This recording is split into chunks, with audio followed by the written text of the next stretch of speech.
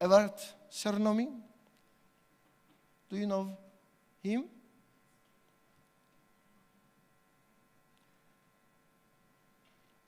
Yes, he is coming. Brugada will join our Congress this year.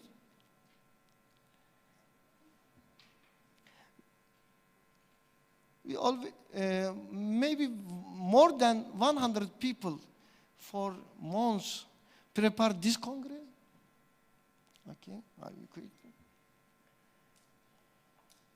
This is for our Congress. We have more than 300 activation in 1 year.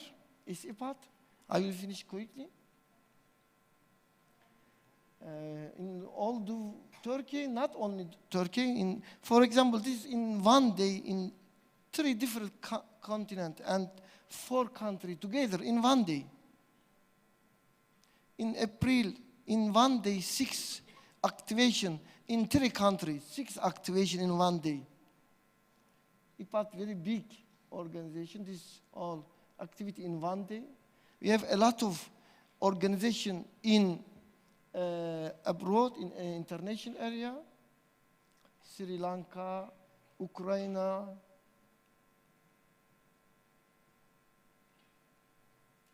Georgia, Uzbekistan, Macedonia, all IPAT organization. Again, Georgia, Baku, Azerbaijan, Kazakhstan,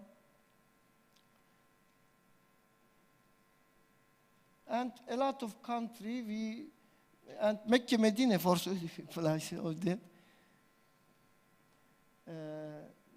We want to increase all emergency care in the world. This is from Budapest, and this year we will go Serbia, Belgrade.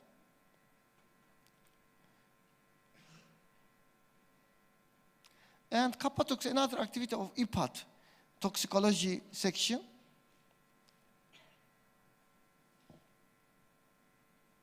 Annually we organize Kappa-Tox. And for example, ECMO and TREBO are very important for toxicology patient too. And not only for health area. For example, in football federation and basketball, we give this education. And Sono School, another international area for IPAT. We building 6 schools together in 6 countries. And these are courses in every area we have another course. This is all the name. We publish 5 journals in 1 year. One of them, Asian, Eurasian emergency medicine and toxicology and critical care and case report, and we're waiting for trauma journal too. We have newspaper and TV. Always you can follow all Congress and another activation from TV. And we have story of emergency. Every year we have competition about that, and last year we make emergency sing competition, and this year we finish with emergency short movie. He's singer of emergency. A lot of books together. We give a lot of award. So I want to invite all people, all members, all emergency physicians in the world, this big activation, and IPAT, not only one society, IPAT very big company. We want to make this step to feature together with Talks, with all society together. Thank you for welcome. Thank you very much.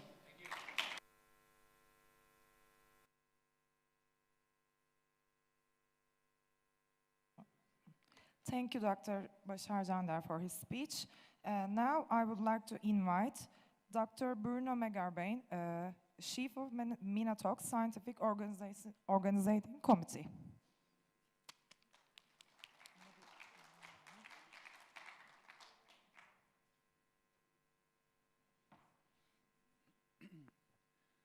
Okay, good morning everybody. I will not be very long.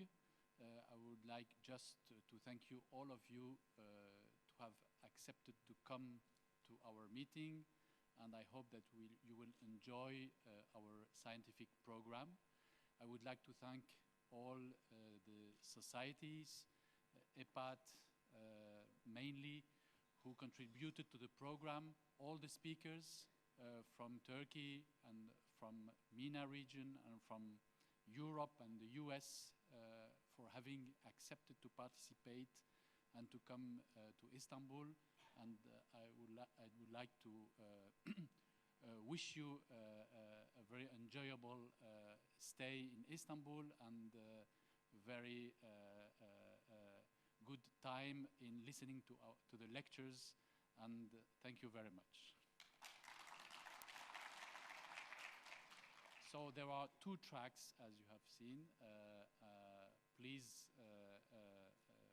be present, and I would like also to ask the chair to be on time to allow the program to finish on time in the evening. Thank you.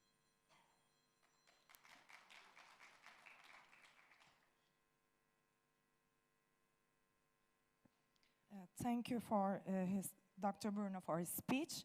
And now I would like to invite Dr. Robert Hoffman, the Chief of Minatox Abstract Committee.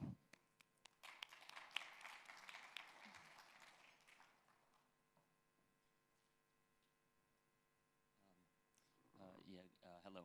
So like Bruno, I don't have much to say, but I do want to say again on behalf of our organization, thanks to our hosts here in Turkey. This is fantastic and we're happy to be here. For the abstracts, again this year we've had an increase in the number of abstracts that were submitted, which is really encouraging.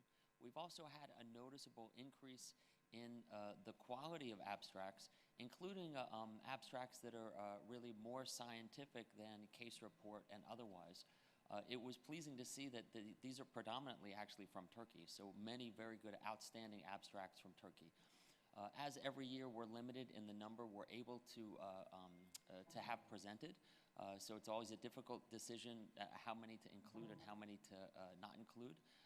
But we're pleased with the content that you're going to see, both in our e-abstracts or our e-posters and then in the oral presentations.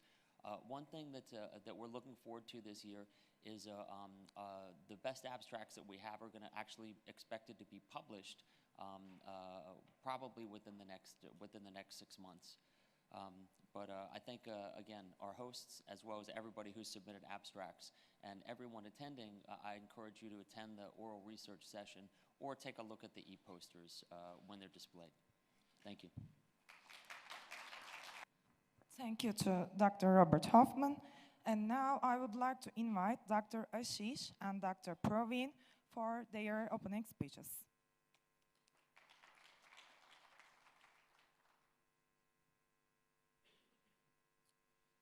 Thank you, Minatox. I'm not going to give any opening speech. Let me make that clear.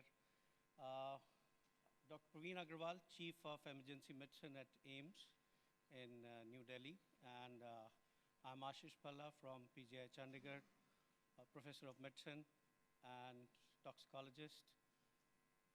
Also here representing Asia Pacific Association of Medical Toxicology as the President of Asia Pacific Association. We are here on behalf of Academic College of Emergency Medicine of India and WASIM. We are here to honor our 2 dear friends, Dr. Ziad and Dr. Basar, and we just want you to please come onto the dais so that we can honor you.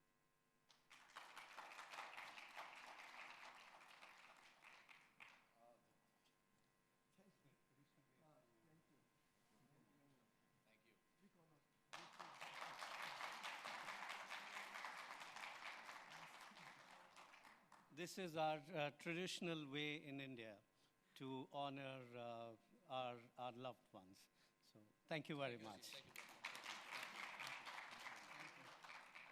Kazi, I forgot that WASEM, very big organization for us, and we are the part of WASEM, and I have very good news about WASEM Congress, but I don't give now. I don't give now, but we are the leader of WASEM together with Sagar and your organization. Thank you very much, and say hello to all WASEM. Thank you. Thank you. And I also forgot to thank Integral Global Consulting. Mr. Nabil Ahmad, can you please stand up in the back? Integral Global Consulting has partnered with us and provided support to develop the outbreak investigation workshop, which is happening on Friday. It's been a pleasure to working with Nabil and his team, Jackie and Hannah. Thank you.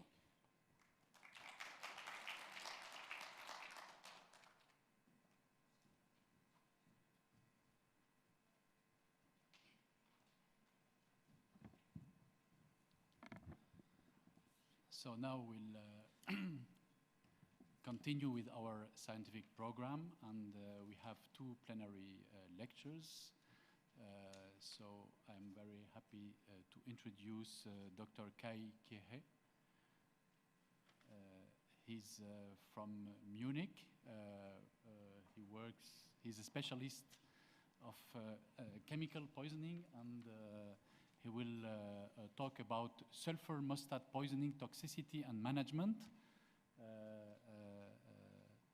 Kai worked with Horst Thiermann in the Bundeswehr in Munich, and he performed several experimental studies on chemical weapon toxicity, and he has probably very interesting original data regarding sulfur mustard complications in case of exposure, and he will communicate this.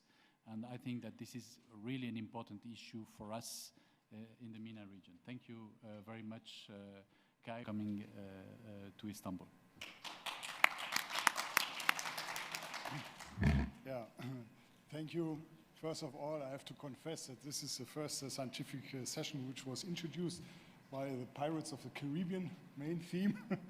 I hope that you are not disappointed that I'm not Jack Sparrow, Captain Jack Sparrow. I'm Colonel Kier from Germany, and I'm a medical doctor and a specialization in toxicology, and I started my research with sulfur mustard back to 1996, and now I'm head of the medical CBN defense in Germany, and and I want to thank the organizers that they give me the opportunity to give you to share you some experience from Germany about sulfur. Oh, the pointer. I don't know whether you can see the pointer. Very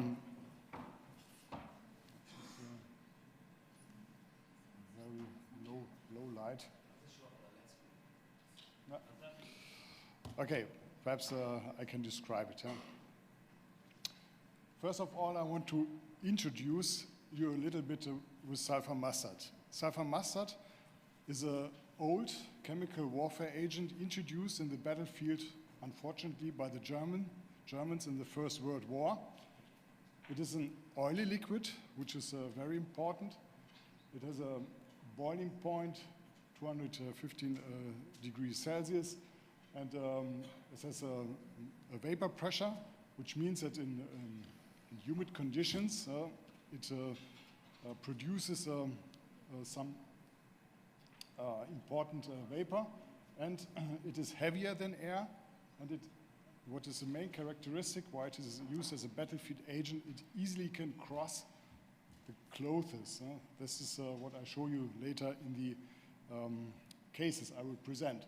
Synonyms are ypperit or Senf gas, which is the German name, or mustard gas, which is the English name, which is a typical odor, which is caused by the technical impurity.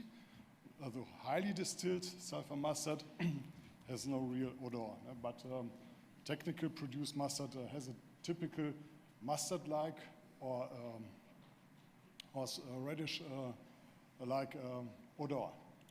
And it's also called or abbreviated HD, which is the abbreviation from Hanzstoff. Also Hans were the name of the Germans in the First World War, and the distilled version is HD. This is the NATO abbreviation. The molecular toxicology, or what we think one of the most important events in the cell is alkylation of the DNA. You can see sulfur mustard, which can produce a sulfonium ion, which easily can react with guanine in the DNA to form a monoadduct, which you can see at the lower part of the slide. As it has two reactive sites, it can form also crosslinks. It can crosslink the DNA. And the crosslinks of the DNA is the main reason why cell division is impaired. And, and this can cause DNA breaks and also holds responsible for some mutations, what we believe. And from this molecular toxicology, you can easily understand that rapidly dividing cells are mostly affected. And where are rapidly dividing cells? These rapidly dividing cells are, for example, in the skin at the stratum basale. The keratinocytes are the most vulnerable part of the body, and later also the blood stem cells. But sulfur mustard does not only react with the DNA. It can react with each part of the cell. It can react with even with water, forming thiodide glycol, which you can measure in the urine, for example, as a simple biomarker. It can react with the RNA, with proteins, and also with enzymes. For example, hexokinase is one of the most susceptible proteins. Therefore, sulfur mustard can impair the glycolysis in the cell, which was found in the 40s. Taken together, when rapidly dividing cells are affected mostly and glycolysis is inhibited, this is one of the two reasons why this agent is a prototype of modern chemotherapeutic agents, like, for example, cyclophosphamide, which has also the reactive ethyl chloride group. And we believe that DNA mutations can cause cancer, but I can show you later more effects, and also the long-term effects are important, and we are still, it is a matter of ongoing research, what is the most relevant mechanisms. But now I want to focus on keratinocytes. Keratinocytes roughly can have several roads to death. They can, after a sulfur mustard injury, can go into necrosis. They can die via apoptosis. You can find reproductive cell death and also programmed cell death in form of terminal differentiation. And this is important because this is an effect on wound healing. First of all, the forming of the wound is an effect of apoptosis and necrosis, and the wound healing, which needs proliferation of cells, is impaired. And also, you can find a higher rate of differentiation in the surrounding tissue.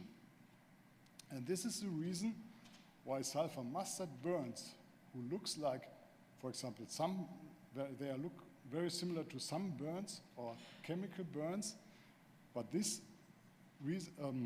molecular mechanism is the reason why sulfur mustard burns heal more slowly than, for example, compared to sunburns.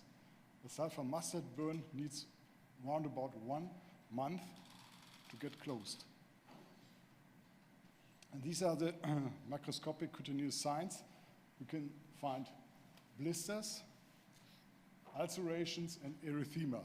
The intoxication starts after several hours with erythema. You can see erythema when it is a vapor exposure on the front chest and also in the axilla and then the genitoanal region, which are moist skin regions. The vapor crosses the sclerosis, and when the skin is moist and there are a lot of hair, it goes deep into the skin and causes damage, and it starts with erythema, and after a while you can find blisters, which you see on the upper left side, which are thin walled blisters, and then when it is a severe burn, also ulceration. And interestingly, the microscopic feature of this sulfur mustard burn is a clear split between epidermis and dermis. Therefore, the separation of the epidermis from the dermis is the most striking histological feature, and it is still a matter of debate why this small molecule can cause such a specific histopathological sign. And when you look more in detail, you can find a split in 3 regions, which are in the region of the hemidesmosomes and the lamina densa. You can see that where you see the red line, and where the red line is, there is the split of the epidermal junction. And this correlates very well with laminin 5 degradation and MMP9 activation. MMP9 activation is, I'll come back to this later, which is possibly a therapeutic target. The long-term effects are also very interesting. They're mostly published by our Iranian colleagues, and they describe neoplasms, mostly sherry-like hemangioma in the, on the skin, on the exposure sites, and also some forms of hyper and hypopigmentation of the skin, which you can see on the right side. And also various forms of scarring can occur and can cause disabilities in the patients. But keep in mind, sherry-like hemangioma is an important sign, which means that vessel disturbances are a very important sign. These are the eye lesions, which start with photophobia and inflammation, and this and a blepharospasm, and which is so painful to the patient that they cannot actively open the eye. And when you look at the pictures from the First World War, you can see so-called blinded soldiers guided from the battlefield, and this is the reason what they have encountered, that the eye is a very susceptible organ, and they are blinded. Luckily, 80% of the patients do not suffer from long-term effects, but 20% of them suffer from some corneal erosions, which can persist over decades. And this is mostly responsible to the limbal stem cell defect, which occur in these patients too. And the Iranian medical community published some data that after transplantation and also with limbal stem cells, you can achieve a better outcome for the patients. And sulfur mustard-induced lung injury is also a severe injury. It starts with coughing, with some infections and inflammation, and also a so-called pseudomembrane formation, which can be a life-threatening effect.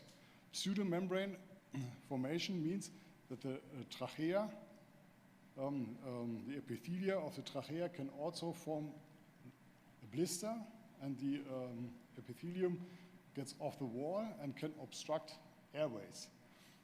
After a while, these defects are replaced by not by an epithelium with mucociliary function. It is a normal epithelium. You have no mucociliary clearance, and you have a scarring, which you can see on the downstairs on the left side, which is red encircled. And you can see a scarring and narrowing of the airways, which can impair the patients very well. I've had the opportunity to see these patients in Tehran, and some of them were not able to walk 10 meters without shortness of breath, which is really, they were really in bad condition. I think this is the most disabling late effect in these patients, and we have to take care of them. And also, you can see blood vessel disturbances and malformations in these patients, and when you make a bronchoscopy, they start bleeding. In late effects, they start bleeding, and they have also coughing with blood, but this is not a sign of malignancy, interestingly. And these are patients from nowadays, this is a patient from Syria. Unfortunately, in the southern part here of Turkey and Syria, chemical warfares are used, and I have to thank here the Turkish medical doctors that they take care of these patients, and they do a tremendous job, and they publish also and share also the data with us, which is very important to learn about this poisoning. But I do not want to focus on these patients. I want to show you some patients from Germany.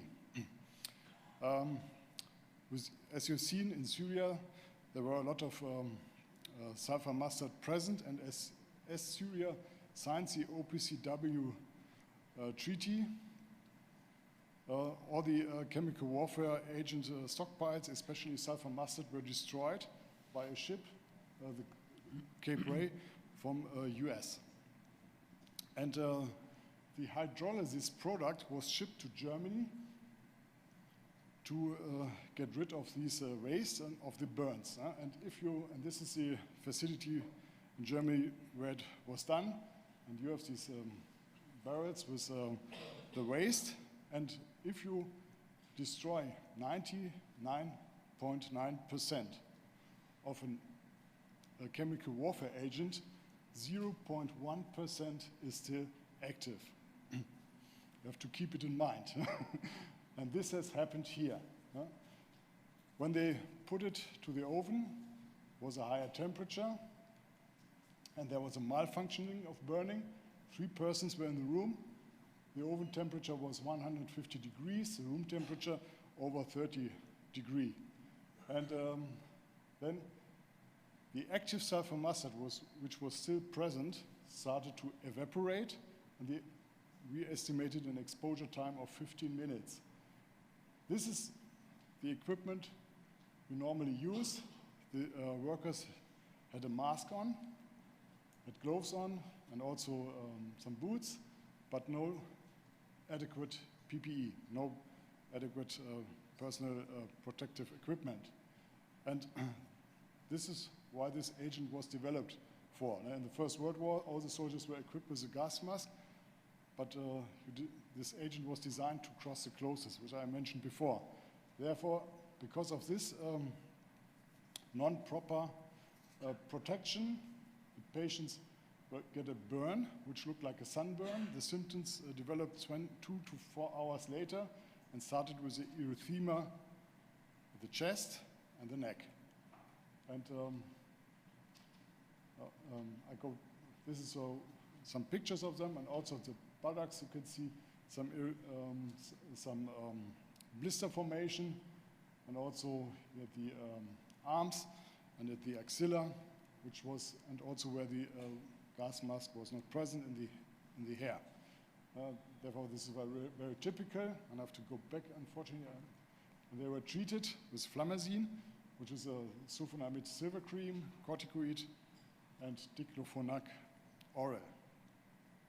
This was quite good, but from the point of the patients, not good enough. They still suffered some pain, especially from the genitoanal, from the scrotal effect, because this is also a very moist region of the human body, and has a lot of hair, and therefore This is very susceptible to sulfur mustard, and when there's a burn, it hurts very much, and the soldiers cannot march anymore. This is one of the reasons why it was very disabling for soldiers. And we had a discussion in Germany whether this was really a sulfur mustard burn. Some guys argued this could be also perhaps a chemical intoxication of the waste. And the lab of Professor Thiermann is an accredited lab from the OPCW, which can, therefore this lab can confirm sulfur mustard poisoning via degradation products in urine, which is from the beta lyase degradation product, which is more, this is more specific than thiodiglycol, which I mentioned before, and also sulfur mustard albumin adducts. And as you can here clearly see in the depicted picture, is that there were some distinct pattern and also specific adducts in these patients. Therefore, we can be sure that these burns we observed in these workers were really, really sulfur mustard burns. And taken together, you have a typical clinical picture. You have a sunburn like erythema. You have thin-walled blisters, and we were able to confirm the diagnosis with a specific lab diagnostic. And now I want to come to another important issue, that is epigenetic. Epigenetic is, for those who are not so familiar with this, is very important to maintain tissue identity. For example, if skin cells divide, they remain skin cells. And if kidney cells divide, they remain kidney cells. But all of the cells, all these cells have the same identical DNA code. And why can a cell be sure that it is a skin cell and not a kidney cell? This is because of epigenetic. And epigenetic are several marks on histones and DNA, and these markers are hold responsible for the tissue identity. And it can also, we have writers and erasers and readers of these marks. And if this epigenetic code is disturbed, for example, by toxic substances, it can, for example, activate oncogenes. And this is, beside mutation, another reason for neoplasms. And therefore, we digged a little bit deeper into this research, whether sulfur mustard can also induce epigenetic disturbances. And we have several proteins and which can hold responsible for these, as I showed, for these markers, which are stick to the DNA and the histones. And I do not read all these epigenetic modulators. Perhaps to keep in mind that the DNA methyltransferase is important, as well as the histone acetyl transferase. And when you look at the color code, we found an upregulation of several of these modulators in in cells which are treated with sulfur mustard, with 1.01 micromolar sulfur mustard or 0.5 micromolar sulfur mustard. To give you a feeling what this dose means, 100 micromolar is the so-called blistering concentration. This is factor 100 below the blistering concentration. And exposure with 1 micromolar is a light reddening of the skin. And this light exposure really upregulates DNA methyltransferase. Therefore, we can expect some disturbances in the epigenetic code. And I show you this in the patient.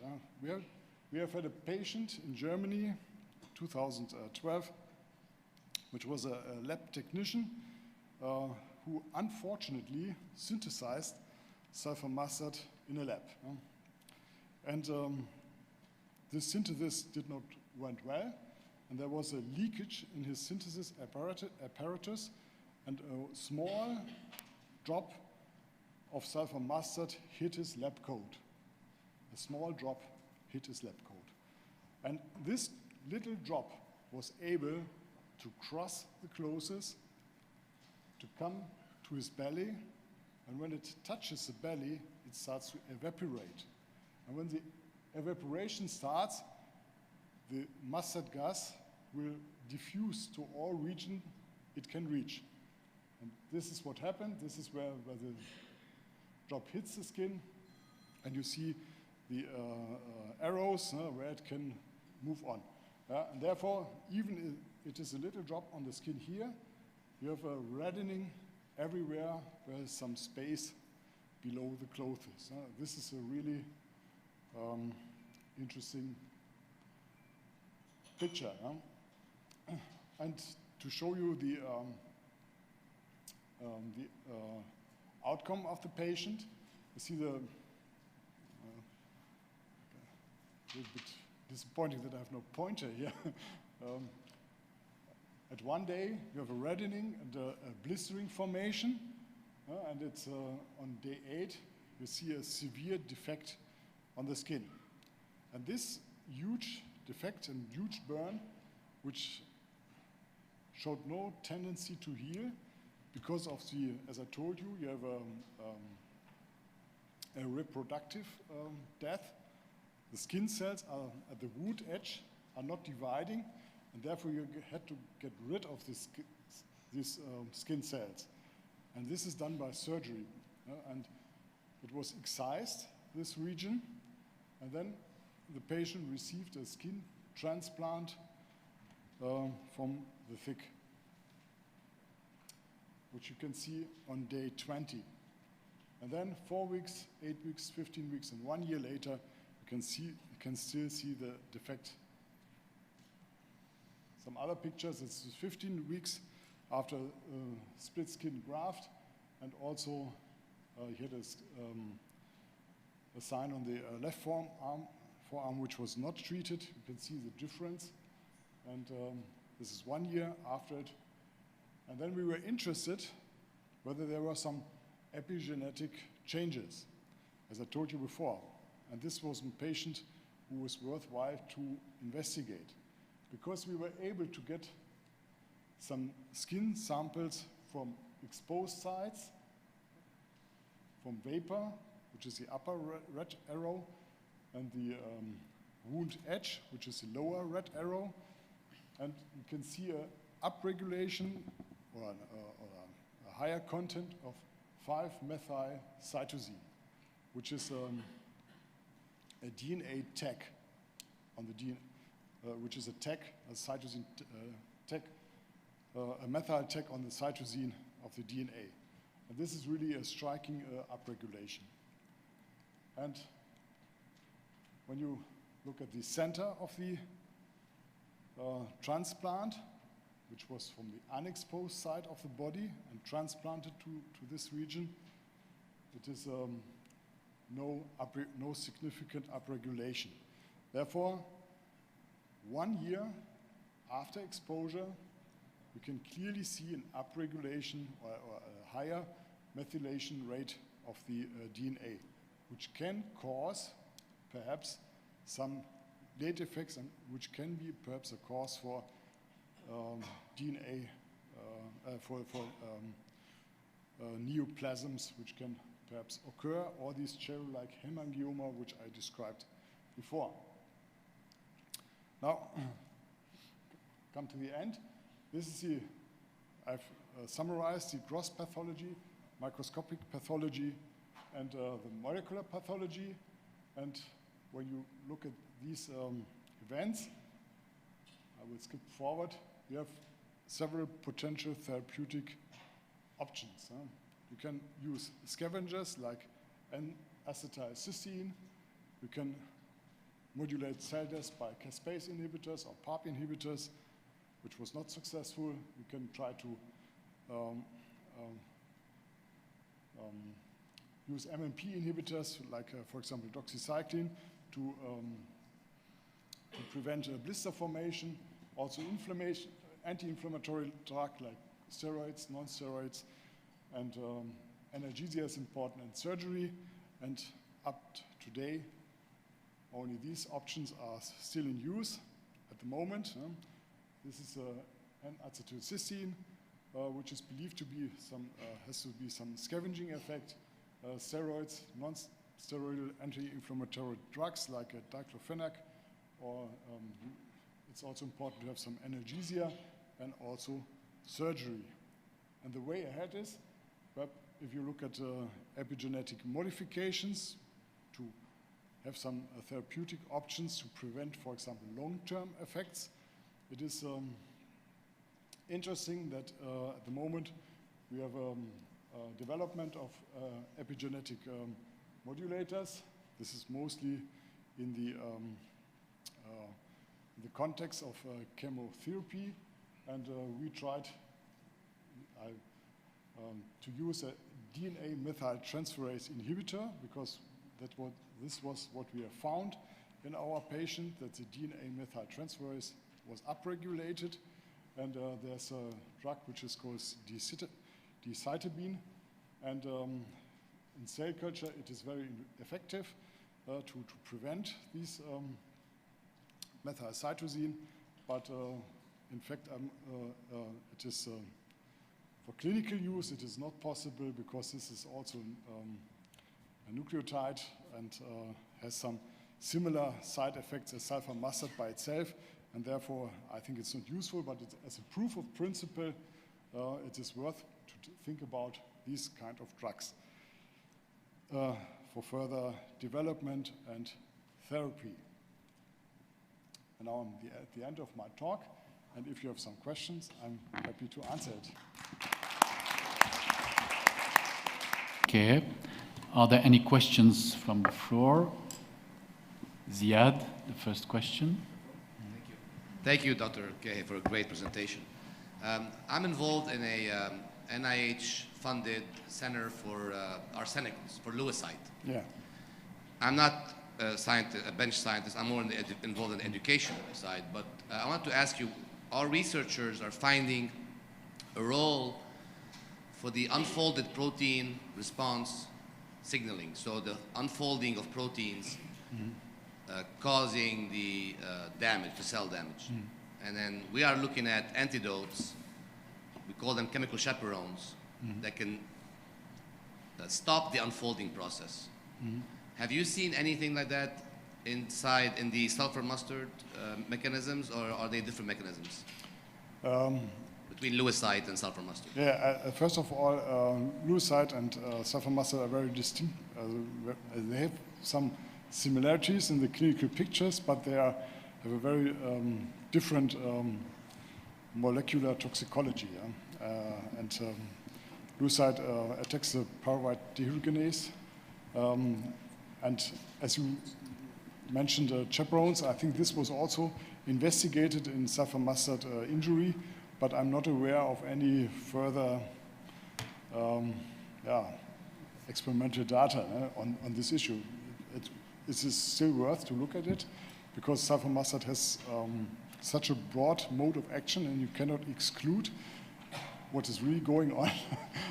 But sometimes it's very difficult to identify what is the most relevant mechanism. This is true. But I'm not aware that somebody has really done research on this. Yeah. Please. Thank you. My question, are there any clinical bronchogenic carcinoma because of my people exposed to sulfur mustard during their war with ISIS? And of course, we gave them anesthetizine and capsule. I'm sorry, I can hear you. Can you speak more loudly? A little bit more up or more directly? Yeah. Are there any clinical data that support that the use of anesthetizine will decrease the bronchogenic carcinoma in the future? Or just it is from theoretical point of view? He's asking if mucinous and anesthetizine Oh. can Oh, yeah, effective. I can tell you what I believe. As I told you, sulfur mustard is a very lipophilic drug. There are some data which are published which can show that sulfur mustard is stored in the lipid depot, and there it can be redistributed. And sometimes when you look at the toxicokinetic, you can see a degradation and then an up and down. And as N-acetylcysteine is a scavenger with an SH group, it can catch free sulfur mustard, but it has to be administered very fast. And when this scavenging effect is, when you administer it very fast and you have this scavenging effect, then it can also prevent long-term effects, and then it is useful.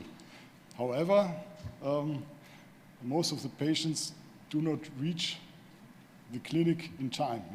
And this is perhaps more for a military setting when you use that the enemy is using perhaps sulfur mustard, then the medical doctors in the field have N-acetylcysteine readily available, and then it would be of advantage.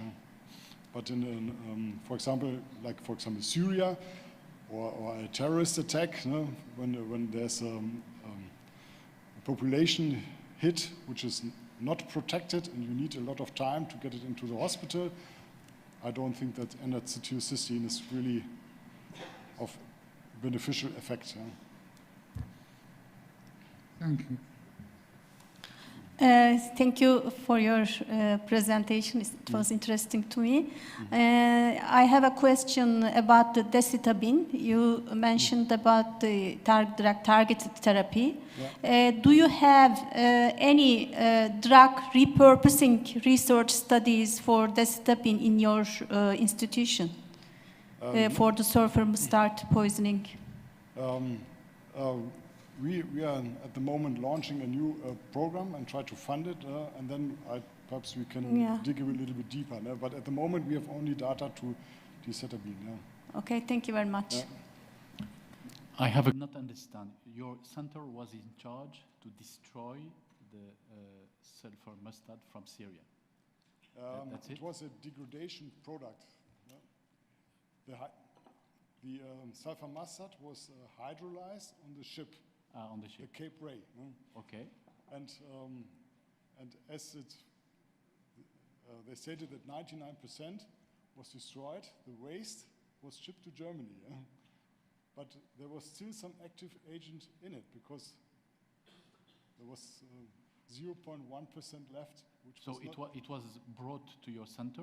Yes. For which purposes? To burn it. To burn it. Yeah. And how to destroy it. And how was it possible that 2 employees were contaminated? Because you This was they were silly. I think because I thought that the Bundeswehr is very specialized in this field. We were also very surprised about this fact, I must confess. Normally, they stick to the rules and they have to wear a proper equipment. But unfortunately, it was too hot. Yeah, this is the reason. It was too hot for them. And then they did it the easy way. And this was a lecture they've learned. So that means that even in the most famous center that is specialized on chemical warfare and with trained personnel, it's possible to make mistakes and to be contaminated. Everywhere where a human being is, you can have an error. That's also machines make errors. And by burning the product, you eliminate 100% of everything. Normally, it was signed that was totally destroyed, and this is a question: how clean is clean, or how much it is destroyed. And as we have learned from this lesson, is that when we destroy most, really 99% of the agent, there's still something left on the walls, for example, of the containment, that because it's very sticky sulfur mustard, that can survive hydrolysis. And this is when you get it off, it can evaporate. And if you have several tons, and we speak about 100 tons, then you have a little amount, which is... Last question, please.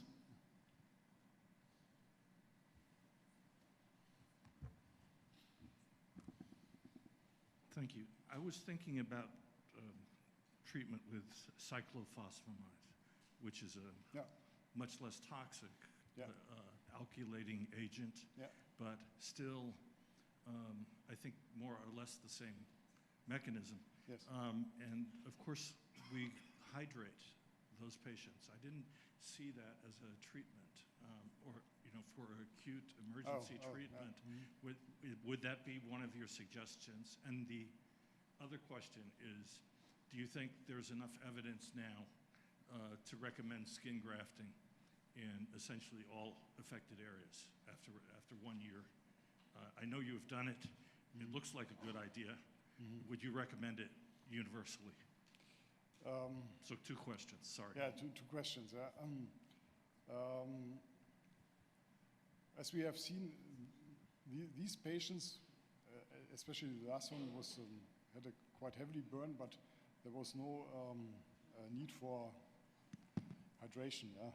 It has a balanced fluid. I think it's worth to think about it. But I haven't read it in any recommendation so far. This is necessary. And the second question about these skin grafting, if you have a single patient with such a severe burn, you can do it, but I would not recommend it universally. For example, the first patients I've shown, this were like sunburns, and they quickly recover, and there's no need to make any transplant. But when this is a deep burn, which touches also the dermal tissue, then I think there's a need to make a transplant, because the wound healing is very much impaired in these patients. Also, because we are a Western country and most of the people are really often concerned. This patient, the last patient, he had really a concern about neoplasm. He Googled sulfur mustard and has seen some reports about malignancies, and therefore he underwent a second surgery, and it was, even this transplant was excised more deeply down to the muscle, because he was so scared about it. By the way, I asked him, where did you get this, the synthesis route from? And he answered, from Wikipedia. I can say that I tried to delete it in the German version of Wikipedia several times, but it pops up from other guys and you cannot get rid of the information. It's the internet. Okay, thank you very much. Thank you. Guidelines, please. Thank you very much. I'm sorry, I would like to introduce him. He is chair of a scientific committee of APAT, and he's from the Department of Clinical Toxicology, Lokman Hakim Hospital, Shadid Behçeti University, University of Medical Sciences in Iran.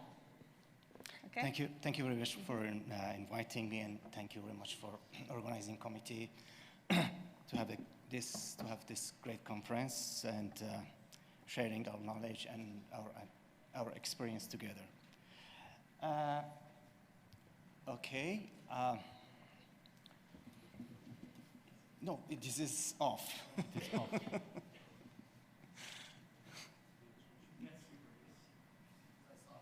Could you please turn it on?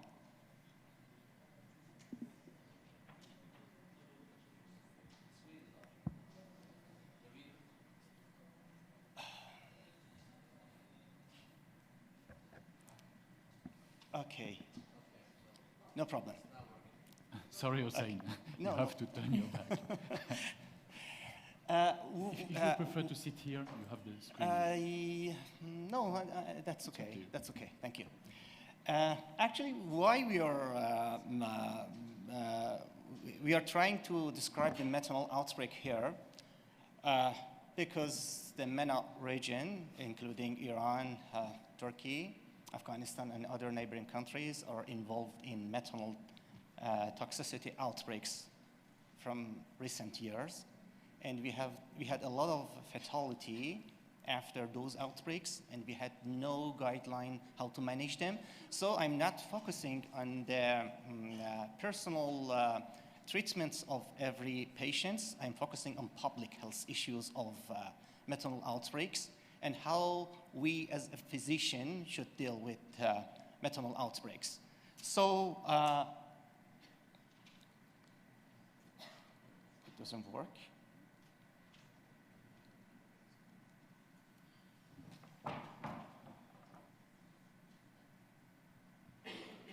Thank you.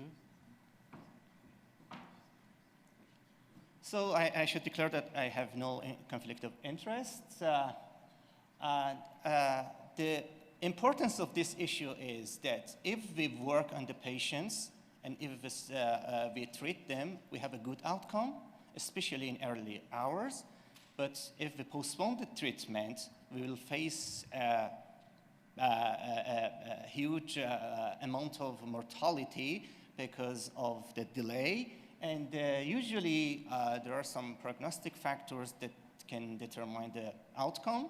And on top of the reasons of those prognostic factors is significant delay of presenting patients to the hospitals.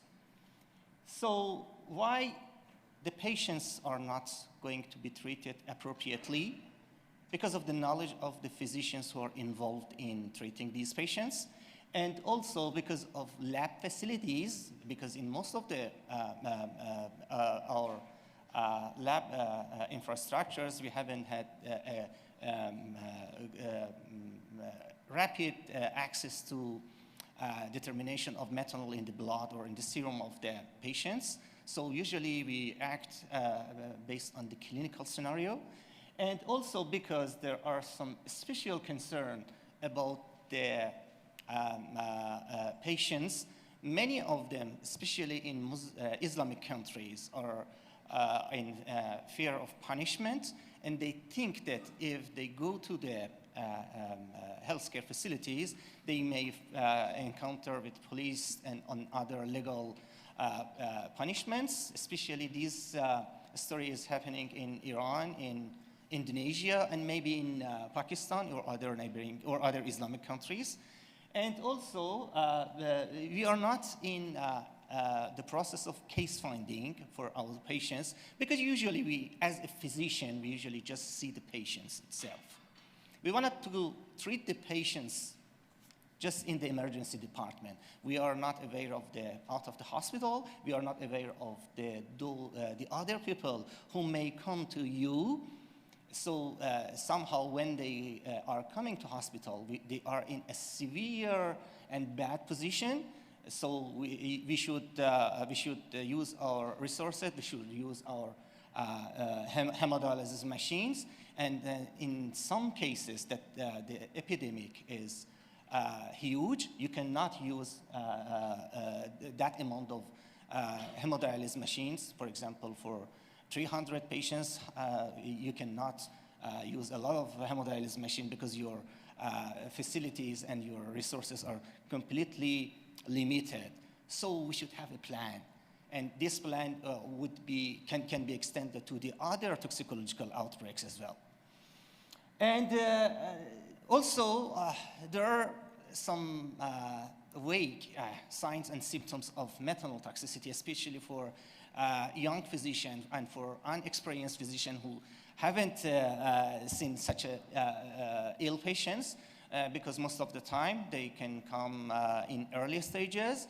And unfortunately, we had such a problem that many of them released after coming to the hospitals, and and even some of them died after leaving the hospital because they hadn't had a good differential diagnosis in terms of their clinical manifestations.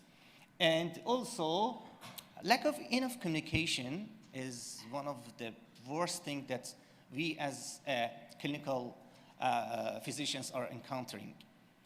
We cannot communicate with our governmental side. We cannot warn them when and what is happening in the future. And sometimes they cannot rely to us because they are in fear of something else in terms of policy and the other stuff. So all of, I think I can shout.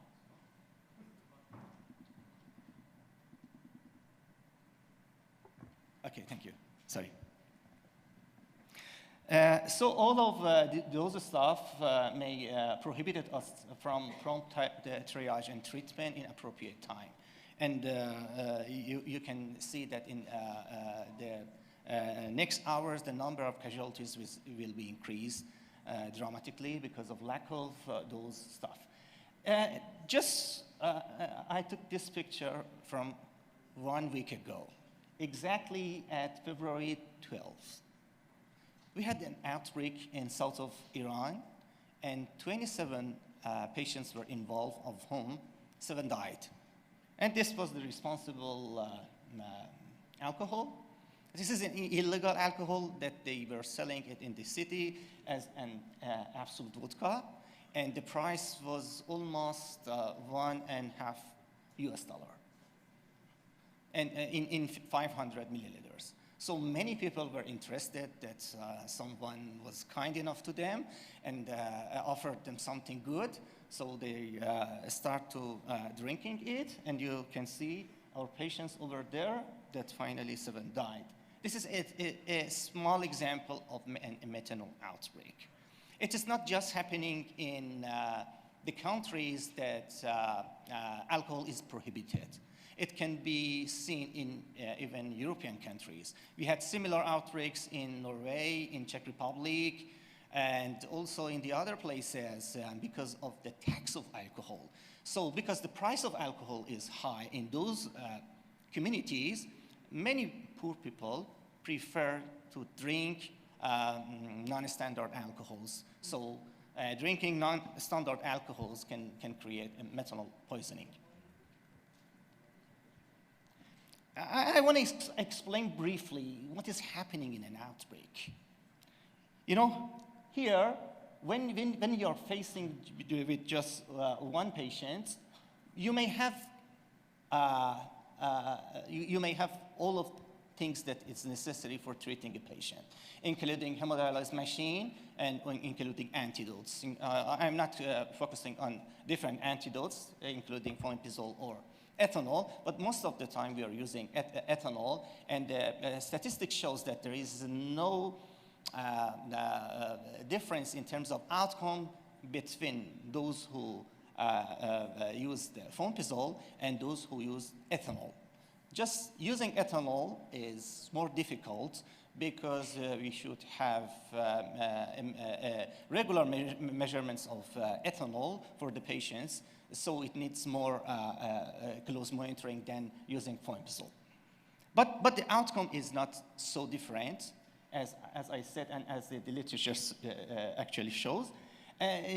Just after a while, if an outbreak is happening, you will face a lot of people that are coming to your healthcare facility with no antidote or with limited antidotes. Why it is happening? Because we are not prepared. And because probably you have lost most of your supply in the past for treating of the patients who were not in need of those antidotes. This is our experience in using media to aware people regarding a methanol outbreak. Actually, almost 4 years ago, we had a large outbreak in central Iran. And in the first hours, we have noticed that content of illegal alcohol is distributed in city, and many people actually bought it and started drinking it. So a huge number of people were in danger of methanol outbreak. So after several cases that came to the hospital, we start to alarming the people by sending SMS, by using media including TV and radio, and even in some places by using loudspeakers to alert people that an illegal alcohol is distributed. And the result was very good, because out of 700 methanol poison cases, just 10 cases died. And this is the less, actually, number of mortality among methanol poisoning outbreaks in the world, just by public health concern. We had no access to fomepizole, just we had access to ethanol and also hemodialysis. So we invite several experts from all over the world to contribute their knowledge and their experience. Most of them were involved in previous outbreaks in their own country, to have a consensus guideline, an international consensus guideline, on how to manage a methanol outbreak. So we gathered together to agree on a definition of methanol poisoning and outbreak, and outline an approach to triaging a methanol outbreak, and define a criteria for prioritizing antidotes, hemodialysis, or totally extracorporeal eliminations, and also indication for transferring the patients. This is not the case for all methanol outbreaks. Sometimes you are in lack of enough facility, and the number of people that are coming to you to your center is much bigger than your capacity. So you have to call the other centers, you have to call the other colleagues, and ask them to help you. First, we reviewed the literature and collect enough data from previous outbreaks, and we developed a Delphi method to see the opinion of different experts in different subjects of methanol outbreak. And you see the open label questionnaire that we collected to gather all the data. It was not a simple task. It takes around 6 years because of the huge difference between treatment strategies, and also because of different experiences in different countries. So we asked them to define the methanol outbreak. What is a methanol outbreak? How many people should be involved to call them it is a methanol outbreak? Because after defining a methanol outbreak, you should do something to avert the other people and to bring them to hospital in advance in order to prevent further consequences of severe illness. And we asked them if we should have an active case-finding strategy. We asked them to define who is responsible for case finding and communication in this context, what method should be used for case finding, and how to avoid overcrowding of healthcare facilities. It's very important to define an outbreak or not to define an outbreak. Because when you define an outbreak, you should be prepared, and many people may come to you, and you may overestimate the situation, and you may lose those people who are really involved. So it is very important to define it. And also regarding diagnosis of methanol poisoning, we asked them to define how to triage the patients, to prioritize them, because in those outbreaks our facilities are limited. If it is necessary and useful, how can we triage the methanol poison patients? And also, if an outbreak is happening in a poor and limited resources area, what should be done? Are there any existing triage system in terms of outbreak, like something like poison severity score relevant to methanol, but we couldn't find? Are there any ethical implication for triaging patients? Because by triaging patients, somehow you know that you are reducing the chance of survival for ill patients because of lack of facilities. But you should decide. It's like the other triaging system. We should define who should be prioritized. And administration of antidotes regarding administration of extracorporeal eliminations, and also regarding transferring of the patients in special circumstances. So we asked them, the experts, to define the level of evidence and if they have any reference to their recommendations. So we categorized the consensus in 4 levels. Level 1 was strong recommendation. We recommend something if they agreed more than 95% of the cases. And we suggest something if it was between 19 and 95. And finally, we had another category. It was a neutral recommendation between 50 and 90%. And in these cases, it would be reasonable to suggest something for the other physicians. And finally, in some cases, we had no recommendation.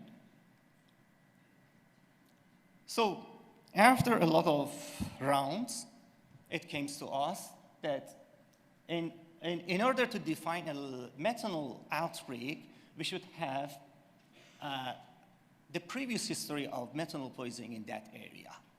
So an outbreak actually is defined based on what is happening in the past and what you expect in the same time, in a limited geographical area.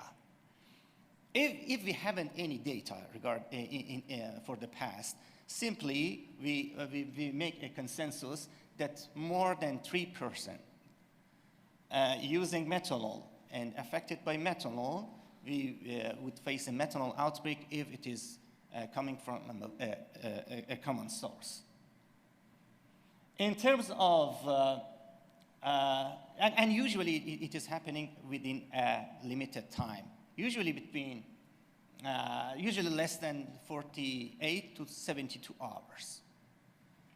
And regarding notification of public and health system to the onset of methanol poisoning outbreak and active case finding, we suggest that the context of methanol poisoning happening, an active case finding should be undertaken. We should follow the other people that are not in the hospital, and probably they will come to the hospital in next hours. I can treat a methanol poison patient just by a drink of ethanol in early stages, but I cannot treat the similar patients if she or he came to me after, for example, 24 hours, even by hemodialysis, even by using fomepizole. So the outcome is completely different. So we should seek for the patients. We should not sit there in the emergency department, and we should involve the other institutions that are concerned about the public health problems of the region.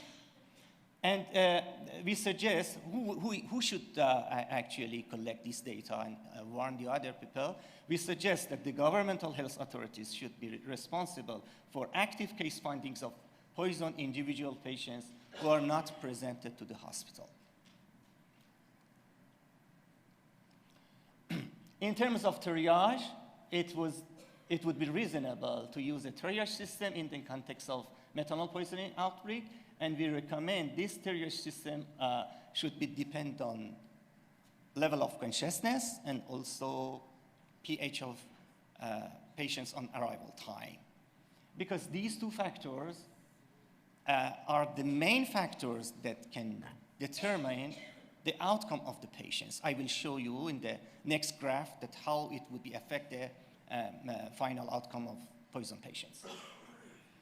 And regarding administration of antidote, we recommend that patients with a high probability of methanol poisoning drug are promptly administered an antidote while further assessment is needed. Actually, there are some data, especially from Czech Republic outbreak, that those who actually drink ethanol before coming to hospital, they all survived and nobody was blind. It's focus, it's stress on the importance of early administration of antidotes. These days, actually, we as an Islamic country, convince our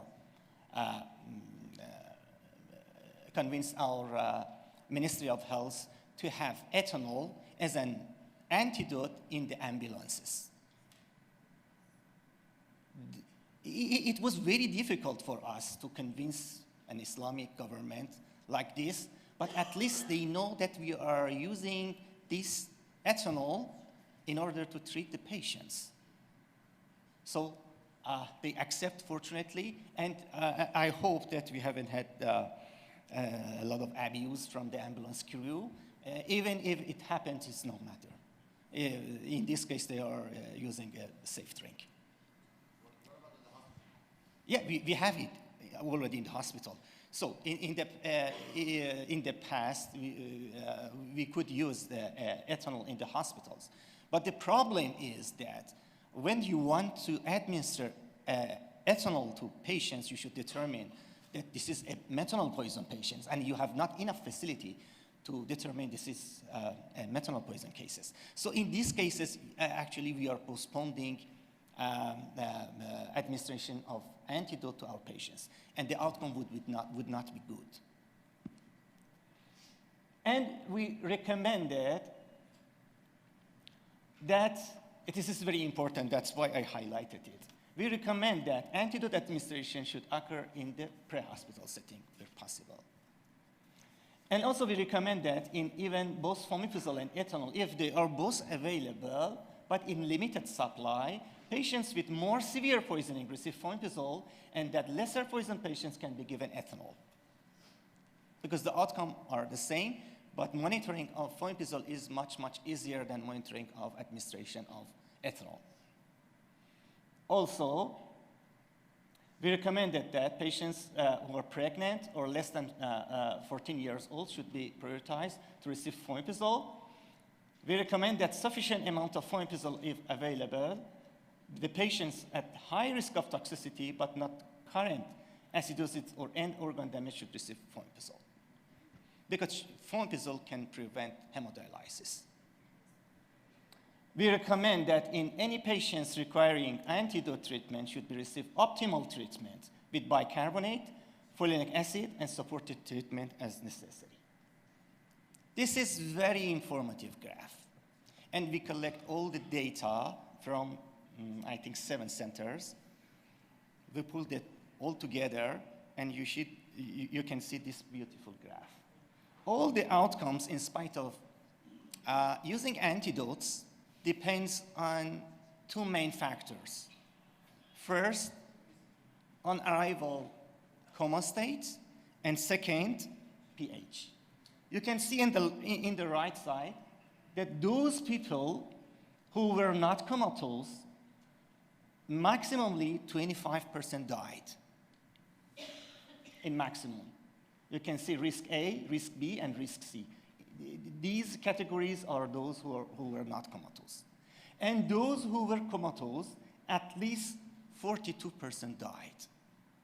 And when we merge them, I mean the comatose state, with pH, you can see those who had a pH less than 6.74 almost all of them died.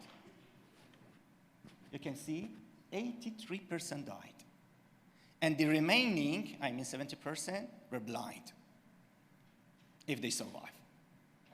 So we have a big data of methanol poison cases that were treated, and that we could determine that, and we could categorize them based on pH and based on the common state. And you can see, for example, if in group A, in a risk A group, if they come to you with a pH more than 7, and they are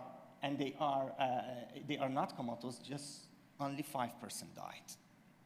So we could determine that something is happening in the future, and we could have a plan to prioritize patients based on this categorization. So we had some recommendation based on those consensus and based on those facts. We recommended that use what you have. We couldn't determine that which country should use which antidote. It depends on the availability of antidotes and also based on your infrastructures. So our recommendations was a general recommendation, but it was a good guideline for people who are treating and who are involved in different the different methanol outbreaks. We recommend that prioritize dialysis for those who had visual disturbances, particularly who are deciding between patients within the same group. Also, we recommended that those people who are in category 3. Category 3 means refers to actually the pink category. Is the highest priority for extracorporeal therapy in context of methanol poisoning if the dialysis machine is not enough and it's not available enough. And finally, the worst group should be the next prioritized group for hemodialysis. And group 1, that group that had little amount of mortality, little rate of mortality, is the lowest priority for hemodialysis, and because we could treat them with antidotes. And finally, those decisions about extracorporeal therapy follows the requirement that all patients have received optimal treatment, notably antidote, bicarbonate, and other supportive cares, and folinic acid. We had the same strategy for transferring the patients. Those can be transferred, who we can provide enough and optimal care during transfer, and who are not very severe and ill. And that was the general recommendation, and these guys are our co-author in publishing the consensus guideline on clinical toxicology in 2019. And if you have any question, I'm ready to answer, and you can refer to this references. Dr. Hassan Hussein, thank you for your interesting presentation. And I would like to say that almost 2 months ago, our country prevented a methanol outbreak. They arrested the people who produced illegal ethyl alcoholic drink, more than 1 million bottles, and I think they prevented the big outbreak, methanol poisoning outbreak. Thank you. And I have a question about that. Do you have in your consensus guideline, do you have any guideline for dosing antidotes for both ethanol and fomepizole? As I said, we are not. We have mentioned the dose, but it is a general recommendation. Just general, yeah. we were do you have any on the specific? public health. No, Yeah. do you have not any specific? Thank you. Do you have any questions, please?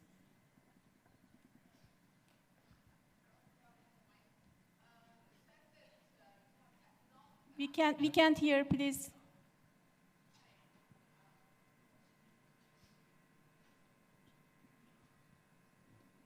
Hello? Hi.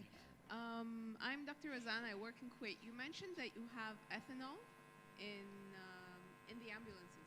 So are your paramedics actually trained to We identify recommend ethanol? to have ethanol in ambulances. Okay. Not in the routine. So you don't have it currently, but Yeah, it's legal. it is legal. So who is the person who Drinking alcohol is not legal in my yeah, country. I know, I understand. Using alcohol as an antidote is legal. Yeah, I understand. But I mean, are the paramedics trained to identify methanol toxicity? In case of methanol outbreak, we are somehow over-treating the patients. And it is not a matter of issue. So no matter, because in an outbreak, we have to prevent further consequences, and maybe you are treating patients more than what is expected to treat. So actually, we expect to treat patients more than usual in an outbreak, and it's not a matter of issue. Because in this way, you're preventing, even when you're suspicious about the methanol outbreak, methanol poison cases, we can start ethanol as a treatment. Okay, thank you. Welcome. Any questions? Okay. Thank you for your presentation. I am Dr. Tariq Al-Rifai. I'm the past director of Syrian National Poison Center, the oldest poison center in the whole MENA-TOX region. I am surprised it's not represented in here. We have the same outbreak in 2003, it was 127 cases. Can you please talk loudly? Okay, we have the same outbreak in Syria, 2003. It was 127 cases. It was homemade methanol, which is, I think it's a special situation because homemade is a mix of almost of 3 kinds of alcohols, ethylene glycol and methanol and ethanol, which is make it toxic time bombs. Because the ethanol is there and the level which is not enough to prevent methanol toxicity. You know, we give ethanol up to make the serum level up to 100 and above. So the outcome was very bad. It was 25 died and similar number bilateral permanent blindness. This is the problem of ethanol administrations because you have to, as you said, you have to measure the ethanol concentration in the blood in order to see if the enzyme is blocked and the methanol can be excreted without any change. So, but in the other hand, the price of the fomepizole is very high, and you should take it in advance. I mean, you cannot wait if you have ethanol. You cannot wait to see, I'm looking for fomepizole because fomepizole is a better antidote. You have to start the ethanol. Yes, of course, and the fomepizole, you know, it's very expensive. And we have some tricky ways to measure the ethanol level of to measure the ethanol level of methanol poison patients. One of them is using the alcohol burst analyzers that are using by the police forces. You can ask them. You can ask them to bring their devices into your, for example, emergency department to use it and see what level of the alcohols are people taking. Okay. And the last thing I like the way you make awareness and alert other people, which was not in Syria. They prevent me even to talk to the media, even to because there was the local authority. They prevent to do one single alert method at that time. Yeah. Thank you very much. You're right. Thank you. Dr. Megarban, you are the author for the methanol poisoning and fomepizole. You have lots of papers about that, and what's your contribution to this session? Okay, thank you. we discussed about the useful antidote, the advantage and disadvantage of recommending ethanol versus fomepizole. There is no benefit in terms of efficacy, but ethanol is much more available. Fomepizole is a medicine. It cannot be delivered without a prescription. So we finally decided that it's better to recommend ethanol even in an Islamic country.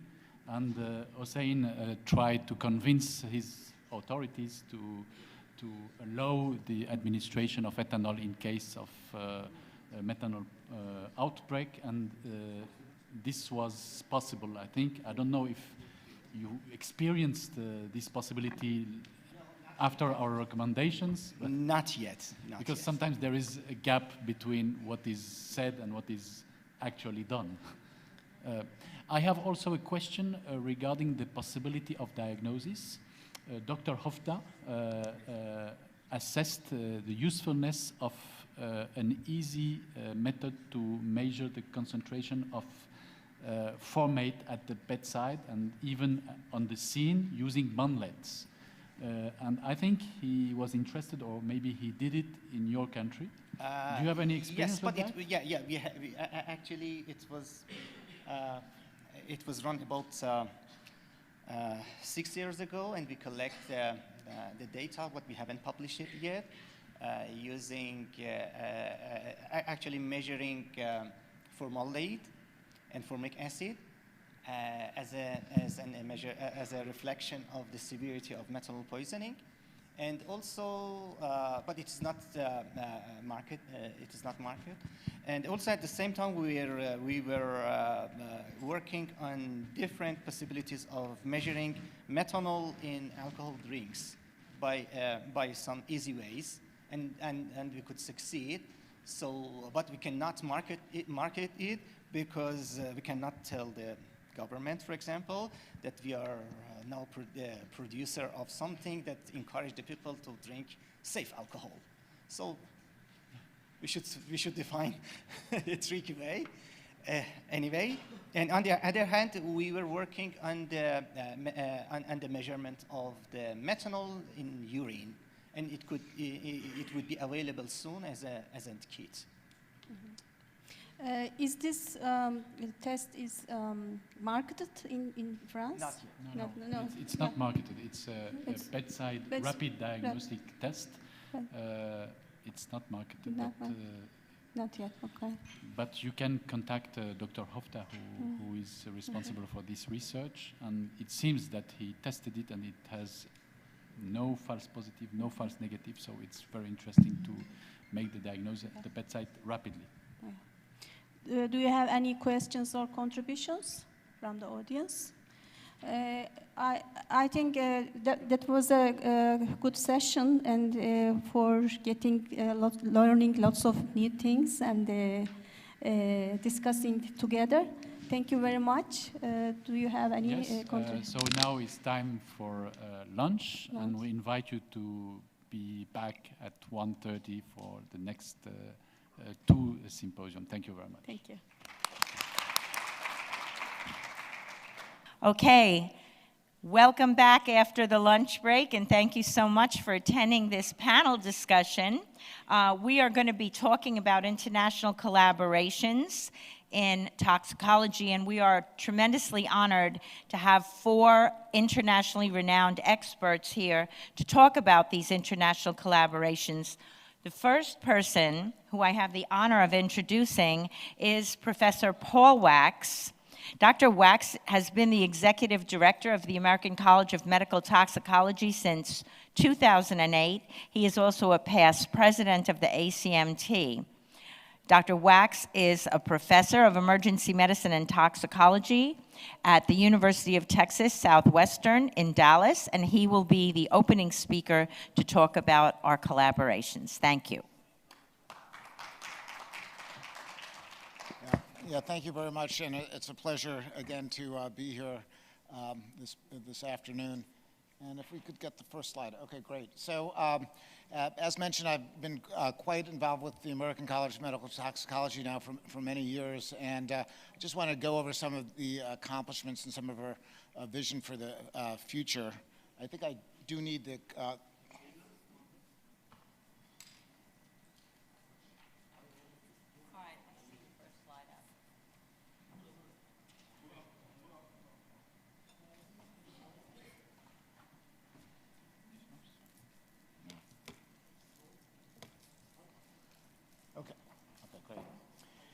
So our organization has grown, significantly over the years, and now it's the largest professional society of medical toxicology physicians in the world. We have a total of about 800 members, of which about 2/3 of them are board-certified medical toxicologists. But we've also opened the society up to other important partner groups to work with over the years, including affiliate members who may not have board certification in medical toxicology, but are physicians interested in medical toxicology, or others such as PhDs or PharmDs, others with advanced degrees with an interest in medical toxicology. We also, as I mentioned briefly yesterday, have an international section as well, and this is a section that I feel it really has the opportunity to grow considerably. And I'd like to, invite folks who've attended this meeting to consider joining ACMT, and we'll talk more about ACMT over the next few slides. We also have a bunch of resident members. That's another category for those who are more junior, and also for medical students. So we do a number of different activities. One of our areas of focus, clearly is in the educational arena, and we've developed a number of programs over the years. Our major program is the annual scientific meeting that we have in the springtime. The meeting that's coming up is going to be in New York City just in a few weeks in 2020. And in 2021, we have the meeting in Portland, Oregon. We attract about 350 participants in the meeting. Most of them are members of ACMT, but we also have non-members as well. And it provides us an opportunity to present cutting-edge research, and a series of plenary speakers. Many of them who are actually non-members are bringing new information and knowledge to the membership. Usually the day before the conference, we have a symposia which is targeted toward a wider audience than just the medical toxicologists. And this year we're doing an important symposia on opioids and some of the risk reduction and preventative measures. And we'll attract quite a wide diversity of folks to that session. I think it's really kind of a cutting-edge topic, and it's something that we need to keep abreast of going forward. And actually, for 2021, we're already starting to plan a whole program on methamphetamine, which is kind of known as the fourth wave of the opioid epidemic at this point. Other conferences we put on, including a board review course every other year to prepare for the board exam. The next course is going to be in Minneapolis in August of 2020. And now, dating back about 12 years or so, we've put on a series of forensic conferences. We've teamed up with colleagues from the Society of Forensic Toxicology and analytical toxicologists to provide a diversified approach to the challenges in the medical legal arena and toxicology. Usually they're very focused on one or two toxins, such as ethanol or opioids or stimulants, and it's meant to impart an intensive training to medical toxicologists and others so that may work within the forensic arena, something that's really, I think, useful for the expansion of medical toxicology practice. And we have a number of members interested in doing forensic work. And then, as I mentioned yesterday, we just started putting on this annual course, which is called our Total Tox course. And this is a 3-day course aimed at really non-medical toxicologists, but those who are interested in a comprehensive review course in toxicology. And it's brought together by really a distinguished faculty. Beyond the live courses, we've done a series of webinars, and our webinar program has really expanded greatly over the last few years. And now we're putting on a webinar a week, which is a lot of webinars, but there certainly seems to be quite a bit of demand for this. And this is something that folks can attend really any place where they have access to the internet and or a phone connection. Our main monthly webinar is our National Case Conference, where we discuss a series of interesting cases, but we also have a journal club. We have a grand rounds, and a couple years ago we added an addiction medicine webinar series as well. So this is one of the areas that we're continuing to push out education on a very frequent basis. In terms of the practice of medical toxicology, I mentioned some of this yesterday for those of you who were in attendance, but a lot of initiatives to really push forward the practice of medical toxicology. As described, many of our members only work in toxicology part-time, and they're interested in the society of kind of pushing the envelope and leading the members to have a greater array of opportunities going forward, which is a tall order. It's not so easy. A lot of challenges, as was described yesterday, but something that we feel passionate about in terms of moving forward with the field of medical toxicology. And these were some of the milestones that we met over the last several years with a new billing code and with the development of a series of metrics for medical toxicology practice. As I also described yesterday, really trying to embrace addiction medicine, very important. I look at other fields that really embrace new technologies or new approaches, and the addiction opioid epidemic in the U.S. has provided an opportunity and a lot of attention to the care of the substance use disorder patient, and a lot of potential opportunities and bridges to build. And one of the things that struck me as we've started to develop partnerships is many of our colleagues on the addiction medicine side really have never even heard of medical toxicology. They may have heard of poison centers a touch, but in terms of a specialty field in medical toxicology, many of the leadership of these other organizations didn't even know medical toxicology existed as a specialty, which kind of redoubles our effort to make ourselves known, to build bridges and develop partnerships, particularly in areas where we have a common interest. I also mentioned yesterday our Toxic Research Network, and this is the program that probably engages the most members. I mean, we have, as the map displays, about 40 sites across the country, and these sites, see patients at the bedside. They're entering cases into our toxic registry database. We have about 80,000 cases at this point, and because of, I think, the quality of the data and the fact that it's widely distributed across the U.S., we're starting to attract funding interest from partners that are interested in poisoning and drug adverse effect surveillance, such as the U.S. FDA and CDC. So this is an ongoing process. It's been a labor of love. We started with absolutely no funding at the outset 10 years ago, and we're actually celebrating our 10th anniversary on this program. And it's something that can easily lead to international collaborations. And initially, we tried to invite several international partners to participate as sites, and we've had some bit of traction. But I'd like to re-extend the invitation to anyone in this audience who has a toxicology service, who's practicing at the bedside. You can participate in our program. You can enter cases and then subsequently utilize the data that's collected as a research database and do studies and investigations. I think this is really important. We've done it kind of low tech just because we haven't had a lot of funding in terms of having a very sophisticated system, but because it's web-based, it's easy to enter cases. It's really an opportunity to collaborate across countries, across cultures, and different healthcare delivery systems. So I'd be glad to speak at more depth at some point about the toxic program, but my dream from the get-go was to really make this universal and across not only the U.S., but across our partners from the 5 continents in terms of participating together and building this together. It doesn't take quite the resources of developing a local poison center might, and something that's, I think, potentially lower hanging fruit to engage others in a collaborative way internationally.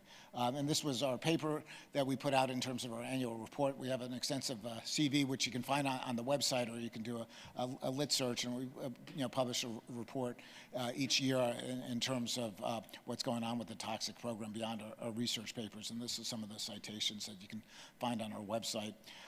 Now, moving into some other areas, public health is an important component of medical toxicology, and ACMT has had the opportunity over the last 20 years or so to engage with public health partners, particularly in the U.S. For a number of years, we had a partnership with the Agency for Disease, the ATSDR, Agency for Toxic Substances Disease Registry. Actually, Dr. Kilborn was one of our big supporters in terms of developing the relationship with ATSDR and the National Center for Environmental Health, which is the CDC component interested in environmental health. More recently, we ran during that period of time, we developed this course on chemical agents of opportunity, which is a course I believe has been given at some of the Metatox conferences in the past. We've given it over 100 times. We recently, with Dr. Bala, did this in India with Dr. Kazi and Dr.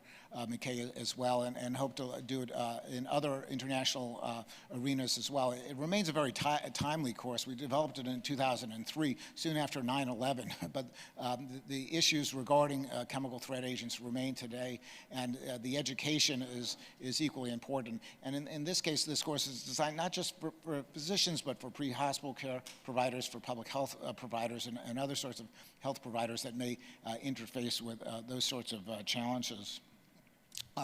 Since from 2014 to 2019, we ran this pediatric environmental health program in the U.S. This was a multi-million-dollar program. We had the opportunity to run under ATSDR and to partner with the American Academy of Pediatrics, bringing both education and consultation to folks around the U.S. on pediatric environmental health problems. And it remains a very important program. We're currently a subcontractor with the American Academy of Pediatrics, moving forward and maintaining both the website as well as developing online teaching modules. And this is part of the classroom. This is free to anyone to peruse. You don't have to be a member. This is a resource that was developed with U.S. taxpayer dollars. And we have a large number of teaching modules about many different aspects of pediatric environmental health. And I welcome people to visit the classroom, which you can access through the ACMT website and take some of these training modules. That's the purpose of them, is to provide this sort of education.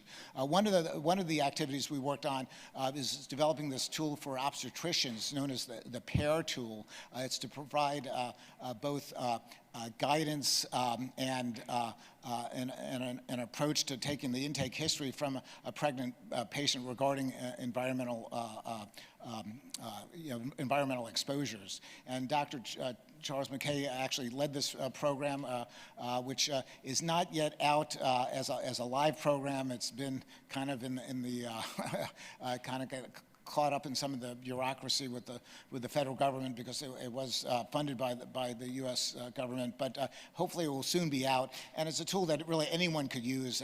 Developing partnerships between medical toxicology and pediatrics and obstetrics has really been an important component, and I think it's been quite valuable and very rewarding to develop those sorts of partnerships. As I briefly mentioned yesterday, with the opioid epidemic, this is certainly a place that medical toxicology has to be front and center.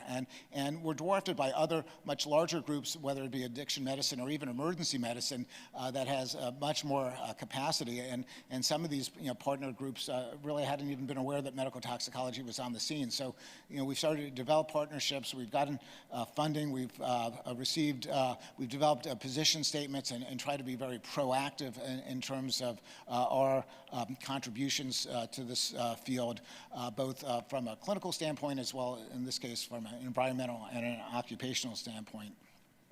So at that point, I quickly ran through a lot of work that ACMT has been doing. I think our potential growth in the future was continuing to build partnerships, developing funding mechanisms to support medical toxicology. Despite the growth of our membership is really small. The dues only account for about 8% of our total operating costs. So to get the word out, to develop these partnerships for other folks to hear that medical toxicology exists as a specialty requires an investment, and we build these partnerships as a means to that end, to develop the right infrastructure to make a mark and leave a more of a consequential impact on society. Thank you. Thank you, Dr. Paul, for nice presentation. Have you any question or comment? Later? Okay. Okay. Okay. Later. Okay, thank you so much. We will have a question and answer section at the end for the audience to ask our experts. I'd like to introduce our next expert, and this is Dr. David Lanotte, who is a clinical toxicologist, and he runs the toxicology consulting service at Hospital IRCCS Mangieri, and he is at the Institute of Clinical Science in Pavia, Italy. It is our pleasure to welcome you, Doctor. Thank you.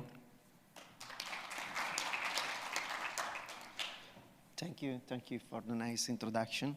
And I would like, first of all, to thank Professor Ziad Katsi that inviting me and the society to describe our activity.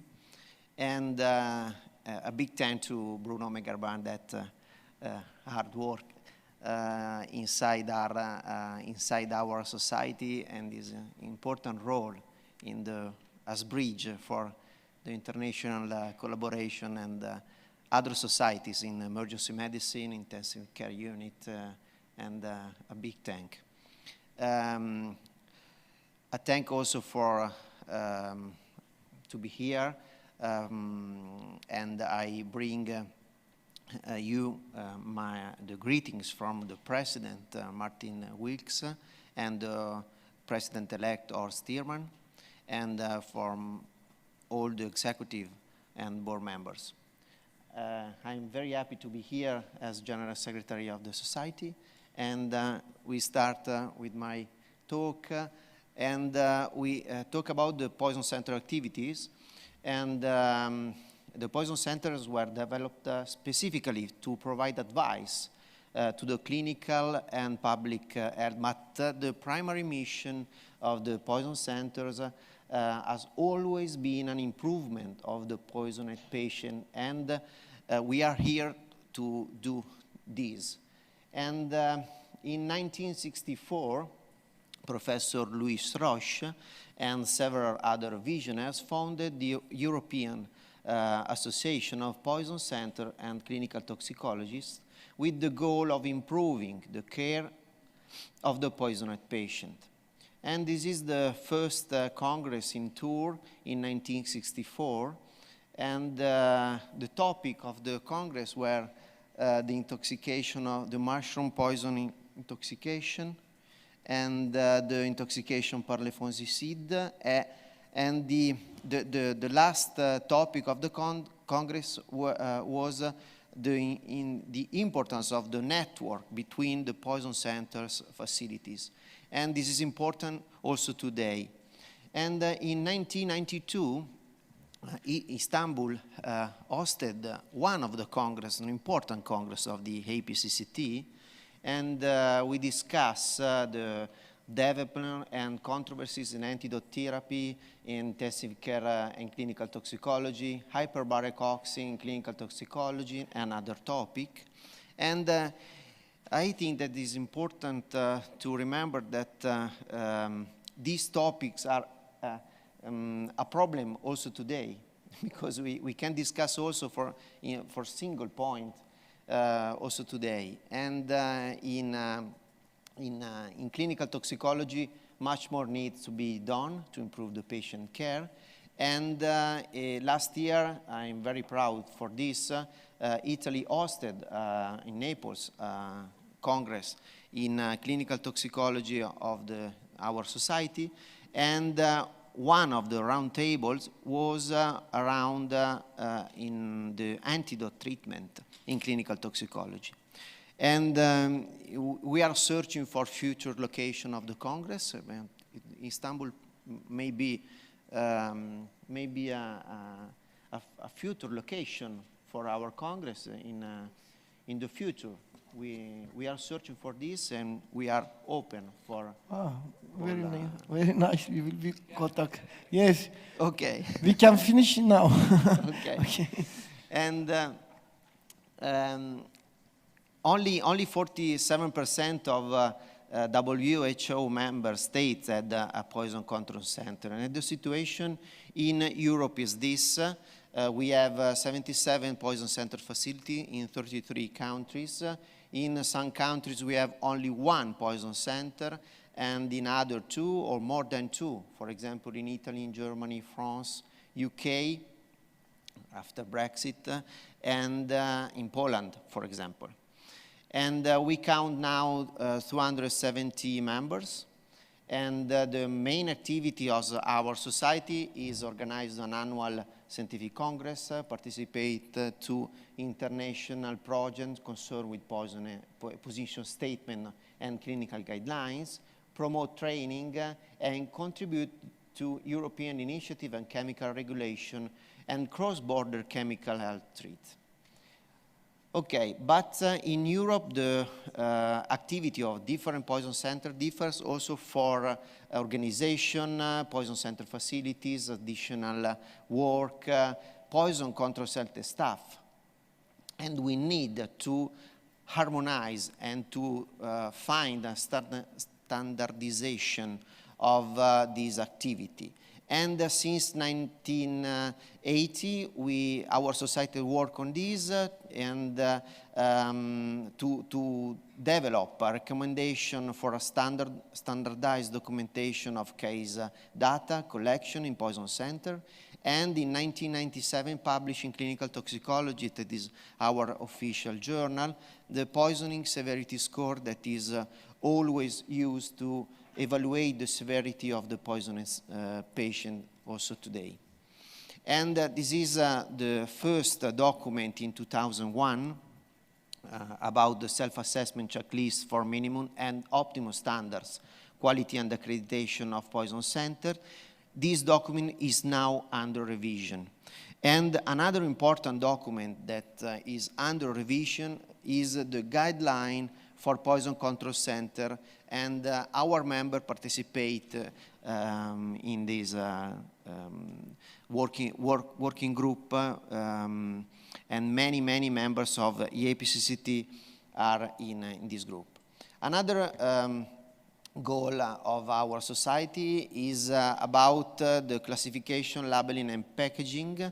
In 2 years ago, in particular, 2 members of our society, Peter Breckelmans and Ronald de Groot, publish and include in a European document details about the regulation and in particular about the Article 45 in CLP regulation in Europe and around the world.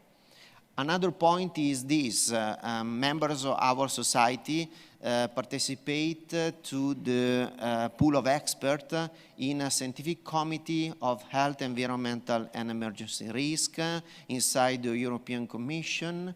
And in November, last year in November, we participate and describe the activity of our society in this field. EAPCCT regularly organizes joint meeting with the European Commission, WHO, and particularly through the auspices of the International Program on Chemical Safety. Now this is an important point because the scientific activity should be spread around the world and in scientific community. And this is the Journal of Clinical Toxicology. Clinical Toxicology is our official journal that reach 4.398 impact factor and increase constantly. And there is an important work inside the editorial board, associated editors, and scientific activity inside this paper. This paper is free for online version for our members, for example, and favorable condition for the paper copies of this journal. And between and together with other society, in particular with the AACT, starting from 1999, We published a position statement in gastric lavage, in ipecacuan syrup use, whole ball irrigation, single or multiple activated charcoal administration, urine alkalinization, and gastrointestinal decontamination. Some of these are updated in very recently, and we are working now. There is a group of experts that are working on activated charcoal. This is ongoing, and in QT prolongation in poisoning and in poisoned patient. These papers are ongoing, and we think that will be published in 2 years. We hope. Then I will go to the conclusion, and inside the European Association activity, our members are involved also in survey, for example, in poisonings, rare poisoning, with the aim to harmonize the management around Europe and the world. This is an example for botulism management in Europe. And here are summarized our sister society. We work together with the American College of Medical Toxicology, the AACT, the American Association of Poison Control Center, and the Asian Pacific Association of Medical Toxicology.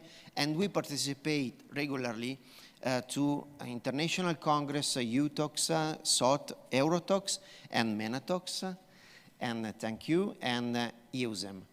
There is in this room Kurt Ansju, that is our reference inside the EUSEM Society for Toxicology aspect. Thank you very much.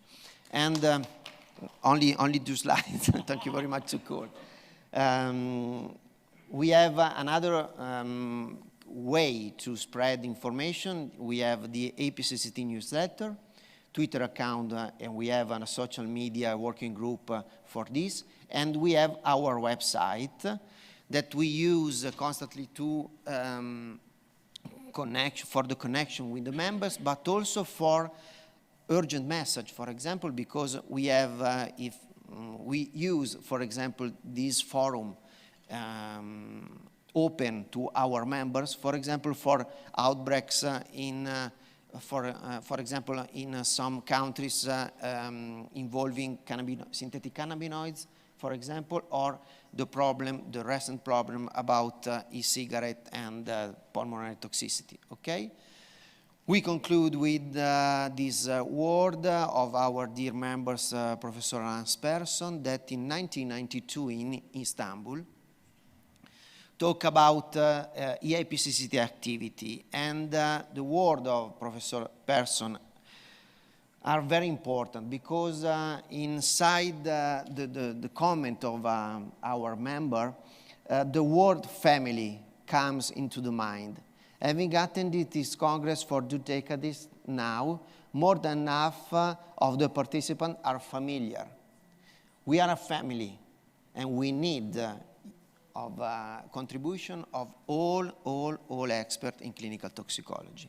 And is the important occasion to invite you to join us in Tallinn in May for our annual Congress, and we can find all the information to our website. Thank you very much.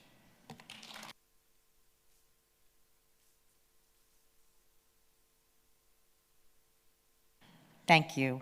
So we are going to move on now to our third speaker, who is well known to Minatox, Dr. Ashish Bala. He is a member of the Asia Pacific Association of Medical Toxicology, which our last speaker referred to, and he is also a professor of medicine at the Chandigarh Institute University in India. Thank you, Dr. Bala. Thank you, Ziad, for giving me the opportunity to come here again. And if, one of my friends asked me, why Minatox? And my response was, I know practically everyone who's trained with Ziad over the years, because I go and I meet them in Atlanta, and this gives me an opportunity to make networking again. So I bring greetings from India, and I bring greetings from Asia Pacific Association of Medical Toxicology, which the previous speaker just referred to. I was asked to talk about what is our contribution. Now, Asia Pacific Association of Medical Toxicology is kind of a very recent organization, a very small organization. I didn't realize till last year that it's been 30 years that we've been into existence when I took over as a president. And at that time, we kind of discussed and we've dwelled into the history.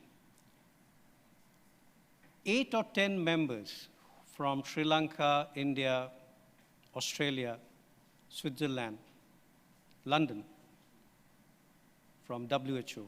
They came together to form a group of interested people in clinical toxicology. And they were all from varied backgrounds, from environmental toxicology to forensic toxicology in Sri Lanka. And they got together, they deliberated, and after a couple of years, they didn't find any worthy, interested people who wanted to take over.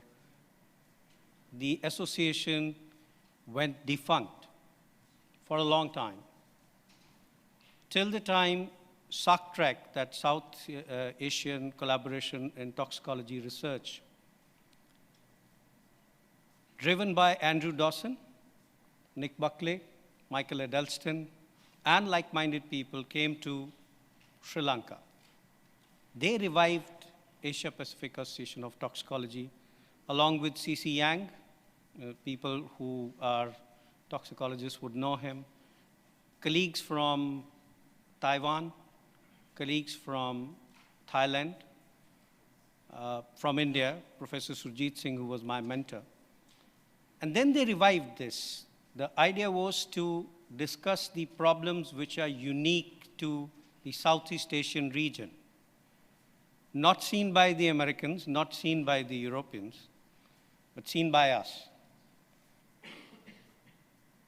So we have now members from China, a large group, a very large group from Iran, a very large group from India, a huge group from Australia. But there are very many Asian countries which are not there. We have nobody from Pakistan, nobody from Afghanistan, nobody from South Korea, nobody from Japan. They are just not there. And we don't know what's going on there. So what have we done in last so many years as Asia Pacific Association of Medical Toxicology?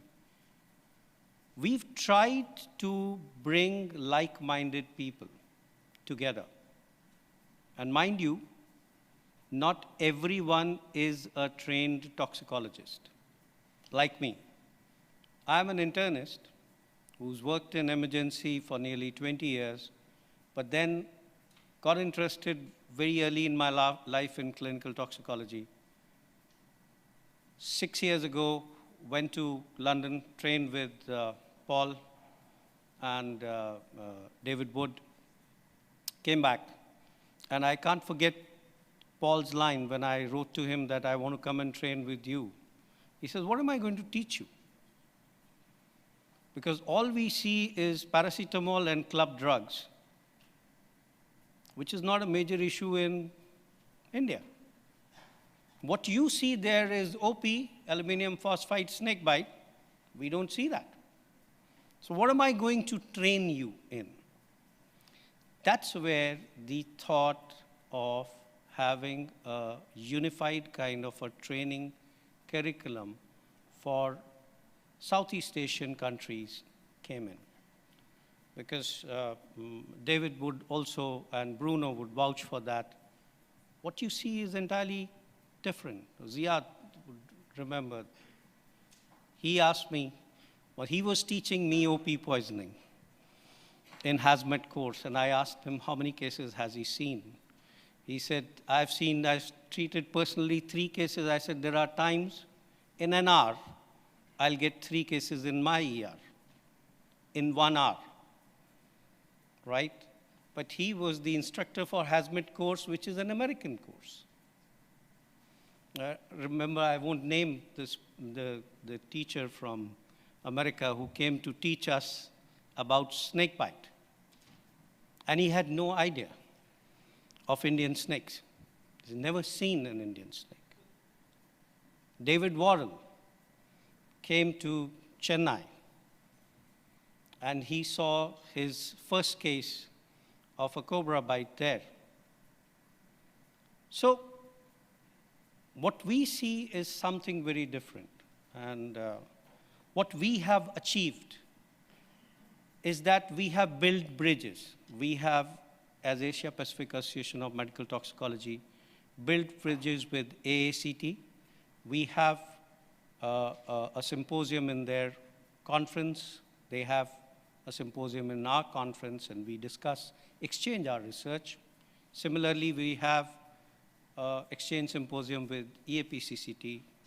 Minotalks, I'm always there with them, and we are in the process of signing a memorandum of understanding with Minotalks, which would give the trained toxicologists from MENA region to come to Asia Pacific meetings and exchange the research ideas. But our problem is we are just around 230 odd members. Not a very large organization. A single conference. And the major problem is resources, money crunch. Nobody is interested in toxicology. Nobody is interested in funding toxicology. So that's where everyone goes to emergency medicine. You know, get lots of money there, not toxicology. And we do not even have very significant regional representative toxicology society, which would, kind of feed the original Asia Pacific meeting. So that's the problem. We have collaborated with EAPCCT, AACT, and ACMT, sending our representatives from Asia Pacific to work in the projects which David just mentioned. Some of our members are there actively participating in the activated charcoal project. Tanjira is there. So I participated in X-Trip 1 along with a couple of my other colleagues. Now Hussein is there representing the Iranian Society, and Darren Roberts is representing the Asia Pacific Association, and we're working with X-Trip 2 now to kind of...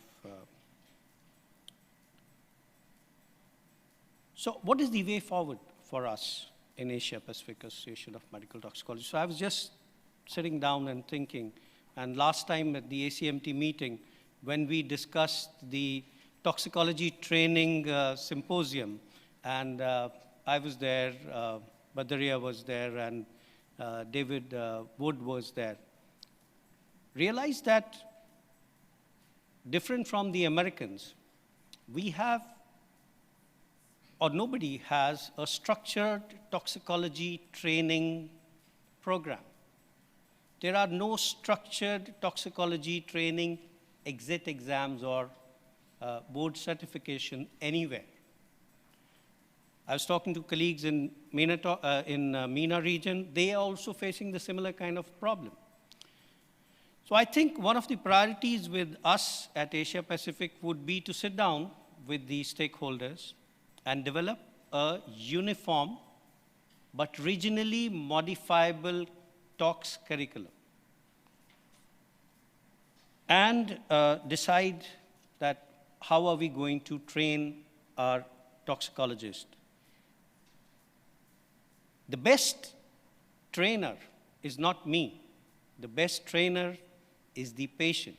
So you have to go to the bedside, sit with the patient, learn from him, manage him. Only then you will become a good clinical toxicologist. Short of that, you will become a toxicologist, but you can't call yourself a clinical toxicologist. So until unless you've been there on the bedside, managing a patient, you can't be a clinical toxicologist. So that's the way forward. With ACMT, we submitted a proposal to develop a tox curriculum in India. A couple of us got together, 6 university professors, and with Ziad and with Dr. Paul. We submitted a proposal somehow 2 years in a row. We haven't been successful. One day we will be, for sure. We have some regional courses, online courses. There is a SOCTRAC course, which is from University of Paradena, which is an online course. There is a course from University of New South Wales. I think Andrew Dawson and Nick Buckley are managing that course. We have our own Indian course, which is an online course. But it just increases your knowledge base. It does not make you proficient in treating a patient bedside. But gaining knowledge is the first step. Experience would come when you go to the bedside and train. We've started making baby steps, but I think we need to do a lot more.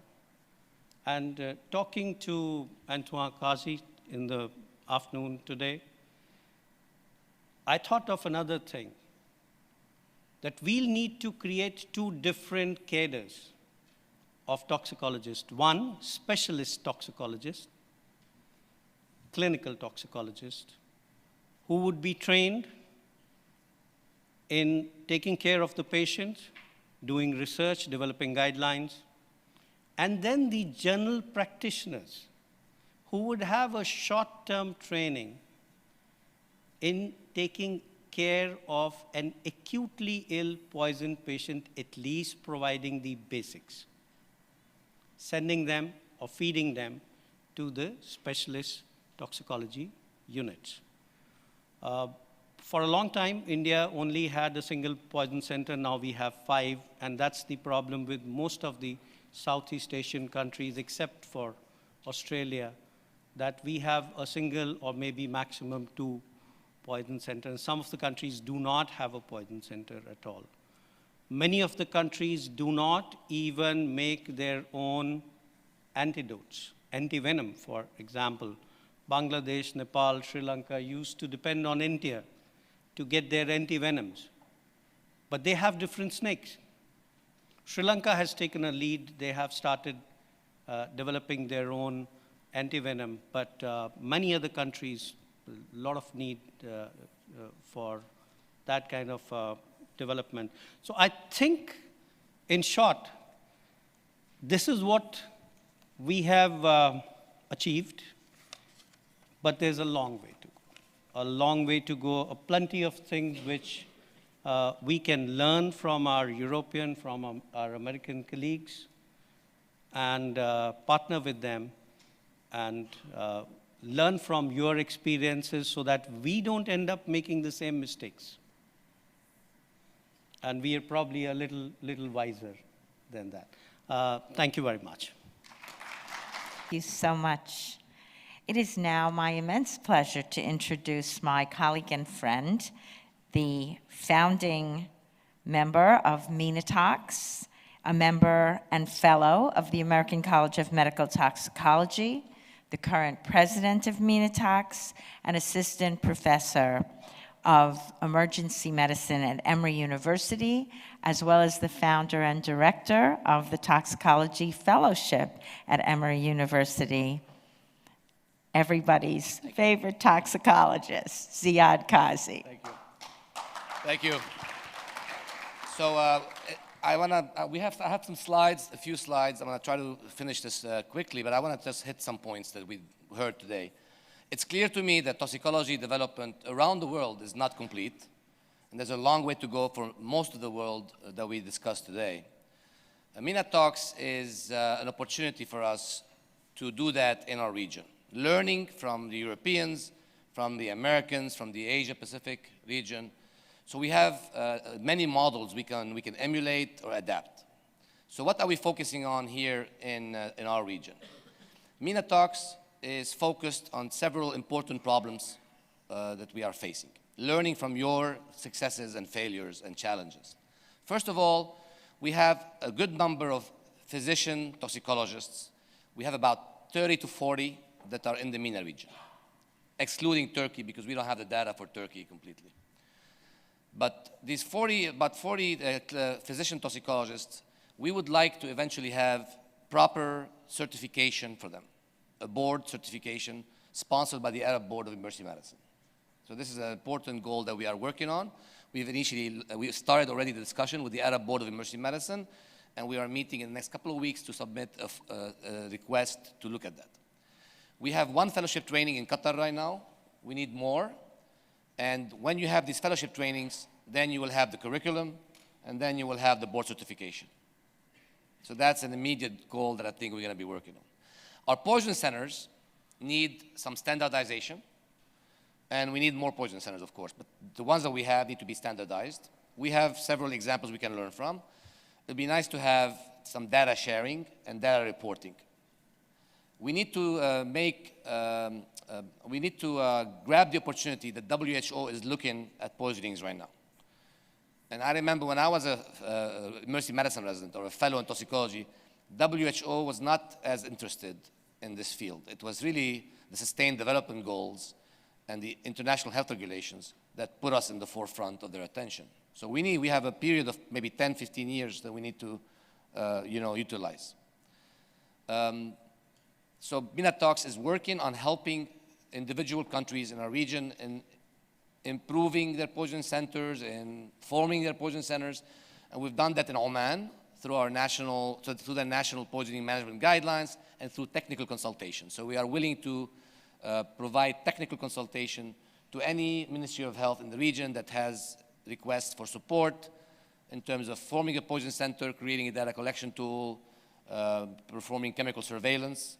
And we have done some of these projects in Lebanon, in Oman, and as well as in the United Arab Emirates. So these are some of the activities that we've done. As far as education, we realize that we have to train our own toxicologists even further to provide continuous development for them, which is why we have MENA Talks, which I'm trying to really continue to grow with the help of my colleagues on the board, because we have several board members that you have seen across the conference, and you'll see them again the next couple of days. And we're keen on having education for our toxicologists. It's nice to have our own meeting in our own region. It's also nice to go to the EAPCT meeting or APMT or ACMT, but it's nice to have our own meeting. We also want to train emergency physicians and students and residents, and we're doing that as well through our online webinars, as well as through these conferences that actually are kind of multidisciplinary. We have toxicologists as well as other type of specialists. Finally, we're trying to get some research publications, and we started publishing our abstracts last year in the Journal of Emergency Medicine, and this year in the Mediterranean Journal of Emergency Medicine and Acute Care, which is our official journal for MENA Talks. In terms of research grants, we haven't had any grants yet, but we're fortunate to get some contracts. And the contracts we received have been in the area of chemical security. And we have used those contracts to fund some of our meetings and fund some of our participants, particularly in Yemen, Iraq, and Turkey. We've had also participants from India in the past. So we're always trying to broaden the scope of our participant group through this type of funding support. We have a long way to go. Finally, we have a good financial structure. We have a bookkeeper, we have a lawyer, we have a website and a webmaster. So I think that needs some more resources, but those are essential. I've learned a lot from being on the board of ACMT, the importance of these type of administrative resources, because without these, you're unable to really act in a professional way and be effective in your outreach. Our membership categories include, your full voting member. We also have the resident member. We have an international membership that we are going to start, and as well as an affiliate membership.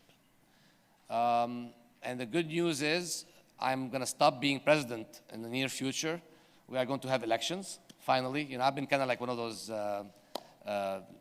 dictators presiding over Minatox, but I think it's time for me to, pass the torch. I think we are going to have an election in the next few months.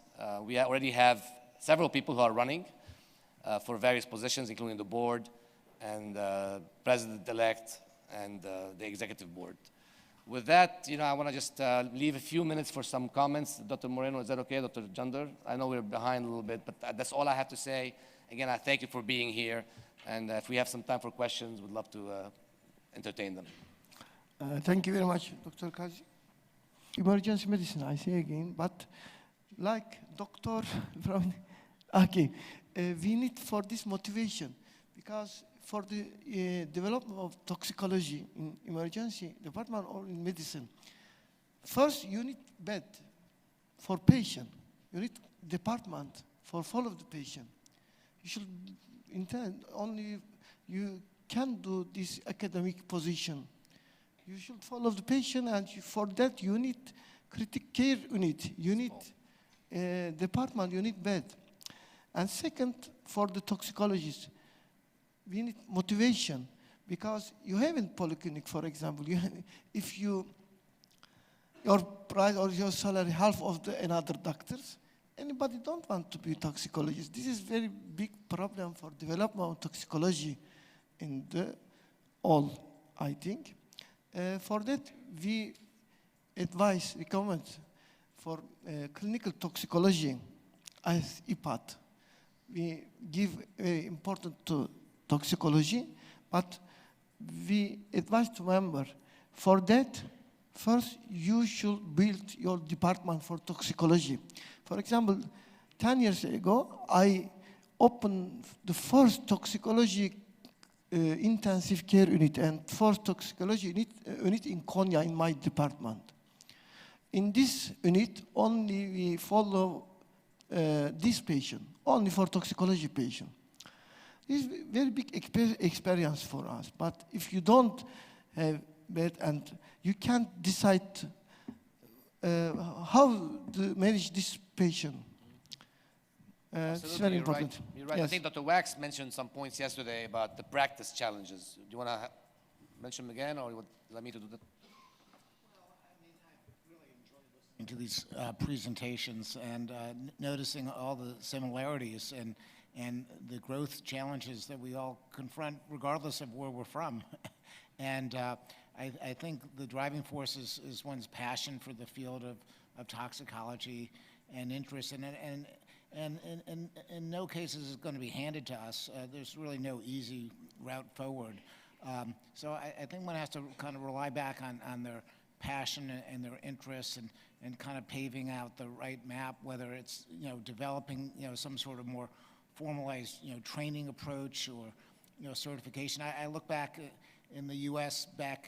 way back in the 1970s when, there was no funding and there was a group of toxicologists that, just put together their own examination and it wasn't recognized by anyone, but it kind of got a start, got their foot in the door, and that ultimately led to, greater recognition down the line. But they kind of, move things forward, and now as multiple societies have done, winning recognition by other partners, governmental partners and folks in allied fields, in the end to move forward, one has to think seriously about how to sustain these partners and leverage one's content expertise for hopefully for funding to support one's members and the society so they can go to the next level. It's a tremendous amount of work. But I think we share so many similarities here, and I think we should also leverage what others have learned, so you don't have to necessarily reinvent the wheel, whether it's curriculum or you know, training programs or other ways of getting in the front door. I think we can all learn from one another. Thank you, Dr. Wax. I think we need to stop this session because we need to turn the room around. So thank you again. Enjoy a 10-minute break, 10, 15-minute break until we resume. Thank you.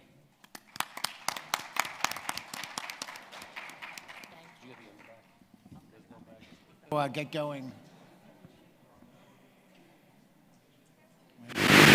Introduce him, I assume he's...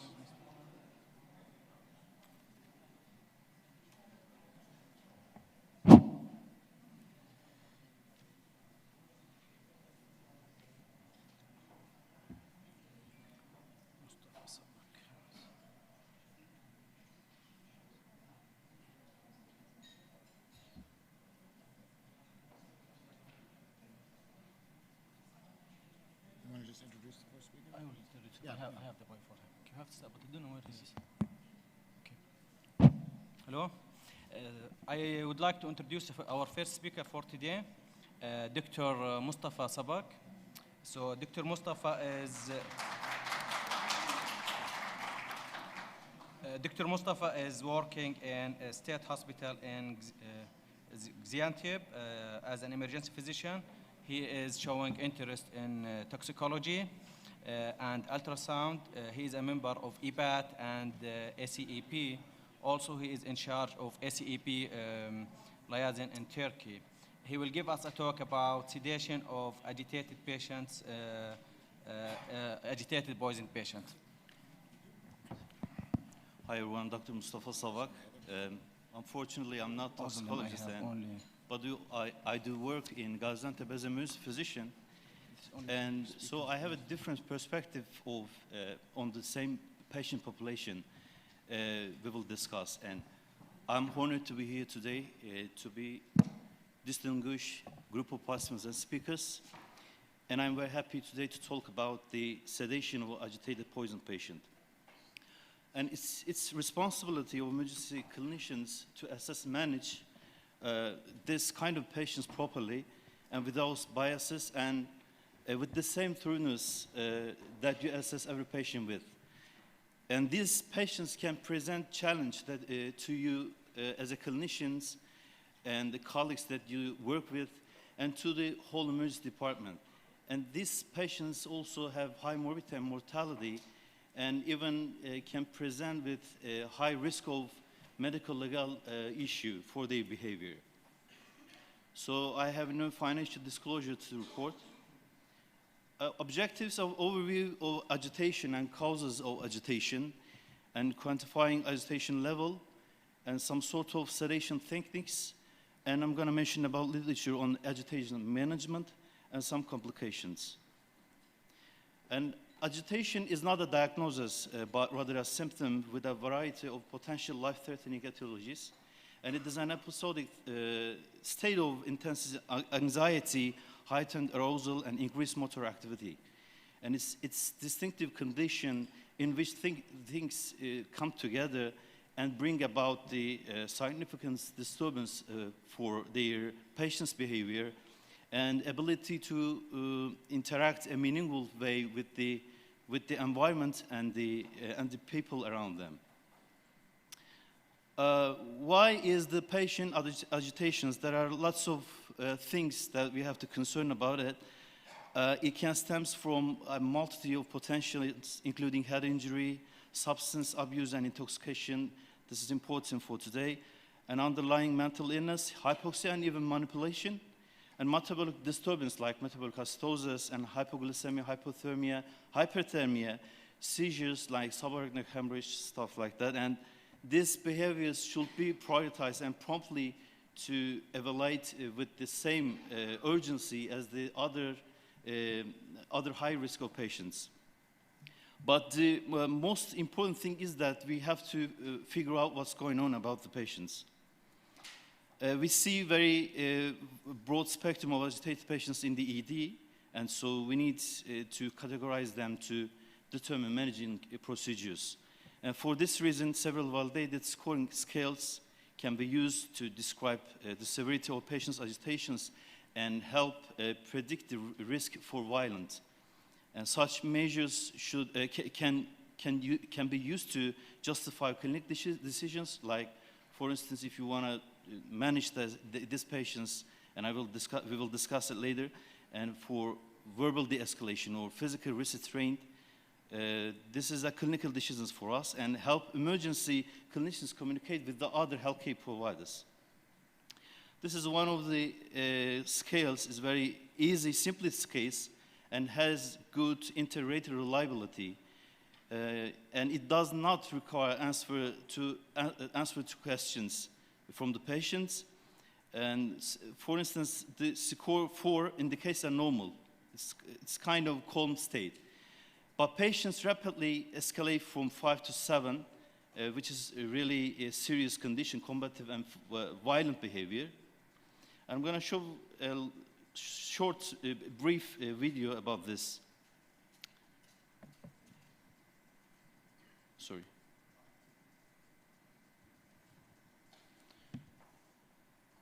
Voice is a problem. And this kind of severity, agitated patients, we call it excited delirium syndrome. This is a life-threatening medical emergency and underlying psychiatric illness, and often with concomitant drug and alcohol abuse.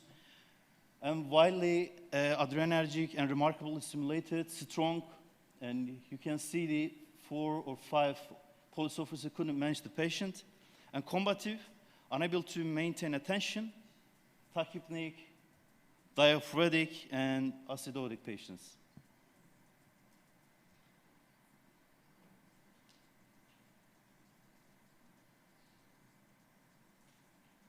Why do we sedate them? Because we have to prevent the patient and prevent the other patients, to caregivers and other staff, to avoid serious disruptions and damage to the environment. And we have to evaluate the patient and management patient.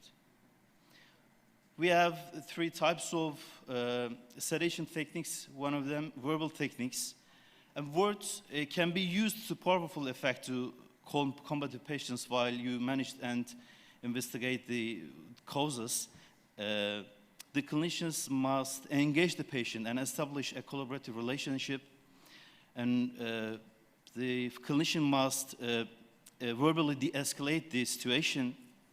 And only one person should attempt the initial de-escalation, and measures should be taken to ensure process is safe. We have to respect the patient's space, specifically body language and tone of voice are really important for establishing a good communication with the patient. When appropriate, if you have enough situation and available situation, you can give some simple gesture like giving pillow, blanket, or some foods. It's hard in Turkey, I know. For instance, sandwich, it's easy way in the United States. They can offer sandwich and some juice, but do not give any tea or coffee because it's hot, and the patient can use it as a weapon to you. This dangerous situation could be. And patient should understand which behaviors are acceptable and which will not be tolerated by yourself. If you're not sure where to start, then you can use this SAVE mnemonic. Support, let's work together. You can say to the patients and acknowledge, I see this has been hard for you. And validate, I will probably be same reaction if I were you. And emotion naming, you seem upset, and like this situation. If you don't remember where to start, you can use the SAVE mnemonic for the verbal techniques. If it doesn't work and you try the less restrictive measures have failed, then medical centers of medical care or Medicaid services support the use of seclusion and restraint for the patients. You tried verbal de-escalation, it doesn't work, then give a final chance to the patients, then show the force. But there are some important things if you want to do physical restraints. it's kind of the protocol for the hospital. The physicians should not take a part of physical restraint to the patient. It is hard in Turkey because we don't have enough staff to manage this kind of patients in the emergency department. And requires 6 trained staff. And do not attempt physical restraint if you don't have enough inadequate staff available. 1 person for each limb. One of them above the, one of them arm above, and another one below the knee. And 1 person has to control the head, and another person has to administer preparate medications. And do not press the neck or chest because can cause asphyxia. And do not do hobble restraints, which means tying hands and legs backside of the patients, and explains to patients what's going on every time. And physical restraint should always be followed up with chemical and mechanical restraint, and you can remove it easily and always check neurovascular injury if there is or no. You have to put the patient supine position and elevate the head roughly 30 degrees to protect aspiration risk, and no need to use pillow, and perform cycle limb release. And you have to make sure the patient's fluid maintains, toileting. You know, you have fully responsible all the things. And this is a good expression by Dr. Billy Mellon. You cannot change someone's personality, but you can obliterate with it with drugs. So there are some kind of indications for the giving a medication. If the patient is a serious threat to staff and or themselves, and you cannot unable to make a decision, and you tried less invasive options like verbal de-escalation, it doesn't work. And for the assessment, intervention, and the treatment, benzo is one of them. We used the experts recommended for the undifferentiated agitations for the first-line treatment, for the drug and alcohol intoxication or withdrawal, but we must be careful administrating it to intoxication patients because both benzos and alcohol can cause respiratory depression. Some of the people have died because of this reason, particularly when they haven't been placed on the monitor. And it's more effective than neuroleptics in reducing delirium and mortality and for the seizure. Lorazepam and midazolam are commonly used due to its rapidity of action, effectiveness, but we have to concern about the elimination half-time of it. Midazolam is short of half-time because the per-hospital setting, some of the staff give lots of midazolam or lorazepam, and after that, when the patient get into emergency department, the physician can give more sedative medications, and it can cause respiratory depression. And excessive somnolence and paradoxal disinhibition can cause their adverse events. There are 2 types of antipsychotics. First generation, which is typical, and the second generation, which is atypical. Antipsychotics for severely violent patients requiring immediate sedation, and for patients with undifferentiated sedation, the experts prefer benzos. If you don't have any benzos, you can use first-generation antipsychotics. If you know the patient's mental disease, then you can prefer the antipsychotics. Those are the first-generation antipsychotics. Haloperidol and droperidol are used most common to manage acute agitation. But in 2001, droperidol was given a black box warning by FDA because of the risk of QT prolongation. It's the same with haloperidol, and haloperidol received a similar warning from the FDA in 2007. Droperidol was given a black box warning the same year as Zofran. So I think the black box warning was probably not based on evidence. I'm not sure, but we can ask our colleagues who work in the United States.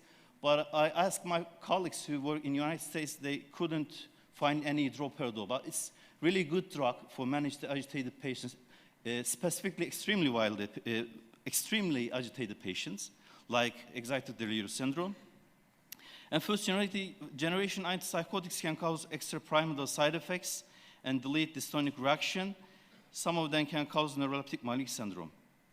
Second generation atypical antipsychotics cause fewer extrapyramidal side effects and less sedation than compared to the first generation. Most often in the acute setting, to control severe acute agitation in the ED is limited, but growing and preliminary studies suggest that they can affect the agitation. If the patient willing to take an oral medication, you may give risperidone. It's a good choice for it. Ziprasidone causes the most QT prolongation of any antipsychotic drugs. If you compare the droperidol, the ziprasidone causes the most QT prolongation. There's a combination therapy and with benzos plus first generation antipsychotics. If you want a more rapid sedation and reduce the side effects, it makes sense to use it. And now I'm going to mention about some valuable articles about this topic. In this prospective observational study, they compared the 4 agents for the undifferentiated agitation in the ED for mild and moderate agitation. The researchers categorized the suspect cause of patients' agitation into alcohol intoxication, drug intoxication, psychiatric, medical, or combination of the causes. IM midazolam more rapid sedation, as was more likely to require additional medications for continued sedation. Olanzapine more effective, and all of the complications rates were low overall and similar across the various medications. In this double-blind randomized trial, they managed agitated patients with droperidol and IV midazolam, and the patient had a mental illness, intox, or both. Their primary outcome were median time of sedation and adequately sedated at 5 to 10 minutes.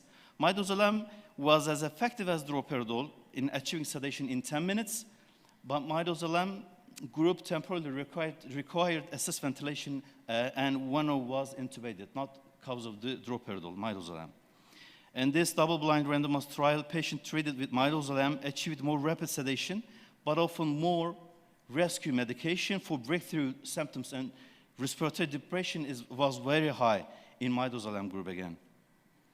In one of retrospective review, the patients treated by droperidol in the ED, and only 6 serious adverse events were identified, and a single cardiac arrest in patient with a normal QT interval, and it's not clear that droperidol was causative. This is another important article for the droperidol. In a retrospective review, they reviewed roughly 12,000 patients with acute agitation due to alcohol intox. Droperidol given as monotherapy and significantly shortened median length of stay in the ED, which is very important for the emergency physicians, and no cases of sudden cardiac death occurred. In a retrospective review, the primary outcome was the rate of rescue medications in 1 hour. Olanzapine or droperidol were less likely to require rescue medication. But midazolam, if you give the patients midazolam, that means you may need more medication for the patients, and you can cause a more respiratory depression. Several studies suggest that IV olanzapine at doses 5 to 10 milligram may be safe and effective treatment for acute agitation. For the community therapy, their primary outcome was time to sedation, and they researched the need for rescue drugs and adverse events. And combination therapy provided more rapid sedation than midazolam alone, and without an increase in adverse event, and with less need for rescue medication. This is a systematic review for of the 7 studies. The outcomes proportion of patients sedated at 15-10 minutes, and they researched experienced adverse effect and requiring rescue sedation, repeat sedation.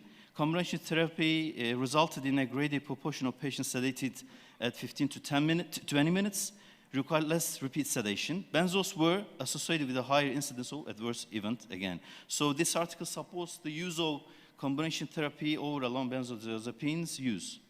And ketamine has become a popular alternative for the patients with severe uncontrollable agitation because of fast onset, preservation of airway reflex, and effectiveness via IM administration. The most common dose reported is 4 milligram per kilogram. And ketamine should probably be avoided in older people because the side effects profile is very high. And this is a single study, prospective observational study. Ketamine alone was faster in controlling agitation and had a similar rates of redosing, changes in vital signs, and adverse events. In this study, 4 milligram per kilogram IM ketamine, either alone or combination therapy, was used for pre-hospital setting because of its fast, high FSC rates and low hemodynamic and respiratory side effects. Nearly every patient who was treated with this drug was adequately sedated in average 2 minutes, but significant respiratory depressions occur in 3 subjects. In all 3 cases, had also received midazolam. In this systematic review study, rapid sedation, ketamine provided rapid sedation for the patient with undifferentiated agitation, and however, caution is needed in the hospital setting, given reported high incidence for intubation. And conclusions are very old because they had so many intubation, which could be because the physician in the emergency department, as I told you before, may not know how sedate the patient will become after ketamine. This high intubation rate is not consistent with the other studies. Future options for calming medications in the agitation patients may include inhalated loxapine or IM dexmedetomidine, but strong evidence is pending. I don't know, again, maybe we can ask the expert who works in the United States. Dex is still expensive in the US. I think that's why they rarely use in the emergency department. I don't know, we can ask them. And this is the study for nebulized loxapine case series. All patients were under effect of substance, cocaine, cannabis. The acute agitation was effectively and quickly managed with inhaled loxapine in all poisoned patients. Another thing is expert review. Clinical studies have confirmed the efficacy, rapid onset of action, and safety in psychiatric emergency. And that one is an effective and appropriate option for use in emergency setting in patients with acute agitations. For the DEX study, this is 2 cases of amphetamine-induced agitation successfully sedated with it. And that one is 2 asthma cases were reported that they sedated the patient with safety profile and meaningful effect on respiratory function. And this one, 3 adolescent cases were reported that the researchers controlled the agitation with DEX. So I want to summarize the presentation. The drug and alcohol intoxication or withdrawal are the most common causes. And verbal de-escalation deserve the chance to calm down in response to verbal techniques.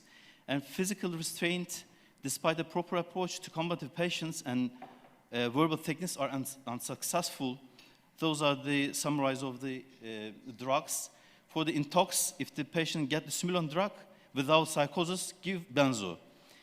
If the patient got the stimulant drug with psychosis, give antipsychotic and benzo. If intox with alcohol, give antipsychotic, probably because of the hallucination. And for the psychiatric illness, if there is any psychiatric disorder, give antipsychotic. For the delirium, if the patient on benzo and alcohol withdrawal, give antipsychotic, specifically for the 2nd generation. If you don't know the etiology and the patients don't have any psychosis, give benzo. If the patient has a psycho, give antipsychotic. So we have the drug. Again, I'm gonna mention about this expression. We have the drugs. They have the receptors. Just put two together. Thank you so much.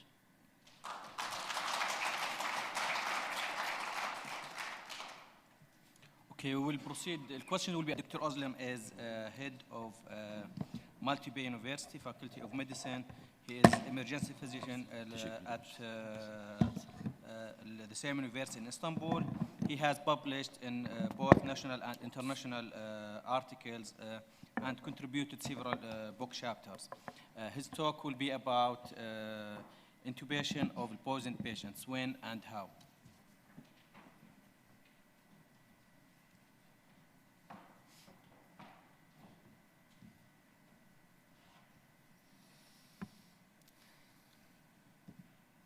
Hi to everyone. It's always been a hard period of time to talk after the lunch. I hope I complete my speech without boring you.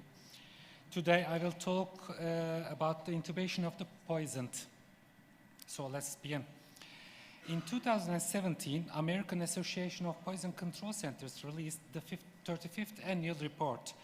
This report stated that over 2 million encounters were logged by National Poison Data System, and NPDS documented over 3,000 human exposures resulting in death.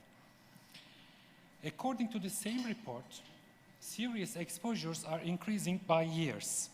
Since 2008, less serious exposures tend to decrease by the year 2018. Attention has been drawn to the increase in deaths over the years. In over approximately 30 years, a tenfold increase in deaths is remarkable. The greatest rate of exposure increase since the year 2000 for more severe outcome categories include analgesics, antidepressants, cardiovascular drugs, and sedative hypnotics. This figure shows the increase by the years.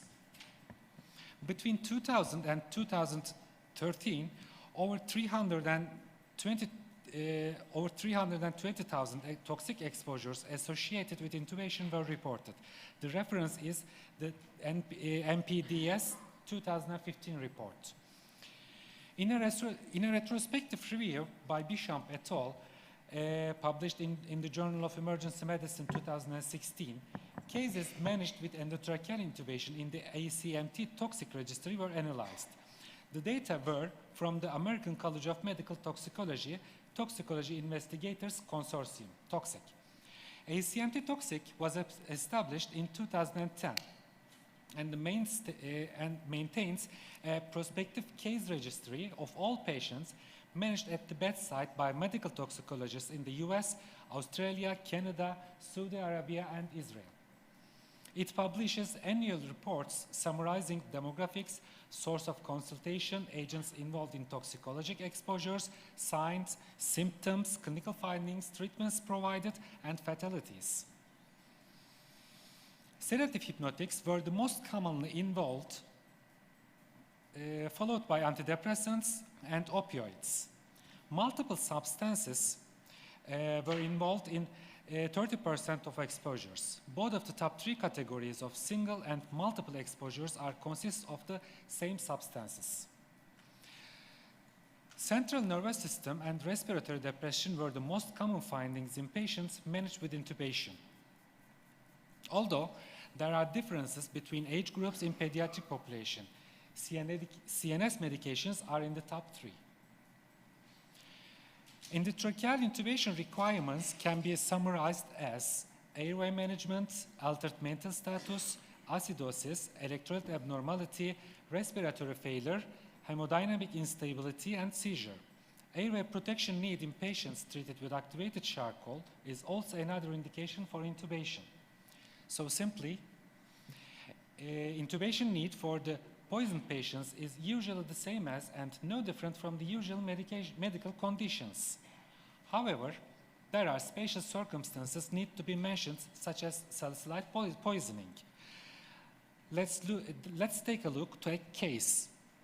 A 58-year-old male brought to the emergency medicine because of large dose of aspirin in suicidal gesture. On presentation, he was diaphoretic, tachypneic, and the initial salicylate level was 111 milligram per liter. An arterial Blazgat measurement revealed pH of 7.5, a carbon dioxide pressure of 17 millimeters mercury, and a bicarbonate 13 millimole per liter. He was treated with activated charcoal, IV fluids, and IV sodium bicarbonate. Unfortunately, the attending physician noted marked tachypnea and thought that the patient might tire. Consequently, the patient was endotracheally intubated. Immediately after intubation, the patient's pH dropped to 7 and he died 40 minutes later. What a surprise. This case was published in the Annals of Emergency Medicine in 2003 as a letter to the editor. In salicylate poisoning, intubation is a classical point where these patients rapidly deteriorate. Paralyzing patients for rapid seconds intubation leads to a sudden loss of respiratory compensation for the acidosis and the precipitous fall in pH. After the intubation, it is unfortunately too common to reflexively set the vent with a normal rate and a tidal volume. Unless the patient is decompensating, early mechanical ventilation should be avoided. Similar to diabetic ketoacidosis, it is difficult to artificially achieve adequate minute ventilation that sufficiently matches the patient's own respiratory compensation. In addition, the loss of ventilation during the intubation results in rapid loss of respiratory compensation and worsening acidemia. Pesticides have an important place among poisonings that are still problematic. This topic will be discussed by Dr. Agarwal shortly after, so I will be content to touch briefly. Organophosphate toxicity is represented by the sludge or dumbbell syndrome, manifested by accumulation of acetylcholine at receptor sites. Pulmonary edema can occur and shouldn't be confused with bronchospasm. Pulmonary edema results from many factors, including the release of inflammatory mediators, cells, and increased vascular permeability. Additionally, pulmonary edema, bronchospasm, bronchoria, and respiratory muscle paralysis all contribute to respiratory failure. Because that is a result of airway and respiratory failure, supportive care should be directed primarily toward airway management, oxygenation, and ventilatory support. Succinylcholine, commonly used paralytic for emergency orotracheal intubation. It is metabolized by cholinesterases and may have a prolonged duration of effect, approximately 6 hours. If succinylcholine is used as a paralytic drug, anticipate the need for prolonged sedation and ventilatory support.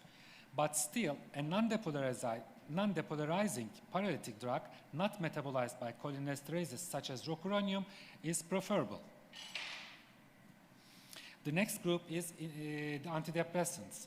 In fact, it's a group of drugs that should be mentioned a lot, but I'd like to say a few words for each group briefly. MAO inhibitors overdoses may result in hyperthermia. Stabilization of the airway, adequate ventilation, and volume repletion are the primary goals.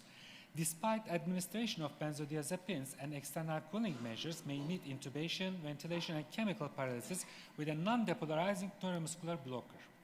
The use of succinylcholine may incite hyperkalemia if rhabdomyolysis has occurred, and fasciculation from succinylcholine might further increase metabolic heat production. And non-depolarizing agents such as rocuronium should be the first choice.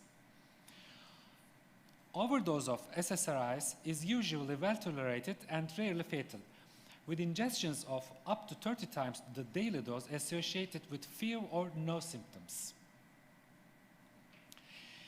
Care of the patient with an SNRI overdose is supportive, with focus on ensuring airway patency and adequate ventilation.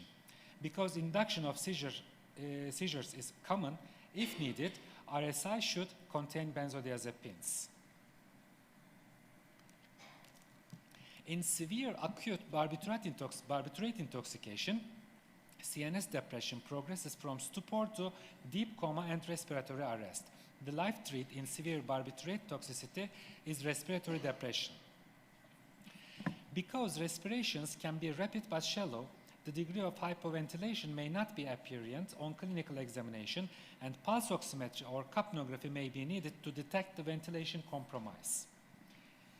Barbiturates have no specific antidote. The key to managing these patients is supportive care, particularly with respect to the cardiovascular and respiratory systems. Severely intoxicated patients are unable to protect their airway and have decreased ventilatory drive. Long-term induced paralysis are rarely necessary, and additional sedation usually is unnecessary for mechanical ventilation. Most benzodiazepine overdoses follow a relatively benign clinical course. Benzodiazepines produce sedative, hypnotic, anxiolytic, and anticonvulsant effects by enhancing the inhibitory actions of GABA. Binding of a benzodiazepine to a specific benzodiazepine receptor potentiates GABA effects on the chloride channel at the GABA-A receptor, increasing intracellular flux of chloride ions and hyperpolarizing the cell. The net effect is a diminished ability of the nerve cell to initiate an action potential, inhibiting neural transmission. Initial stabilization, including endotracheal intubation, shouldn't be delayed by the administration of an antidote. Most benzodiazepine overdoses can be managed expectantly with supportive care alone. The use of flumazenil as an antidote represents a special feature.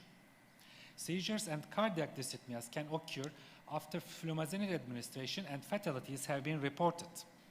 Flumazenil may cause harm when it is given to patients who have co-ingested seizure-generating drugs, such as cocaine, because of loss of the benzodiazepine's protective anticonvulsant properties. Intubation may be required in such cases. Opioid toxicity can occur as a consequence of intentional overdose or abuse, or as an adverse effect of therapeutic use. Approximately 15,000 Americans die annually due to prescription of opioid overdose. The hallmarks of the opioid toxidrome are CNS and respiratory depression. Respiratory depression is caused by opioids' effect on the medullary respiratory center via suppressing its sensitivity to hypercapnia and overriding the hypoxic drive. When combined with CNS depression, prolonged hypopnea can lead to hypoxia, causing further neurologic complications. Acute lung injury and pulmonary edema can cause a failure of oxygenation. This manifests as desaturations on pulse oximetry, despite an adequate respiratory rate, and rails on lung examination.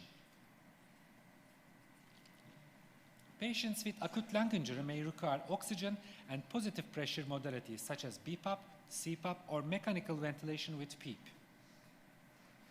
If naloxone reverses the symptoms, but the patient later develops recurrent respiratory depression, then repeated naloxone doses, a continuous naloxone infusion, or endotracheal intubation should be considered. I think fentanyl deserves a special part. Also, this topic is fully mentioned in yesterday's course session.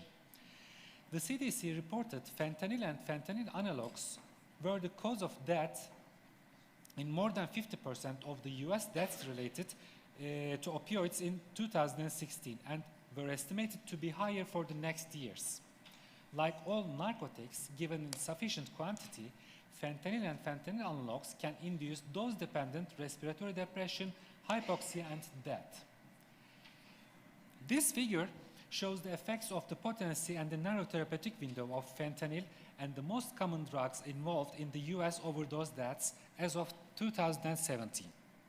The number of fentanyl and fentanyl analogs related deaths have increased dramatically from approximately 1,000 in 2010 and approximately 3,000 fentanyl related deaths in 2013 to currently over 30,000 deaths. According to European Drug Report, fentanyl does not seem to be a serious problem as in the US yet, but it appears to be in a short time. The rapid increase and high rate in Estonia should be a warning that shows the importance of this issue. Unlike morphine-derived alkaloids, fentanyl and fentanyl analogs can rapidly induce a combination of laryngospasm and severe muscle rigidity in the chest wall and diaphragm at doses within therapeutic range used for analgesia and lower than those doses known to cause severe respiratory depression. Emergency rooms and first response personnel have reported that the normal dose range of the opioid reversal agent naloxone seem inadequate to reverse fentanyl and fentanyl analogs effect, and also difficulty performing chest compressions or ventilation in fentanyl overdose due to chest wall rigidity. Emergency room admissions and survival rate studies of overdoses have shown that the ratios for emergency room visits to deaths are 1-to-1 for fentanyl. Laryngospasm is generally managed in the operating room or emergency room with the administration of muscle paralytics. Without pharmacologic intervention, the glottic structures can remain closed for a period of 15 minutes. Doses as small as 3 mg of 6-phenylcholine can relax the vocal cords without interrupting the mechanical capacity of respiration. However, wooden chest syndrome is treated with full doses of muscle paralytics, followed by endotracheal intubation. Finally, endotracheal intubation remains a cornerstone of early resuscitation of the poisoned patient, but still special circumstances does exist. In patients with salicylate poisoning, intubation should be dry. The hallmarks of the opioid toxidrome are CNS and respiratory depression, and usually managed with intubation. Fentanyl is a serious problem that resulted in deaths and increased every year. Treatment in complications such as wooden chest syndrome and respiratory depression is neuromuscular blocking agent and intubation. Thanks for your attention and patience.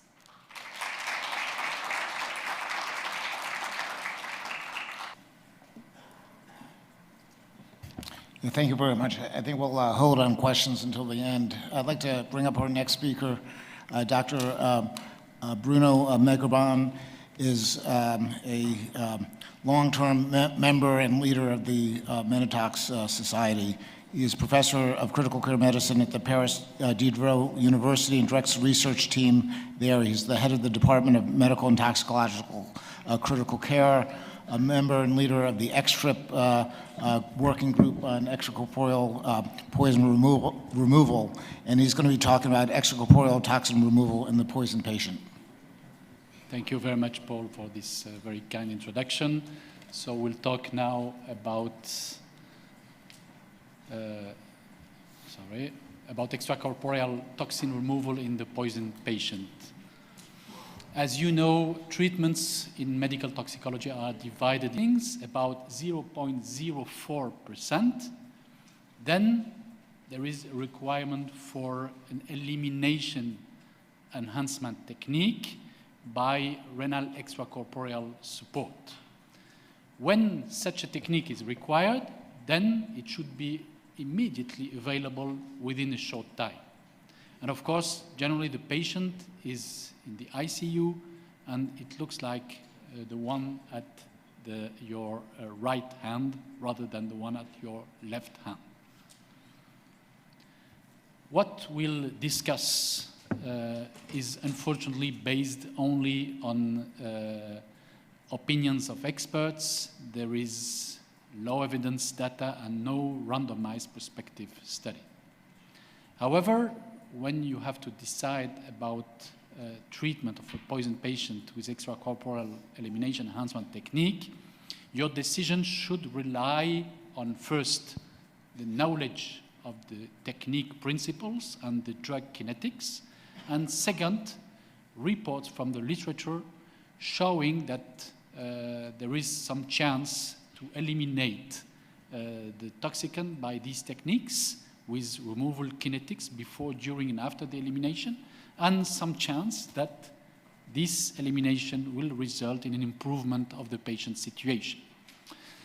These patients who should be treated with these techniques usually have severe poisonings with a drug which elimination could be enhanced, and of course, severe features, failure to respond to full supportive care, impairment of the normal route of elimination, and a relatively good correlation between blood concentrations and symptoms, since all these techniques will only eliminate the toxicant that is present in the blood. First point is hemodialysis is the method of reference to enhance the elimination of the toxicant. What are the chemical characteristics of the toxicants that could be removed by hemodialysis? It should be of a relatively low weight, less than 500 daltons, water soluble, low steric hindrance, poor binding ratio to plasma proteins, less than 60%, small volume of distribution, less than 1 liter per kilo, low endogenous clearance, less than 4 milliliter per minute, and for the best, with a single compartment kinetics. All these properties are difficult to find in internet rapidly or in textbooks, so what is recommended is to calculate the ratio between the percentage of the free drug in the blood and the volume of distribution. And you see that if this ratio is lower than 20, then there is no chance to enhance anything by using hemodialysis for your poisoned patient.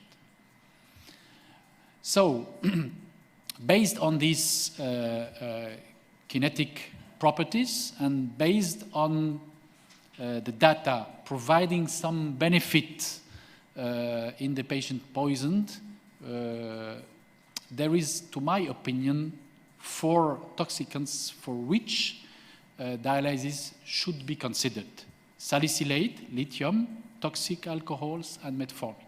But of course, the list is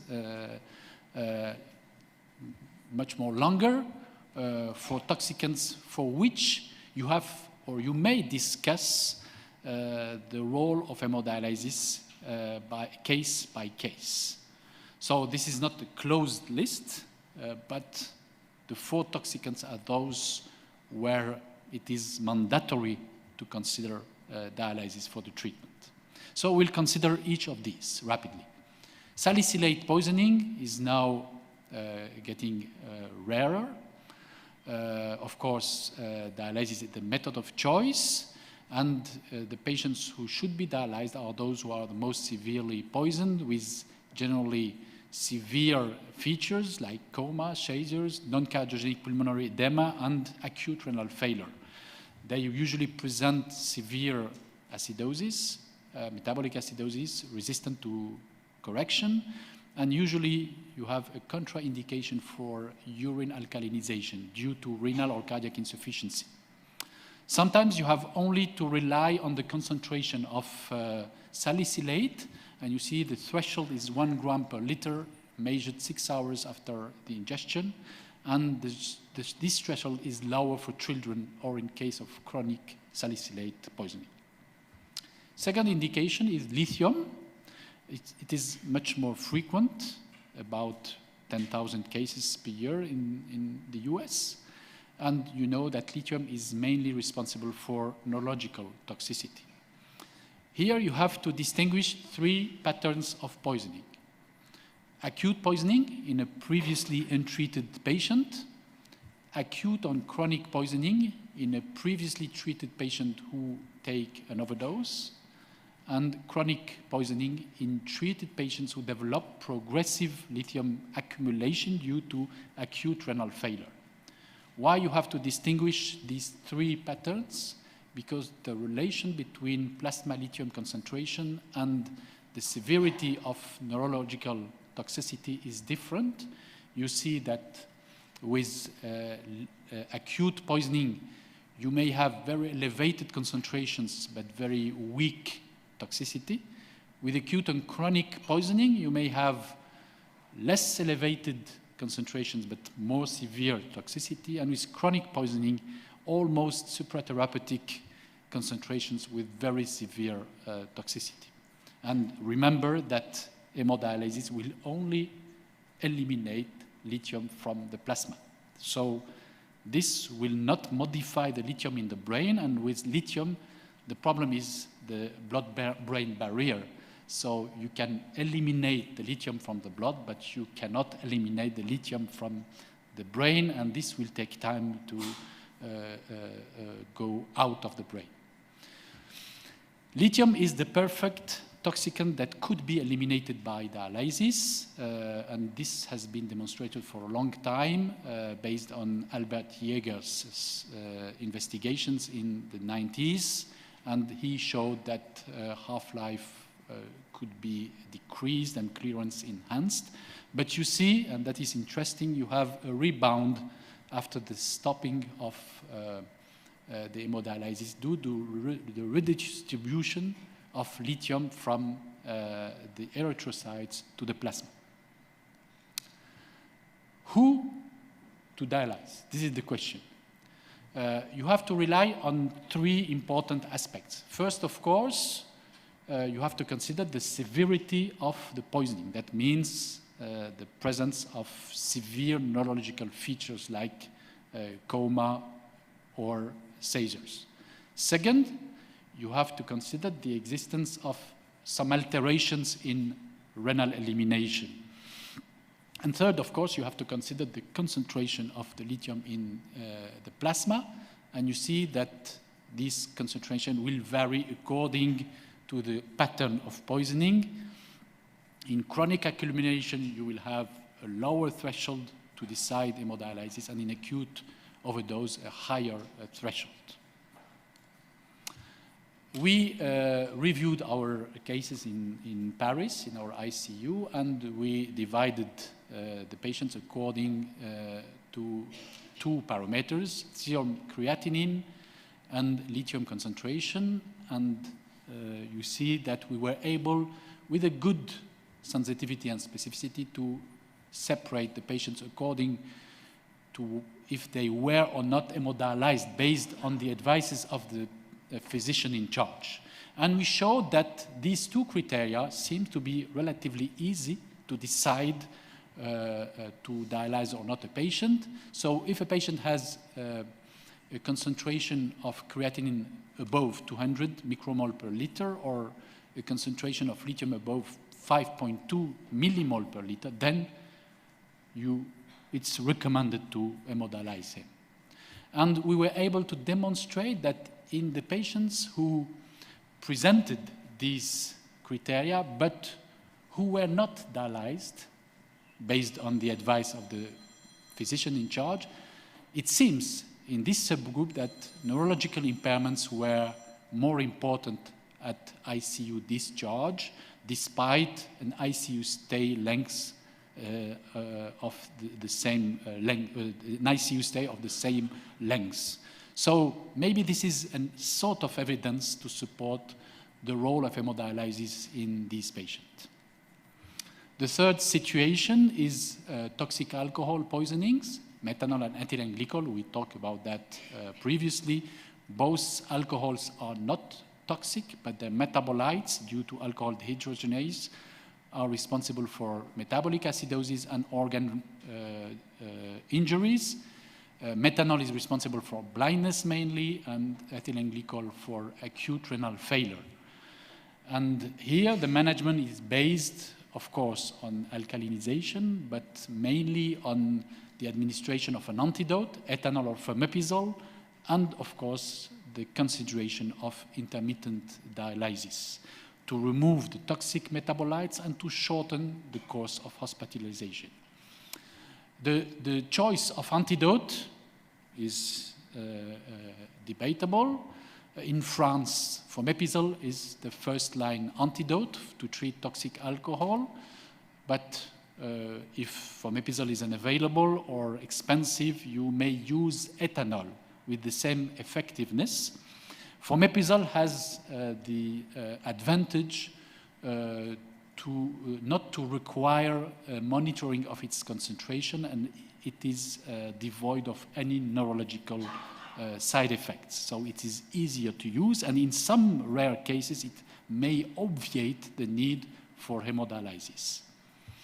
So in a number of cases, hemodialysis should be considered, especially if you have a severe metabolic acidosis, renal failure, deterioration of neurological situation, or the onset of visual impairments with methanol. Based on the concentration, there's no necessity for absolute hemodialysis with ethylene glycol.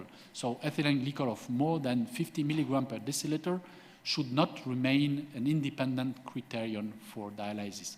However, with methanol, this criteria is debated because, of course, if you dialyze, you may shorten the duration of management in the ICU, and it is possibly cost-effective. So in the US, all the patients with methanol more than 50 milligram per deciliter are hemodialyzed, while in France we have the chance to be able to spend more money for health problems. We can not dialyze such patients. The fourth situation is metformin poisoning. You know here that this is an increasing situation due to the large prescriptions of metformin in diabetic patients. There are two situations. The first one is acute poisoning, so you will have very elevated metformin concentrations, but a rather better prognosis. And the second is the chronic overdose by metformin due to acute renal failure in a patient who has a comorbidity or an acute morbidity like sepsis or like drug-drug interaction. So here you will have low concentration of metformin, but very bad prognosis. Dialysis is also the treatment. This was established only recently.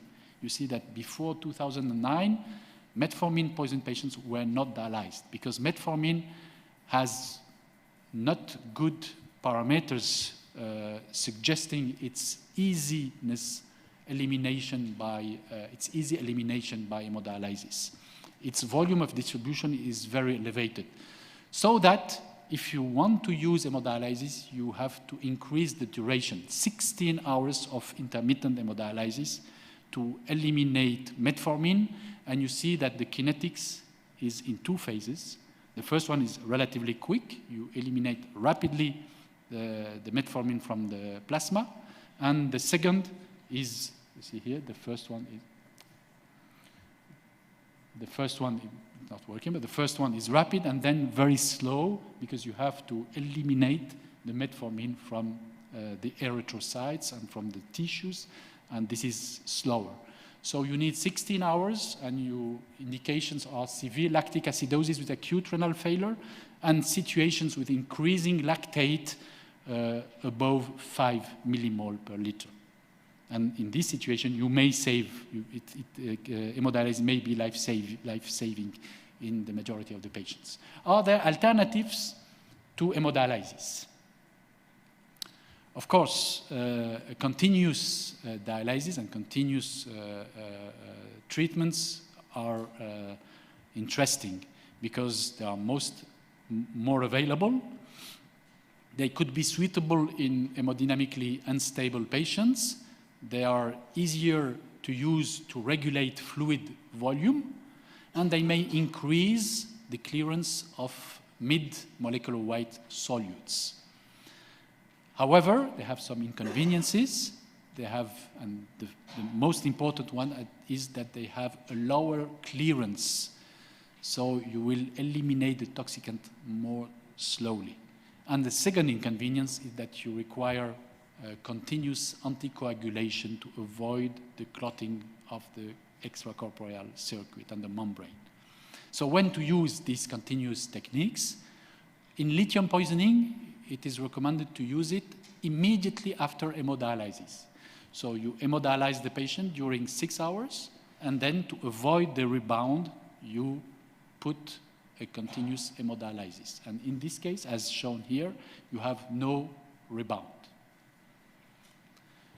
In methanol poisoning, especially in case of an outbreak, you will have so many patients who will be referred to the ICU, so hemodialysis devices will not be sufficient to treat all the patients. And this was the case in the Czech Republic methanol outbreak, and patients were treated with continuous hemodialysis. And you see on this slide that, of course, clearance was lower, but the patients were correctly treated.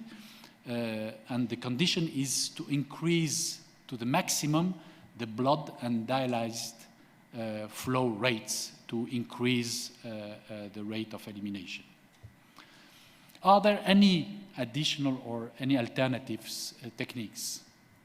Charcoal hemoperfusion. Of course, you may increase the clearance of some toxicants with charcoal, like carbamazepine, phenobarbital, phenytoin, paraquat, theophylline. So there may be some advantages. However, there are major inconveniences. you require greater anticoagulation. The charcoal cartridge are rapidly saturated, so there is a cost for this technique, and the tolerance is very bad. So, to my opinion, don't use charcoal hemoperfusion. What about exchange blood transfusion and plasmapheresis? It's more complicated. It is, of course, not so obvious to think that if you change the blood, then you will eliminate the toxicant, because the toxicant is in the cells, the tissues. But in some very specific situations, like acute and severe hemolysis, intravascular hemolysis with, for instance, methemoglobinemia, it may be appropriate to do exchange blood transfusions. So just exceptionally use these techniques. What about albumin dialysis? It may be interesting to use albumin dialysis to enhance the elimination of toxicants that are linked to albumin. And this is the principle of the Mars system. But the problem is that this technique is very difficult to set up.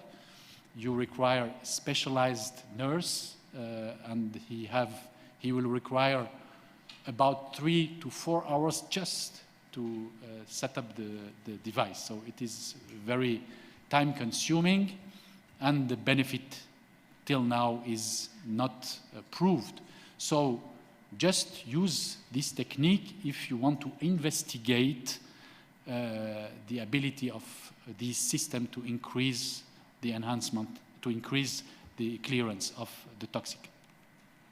So, as you see, there is no recommendation, and there is no high-level evidence to use or not dialysis, or to use or not such device. So there is an international group, I have the chance to be a part of this, called XTRIP, and we met several times, and we made some recommendations regarding the elimination techniques and indications in poisonings, and many of the resulting recommendations are published, and you can find them on PubMed. So in conclusion, for most severely poisoned patients, supportive care and antidotes are all that is necessary. There is no need for anything else, and no need for extracorporeal renal support. But in some limited cases, there is an indication. And this indication could be life-saving and is urgent. So in practice, hemodialysis should be considered in severe poisoning with salicylates, lithium, methanol, ethylene glycol, and metformin, and in all other toxicants, it should be discussed at the basis of a case-by-case discussion. And of course, as you understood, further studies, and especially randomized studies, are needed to evaluate the benefit, and further experience is also needed to evaluate the other techniques than hemodialysis, like continuous techniques. Thank you very much. Thank you very much. That was a wonderful overview. At this point, we'll have the questions at the end of this session, so thank you. And so we'll move on to our final speaker. It's really my delight to introduce Dr. Praveen Agarwal. Praveen is a professor of emergency medicine at the Ames Institute in New Delhi. He's chairman of emergency medicine and one of the leading toxicologists in India, along with Ashish Bala, who you heard from earlier today. And I also had the opportunity to be involved with training Dr. Agarwal many years ago in the States to teach him a little bit about American toxicology, but he's taught me much now about Indian toxicology. And they have a lot of particular expertise, particularly coming to the topic that he's going to be discussing today. And he's going to discuss an update in the management of OP pesticide poison patients in the emergency department. Thank you, Dr. Paul, for your kind introduction. In fact, as he said, I worked under him in 1999, got training in toxicology at USA. Thank you, Dr. Paul. So I'll be discussing about the management of acute the pesticide poisoning and update in emergency department. So as you know, pesticides are widely used in industries, in the agriculture, in the domestic houses, for various purposes. And it's a major problem, the poisoning is a major problem across Asia-Pacific region. Nearly 3 million cases of poisoning occur every year across the globe. And of these, about 200 to 300,000 people die because of pesticide poisoning. Majority of these pesticide poisoning are because of organophosphates. So remember, organophosphates is the major killer across all over the world, but most likely in the Asia-Pacific region. Now this slide just shows the various organophosphates. We have diethyl, dimethyl, and atypical organophosphates. The importance here is that dimethyl organophosphates, when they combine with acetylcholinesterase, they form a complex with the aging of about 3.7 hours. The half-life is about 3.7 hours only. While the diethyl compounds, they form the complex with aging of about 33 hours. So there's a wide window for the diethyl organophosphates in case you want to use pyridoxine. This is just the physiology of various acetylcholine receptors present in the body. And you can see that the receptors are present in the autonomic ganglia, in the postganglionic fibers, in the adrenal glands, in the heart, in the sweat glands, in the gut, in the bladder. All of these can produce various features of acute cholinergic poisoning. This is the mechanism of toxicity of organophosphate. Normally what happens is that when acetylcholine is released into the synaptic cleft, it is metabolized, it is inactivated by acetylcholinesterase to inactive compounds. But when organophosphate is there, it inactivates acetylcholinesterase, resulting in stimulation of the post receptors by acetylcholine, causing various cholinergic features. Now, organophosphate poisoning, there are 3 phases of organophosphate poisoning. The first and the most important for the emergency physician is the acute cholinergic crisis, which occurs in the first few minutes to first few hours of ingestion. The second is the intermediate syndrome, which occurs with some organophosphates about 24 to 96 hours after ingestion. The third is the organophosphate-induced delayed polyneuropathy, which occurs about 2 to 4 weeks after ingestion, which is a sensory motor neuropathy. Generally, these patients won't present to the emergency department. These are the typical clinical features of organophosphate poisoning. We have dumbbells for the muscarinic, but the 3 important are the 3 killer Bs: bronchoria, bradycardia, and bronchospasm, and of course the low blood pressure. The nicotinic ones are the respiratory failure mainly, and the CNS were the confusion, coma, and convulsions. Now, important about organophosphate poisoning is that organophosphate generally dissolved in hydrocarbons. So when somebody ingests organophosphates, the person can aspirate hydrocarbons into the lungs, causing breathing difficulties, can cause ARDS also. These are some of the ECG changes which can occur with organophosphate, but important thing is the QT interval prolongation and some ventricular tachycardia, including ventricular fibrillation also. Now, this is the score which we commonly use in our emergency department, Paradenia scores for severity of poisoning, which is based on the clinical features only: the pupillary size, the respiratory rate, the heart rate, presence or absence of fasciculations, the level of consciousness, and the presence or absence of seizures. This is a quite good, reliable score for defining severity of organophosphate poisoning.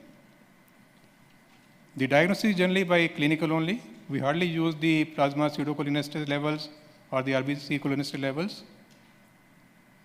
Now, intermediate syndrome is an important thing for emergency department. The patient may come to us with mild organophosphate poisoning with few features of cholinergic toxicity. You may discharge the patient, but the patient may come back again after about 24 to 96 hours with acute respiratory failure. So that is why patient with organophosphate poisoning should remain in the hospital for at least 96 hours. They should be closely monitored for any respiratory failure, and if required, they should be ventilated by intubating the patient. Now, coming to management of the patient with organophosphate, if there is external exposure to the patient, suppose the patient is exposed to the organophosphate through skin, external decontamination is required. Otherwise, for the injection, the patient should be resuscitated, stabilized, given muscarinic antagonist like atropine, and if indicated, gastric lavage. The role of pyridoxine, the acetylcholine reactivators, is very, very doubtful. We do not use it. And definitely, if the patient does not respond to these therapies, then we need to give some novel therapies to these patients, which I will discuss later on. Now, the only thing about external decontamination is that you must protect yourself when providing the external decontamination. It should not happen that we have one victim of organophosphate poisoning and then we become the second victim of poisoning. So for the initial stabilization, the standard the ABC for any emergency. But the important thing here is that if the patient comes in cardiac arrest, we start the ACLS protocol, but in addition, we start the atropine therapy also.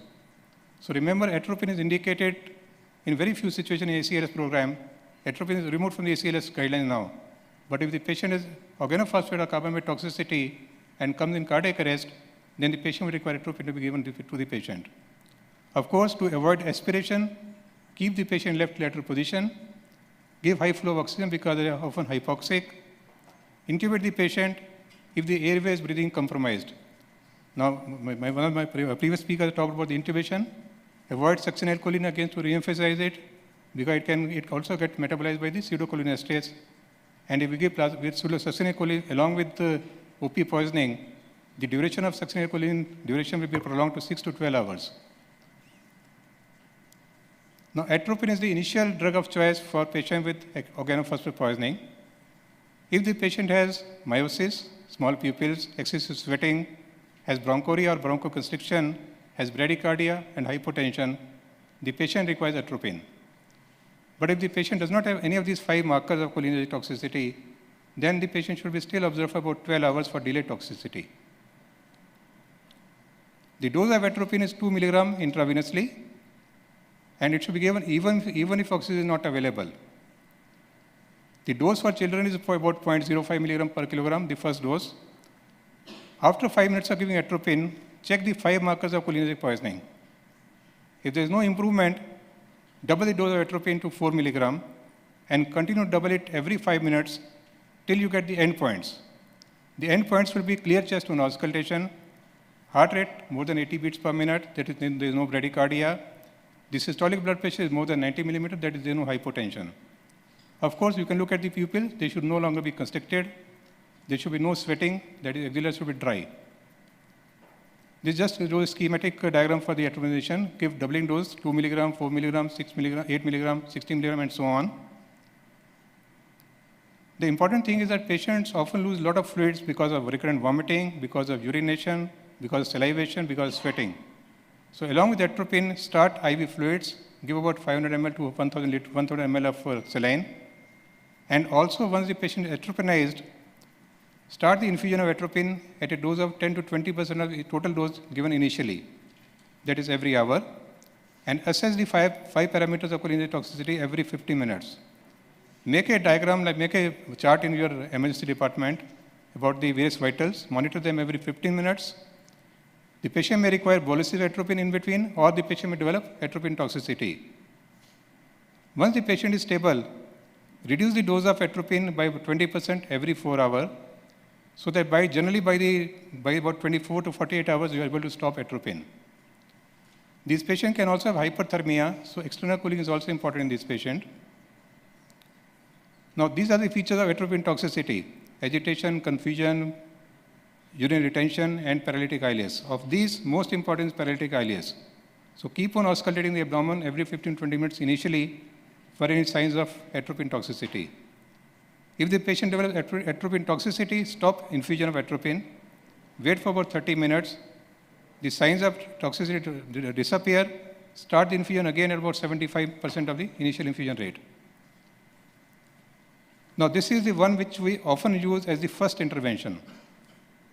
Remember, gastric lavage can never be the first intervention in any of the poisonings, particularly for the pestilential poisoning. If you want to do a gastric lavage, it should be done only after the initial resuscitation, the initial dose of atropine, and there also the role of lavage in organophosphate poisoning is very, very doubtful.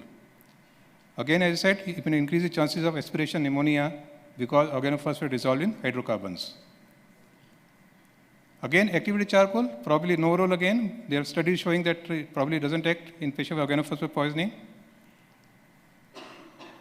Now, do we have any evidence of doubling doses of atropine? We keep on doubling doses every 5 minutes.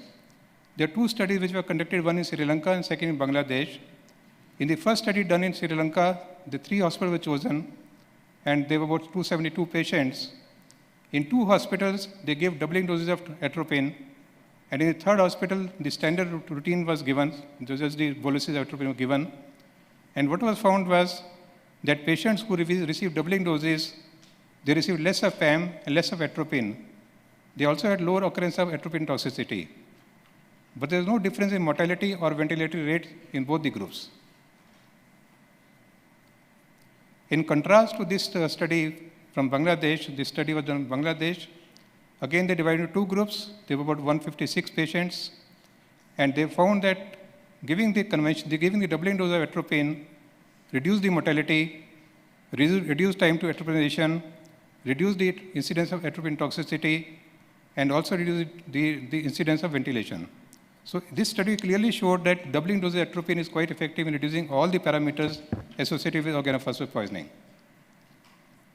Now coming to the second antidote, which is pralidoxime.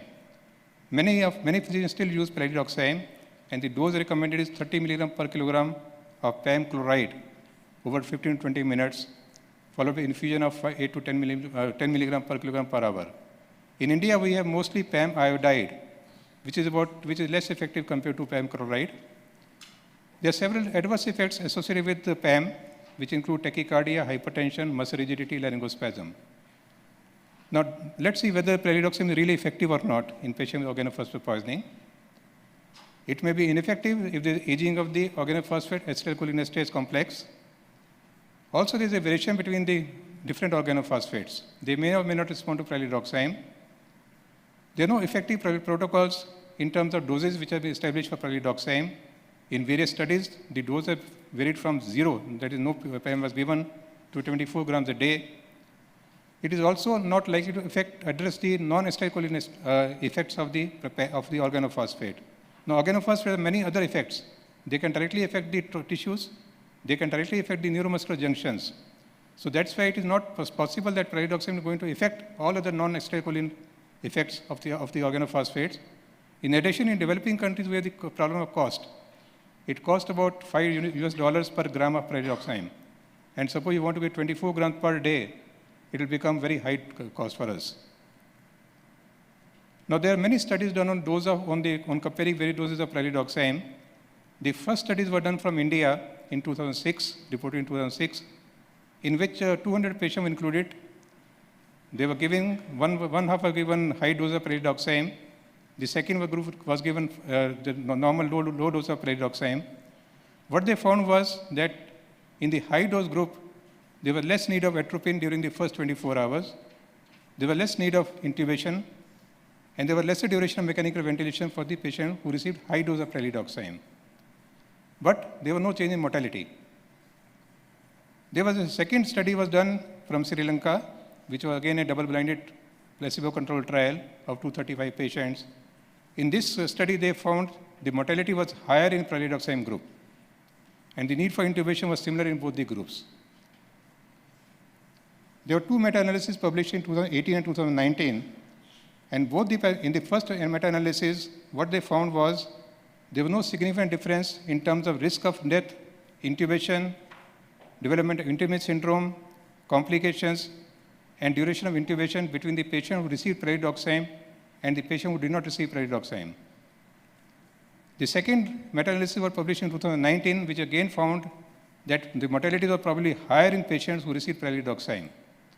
So with these two meta-analyses, it is possible probably that pralidoxime should not be given to a patient with organophosphate poisoning. Now, some people do use glycopyrrolate in place of atropine because it controls the secretion better. It produces less of tachycardia. It does not cross blood-brain barrier easily, and therefore will not cause much of confusion or delirium. But the problem with glycopyrrolate is that it is less effective in treating bradycardia induced by organophosphate, and it may not reverse the CNS effects of organophosphates. So most of us may give glycopyrrolate in case the patient is not having much of bradycardia and not having much of CNS effects, but it is costlier than atropine. Now, there are several novel agents which have been used in the past, which include magnesium sulfate, clonidine, sodium bicarbonate, and recombinant bacterial enzymes like butyryl cholesterase inhibitor, cholesterase. There are small studies conducted on the use of these novel agents. The first study about magnesium sulfate was on about 45 to 45 patients. One group got 4 gram magnesium sulfate over 24 hours as infusion. The second group did not get any magnesium sulfate. Oxime and atropine was used in both the groups. So what was found was, in the magnesium group, none of the 11 patients who received magnesium died. But in the control group of 34 patients, 5 patients died who did not receive magnesium. So probably they concluded that magnesium may be effective in patients with organophosphate poisoning. But there was a study from Iran in the year 2018, which included 80 patients. Again, one group received magnesium sulfate, 2 grams every 2 hourly for 3 doses versus saline, and they found there was a reduced duration of admission for patients who received magnesium sulfate. This was a meta-analysis of patients who received magnesium sulfate versus no magnesium sulfate in OP poisoning, and it was found that it probably decreased the mortality if patients were given magnesium sulfate. The second drug would be sodium bicarbonate to alkalinize the blood to a pH of about 7.45 to 7.55. It has several mechanisms of actions, including it increases the OP clearance by hydrolysis, it expands the intravascular volume, it has a direct effect on the neurovascular junction, it has probably effect on the aging of the acetylcholinesterase OP complex, and probably improves the oxime activity also. Again, very small studies are available. This is a study of about 53 patients. One group received sodium bicarbonate, the second group did not receive sodium bicarbonate. So what was found was that total doses of atropine in the control group were higher than the group which received sodium bicarbonate. The admission rates were higher in the control group, that is patients who did not receive sodium bicarbonate, than the test group, that is the patient who received the sodium bicarbonate. Again, this is a very small study. Salbutamol is also being recommended, or at least thought of, as a treatment for patients with organophosphate poisoning. It relieves OP-induced bronchospasm. It increases fluid elimination from the lungs, thereby improving the oxygenation. But there is a recent study conducted in Bangladesh which did not show any benefit of use of salbutamol. Now, diazepam is another antidote which is being tried in patients with organophosphate poisoning. In OP poisoning, what happens is there is uncontrolled stimulation of the respiratory center, which causes decreased phrenic nerve output. Diazepam, what it does is that it attenuates the respiratory system activity, thereby inhibiting the CNS respiratory depression paradoxically. But again, we don't have much of evidence in favor of diazepam. This is a study done in animals, in rats basically, and what they found that if the patient was pre-treated with diazepam before giving diclofenac, 44% animals or the rats survived at 10 minutes, but none survived at 24 hours. So probably again, diazepam may not be really effective in patients with organophosphate poisoning. Another concept is the use of bioscavengers, like use of cholinesterase enzyme, which sequesters organophosphate compounds in the blood so that the target concentration of organophosphate is reduced. The second is the use of hydrolysis, which hydrolyze the organophosphate in the blood, thereby reducing the concentration of organophosphate in the blood. And one of them, that is OPDA, has been found to be useful in animals. Now, there are 2 or 3 studies on bioscavengers. In the first study, again, very small study, 33 patients, 20 received atropine plus PAM, 9 received plasma, which contains butyryl cholinesterase, and 2 received plasma after they developed intermediate syndrome. Now, what they found was that patients who received only PAM and atropine, the intermediate syndrome developed in 28.8% of the patients, that is 6 out of 21, while in 9 patients who received plasma, in none of them intermediate syndrome developed. There were no deaths in the patient who received plasma.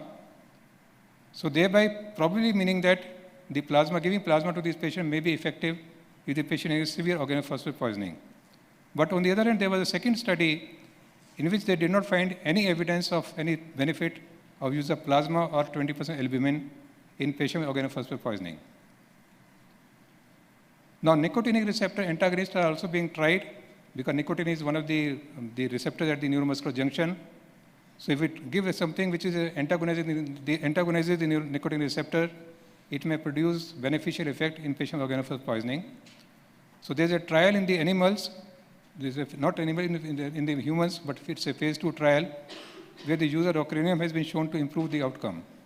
But again, the number of patients very small, only phase 2 trial was there.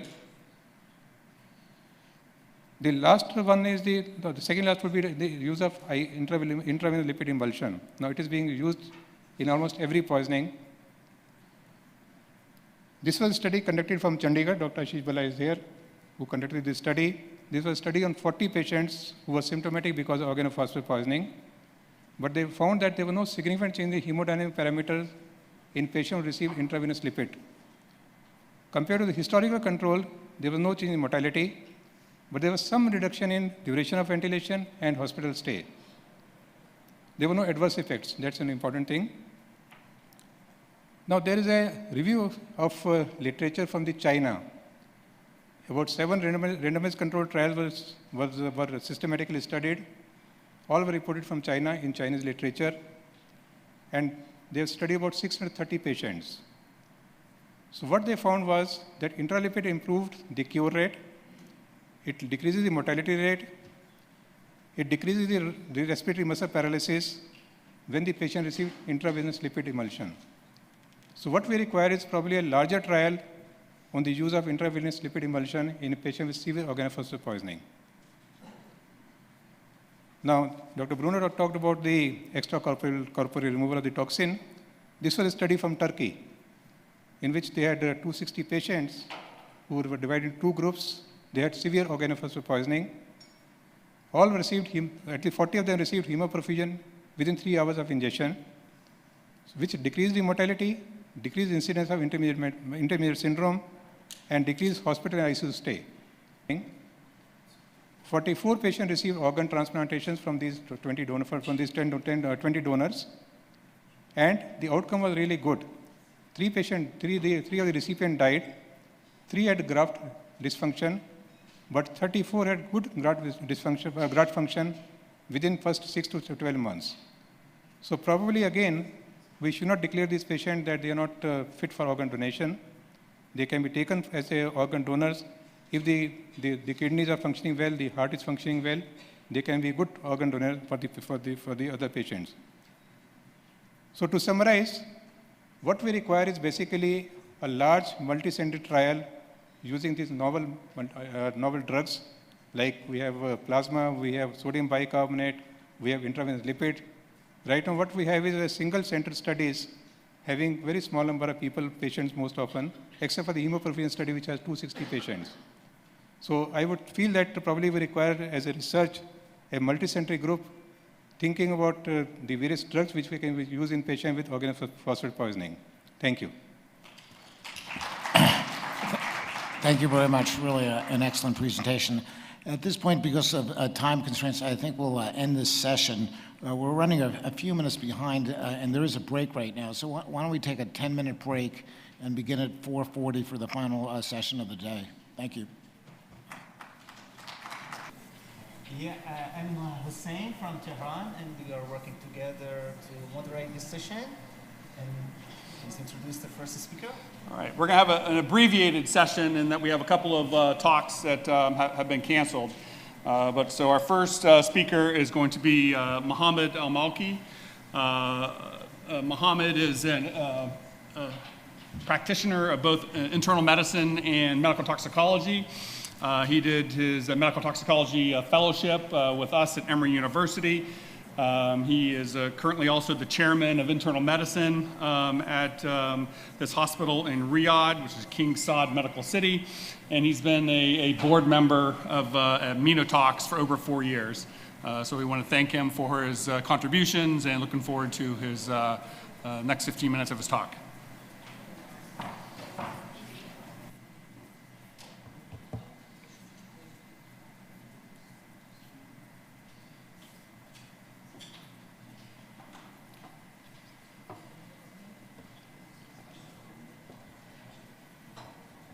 Hello, everyone. So my talk today will be about utility of drug screen in emergency department. So this is the outline of my talk. We'll start by giving you introduction about emergency drug screen methods that we are using for emergency drug screen, including immunoassay and chromatography techniques. limitation of immunoassay techniques, some evidence from the literature about use of drug screen in emergency departments, and then a conclusion. So basically, urine drug screen is a panel of tests that are done on biological samples, and most of the time it's urine, even it can be done on other samples. Then it can give you like a result it will tell you whether a specific drug or even its metabolites are present in that sample or not. Most of these screening tests does not give you quantity. Like they will tell you like if this drug is positive or negative, but they will not give you a specific concentration, despite some newer machines can give you like specific concentrations. So basically, drug screen is a two-step process. Initially, you have to do a screening test using immunoassay. And if that biologic sample tests positive for any drug, this does not mean it's positive. You have to confirm your result using another test. We call it confirmatory test, and different techniques used for that, like liquid and gas chromatography. So basically, like checkpoints at the airport. So initially, biologic sample will be screened to see if any drug is present there or not. If the test is positive, this does not mean it's positive. So you need to confirm your result by doing another test, confirmatory test, using gas and liquid chromatography. So for screening, we are using different machines are available, and most of these machines, they are using immunoassay techniques. They use antigen-antibody interactions. They have specific antibodies against specific classes of drugs or even its metabolites. So if the biologic sample contains that specific drug or even one of its metabolites, then it will give you a positive result. But again, this is not specific test. You have to confirm your result using chromatography. So commercially available immunoassays, they will test for different drugs. The most commonly tested drugs are amphetamines, barbiturates, benzodiazepines, cocaine, opiate, THC, and phencyclidine. Some machines, they will even test for more drugs like tricyclic antidepressant and the others. But these are the most commonly tested drugs. So immunoassay techniques are inexpensive, widely available in the emergency department, and easily automated. It's not a sophisticated technique and can give you the results quickly. What is the problem with immunoassay techniques? We have three problems. The first one, these tests are qualitative tests. So they will not give you specific concentration for that drug. They will tell you if the drug is positive or negative, but they will not give you specific concentration. Some newer machines will give like specific concentration, but the majority of immunoassay techniques, only they will tell you if the drug is positive or negative. So the second problem with immunoassay technique is reliability issues. So these are screening tests. So they are highly sensitive. Their sensitivity is very high. So you will have a low and false negative results, but they are not specific. Their specificity is low. Also, their negative predictive value is low. So if you have a positive result with the immunoassay, this is not a confirmatory test. You have to do a second step. You have to confirm your result with a more specific and diagnostic test like chromatography.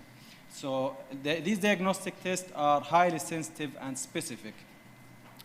The third problem with immunoassay techniques is cross-reactivity.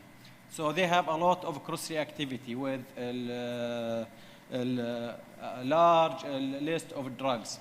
For example, if you will eat this meal, you will test an immunoassay positive for opioid.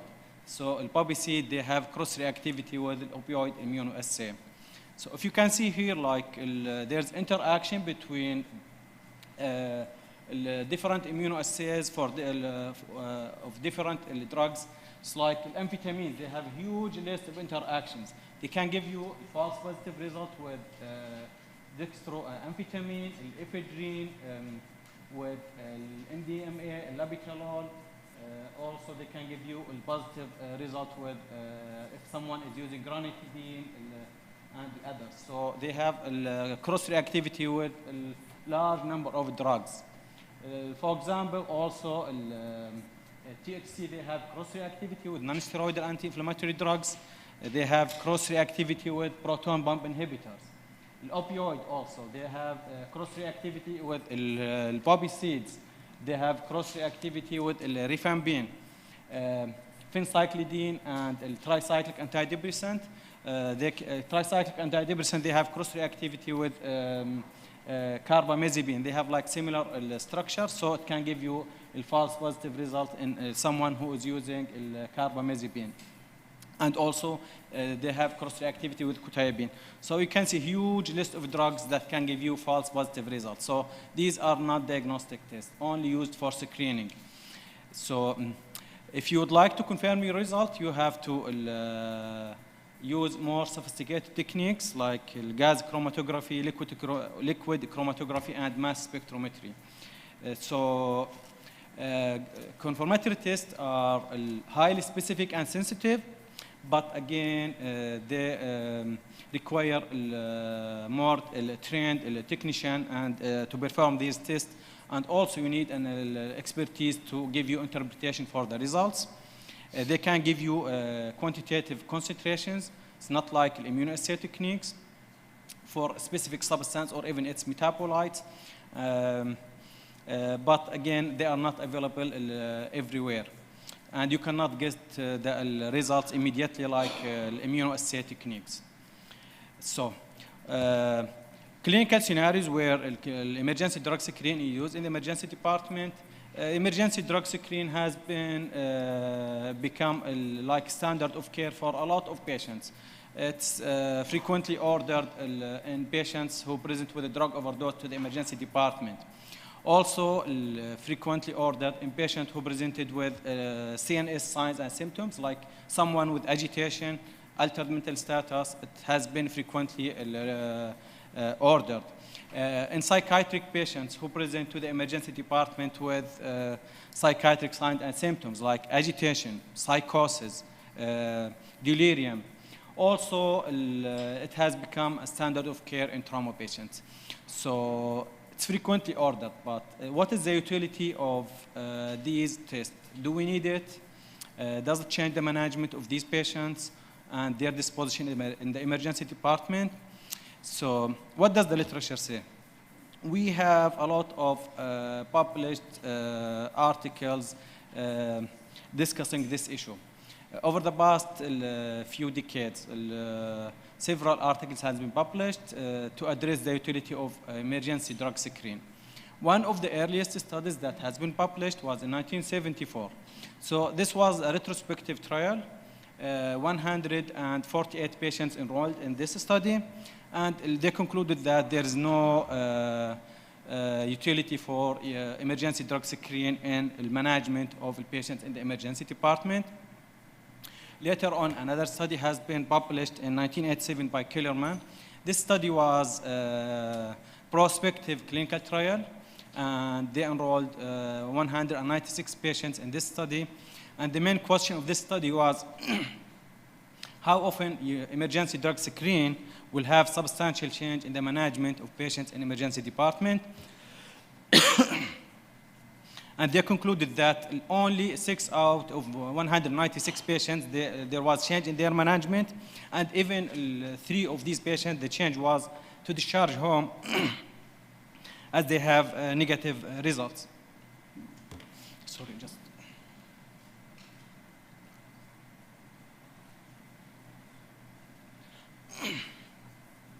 What about psychiatric patients presenting with psychiatric signs and symptoms like agitation, delirium?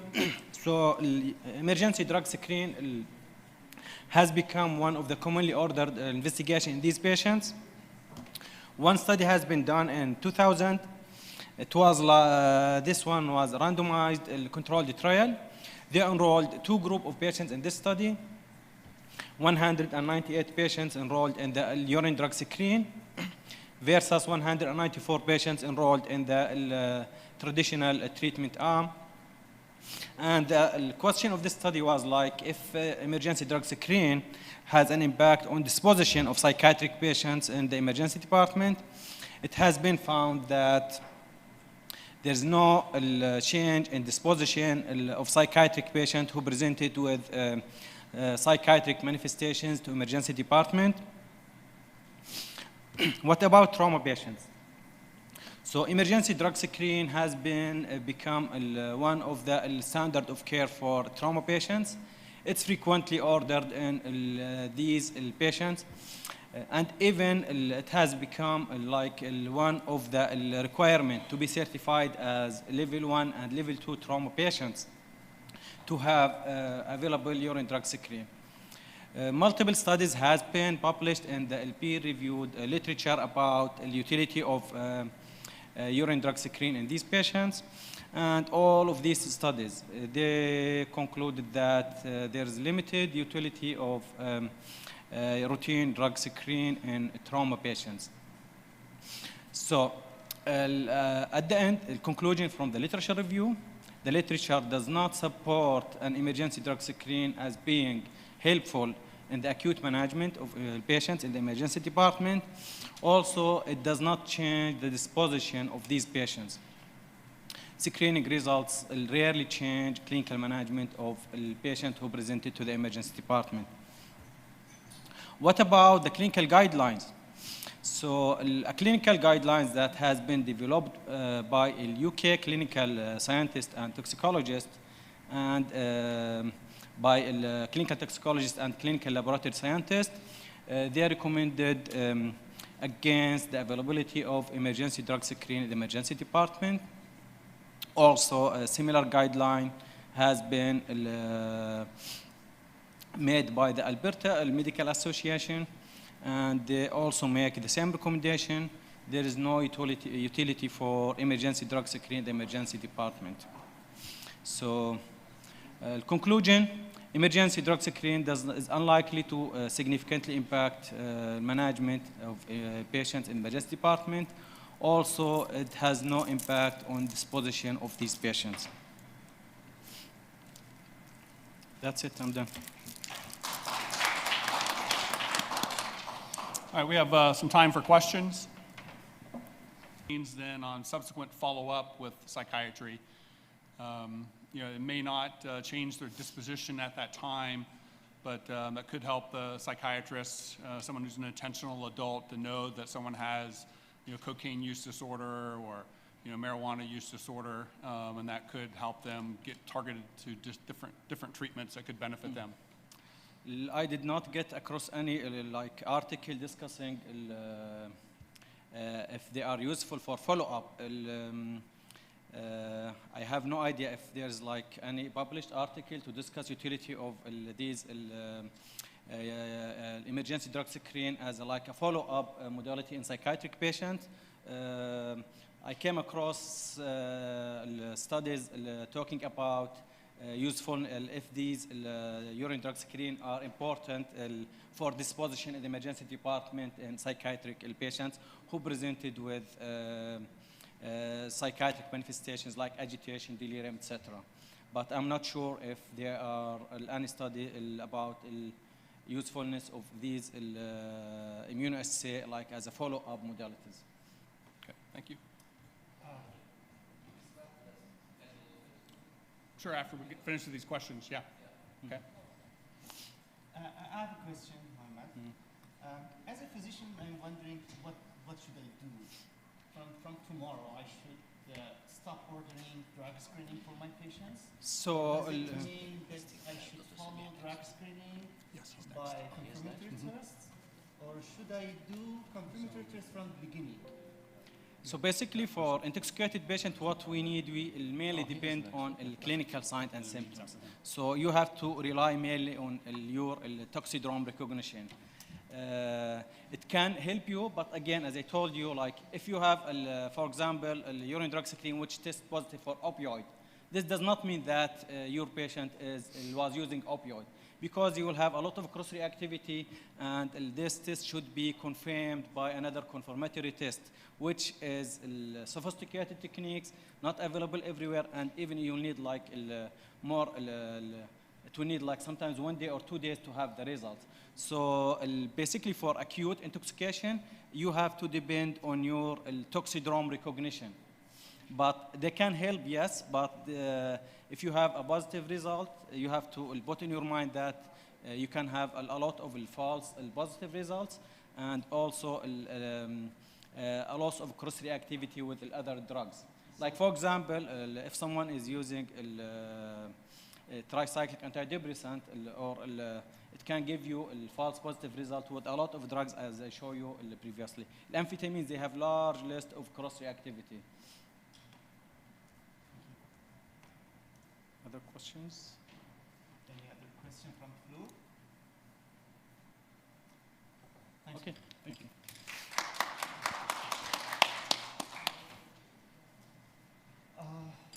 Let me introduce Semih from Turkey. He is currently working in Ministry of Health as Director of the Emergency Medical Service in Turkey.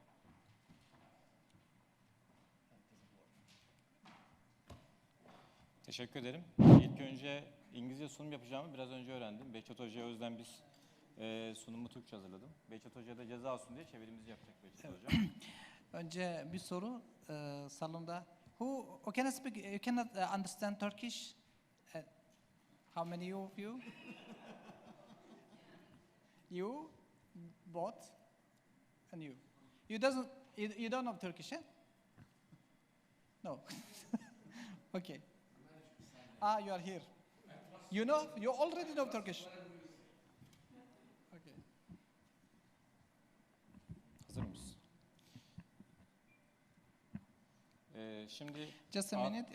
Dr. Semih Korkut, he's the manager of the emergency service of Ministry of Health of Turkey, especially for the pro-hospital. He's working, a very hard-working man. You can see in the morning, he's east of Turkey. In the same day of the evening, he's at the south of Turkey. So he want to present his apologize because he planned to join us for the opening ceremony. In the morning, the Ministry of Health called him to go to join another meeting. So that is why he didn't join us. So he presented his apologies again. Why not he didn't join us? Okay, you are welcome. And he's also the member of the EPOD. I have to say it. Okay. Türkiye'deki afetlerdeki toksikoloji durumunu anlamak için ilk önce afetleri anlamak lazım. To understand the toxicology of the even in Turkey, first we have to understand the other events, disasters. Şimdi Türkiye deprem bölgesinde. Turkey is an earthquake place. Ulaşım yollarının Located üzerinde. in earthquake. Her türlü afete açık bir ülke. Son bir ayda başımıza gelen felaketleri buradaki toksikolojiden bahsedeceğim. In the recent days we have 3 big disasters. Evet. İlk önce küçük bir şeyimizi hatırlatayım. Türkiye'de 35 bin tane acil sağlık hizmetlerinde, hastane öncesi acil sağlık hizmetlerinde çalışan personelimiz var. We have staffs at the 35 location for pre-hospital staff working. 5600 ambulans, bunların yaş ortalaması 3.6, dünyanın en genç filolarından bir tanesine sahip. 5,600 ambulance, 17 helicopter and 3 aircraft for transfer. 3 uçak ve 17 helikopter. Helikopterde ve uçakta da dünyanın genç filolarından bir tanesine sahibiz. We are one of the youngest for the aircraft transportation in the world. 24 Ocak'ta Elazığ depremi başımıza geldi. 6.8'lik bir deprem. 20.55'te meydana geldi. En yakın istasyonumuz bir göçe 2,5 kilometre mesafesindeydi ve 4 çağrı o istasyona geldikten sonra 4 dakika içerisinde o istasyon göçük alanındaydı. At 25th of the January, we had an earthquake in Elazığ location. At 20:55 time, the nearest location for help was 2.5 kilometers far from the earthquake location. Okay. Şimdi depremden yaklaşık 15 dakika sonra Sağlık Bakanlığı'nda bir koordinasyon merkezimiz var. Genel müdürlerin toplandığı. Burada önemli Halk Sağlığı Genel Müdürü, Kamu Hastaneleri Genel Müdürü olduğu veya onların olmadığı ortamda Genel Müdür Yardımcının olduğu bir ekibimiz toplandı. Ben Acil Sağlık Hizmetleri Genel Müdürü olarak o anda uçak arıyordum. Yani Elazığ'a nasıl gidebilirim diye. Just after 5 minutes after the earthquake happened, they had an organization centers in the Ministry of Health. 50 minutes later, they became together for organizing this earthquake help. Bakanlarımıza ait özel uçakla gece saat 12 civarında hem Sağlık Bakanımız hem de bizler olay yerindeydik ve bir kriz merkezi ortaya çıkardık. Just 3 hours later after the earthquake, the Ministry of Health of Turkey with their personnel, they arrived to the location of the earthquake. Elazığ, Malatya'da tabii iki tane en çok etkilenen illerimiz Elazığ ve Malatya. Burada da The most affected cities was Malatya and Elazığ. Şimdi Elazığ ve Malatya'da toplam 153 ambulansımız, 13.000 sağlık personelimiz, yatak kapasitesi 5.990, yoğun bakım yatak kapasitesi iki ilde 1034. For Elazığ and Malatya cities, they have 153 ambulance, 3,300 personnel staffs for health, and about 6,000 bed capacity, and over 1,000 intensive care unit bed. Bu çok önemli. Bizim depremden sonra hızlı reaktif olan bir şeyimiz var, bir yapımız var. Onlara biz hazır olun, depreme gidiyorsunuz, afete gidiyorsunuz demiyoruz. Bizim ekiplerimiz hazır oluyor. Sonra yola çıkarken biz yola çıkıyoruz diyor, biz dur veya kal diyoruz o da. They have a very active team. They are always ready for help. 8 saat içerisinde 2625 tane personel deprem bölgesindeydi. Just within 8 hours after earthquake, over 2,600 personnel were transferred to the earthquake location. Evet. 317 ambulansımız oradaydı. 317 ambulance were there. Ki bu ambulans sayısı İstanbul'un yaklaşık 1.3-1.4 katı. It is about 1.3 of Istanbul ambulance. Aynı anda 2 helikopter ambulans, 2 uçak ambulans, bir ambulans uçak, 4 seyyar hastane, 18 seyyar hastane ünitesi ve işte ısıtma sistemlerimiz ve jeneratör sistemlerimizi götürdük. Simultaneously, at the same time, the 2 ambulance, helicopter ambulance, 15 helicopter ambulance, 2 ambulance aircraft, and 4 mobile hospitals, 18 mobile units, and 30 heating system was constructed at the earthquake location in Elazığ and also in Malatya. Orada geceleyin ciddi soğuk vardı. -14 dereceye kadar soğuk. It was very cold at the same time. Kurduğumuz çadırlarda halk gece artı sarsıntılar olduğunda çadırların iyi bir ısıtma sistemi vardı. Hemen ısıtma sistemini kurduk. Yanında da bir jeneratör var. Artı 30 dereceye kadar içerisini ısıtabiliyordu. Halkın birçoğu tedavi olmaya değil, ısınmaya bize geldi.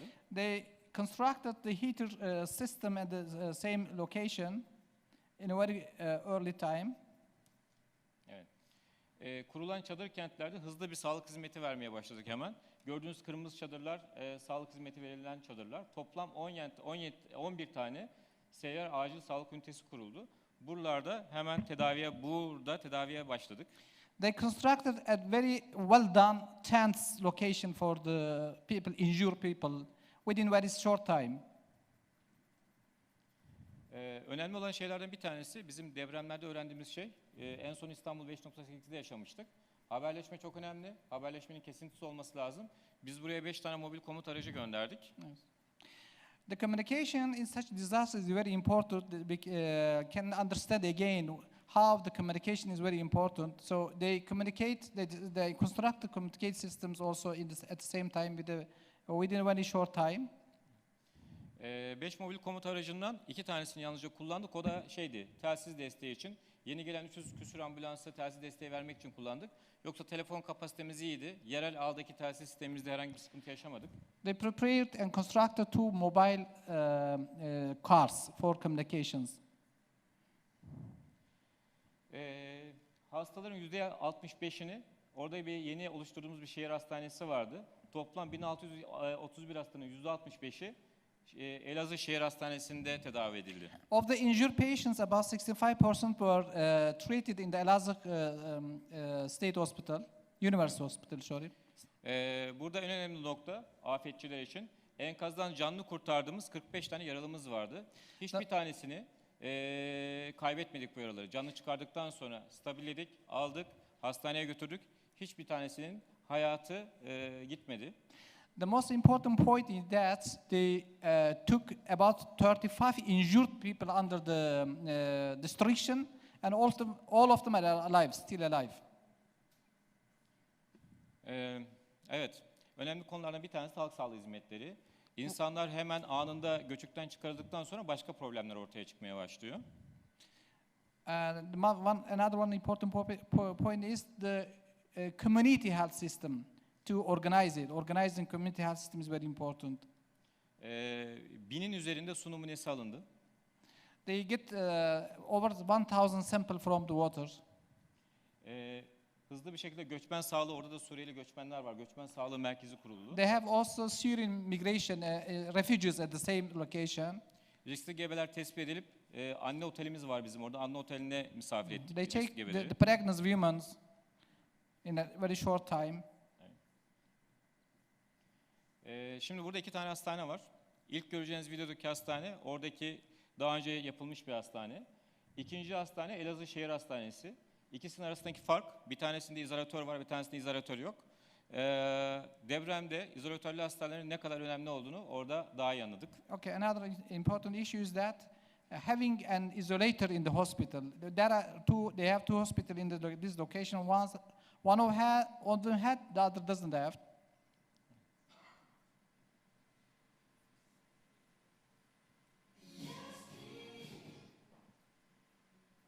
Müzik benden değil. This is a view from the time of the earthquake. It is about 5.4, I think, isn't it? İkinci hastane izolatörlü hastane, şehir hastanesi.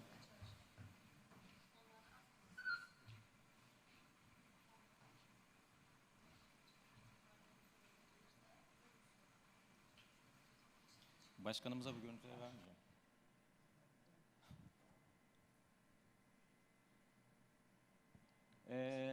Şu gördüğünüz izolatörler. These are the isolators. Elektrikler kesiliyor. Otomatik aydınlatmalar devreye giriyor. Electricity is cutting. Destroyed, totally destroyed. Yukarıdaki sallanan hastaneyi görüyorsunuz. As you see, it is sliding due to the earthquake. İstanbul'da bu yıl içerisinde bir tanesi 2800 yataklı, 2 tanesi 1000 yatağın üzerinde, 3 tane hastane bu şekilde devreye giriyor. In Istanbul? İstanbul'da, evet. Okay.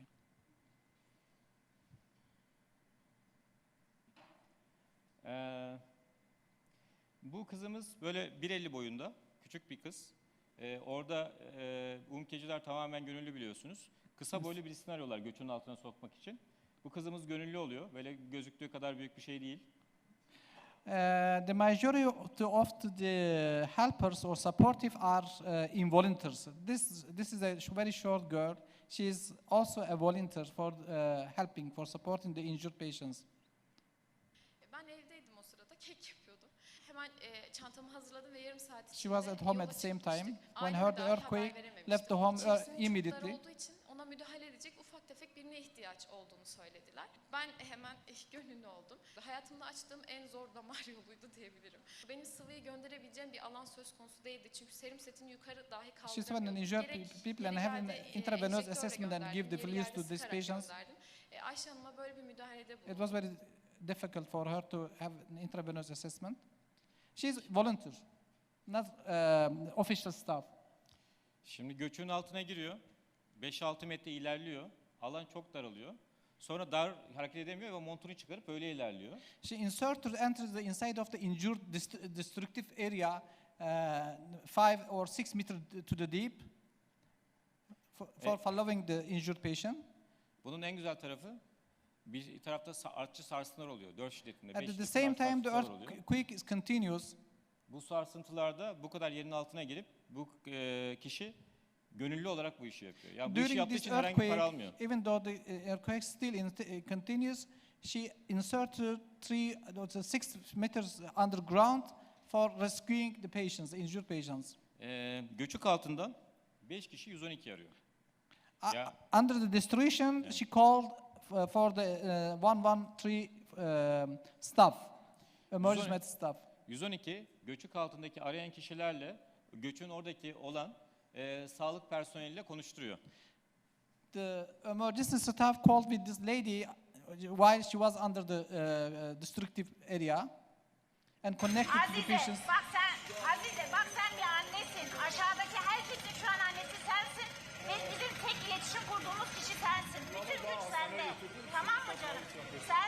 Sen daha güçlü olacaksın. She is trying to stabilize the patient who are under restrictions. Evet, Türkiye'de 11.900 tane gönüllü var. Günlük rakamı değişiyor, We have artıyor, eksiliyor. about 12,000 volunteers for disaster management.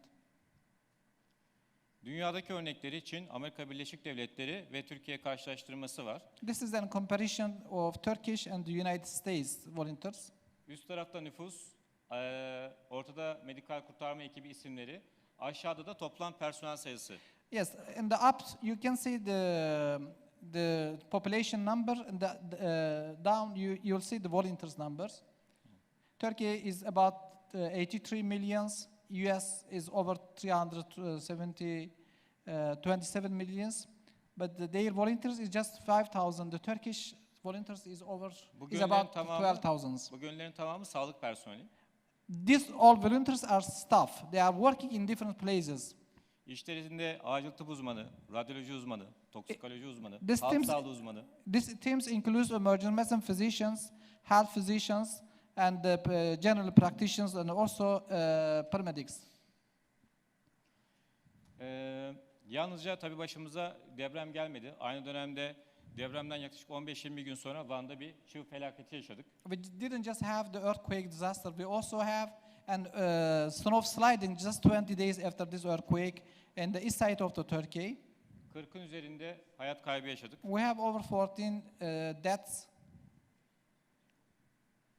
in this sliding, snow Bu da sliding. Dünya Sağlık Örgütü'nün UMKE ile ilgili, bizim kurtarma örgütümüzle ilgili düşünceleri. Dünya Sağlık Örgütü'nün Türkiye temsilcisi konuşuyor. This is one responsible of the WHO, the WHO.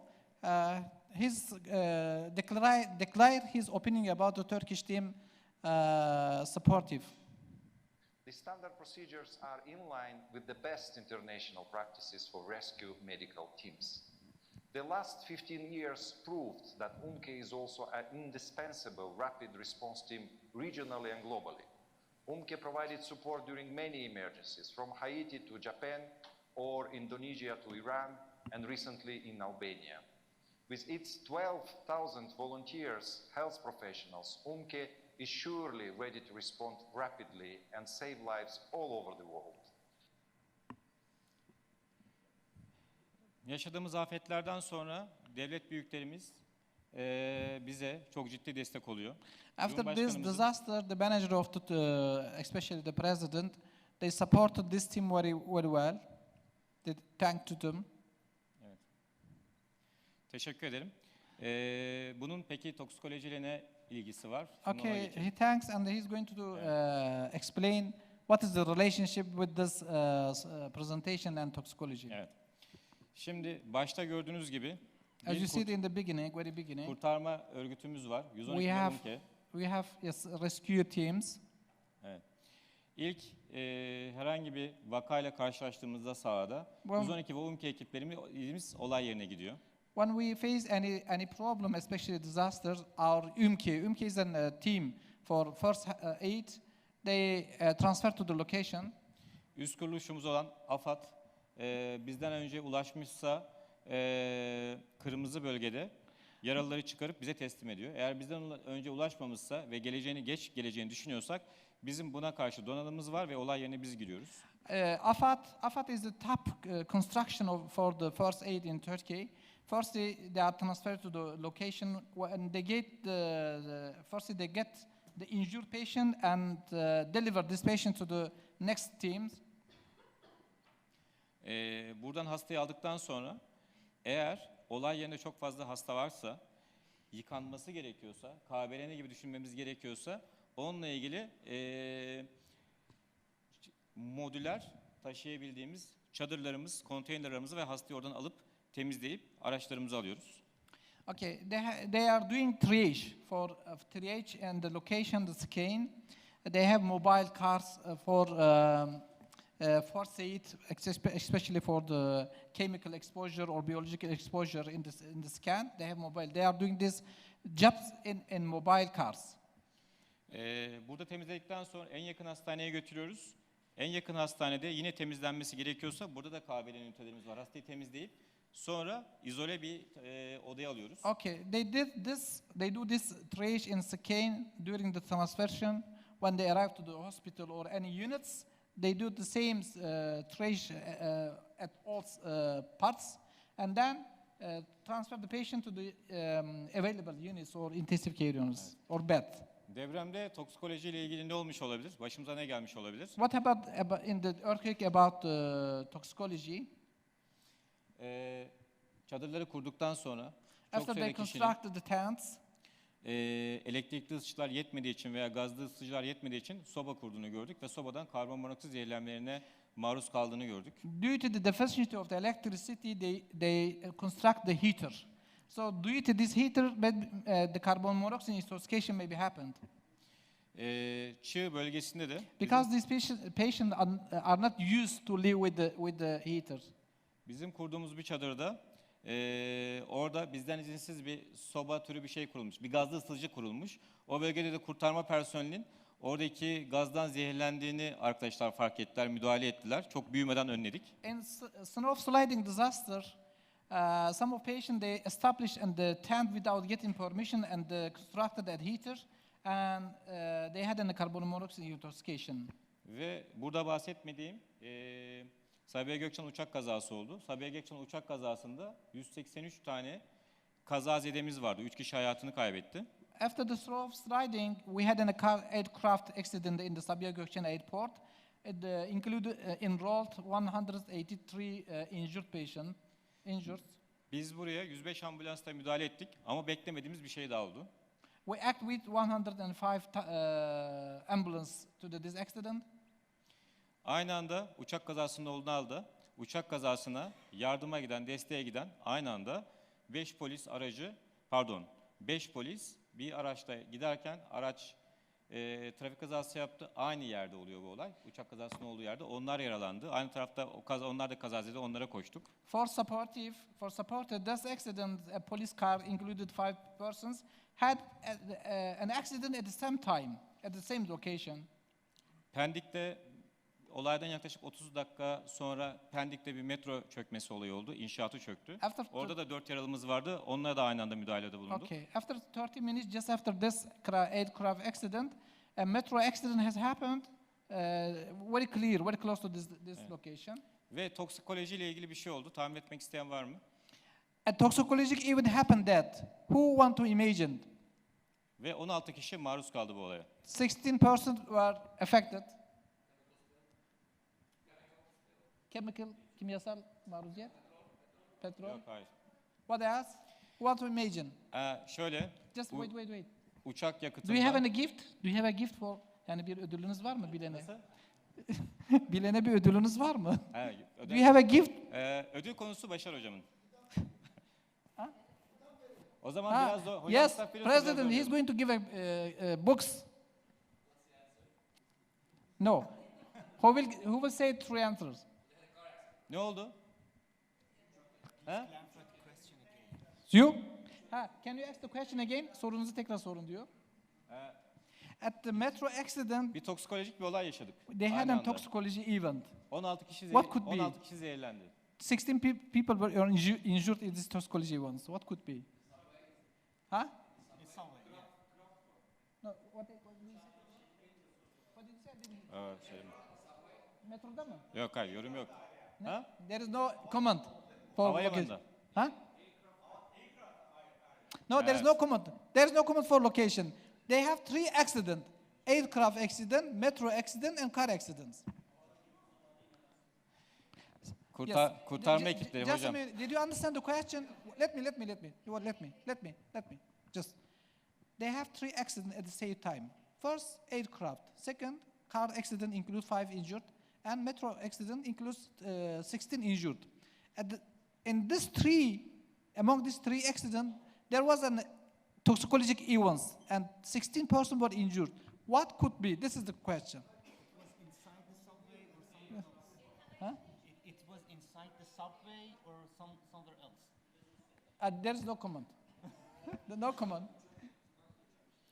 Evet hocam şey yapalım. Uçak yakından zehirlendiler. Ha? Şöyle. Yeah. Evet.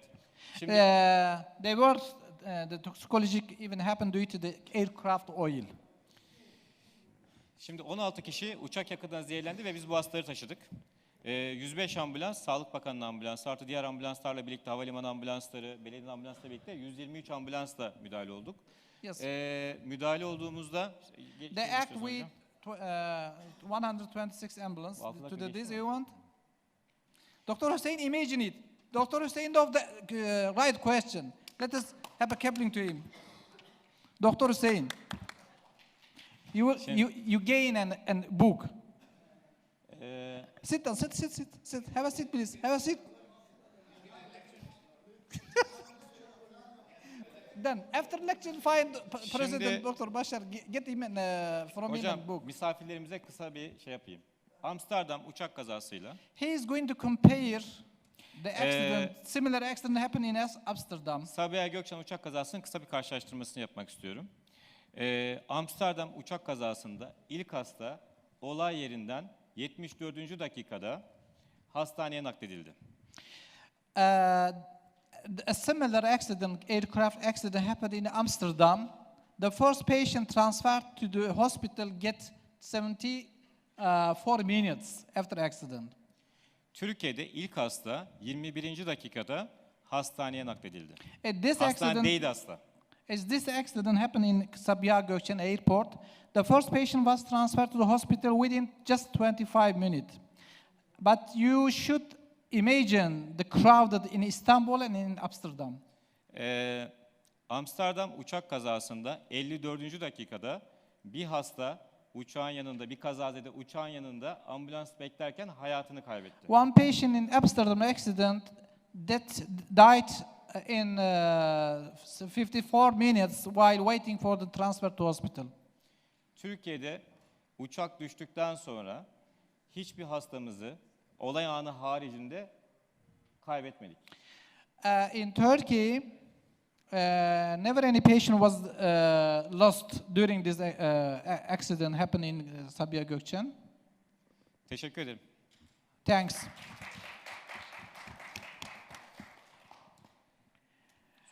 I just want to thank to Dr. Semi and his team. They are really very hardworking and they are have a well done organizations.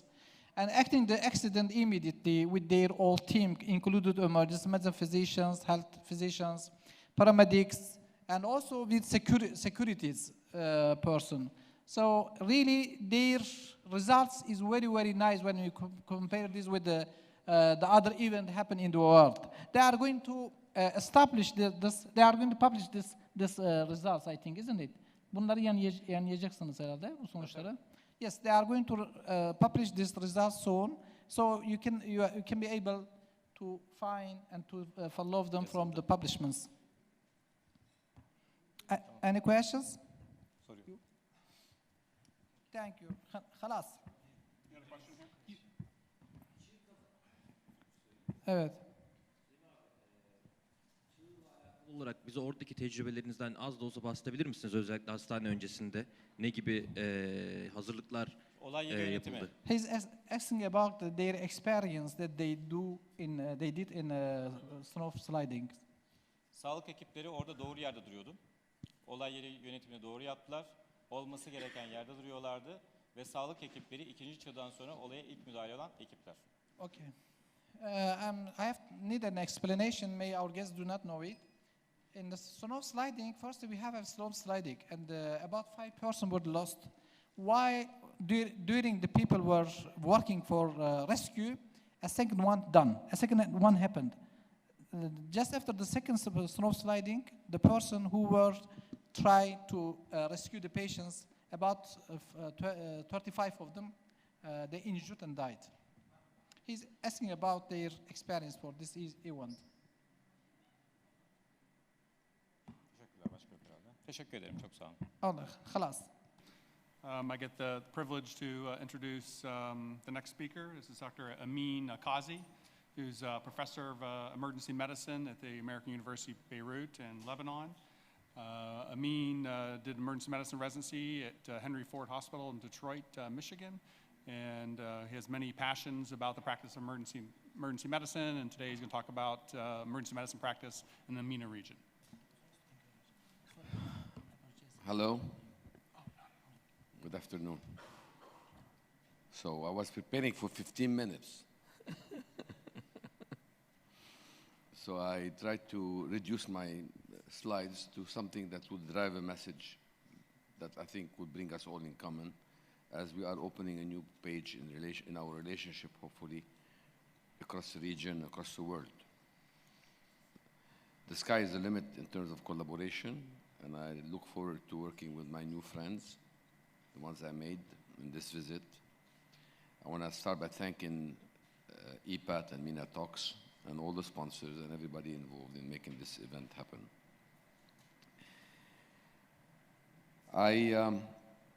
I'm going to talk about something basic that we all live, but is simple enough that I guess we will have some lessons all to really derive from.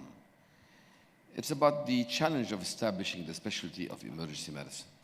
What I have learned personally from experiencing emergency medicine from the time I was a student in the late 80s in Detroit to the time when I was a junior faculty to the point where I was chairing departments and establishing residency programs and journals and books. And the journey has given me the privilege of remembering what Turkish emergency medicine was like in the early 90s when I used to climb hills with Tintinelli here.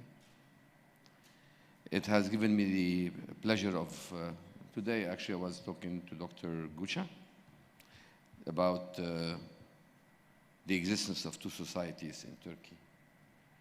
And what I tried to highlight, and it's very important to remember that the emergence of more than one society in the actual description of international emergency medicine is actually a sign of health, not only of positive challenge, but actually it highlights the complexity in which emergency medicine has gotten to be in Turkey. That itself is a sign of development that has taken you from being embryonic emergency medicine to developing to developed. You are now in the developed phase of emergency medicine where you have the complexity that it takes to be able to build new models and think differently, complement each other, and we'll move forward towards the future. So, what can we discuss today that could be a good ground rule for us all to collaborate? Let's go to the next slide, or I guess I can do that.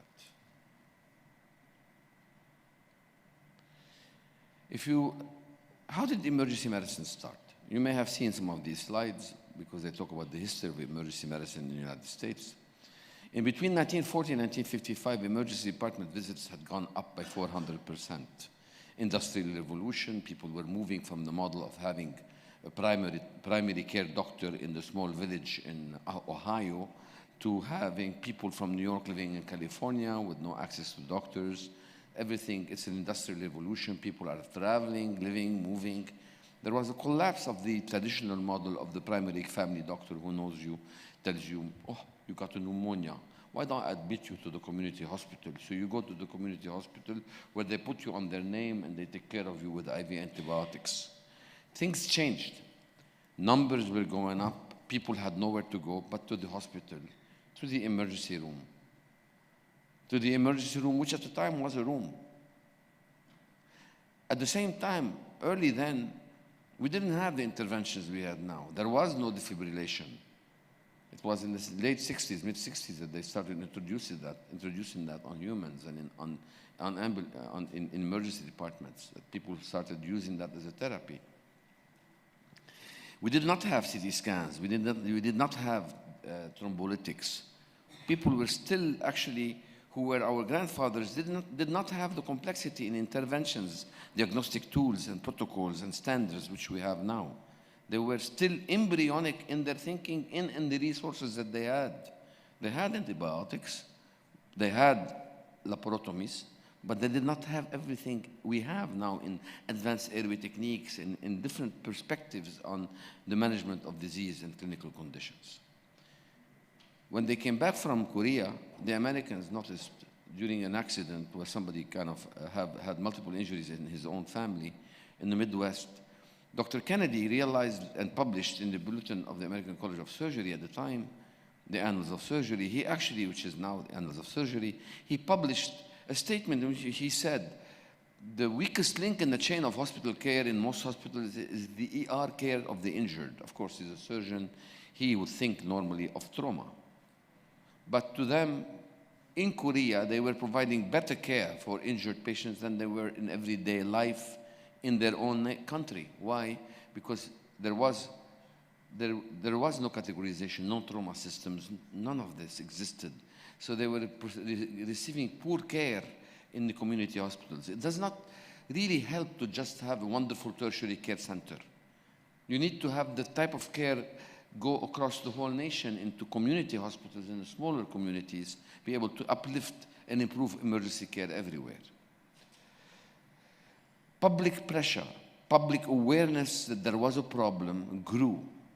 And the public, through lawsuits, through articles in the media, pressured authorities and declared that what they needed, this was in the New England Journal of Medicine in 1958, they were calling for experience and judgment of the physician who's directing this. This was no longer just about providing a good defibrillator, a very solid bed. It wasn't about the physical space and equipment.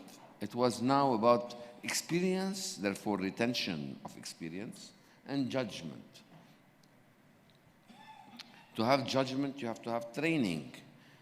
You had load and complexity increasing, and it was increasingly important to have adequate training and mature judgment experience, and adequate training was for the personnel, not only physicians.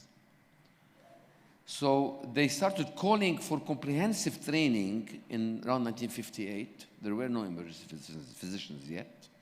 And everybody was calling for physician experienced in the emergency ward for medical and surgical patients. Certainly, they were internists and surgeons talking, so they missed pediatrics, ophthalmologic, obstetric, gynecologic, urologic, toxicologic. So you can imagine the scope. I'll spare you the history. The history is how they started developing staffing for emergency departments, where in Pontiac and in Virginia, in Michigan and in Virginia, doctors started working part-time. 24 doctors left their practices and started doing part-time rotations to staff an emergency department. Another model, 6, 7 doctors left their practices full-time and started practicing full-time emergency medicine to take care of patients. This was the early 60s, the Pontiac and the Virginia plans, the Alexandria, Virginia plan. Those two plans were the first people who said, we are emergency physicians, part-time and full-time. By the late 1960s, 68, people were starting in the United States, in Canada, in Australia. At the same time, people were coming together and starting to do training in emergency medicine.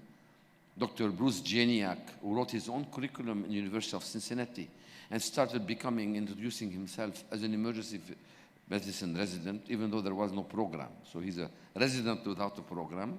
And then in USC, University of Southern California, Gail Anderson, an obstetrician, actually was appointed to start a residency program at the time with four spots only, that were basically the first residency program in 1970. 1970, 71, you had a surge of programs such as Henry Ford Hospital, University of Chicago, where Peter Rosen was, and there was, then you had this growth of programs across the United States and later across the world. And it's not for me, thank you. I should close it. What would a nation, a community, or government want? What is the ideal center? What do you know? What do they want? Three things. The people, the community, the nation wants three things: easy access to emergency care, quality emergency care, affordable emergency care. They want easy access, they want quality, and they want to be able to afford it.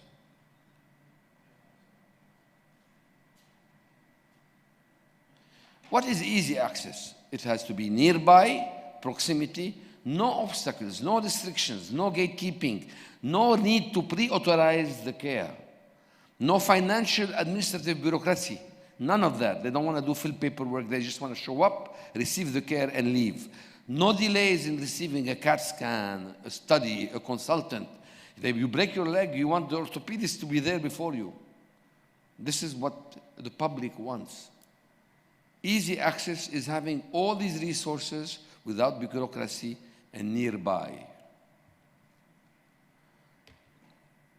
On the other hand, of course, if you welcome all comers, you have a problem. So the other option is to limit access via pre-authorization requirements, denying care, restricting care, and the institution of co-payments, annual deductibles, qualified triage and medical screening, with directing patients or away from the ED to the clinics, or securing prompt access to alternative resources where they can get the care. So you have a balance between these two in restricting or making available these resources with regard to the concept of easy access. Of course, proximity to an emergency department when every minute counts and the golden hour of trauma is a principle requires proper planning, proper distribution without redundancy and duplication. You want to avoid the fragmentation of services. You can't have an obstetrician waiting in every room 24/7, just for 1 to 2% of our cases are OBGYN in my department at AUB and the University of California. So if all those cases are 2% of the cases we receive in the emergency department, should we have an obstetrician waiting there at all times? Or should we train someone to do the stabilization and avoid the redundancy and the fragmentation? When I went to AUB, we had an OB room, OB ED, pediatric ED, surgery ED, ortho room. I mean, everybody had sectioned the place, fragmented it, and God forbid you came with abdominal pain because of Mediterranean fever, and you were a woman, you'd go from OB to internal medicine to surgery, and you'd be flipping around, and delayed and sometimes missed. So you need, avoiding fragmentation, you need to categorize emergency services in all hospitals, addressing the plan, especially addressing and having a plan for the special challenge of rural and remote area. We can make rules that can apply in Istanbul, in Antalya, but can we apply that in small little villages, have the same staffing and concepts apply? What do you do? Telemedicine, lower level providers that are agreeing to pay less, to be paid less, and yet to do more? And how do you provide that support for them? Provide teletransportation, transport these patients every time they have an issue? How many scanners do you have? How many emergency departments, ultrasounds? The Russians, in a country as big as Turkey, they have for every 20,000 to 40,000, for every 1,000 people, they have a GP. For every 20 to 40,000 patients, they have an ultrasound and an urgent care center. For every 200,000 people, they have a scanner. For every 2 million people, they have MRIs and tertiary care centers. So you have to think, compare that to your own countries and realize redundancy, fragmentation, cost of care. Easy access requires categorization based on capacity. And when I say capacity, it's not the ED capacity only. It's the institutional capacity. Institutional capacity because it requires ICU, stroke capacity, imaging, turnaround times in reading of this imaging.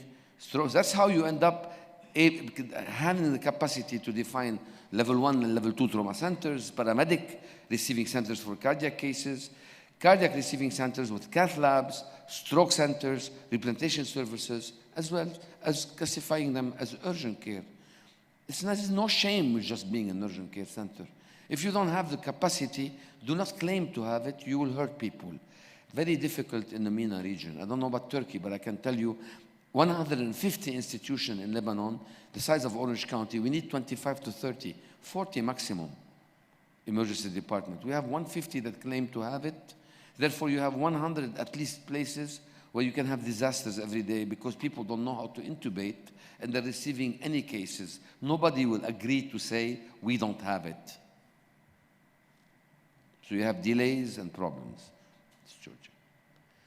Second concept is quality. Easy access, okay. Quality. What defines quality? And how do you measure quality? When you're arguing with other disciplines over emergency medicine and how necessary, often I used to hear, prove to us that you're better. How do you prove that? There are a few studies that prove that we can do things better, but not many. Not many. We can prove that we can make a difference, but there aren't a lot of studies that do so. However, we all agree that to have quality, you need training, clinical experience and maturity, maintenance of quality, and administrative excellence. I believe these 4 elements are necessary to secure quality. Quality of training through emergency medicine residents and the development of EM specialists, as well as the provision of proper support to have community emergency physicians who may not be trained in emergency medicine yet, or may never be, because some of our graduates will not work in Yosemite National Park where they have to deliver babies and provide treatment for diaper rashes. They're the only doctor for large community. They will do things that are not strictly resuscitation and diagnosis. They will have to be the family doctor also for these rural areas. So where is the proper balance and how can we embrace it rather than deny its existence is a challenge. We train physicians, but if we don't train nurses and our paramedical providers, we are, and I'm not talking only about paramedical pre-hospital personnel, I'm talking about the clerks, the technician, the orderly, the transportation. Everybody has to have a code of ethic and code of work. And they have to be oriented, trained, and retained. Retained is a very important concept. Leaders and administrators in the ED also require training to be able to be effective. Training has to be curriculum-based, supervised 24/7 by qualified faculty. The concept of having a consultant drink coffee in the office while the resident is seeing patients and they just review the charts or only the bad cases is not an option. Proper supervision in this day and age, quality supervision, requires the resident to be your assistant while you are overseeing how they are performing. When they are more senior, to have independence and autonomy and be able to supervise them is in a different way is something we grow into, but supervision has to be at the bedside and 24/7. We no longer should be having supervision without that. With every patient encounter, these training centers must be accredited by national or regional international agencies as meeting adequate standards for specialty training. And my hope is that we will be able to work in the MENA region with the EPAT and other organizations to develop these standards for specialty training, for accreditation of training centers, and the accreditation of certification bodies. The minimum is 3 years of full-time categorical residency training. This little bit here, little bit there is not, these small little courses are not training. Accreditation through categorical programs with proper ED volume. You have to have a minimum number of patients in the emergency department to provide this training, and they should be audited to make sure that we have enough trauma, enough procedures, enough pathology that can provide the training. And if you don't have it, you go to another center to secure that too. Continuing medical education activities to cover the curriculum for the residents and for the graduates, as well as research and administrative training. They're both important to really provide the success of the specialty. Unrestricted access to all clinical conditions. It's not good to have trauma cases. I went to UC Irvine. When I arrived in 1992, we were holding the curtain. The trauma team would come in and we're no longer allowed to touch the patient. That didn't last more than 6 months. By that time, the trauma surgeon moved to Santa Barbara. But the point is, we won that battle and we started doing if you don't have access to patients to do things to them, you don't get access to the training. It's not enough to be a witness.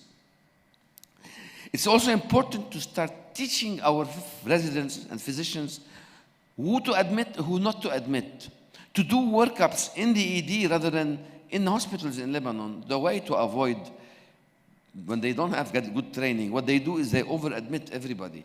So you have 60%, 40% of emergency patients get admitted so that they get the workup inpatient. In our ED, when we developed the residency program, we went from 21% admission rate to 16% admission rate, because we started doing longer workup, more expensive, but less costly in terms of total admission because we were sending patients home. So indirectly, you develop clinical skills and you reduce the cost of care. And you need to maintain quality through continuing medical education, long life learning assessments and exams, through the retention. You know, we have annual exams we take to make sure we're up to date. This concept should be maintained for all our graduates. It's not enough to just graduate and get certified. It has to be ongoing. And in my department, I can tell you, we provide every 3 months ongoing individual OPPE, professional physician performance assessment evaluation, where we sit with every doctor and we give them the number of patients that they admitted, the percentage they admit, how many times they used carbamazepines, how many times they ordered troponins, how many CT scans they order. So we monitor the average and the trends, how many bounce backs, how many mortality, morbidity they have had. This is done on every 3 months to make sure we are maintaining quality. Day-to-day operational oversight with the medical director or program director, operation performance improvement measures, administrative resources are required to do that. Therefore, money, time, protected time is essential to provide quality. Maintaining quality requires also maturity. I spoke about this earlier. It is important to retain emergency physicians and nurses to have experience and maturity. People have to stay, and our field is extremely demanding.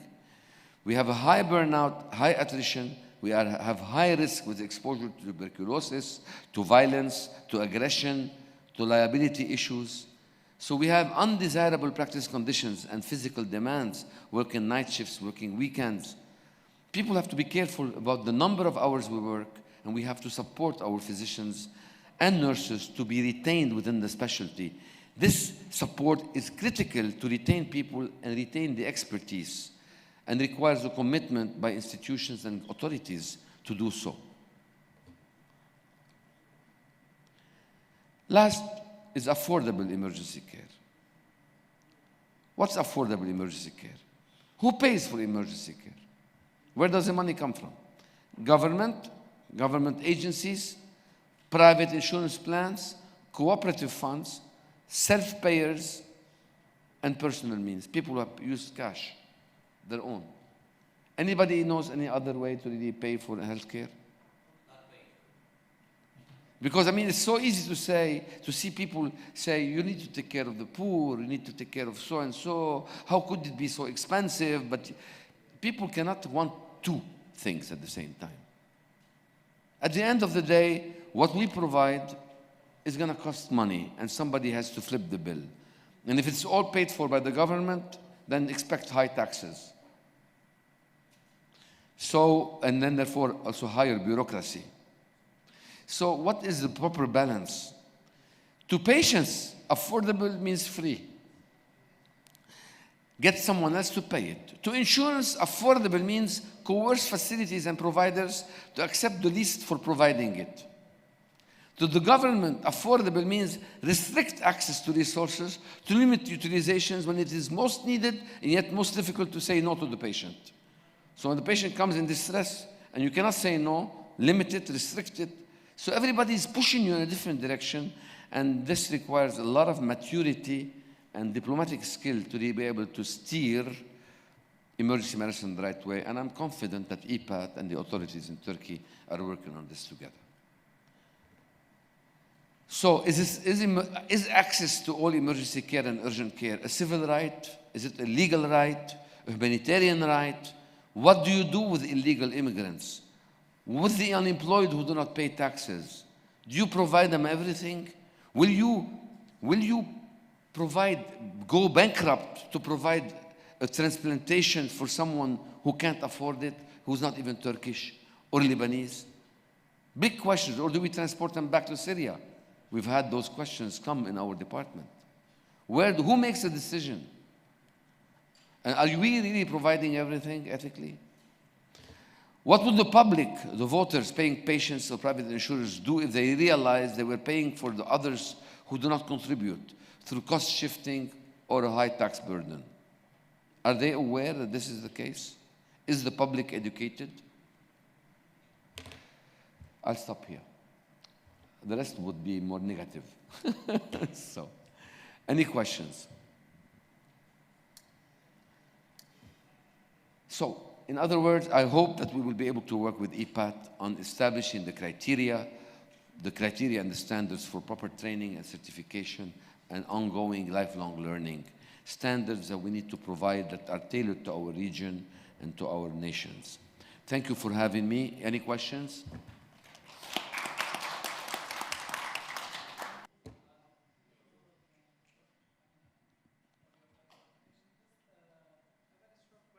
We had a slide, it was written there, avoiding for fragmentation the emergency service. What did you mean?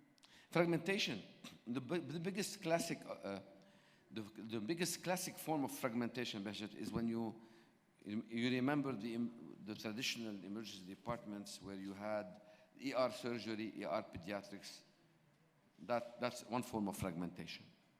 So or even fragmentation when you bring a patient into the ED and there is no room inside pediatrics. What do? You make them wait, or you put them in the urgent care and see them there. So we need to have people, snap people out of the concept of this is not my patient or this is my patient. So you don't want people to say this is my patient, don't touch it. This is wrong. But you also don't want to say this is my room, don't go in. So fragmentation is when you compromise proper patient care in the name of my turf. This is my turf. I'm under my authority. No one else does it. That's one form. Thank you very much. I'm totally agree with this procedure because in the past we had such system in Turkey, especially in the government hospital, state hospital.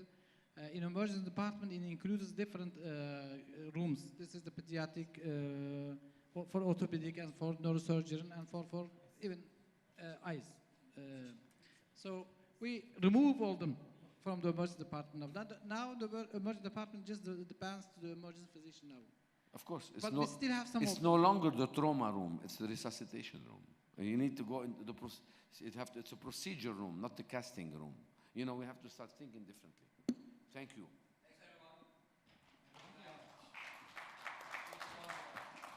Okay. About information resource for poison centers.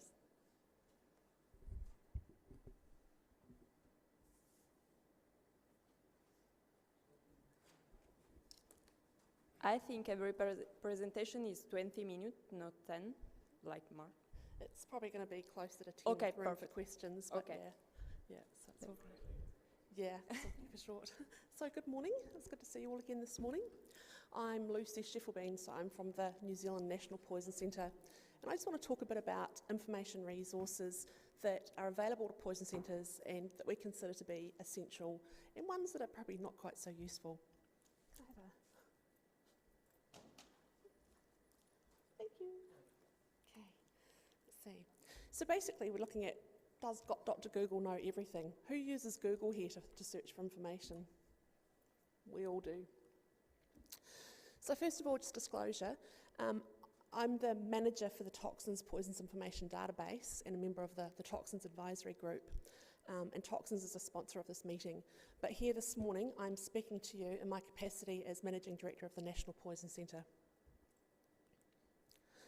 So the primary aim of a poison centre is to reduce the morbidity and mortality due to poisonings. And the primary role is to perform risk assessment and provide management and treatment advice. But in order to meet that aim, to reduce morbidity and mortality, early treatment and management advice is essential. So you don't want to be thumbing through pages and pages of information and taking forever to find the information you need. So we obviously need information on chemicals, hazardous materials, household products, therapeutic medicines, plants, fungi, and venomous creatures. But again, it needs to be readily accessible and it needs to be reliable. So who here can tell me, what is the best resource that a poison centre has? Anybody want to guess? Your senior colleagues and clinicians, they are a wealth of information and they're a great go-to source. So what resources should a poison centre have? Well, I guess you need to look at what are the activities of the poison centre. Are you just a poison control centre? Do you provide drug information service? What about pregnancy and lactation service? Or veterinary information? So considering all those services will help form what resources you need to have on hand. So things like conference abstracts are a great source of information, and internal treatment guidelines and protocols. We heard Dr. Lopez say yesterday that they had some internal protocols that they refer to. A lot of poison centres will have protocols on the most common poisons or the most serious, or the top sort of 30 toxidromes, and they're written and developed in-house, and they're quite a useful source of information. Journal articles, people often have interesting cases they write up. It's another great source of information. And then there's electronic databases and textbooks. So WHO actually has a recommended list of texts, probably slightly out of date in terms of this was written in the day, well, a few years ago when internet accessibility wasn't quite as good as it is now. It was expensive and not everybody had access to the internet. So they have a list of textbooks, and you've probably all seen these, and hopefully you all have them. Some of the editions may have changed, but they have a list on their website if anybody wants to look at that. So let's talk a bit about electronic databases. First up, there's ones that are accessible by paid subscription only. So there's Toxins, which is the Poisons Information Database developed by the New Zealand National Poison Centre. Poisondex by Micromedics, that was originally developed by the Rocky Mountain Poison Centre quite some years ago, and it's now commercial. And again, it's by paid access. And the third key electronic database is ToxBase, and that's produced by the UK Poison Centres. So there's also access to a lot of information in one of those databases through Hinari, which is free to developing countries. If anybody needs information on how to sign up to access these resources, I'm more than happy to show you how to do that. So some of the free online databases that you don't need to pay for, some of the chemical ones, you've got the IPCS InChem program, and that's got information on exposures like environmental, food and occupational exposures. Then we've got the PubChem, and that's free. All of these databases used to be under ToxNet, but then ToxNet was kind of retired and all of these databases were rearranged. And I'm happy to share the slides that have got the links in them if anybody wants them. So again, that's another chemistry type database. Searching PubMed for toxicology literature is quite easy. They have a little, you can define it so that it searches only toxicology information or toxicology literature, so you're not searching the entire PubMed database, which makes it a lot faster to access. Pregnancy, breastfeeding, lactation information. So there's breastfeeding and drugs, which again is free. So that's the LactMed database. Another chemical one, which is the ChemID Plus. It's got 400,000 chemicals on it. And then there's the developmental toxicology literature, again, searching through PubMed, but putting a refined search in, so it's only searching for the dart information. Drug-induced liver injury, which is liver tox. It's free online. And household product safety. So if you've got someone who's swallowed a new cosmetic that's new on the market and you're not sure what the constituents are, you can search for it and it'll bring up the ingredients. And then there's the occupational exposures, the HAZMAP database.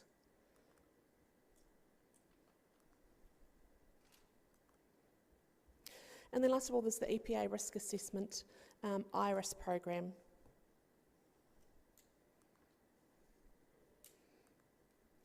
Okay, so let's talk about Dr. Google. Let's have a go. Let's ask Dr. Google to find the intervention criteria for a diltiazem overdose.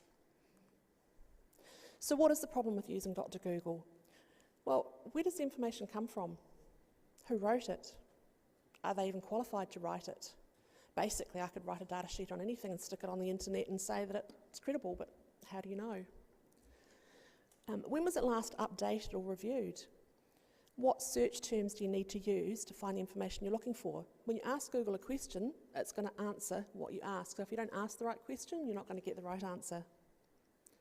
And how many results do you have to troll through to find what you're looking for? You know, sometimes you can scroll through pages and pages of information, and it's sort of hit or miss to get the right result. So here we are, we'll look for information on a diltiazem overdose. First thing that comes up is the pet poisons line. I'm not entirely sure that it's going to be useful in this situation. So if you scroll down the search results, you'll find a lot of PDFs and a lot of blogs and a lot of information. Which one, do you have to open every one to find what you're looking for? So you see there at the top we can find, it's brought up to date, but again that requires paid access. And if I scroll right down to the bottom of the page, you can see there that I've got Medscape, which is free, and I can access that easily. So let's have a look at that. So that's got some really interesting treatment information. It's got some, what have we got there? Some treatment approaches, some therapies. But what's missing? It's telling me here that I should admit all patients with a calcium channel blocker ingestion to ICU. That's quite a broad statement. What if my patient's only taken one tablet? So what's missing here? The intervention. How much is too much? It's fine telling you how to treat the patient, but you have to be aware of what are you treating and why are you treating. Also too, look for things like who was it written by, when was it updated. So that gives a piece of information some credibility. So you can usually click on those links and it'll tell you a bit about the authors and when it was updated and where they're from. So just to recap, poison centres need to have access to both print and electronic resources. All information resources need to be credible, reliable and up to date. And access to information needs to be rapid. The information should be clear and concise. It shouldn't have any guesswork in it.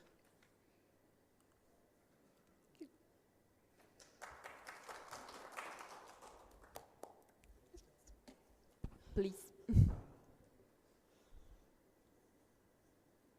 you.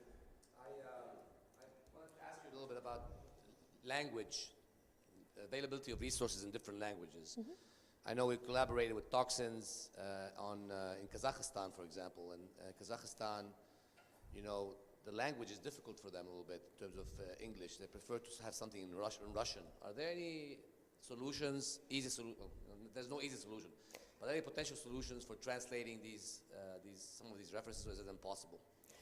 But given the nature, we've looked at making the database localised, obviously in different languages, but given that there's hundreds of thousands of substances on there to translate it, it would be quite difficult. So we are exploring different models whereby we could have the database and somebody in that region would be responsible for updating the content and translating it. So you'd have different languages for different regions. And again, that's still, we're still exploring that. We definitely acknowledge that language is an issue. Are there any other languages other than English? I mean, are there any resources in Spanish or Portuguese or? So again, other than Google Italian? Translate. Yeah. What do you do in Italy as well? Actually, we use the English-based information, and I was curious to ask you, what about plants? Because it's really difficult, in my opinion, to find something about some database about plants, mainly because of the different geographic distribution. So on toxins, we do have images, so you can verify a plant. Yeah. And because toxins is an international database, we try and have as many sort of international themed plants, venomous creatures, and the likes, which also have images that are, for that region. Yeah, okay, thank you. Yeah, please. Thank you for the presentation. We almost 26 years experience in Poison Center in our department and in Turkey, in 9 Eylül University. From the beginning to now, we use poison database, and this database is very user-friendly and simple English, and it's easy to find the data. What do you think about what are the difference between the poison decks and toxins? I don't know. I didn't know this database up to now. Yep. So, I'll just quickly say, if anybody That's wants... a great question. Dr. Yasin Tunçuk is also the president of the Turkish Society of Pharmacology, so thank you. Okay. Good to meet you. So toxins, I'm happy to give anybody free access so you can actually have a look and decide for yourself whether it's a good resource. One of the key differences with toxins and poison decks is when you search on toxins, straight away it brings up summary information. So very clear, succinct summary treatment advice, so you don't have to scroll through and look for it. It's right there. Products that have multiple constituents with poison decks, I know that you have to search for each ingredient separately, so that's potentially 3 different searches. Toxins will bring up all of the ingredients in the same monograph, and it will have the adult and pediatric intervention criteria for each ingredient listed one below each other, so you don't have to search and flip between pages. So that's quite another handy feature as well. Other than that, they're very similar databases. I would add also, from my experience, is that in some developing countries or other settings, the cost is a problem. You know, I think toxins is, so first of all, with the Hinari database that she mentioned, did you mention that in detail? Yes, a Hinari. So that you can get access to it for free. If you're on the developing country list. Yeah, if you're on the specific list, low-income country, I think. Unfortunately, Turkey is considered too rich to qualify. Even if you are in the not eligible for the free, the cost, what is the cost for a subscription? So in US dollars, it is $2,500 for a single user license for a year. So it's about 15,000 lira for one user for 12 months. So it's quite affordable. Yeah. Any other questions? As well? Yeah. So let's continue with Dr. Eva Karakilik. Curious about the answer. Okay, thank you. Good morning, everybody. I'm Eva Karakılıç. I'm from Turkey. I'm working in Eskişehir. Also, I'm an emergency physician and pharmaceutical toxicologist in Turkey. So, this is the different question. Does the emergency physician need to call poison control services? So, we have a lot of poisoning patients in our department, intentional or unintentional. The percentage you can see, it is little size, but it's important for poisoned patient, because if you don't treat these patients, it can be mortal and it is not good for us. So we have to need good data because we don't know everything about poisoned patients. When we managing these patients, we have a lot of initial things, initial evaluation, stabilization, toxidromes, a lot of things we have to need, okay? When we managing these patients, what is the diagnosis and what can we do treat these patients? So we need reliable reference sources. Okay, a lot of reliable reference source information about toxicology. So we can find everything in our department and we can ask somebody else or we can call the poison control services. So textbook we can use, databases, applications, but the poison control centers it is important for us.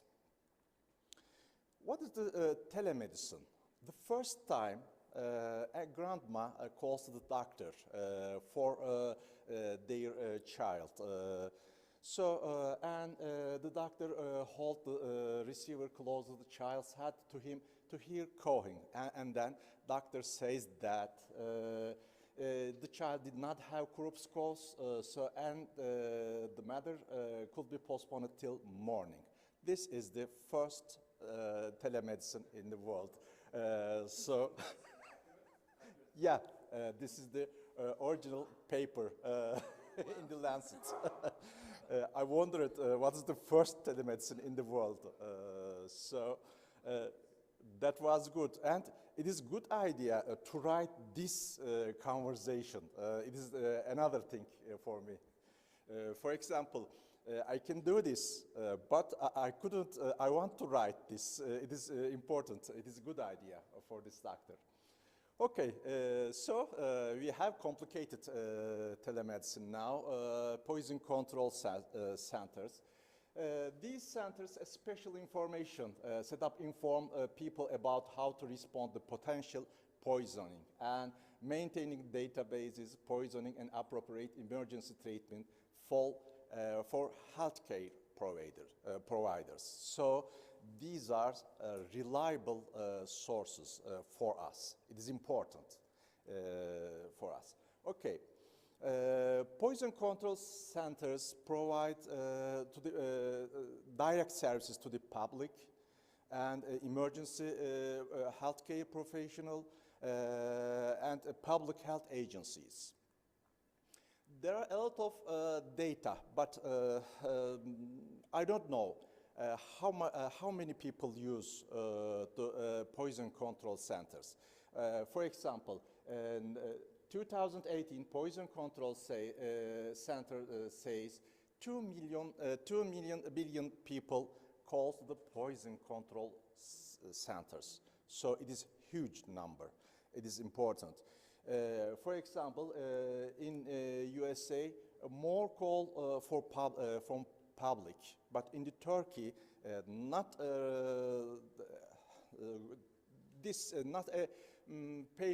I couldn't find a paper how many people, how many doctors calls the emergency poison control service, but more of them healthcare professionals.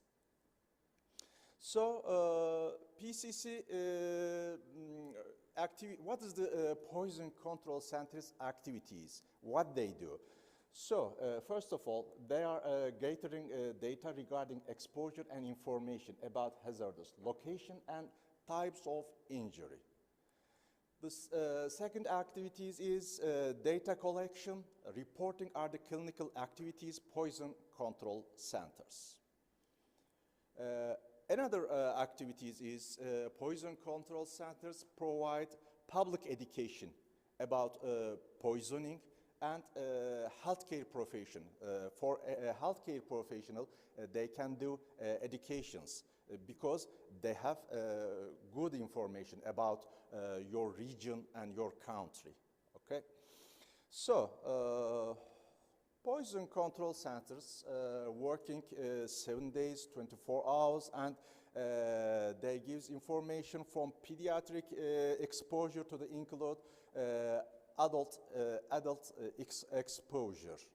So they gives me or they gives healthcare professionals guidance related to poison identifications, anticipated toxins effect, initial intervention, differential diagnosis and appropriate treatment, information about transferring high-level center, etc. A lot of things they can say to physician, okay? So what kind of database they use? So first of all, they use a lot of things, micromedics, toxicology website, a lot of things they can use. But these database reliable for us. It is important, okay? Working a lot of persons, a lot of kind of persons, for example, specially trained nurses, pharmacists, physicians, and clinical toxicologists, for example. So they gives a lot of information for us. Okay, poison controls centers and emergency physicians. What kind of data use? In emergency physician, textbook, database, websites, and our colleagues we can use how to manage our patients. So it is more important than the other. We, emergency physician have clinical experiences about poisoned patients. It is important. This is the different role for treatments. This is a question. Do the specialists in the poison control centers can be manage our poisoned patients? This is the important question for us. It is, they don't see our patients. They don't close to our patients. So we say some things and they gives information about the patients. So we can differentiate these conditions, so we can do an important role in emergency departments. The role of poison control centers, what is the role, can we say? Maintaining and interpreting database for xenobiotics and reducing healthcare costs related to poisoning, especially information and advice to health professionals to improve their diagnosis and care of patients.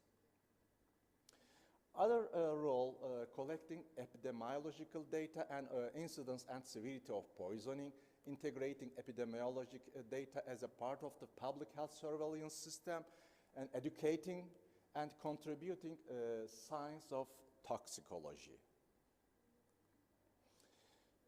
Poison control centers advanced database acts as a protective screen for poisoning outbreaks across your country, across your region. So methodologically searching and analyzing potential poisoning trends and ranging from contaminated peanut butter to biologic warfare. So at the end of this knowledge, we can say that poison control centers providing information and advice to the healthcare professionals to improve the diagnosis and care of patients who present to the healthcare. And it is important we can access reliable data in our departments. At the end of this presentation, so emergency physician need to call poison control centers. We can say that emergency physicians can be managed poisoned patients themselves. You can use your books, database application, etc. And they need reliable data about poisoning patients. And we have no more times for investigate all data. But we need to contribute to data collection and data for education in toxicology. So, in my opinion, we have to need to call poison control centers. Perhaps not everything, but we can manage a lot of patients ourselves in emergency departments. But we have to need to call poison control centers for contributing data collection and for education in toxicology. Okay, thanks a lot. Thanks for your listening. Okay. Yeah, please. Thank you. I agree that, poison centers, calling the poison center helps with education as well as surveillance, but I disagree with you. I think when I work as a bedside consultant or at the poison center, I would say more frequently than not, I make a difference in the care of the patient, and the clinician who's calling me, I would say, needs what I have to say. You're right, not every case. If you have a simple case like somebody who overdoses on fluoxetine or a simple drug, but many times we diagnose serotonin syndrome, we diagnose neuroleptic malignant syndrome, we talk about the EKG changes with tricyclic antidepressants, triaging to telemetry versus regular bed, use of the antidote, stopping the antidote, the dose of the therapy. So I wouldn't say that, emergency physicians are able to manage all cases. I would say maybe, the simple cases, that's my opinion at least, because I feel like I make a difference. Okay. Please. I feel like they change their plan. Okay. Yeah. I completely agree with Dr. Ziad, although I come from a country where actually we don't have an active poison control, but I'm the clinical toxicologist in the service and I get called as a poison control for my own institutions. And for sure, we make huge difference. I mean, probably it's related to the setup of their poison control. I'm not sure how many toxicologists backup you have. Is it a specialist informations only, or you have a lot of toxicologists? Because the country setup also make difference, like whom you are staffing your poison control with, and how many toxicologists they can access to, and if they needed to consult for specific patients. So that probably can make the difference. The other thing, yes. I know. And then the other thing I think, which Dr. Ziad already mentioned, is the cost effectiveness. And I think probably that's something that you can study in your own country. Like, what difference will it make in terms of length of admission, number of investigations, doses? Yes. So basically, how many pitfalls happen, which actually already, like for me, I start observing it at my own setting, and I'm sure in US, they already have published studies about the cost effectiveness of their poison control because they have plenty, they have many toxicologists. In your country, probably it's going to be something that you need to look at. Is it really worth it in terms of cost? And I'm sure you are going to have a difference. Okay, thank you. Please, yeah. Yeah.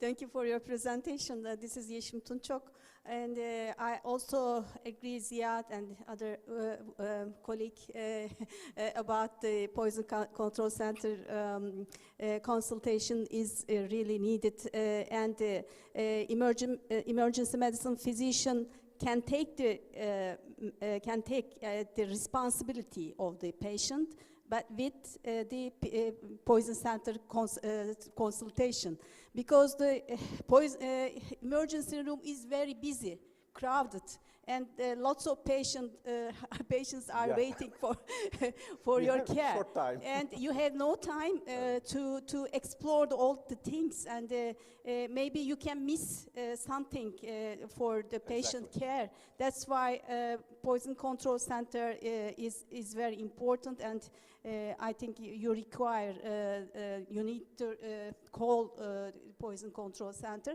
Another thing I would like to say, You are right. In United States, poison control center are called by the public health. But in Turkey, healthcare, physicians, physicians are calling this center. You can find this type of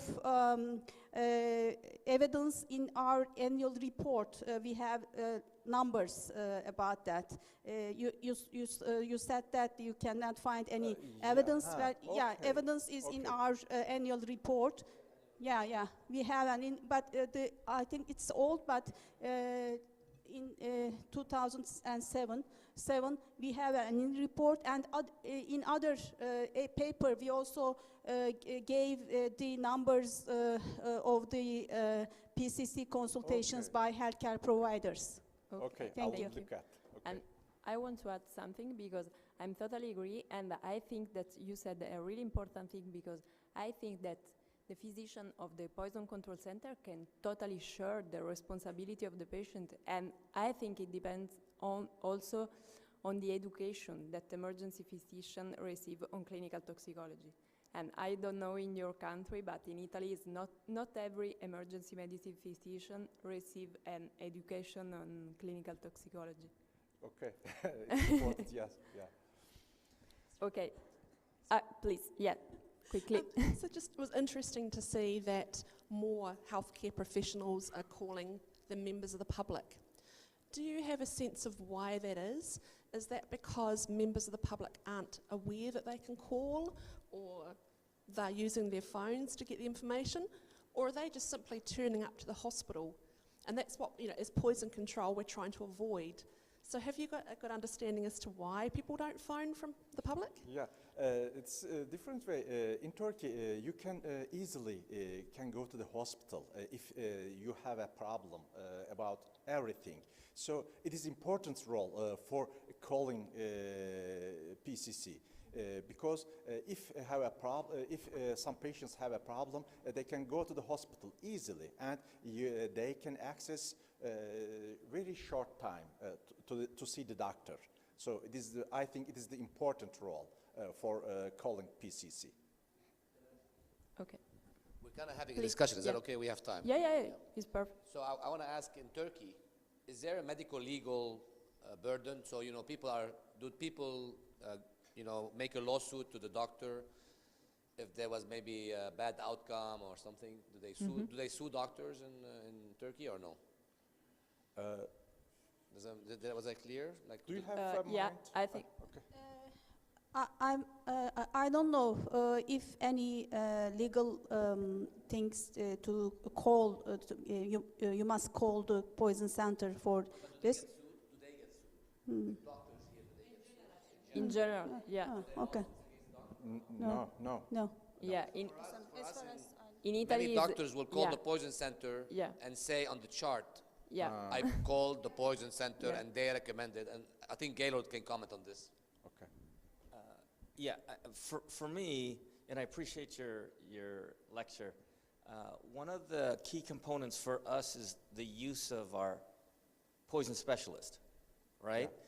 Yeah. And for us, it's a matter of training, because many of the cases that you're talking about in the hospital are only managed not by the doctors, but by the poison specialist. The most difficult cases, we consult with the doctors, mainly because of medical legal reasons. If it's really difficult, our poison specialists do consult the medical toxicologist.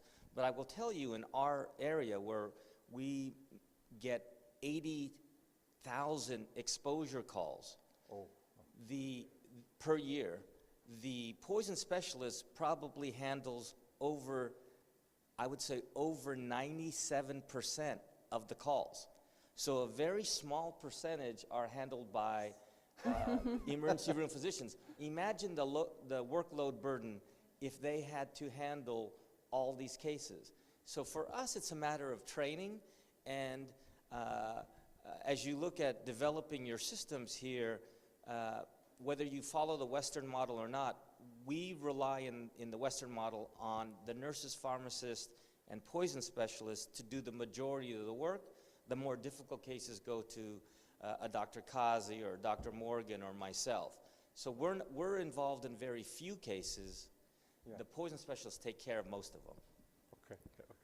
Okay. Thank you. Now we pass to the next talk from Dr. Lopez from Georgia about Okay, occupational chemical exposure, the role of the Poison Control Center.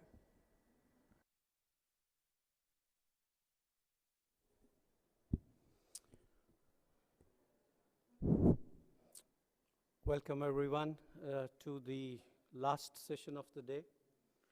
Finally, we made it. So far, we are, I think, only learning 10 minutes behind schedule. So without much ado, I'll start with the session. I'm Ashish Bhalla. I am Professor of Medicine at PGI Chandigarh, and I'll be moderating this session. The first speaker for the session is Dr. Paul Wax, and since he's been speaking since morning, this is probably his 6th lecture, so I don't think he needs any introduction. He is the Executive Director of ACMT and Professor of Toxicology, a teacher of teachers, and he's going to talk about his experience with environmental mercury poisoning. Over to Paul. Greetings once again, and thank you for the very kind introduction. Dr. Kazi has had me talk on a number of different subjects over the conference, but they're all kind of passions of mine, and each topic is really a fascinating story. And I have a story to tell you in terms of this mercury toxicity, but just by a show of hands, how many have actually taken care of a patient with mercury toxicity? Has anyone had that experience? So a couple of the more senior folks have had that experience, and perhaps not as much among some of the junior folks. But you know, mercury is a heavy metal which is ubiquitous both in okay, thank you. So mercury is a heavy metal which is ubiquitous in society, and it accumulates both in the West as well as in the East. And I'm going to share an experience that I had with mercury poisoning where I practiced in Dallas, Texas at UT Southwestern. And it involved a mercury incident that involved a family and a school and the public health community. And the purpose of this talk is to kind of weave together both the clinical and the public health aspects of mercury poisoning case. So this involved a 14-year-old who presented to the emergency department with a fever for one day and a rash for a few hours, had a past medical history of asthma, and was given some ibuprofen, thought to have a viral syndrome, and sent home. And the following day, he returned back to the emergency department with a fever and ongoing rash, and he developed some other symptoms, dry cough, malaise, sore throat, and generalized headache. Again, very consistent with a viral syndrome. On physical exam, his blood pressure was perhaps a touch high for a 14-year-old, 125/74. He had some injective conjunctiva, erythema of his oral pharynx. His neck was supple. Chest exam, he had some coarse breath sounds. Neuro exam, there was no evidence of a tremor. He had a normal exam. But on the skin exam, he had this rash, this kind of erythematous confluent rash involving both his face and also his extremities. So at the same time that he came to the emergency department, his younger sibling, his sister, came as well. She was 9 and had relatively similar symptoms, fever, a rash, also had a history of asthma. You know, they had both been in the emergency department on the first day, and they went home and weren't better, so they came back on the second day. And her exam was also consistent with just the rash, really no other positive physical finding. And here are some pictures of her rash on her trunk. And of interest, she did not really have much of a rash on the hand itself, but she did have some rash on the leg and the trunk. And as it turns out, the next day, the other sibling, the third sibling in between, an 11-year-old, also came into the emergency department with similar symptoms: rash, fever, cough, and a physical exam which was consistent with the other two presentations just discussed. So what diagnosis should be considered in children who present with a rash and a fever? Well, the topic is mercury poisoning, so clearly we're moving in that direction, but you don't really think too much about mercury when some child comes into the emergency department or into the office or the clinic with a fever and a rash. So this was certainly a very unusual presentation. So these are some of the entities you think about with fever and rash. Obviously, infectious etiologies, viral is most common, occasionally some bacterial, and some other less common presentations as well. All can cause fever and rash. But what tipped us off here, and this was not a challenge in terms of suspecting what might be the diagnosis. The challenge here was how to manage the case, as we'll discuss. But fortuitously, on the second visit to the emergency department, the 14-year-old brought in a bottle which was labeled as elemental mercury. So if we didn't have that information, I'm not sure whether we would have ever been consulted as a toxicologist. We were consulted to come down to the emergency department to see these patients.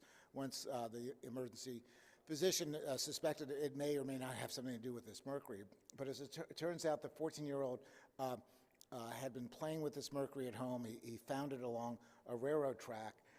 And when he came back the second time, he brought the bottle with him because he actually started reading on the internet. A curious kid, he started reading on the internet about mercury, and that could be potentially toxic. So he brought it into the emergency department. Of course, most emergency doctors don't see mercury poisoning very often. Very, very unusual. They're not sure whether this was consistent with the fever and the rash, and that's why they called the toxicologist, myself, and my fellows to come evaluate the patient. So what are some key components of an exposure history? And in this case, we wanted to figure out exactly what was going on. We wanted to establish the route of exposure.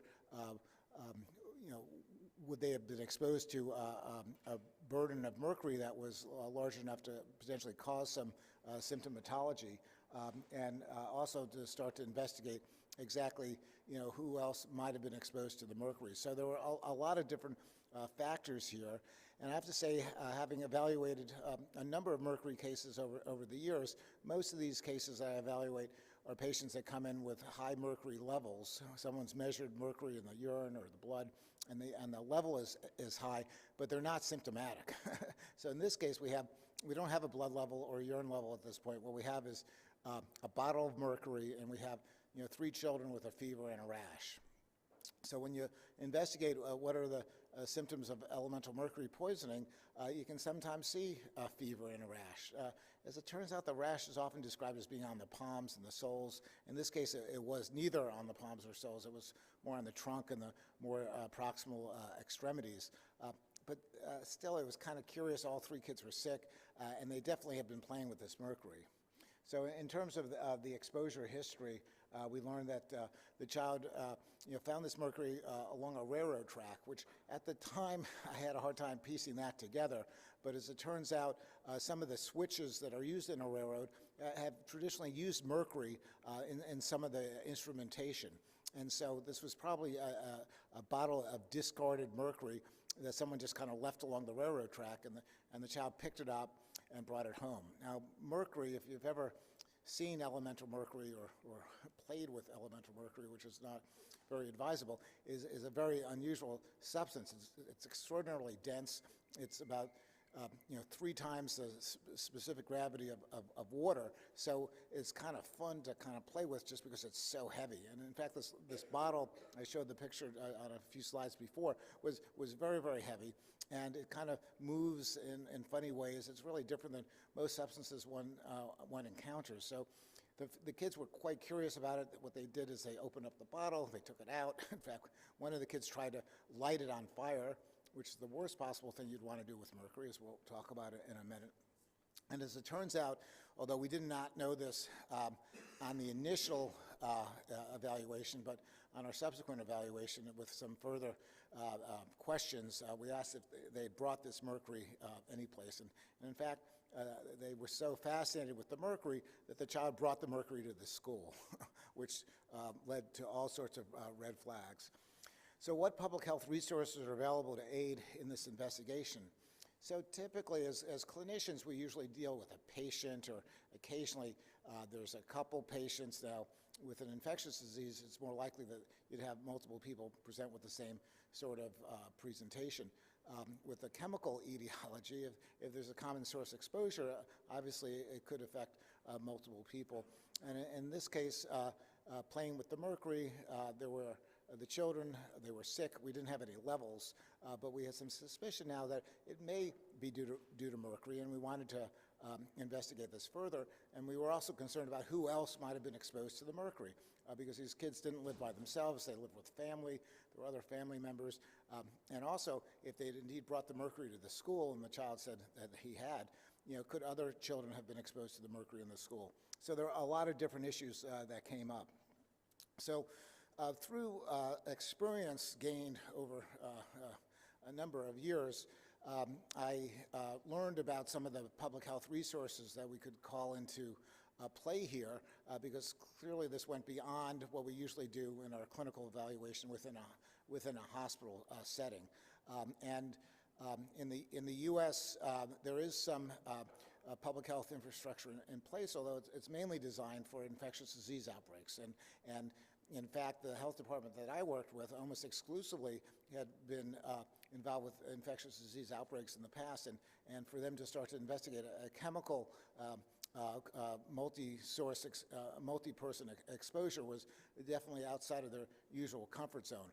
But nonetheless, this was potentially a public health problem, maybe even a public health emergency, and so it required some investigation.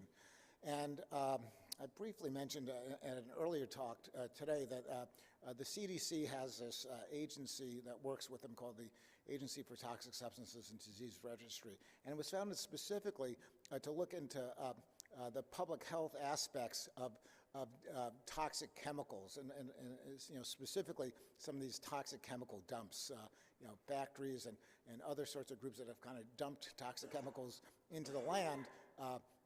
We hope to clean it up. The EPA is the regulatory agency that's involved with the cleanup, but from a public health concern, there wasn't any governmental entity responsible for that until the development of this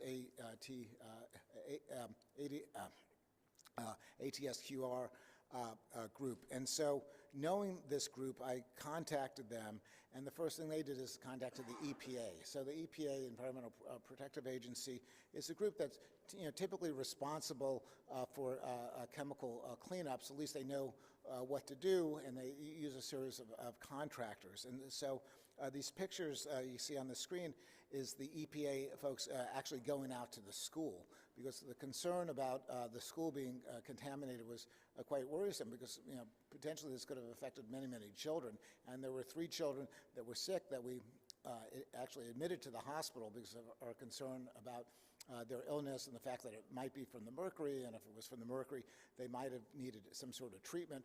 And moreover, if they were exposed to the mercury in their home, maybe their home was contaminated with the mercury, and it would be a very unsafe environment for them to go back to their home. So there were multiple issues here. They weren't super sick. They had a fever, they had a rash, they had a little bit of a cough, but we decided to admit them to the hospital and do this further evaluation. So where and what environmental samplings should be measured, and what are the recommended actions levels for mercury in the residential setting? So as medical toxicologists and physicians, we're more accustomed to look at testing in blood or in urine, testing of chemicals or drugs or other sorts of chemical testing that we do as routine medical evaluations. But in this setting, we were also concerned about some sort of exposure, and the exposure might be in the air, and is the air contaminated with the mercury? And that's, some of the issues that we were confronting, because in terms of the route of exposure, the children denied ingesting any of the mercury.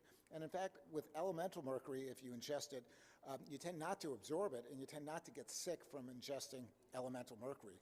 Now, that's not true with other forms of mercury, such as mercuric chloride or a salt of mercury.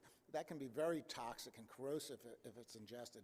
But elemental mercury tends not to be absorbed through an intact GI tract, but it can be absorbed through inhalation, and mercury tends to be quite volatile.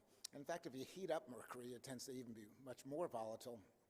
And that's why when I heard that the kid took a lighter to try to heat up the mercury, that's the worst possible thing. And one of the reasons we don't recommend cleaning up mercury with a vacuum cleaner is just because it may heat up the mercury and present more of a potential air burden of the mercury that might be absorbed.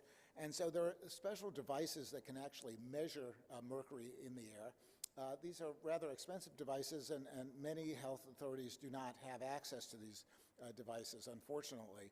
But since I was able to contact the EPA, I knew that they had such a device, and they could take it out to the home, and that's the first place I wanted them to investigate, to see whether there were high levels of mercury in the home. Because if there were, then there were other people at risk. The children were hospitalized, but how about the parents or other relatives that lived in this actually relatively small home? So one of the meters that we use is called the Jerome meter, or the Lumex meter, and these are rather expensive devices.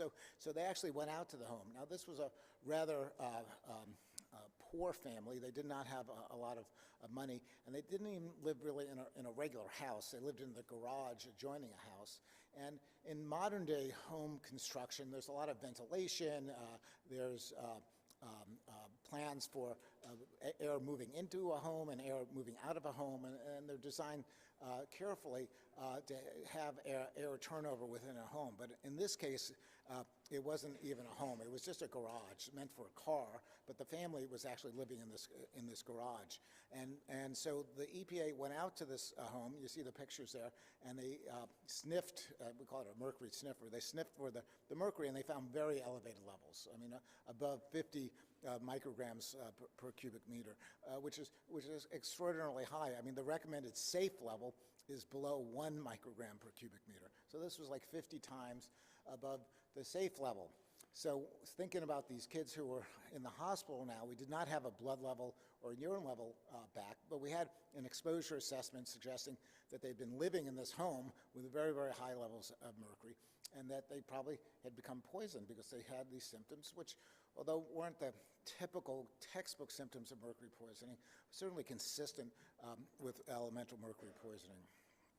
So what are recommended action levels for mercury in a school setting? So this brought up a number of other issues because according to the child, they brought the mercury to the school. So we had to have the EPA go out to the school, use the same meter to see if there was any evidence of any mercury that had been spilled. And indeed, there was evidence that mercury had been spilled in the school.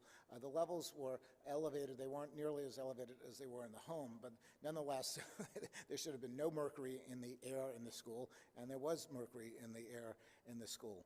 And so the range in terms of what's tolerated, what's acceptable for mercury in the school is different than mercury in the home. The reason being is in a home, you might be there, 24 hours a day or 16 hours a day, but in a school, you're only there 6 hours or 7 or 8 hours a day. So in terms of what's an acceptable level, it's a little bit higher in a school than it is in a home. And it has ramifications because when you clean up the environment, you have to clean it up until you get below a certain level. And so these levels are used as thresholds in terms of the cleanup, and it differs between the school and the home. So what additional procedures need to be followed when the environmental mercury testing at the school came back elevated? Well, we needed to try to assess whether all these children in the school were exposed to the mercury or not. And one way to assess it might be to get blood levels or urine levels, but that tends to be quite invasive. And the level in the air in the school was elevated, but it was not nearly as high as it was in the home where these 3 kids lived. So we weren't, and there were no kids from the school other than these 3 kids that were ill. So we were certainly less concerned that they had a very elevated level of mercury, but we wanted to ascertain that it wasn't even above what was considered a safe threshold. So as a surrogate to evaluate whether they were exposed to the mercury, we decided to test their shoes. Not uncommonly, if someone walks through a contaminated area where they've spilled mercury, it may get onto their shoes. And if it gets onto their shoes, then they may track the mercury to wherever they go, like back to their home. And so worst case scenario was the several hundred kids who lived in this school were all contaminated with the mercury on their shoes, and they would have brought the mercury back to these 200 homes, and we would have really had a mass toxic exposure. And so what we did is we ended up testing the mercury in the shoes. And you can see in these pictures that there's some plastic bags. And what we recommended was all the children to bring their shoes into the school, and then we put them in the plastic bags. And the plastic bags were left on the field for several hours, and it was a warm day, so it could heat up whatever might be in the bag that had clung to the shoe. So if there indeed had been mercury that had attached to the shoe, and then we heated it up in the bag, and then you use the environmental meter to assess the mercury. If it's elevated, then that would certainly be a concern. So they tested several hundred shoes, and fortunately only 2 of the shoes were elevated. But those 2 shoes that were elevated, they then had to go out to those homes, or those children that had shoes that had been contaminated with the mercury, just to make sure that those homes were safe. And they went out to the homes, and in neither home was there any sort of consequential mercury level. So that was the result of the shoe testing. Now, how do we manage this public health problem? Because typically when you're dealing with 1 patient or maybe 2 patients, the doctor and the patients have this relationship, and it's confined to the doctor and the patients, and we make sure that communication is compliant with typical doctor-patient relationships. But now there was this concern about all these people that were being exposed, and we were asking children to bring their shoes into the school to be tested, and certainly a lot of parents might be concerned, and the teachers might be concerned as well. So the communication here is critically important. So we called for a public meeting. And a public meeting basically is a meeting that you invite various groups that have some sort of stake in the issue, and you be very transparent, and you discuss the problem with them. And that's exactly what we did.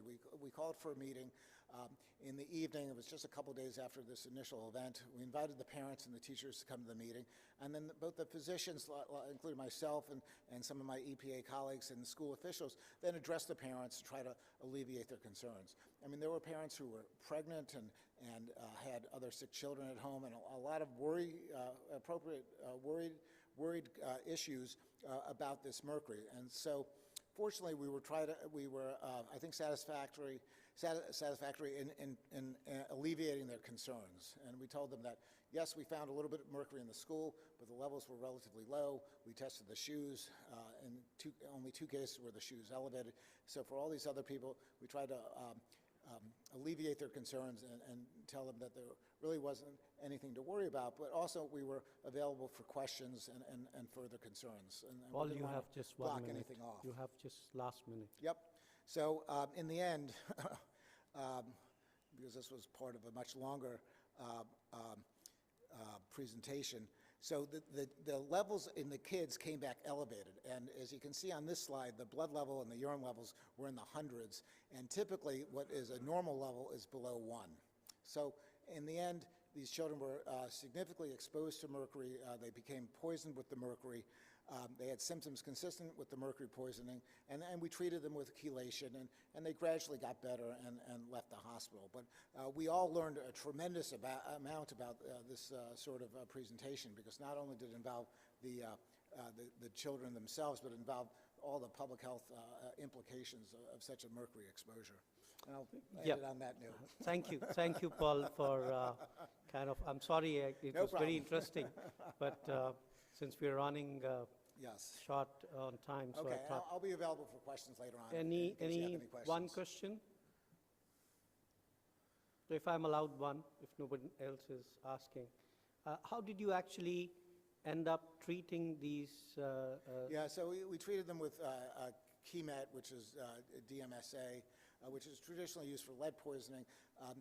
There's not a ton of literature about the use of it in mercury, but there's some scattered literature about it. It's a relatively safe chelator. It's administered orally. We also added on N-acetylcysteine. There was some literature to suggest that N-acetylcysteine may also be beneficial. So while they were in the hospital, they got IV N-acetylcysteine, and we started the oral DMSA, and then they went home still on the DMSA for several weeks, and then we would follow their levels, and their levels started sky high. So after their first round of treatment, we would retest them, and the levels remained high, and we gave them, I think, about 3 rounds of treatment over the course of several months, and we followed them very closely in the clinic, and ultimately they all got better and didn't have any residual symptoms. I think that was a wonderful, wonderful talk. Let's give him a big round of applause. It's difficult to diagnose and difficult to treat cases in the absence of any definitive levels when you have so many patients. Now for the next talk, let me invite Dr. Charles McKay. He's been here. He is the immediate past president of ACMT and is still the associate director of the Poison Control Center at Connecticut. And he's going to talk about arsenic poisoning. Chuck, you have 20 minutes, so over to you. Yeah. I'll use that extra 2 that's Sure. sitting on the screen now. Yeah. All right. So I have another story to tell you, sort of like Paul did. I wanted to take you through a little description of how we go from something like this, which is a form of mercury in the environment, arsenic in the environment, cover the mercury already, and how we go to a symptomatic individual. And the central diagram here is really the interplay of both the hazard, the substance that we're concerned about, and the patient, and the role that environment, or in this case the route of exposure, the setting of exposure, that kind of thing plays. And the importance of this is that it goes past, just these somewhat esoteric metals that we're talking about. This is really something that has an interplay for every patient we see where we are considering a toxicology diagnosis.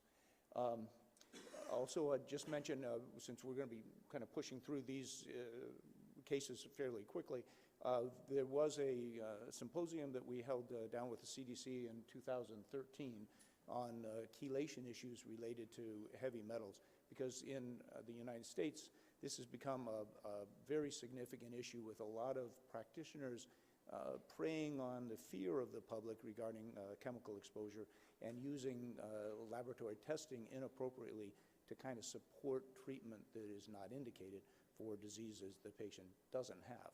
So much as with mercury, arsenic poisoning is a fairly uncommon event, but the diagnosis or misdiagnosis is actually fairly common in certain practices. Actually, the first patient I was consulted on as a medical toxicologist was an arsenic poison patient. I'll mention some of those features while we're going through this. And I think we'll go through this. Okay, so what I'd like to, at the end of this, is to have you guys be familiar or comfortable with the idea that you're going from the existence of a substance that could be a hazard, a substance itself is a hazard or not, depending on the characteristics of the substance, to a risk to whether the person may or may not be injured by this hazard. And the importance of dose, route, and timing, which is kind of the tenets of medical toxicology, and then a difference between individual health risk and a public health concern, because with all of the environmental issues that we're talking about, that becomes the real crux of the communication that then needs to happen with the public or with responsible officials if that's the venue you're working in. So arsenic it's an element. It's found in ores. It contaminates a large number of ores. Those that contain iron often contain a fair amount of arsenic as well. When it's more present as just the sulfide, it has these pretty crystalline shapes to it. But but it is not present in nature as a pure substance. It's extracted from these ores and then used for a variety of different things. And these are just some of the lists of over the years, the centuries really, where arsenic has been used. So it's been used as a medicinal. It kills organisms. It's been used both to treat skin conditions, so topically. It's been used as a cosmetic, not necessarily for good reasons. It's been used intravenously, and you think about old uses where it was a treatment for syphilis back 100 years ago, but now it's also being used in pediatric facilities predominantly for the treatment of promyelocytic leukemia. So arsenic trioxide, the same form of arsenic that is the most dangerous in terms of its environmental exposure, is also used intentionally, therapeutically, to treat children with a leukemia. It is also present, since it's leached out of those sources in the ores into water. It's present in groundwater, and it is then taken from wherever that water source is on out to the sea, and you end up with contamination or incorporation into organisms and therefore seafood as well. Arsenic is not just it doesn't just stay inorganic. However, it's incorporated into organic compounds such as arsenal sugars or arsenobetane, which is one common form that's present with seafood.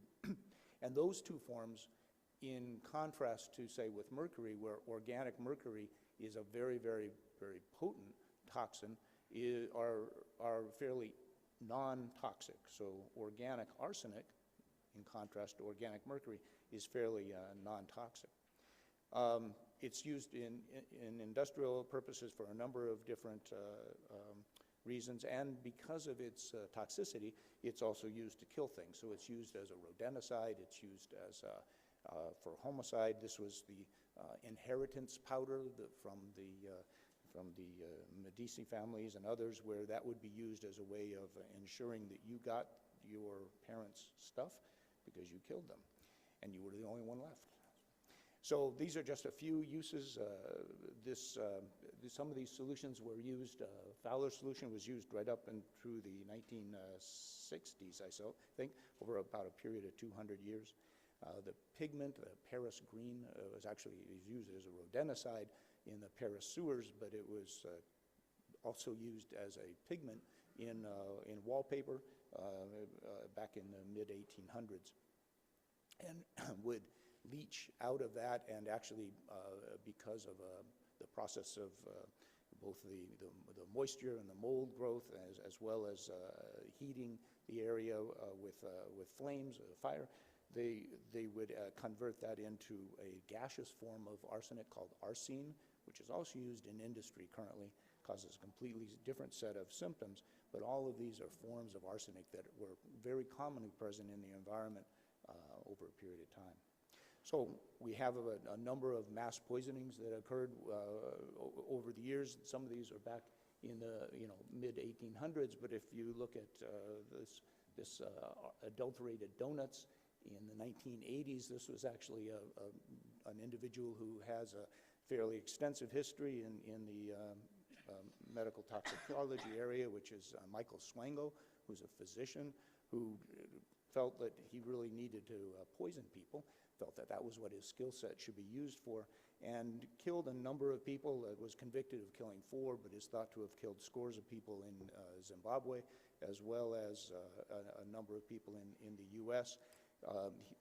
When he was in Illinois waiting for his licensure during a period of time when he'd already been convicted of or sent away from some other facilities where he was thought to have had a role in patient deaths, used arsenic to poison his fellow paramedics, and that's where that issue came up.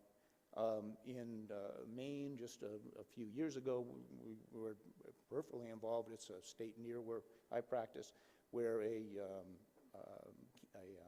custodian of a church had poisoned the communal coffee urn in New Sweden, Maine, and killed a couple of individuals, sickened about half a dozen of his fellow churchgoers. This was a very, very small town, and as you might imagine, this fellow who was found criminally responsible committed suicide shortly after being arrested, but tended to implicate in a letter that he wrote some other unnamed individual, and that's completely changed the whole manner of living in this small town, and people are still to this day, you know, uncertain and fearful of their neighbors, and they lock their doors, and they never used to do it, that kind of thing. So arsenic has a long history, and the question is, how would you ever recognize it?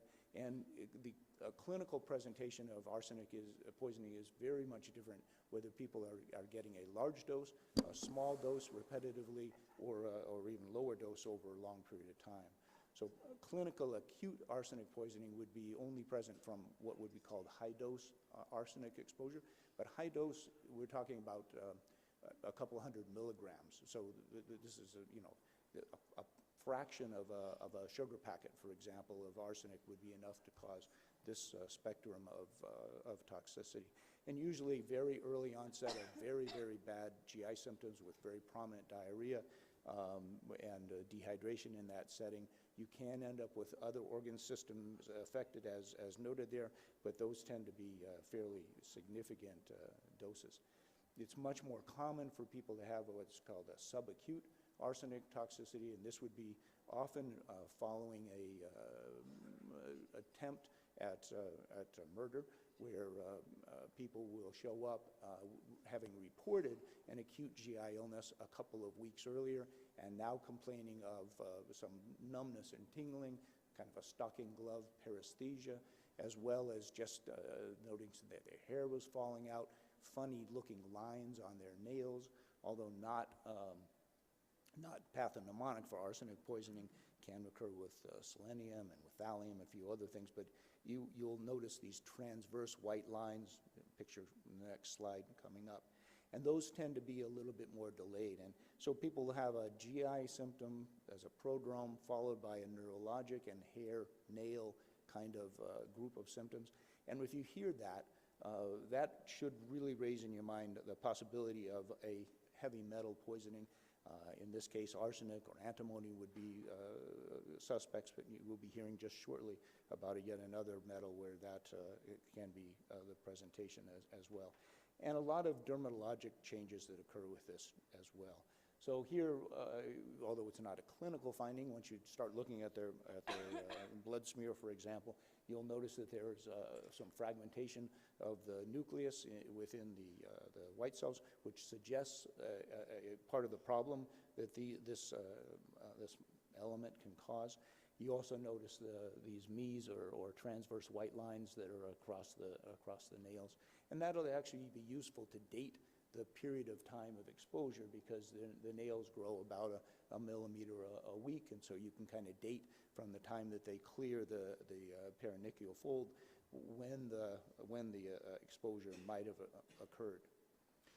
And this is actually the first patient that I was consulted on, was somebody who was referred up for an oncology evaluation because of the abnormal white blood cells that had been observed, and they thought the person had leukemia. They did a bone marrow evaluation, which was actually normal in terms of any leukemia, but they had these Mies lines present, and they sent off an arsenic measurement in the urine. It came back in the thousands of micrograms per liter, where it normally should be maybe 20 or 50, and we were consulted on that patient. A much more problematic issue for large swaths of the population, though, is chronic arsenic poisoning, and this is a real problem because it causes an increased risk for a lot of chronic health conditions, diabetes, cardiovascular disease, as well as a number of cancers, both lung, liver, bladder, and skin cancers, where these hyperkeratotic pigmentation will progress on towards squamous cell cancer. And this is an issue that is affecting more than 40 million people in East India and Bangladesh at this point. Talk about that just a minute. And I'm not going to get into it here, but the idea is that the trivalent arsenic, which is this arsenic trioxide, for example, form, has an effect on potentially a couple hundred enzymes are inhibited or altered in their function by exposure to arsenic. Pentavalent arsenic, which is what's commonly present in foods that are grown in soil that has a heavy arsenic contamination, will not be as toxic, but in the body it can be converted to trivalent arsenic and therefore presents a potential risk for further toxicity. I mentioned that the issue is most prominent here in this area of the world, and perhaps Ashish could even mention a little about this a little bit later.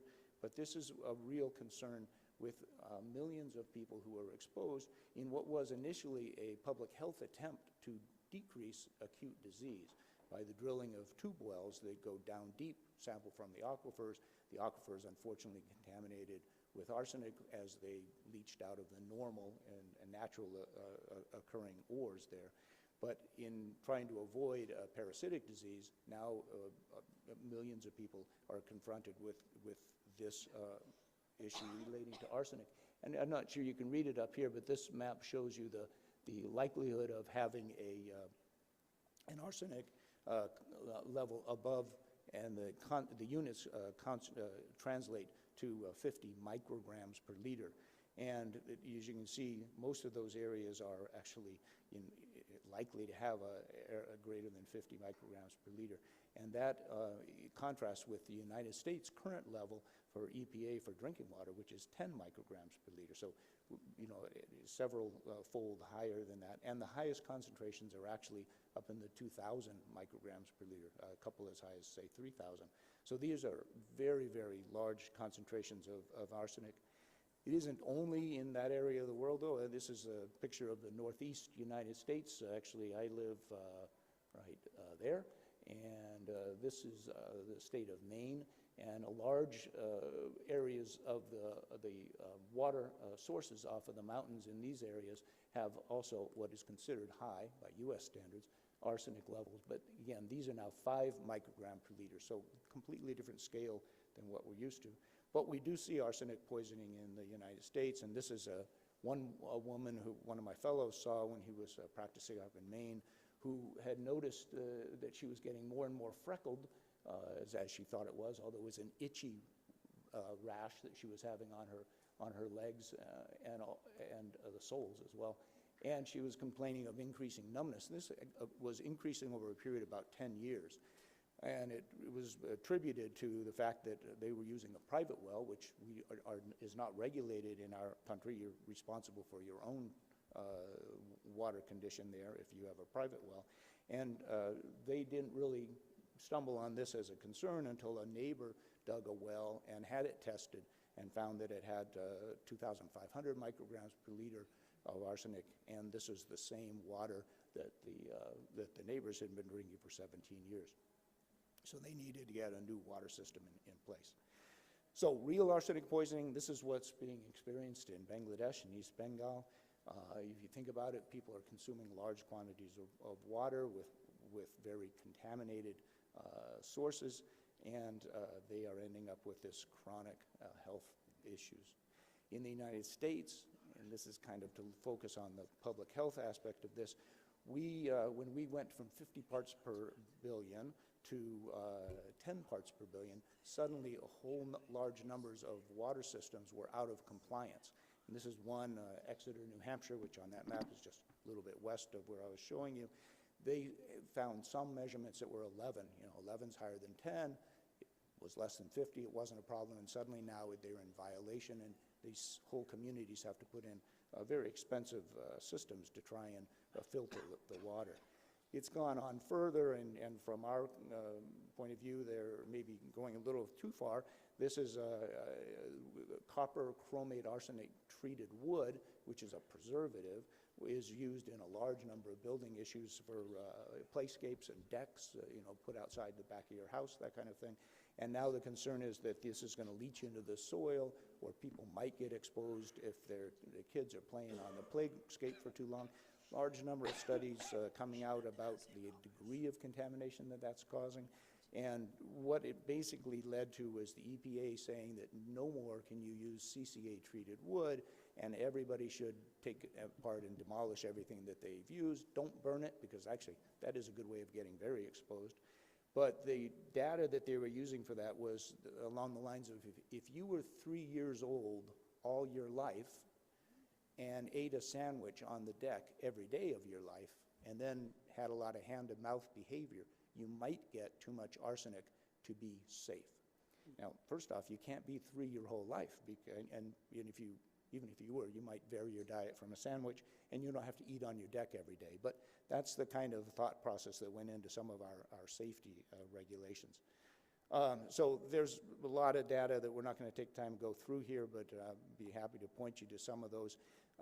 Some of the epidemiology studies that started talking about the risk for a lot of chronic health effects that drove now our safe level were based on statistically significant changes, but they were using the population in Bangladesh, where the concentrations of arsenic in the water were orders of magnitude above most of what we were having to deal with in the United States anyways, and also above where their safe levels are now. And then there were some bad studies that are out there, which is always something I want you to remember to pay attention to when you're trying to look at the literature.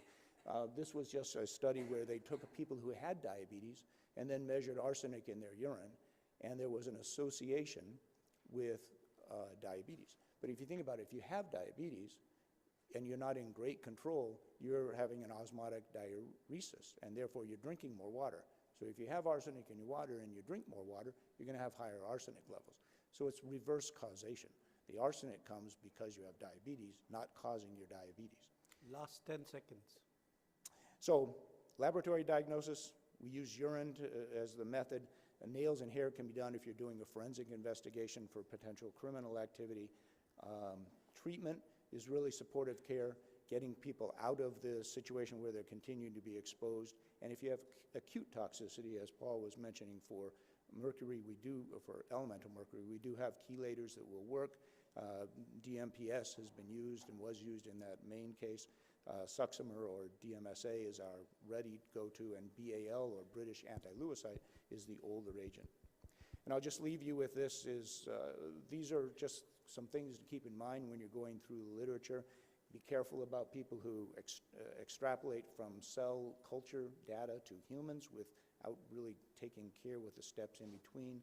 We have to be careful when we're using regulatory language because, and this could go either way, if you say, well, it's safe for somebody working in that environment, but now you're applying it to an infant who's in that environment 24 hours a day, kind of like the difference between the mercury levels of home versus school.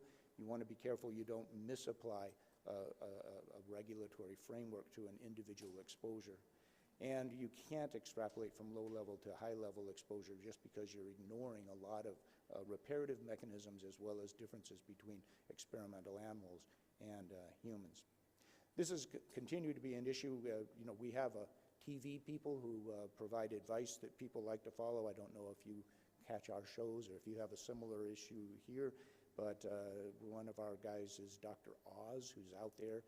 And now, although he was a cardiac surgeon, he now is a toxicologist and a laboratorian. This talks about him running tests on apple juice, looking at contamination with arsenic. And actually, he's never been in a lab, so it was other people that ran the tests. But the things you need to remember is, is this a setting that's got any similarity to the concern? So they were applying the levels found in juice to water consumption, and we never could suggest that people drink a liter or two of juice a day. Water is got multiple safety factors on its regulatory limit, and it's inorganic arsenic, not organic arsenic. So I mentioned the organic arsenic issue, and those are things to keep in mind because if you take somebody and you measure their urine and they have been eating seafood or shellfish, they will have high arsenic measurements, but it's almost all organic arsenic, which is non-toxic. So you have to speciate the arsenic, which is a completely different test. It means running it through a liquid chromatograph and an ICP-MS, which is a difficult set of tests to perform.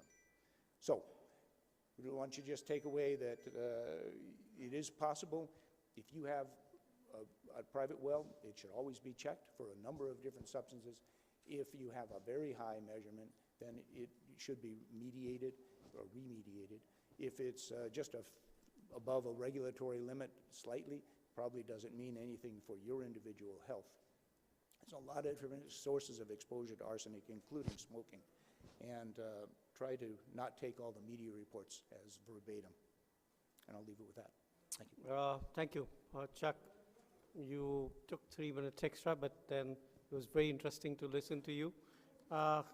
Since we are running short of time, so I won't allow any questions for this talk because I want to listen to the next speaker, who is Dr. Abdul Qadir. He's professor and head of emergency medicine at Kansas Technical University, and he's an expert on mad honey poisoning. So who best to talk to you about mad honey than the expert himself? Well, I'm not sure what I am doing in the poison control track, but I think it's related to public health somehow. And you must be wondering what is my topic is about. So let's start. So my name is Dr. Saad Labri. I'm actually a clinical toxicologist and an emergency physician consultant at Sultan Qaboos University Hospital in Oman. And I hope you know where my country is. It's nearby you. It is a beautiful country. So what I'm going to be talking about, you must be wondering, is it going to be about your cup of coffee that you take in the morning? Extra cup of coffee, extra caffeine? No, I'm not going to be talking about that. So I'm going to start with 2 cases which actually I had during my clinical practice, and as a toxicologist, I was involved somehow. So the first case is a 27-year-old man who was previously well, healthy, was brought in cardiac arrest, and the only positive history, he's working in a gym, and he started using supplements just 6 months back. The second case is a 29-year-old male who is a bodybuilder, came with a shortness of breath. He had been diagnosed recently to have cardiomyopathy with ejection fraction of around 20%, and he was on anti-failure medication.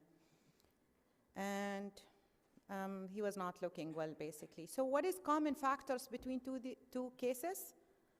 So they were both young. They are previously healthy. They are taking some sort of supplements. And one more thing, apart from the fact both of them had very bad outcome, they were looking like this. Actually very huge and muscular. So the outline of my talk is going to be about what is actually performance-enhancing drugs, what is the epidemiology all over, and what is the common misperception about them, what is the reported cardiotoxicity, and at the end, summary. And I think the right side of the screen can tell you about the whole topic. So actually, the performance-enhancing are pharmacologically produced agents. They are not supplements. They are not nutrient. They are not natural by any way, despite what the manufacturers and the company says. And the common use for them are by athletes and non-athletes were weightlifters to enhance a performance. And that's even a misperception. Why then we should be concerned if it is an athletes or sport-related thing? Unfortunately, it's not. Well, to start with, it started with athletes, but because of the common belief, they can actually give an enhanced performance in terms of gaining more muscles, becoming more strong in weightlifting. People start using them in the public, specifically the young age group. And there have been a lot of fight initially by the ethicists, like, why not? Isn't it like we are supposed to go for physical excellence, and the more good we look, it's actually the better? But unfortunately, it's not true. So actually in US, at least 3 million performance-enhancing drug users alone, and this is just based on one studies, and it ranks on top of type 1 diabetes and HIV infection prevalence, which is really serious, which make it #1 health threat. Specifically, across all the studies that reported it, it's a very common thing in young age group. It's between 22 to 24, so the young generation are the most commonly using these drugs. And I actually have abstracts in this conference about just a pilot study that we did in the country, and it was randomly selected 120 gym only in the capital itself. It's not even all the country, which is I'm planning to do next. And the age group, almost 64% were also young age group, 80 to 40. 75% of these people are actually using supplement. And they are gym members. And again, reminding you, they're not athletes. They are actually regular people who are going to the gym. And unfortunately, 53%, they don't even know any side effects. So lack of awareness completely about side effects, and they don't even have a proper trainer or proper medical checkup, which was really shocking. So what is the misperception then? Why the young age group go for these supplements? They don't know what they are. They're just using them. Actually, it's because of the media influence. So a lot of them, they just get the peer effect, the pressure effect. Okay, I want to look better. I want to have more muscular, and what is actually the best and fast way of doing it. And unfortunately, the media is not helping, because previously the attention used to be regarding the athletes that use it just to gain competitions, and then a lot of illegal action have been done for these sport people, but then no real educations or awareness or even banning or bringing to the attention about the health risks. So most of what happened is, okay, so this sport competitor was actually rewarded because he was using illegal supplements, but nothing really beyond that. So public attention is not there. And the vast majority now, it's not athletes, are actually the normal public. They are the normal people who are going to the gym. And it is greatly underperceived. And it's not even performance enhancing anymore. Actually, now the terminology itself is changing. It's either a body image enhancing drugs or appearance enhancing drugs. They are not performance. Actually, most of the people that use them now, they are not behind performance. They are more behind looking more muscular and lean. And then there are lots of kind of reports coming out of a very famous bodybuilders who are having actually stunning, shocking death at the young age group. And despite that, still the problem continue. And this is one of the very common famous case that went to the court in US that have DMAA, which is diethylamylene, which is one of the stimulants. And unfortunately, the disease was a soldier man who ended up having lawsuits by his family against the GNC websites, which is actually was really kind of advertising this product very heavily as an ultra-intense muscle gorging strength, energy power, and endurance. And now it became a banned product after a lot of deaths, including acute MI and sudden cardiac arrest. But it used to be really publicly used by the bodybuilders. So what are the cardiovascular effects that have been reported with these performance enhancers? So cardiomyopathy, myocardial infarction, you just name it, cardiovascular accidents, conduction abnormality, coagulation abnormality, and then each one of these compounds have its own kind of risk factors, because when we say body enhanced drugs or these supplements come in different shape and format and compositions. They are not only one type. If you can see, there are multiple. So you have oxygen carrying modulators that have erythropoietin, and then you have the anabolic agents. You have also adrenergic receptors antagonists, and you have also the receptor modulators. So it comes in multiple things, and the cardiovascular risks that are reported here are mainly the direct cardiovascular risk. There are also other indirect cardiovascular risks. And if you can see, the majority of these reports come from the anabolic agents or androgenous anabolic steroids. So we'll move on to the anabolic steroids, since they are the commonly reported cardiotoxicity literature actually come from those agents. And the mortality among athletes using these supplements is almost 6 to 20 folds more than the clean athletes. This is only athletes report. And 1/3, again, as I mentioned before, one third of these deaths are actually related to cardiovascular. So what is the direct? As you see in the previous slides, it's either dyslipidemia, so they can have decreased HDL, increased LDL, and then this is more pronounced if they are having oral intake of these anabolic steroids. You know that they come in injectable format, and unfortunately in my study it was very hard for us to get this information out because injectable anabolic steroids are illegal there. So it's kind of going to be very hard to convince people to disclose this information for even a study purpose. But I know it exists, and I know people actually getting it illegally from other sources. And the other sad part of this story, actually, performance-enhancing drugs, and this also reported in the literature, it's the door to start using even other illicit drugs. So usually it starts with supplements, and then they move on to any other kind of drugs. And in my country, I actually noticed this in my clinical practice, like most of the drug abusers actually are commonly going to the gym and getting their drugs even from the gym. I'm not saying you guys don't go to the gym, but it's a common factor. So what is the evidence also existing for their cardiovascular toxicity? You have also postpartum. Most of the evidence existing are by case report and case series. As everything in toxicology, it's very hard to have ethically approved study to compare the effect between these supplements. But then postmortem and experimental, there are actually recent conduction studies that showed decreased cardiac electrical stability.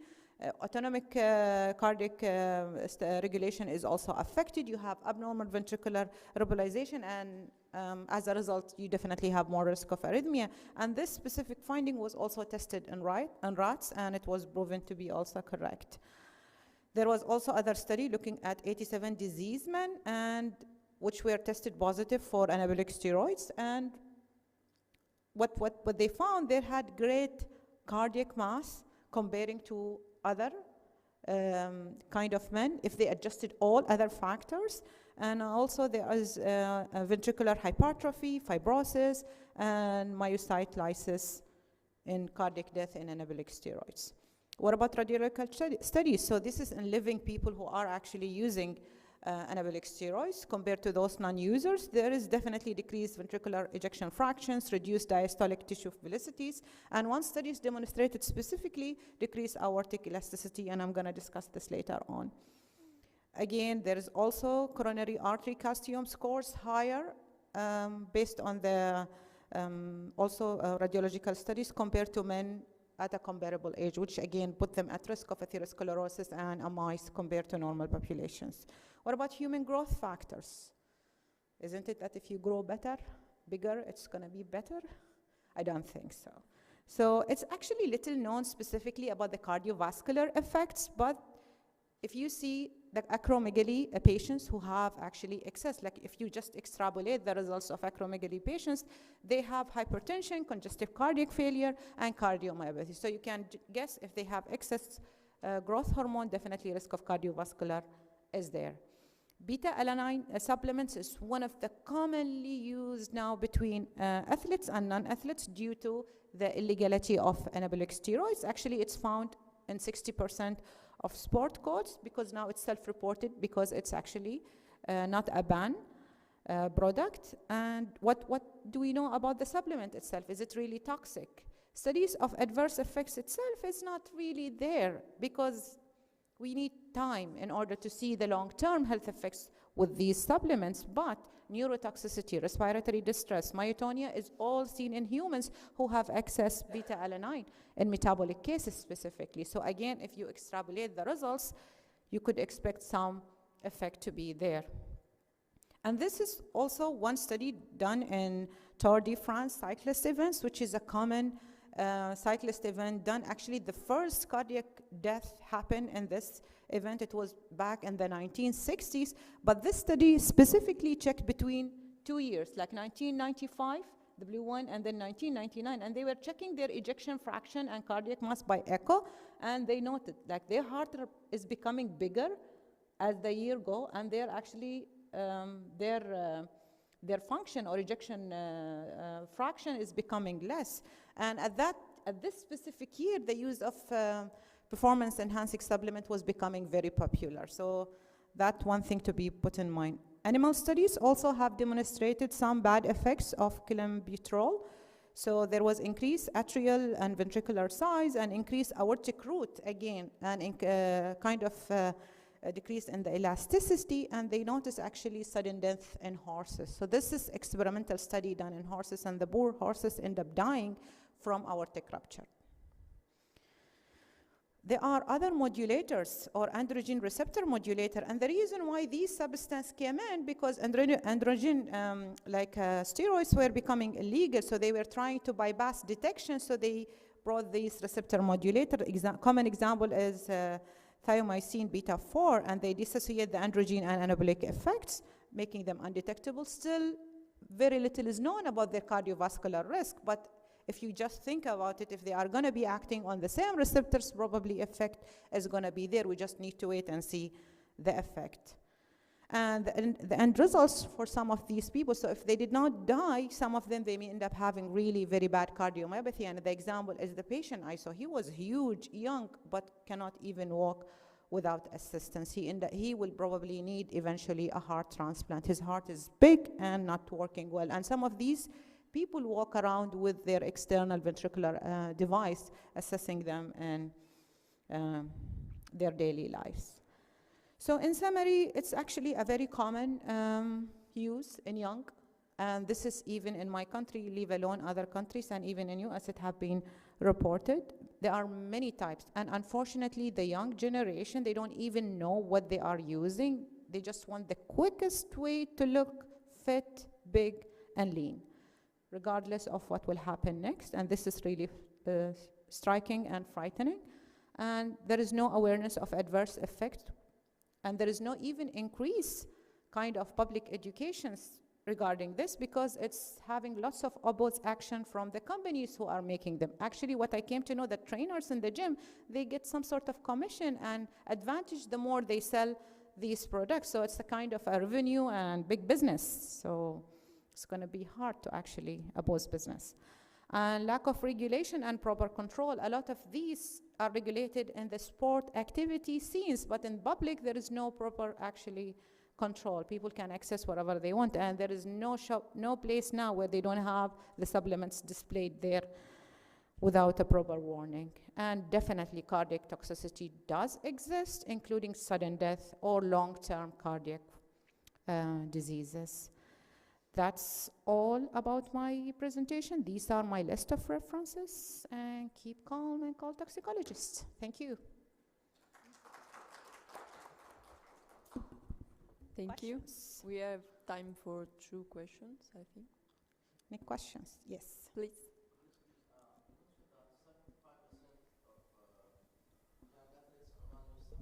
Yes. That's striking? Maybe not. Supplements, is it like multivitamins? Is it on?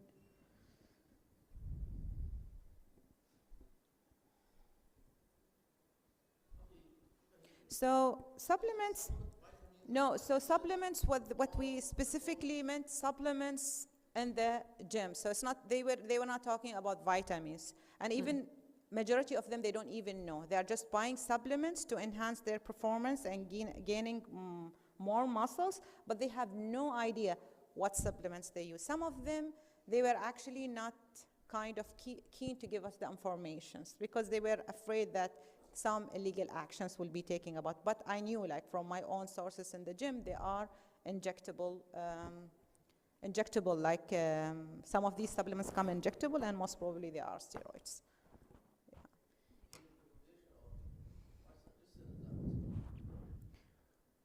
Is it the time now that there should be some regulations for any gym to be open? Absolutely. To have a specific recommendation to be assigned to a physician, a doctor, and maybe not to leave it like this. Absolutely, and this is what I'm trying to do, because the first thing, you need to prove that problem exists, and you have to submit the data. So what I did only a pilot study in Muscat. Now I'm planning to extend my study to include all the country and just to screen what's going on there. And I'm trying to get more information to actually submit it. Huh? Oh, great. And the thing is, the problem is, what I noticed, lots of opposition from the gym themselves to participate in the studies, because again, it's a money-making revenue for them. Like the more they provide supplements, the more they get money, and they try to convince people who are there to actually, and you know what's striking, which I did not mention, many of these actually users are undergrad.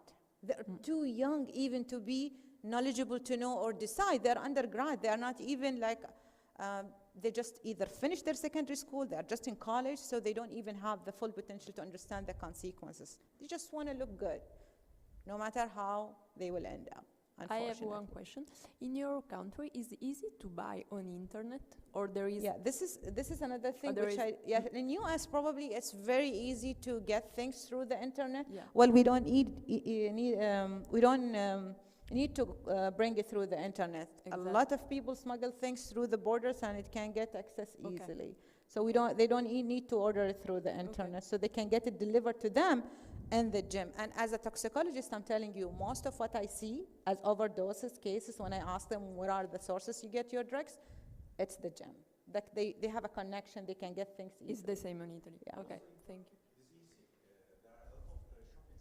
you. Yeah, vitamin shop called. Like there are so many gym there, but probably only 2 are certified for selling specific products. The rest are just on their own, unfortunately. Yes. Please.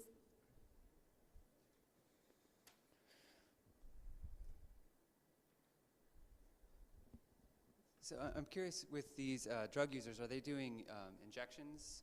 Yeah, IV this is injections? what I try to get. So even when we went to the questions, is it orally or injectable? Nobody want to answer the injectable ones, because the moment you say injectable, it's actually most probably anabolic steroids.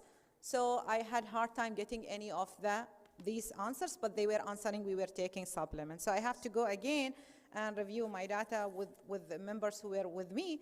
And then actually when they question, without them, they said, we are not gonna write, we are taking injections, because they are so scared to actually declare this information. So my question for injection drug users, does Oman have resources for harm reduction to prevent transmission of diseases? And Actually illegal, so injectable supplements are illegal in the country. They are not supposed to come there. But again, we are talking about getting it in a legal way, and still they are using it the way they use IV drug. It's illegal. I mean, IV drug abuser, they use IV, right? It's illegal, but still people can get access to. Sure, So you are talking about infection risk the same way that it's existing. But how to monitor it, how to report it, that's the challenge. Understood, but are there practices in Oman to provide people clean needles and teach them how to prevent? Although no, they are so meticulous now about actually getting their own needles for injections. So risk of infection probably is less. So they get a one-time loaded syringe, I guess. Thank you. Thank you. So thank you. I think we can Okay. go to the coffee break. Okay, thank you. Thank you. Thank you all the speakers.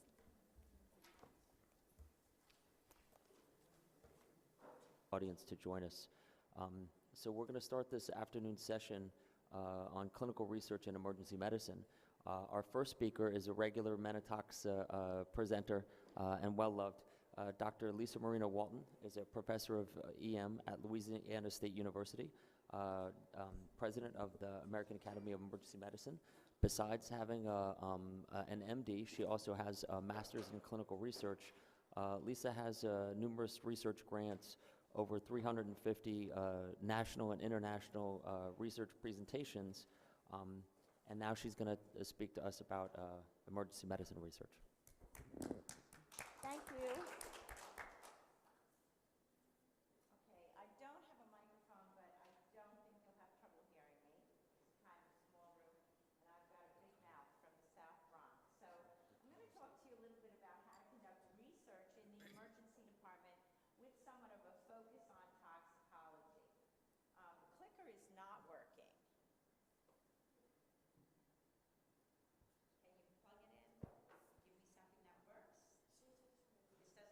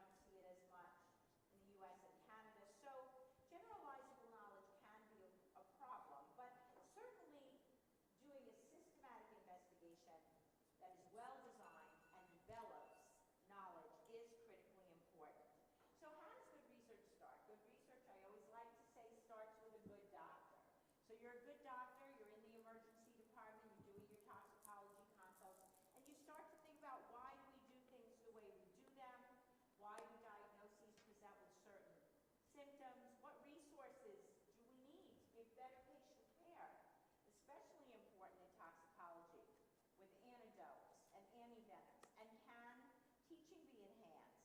I notice that patients do better when I do X. So all of these things can help you to develop your research question and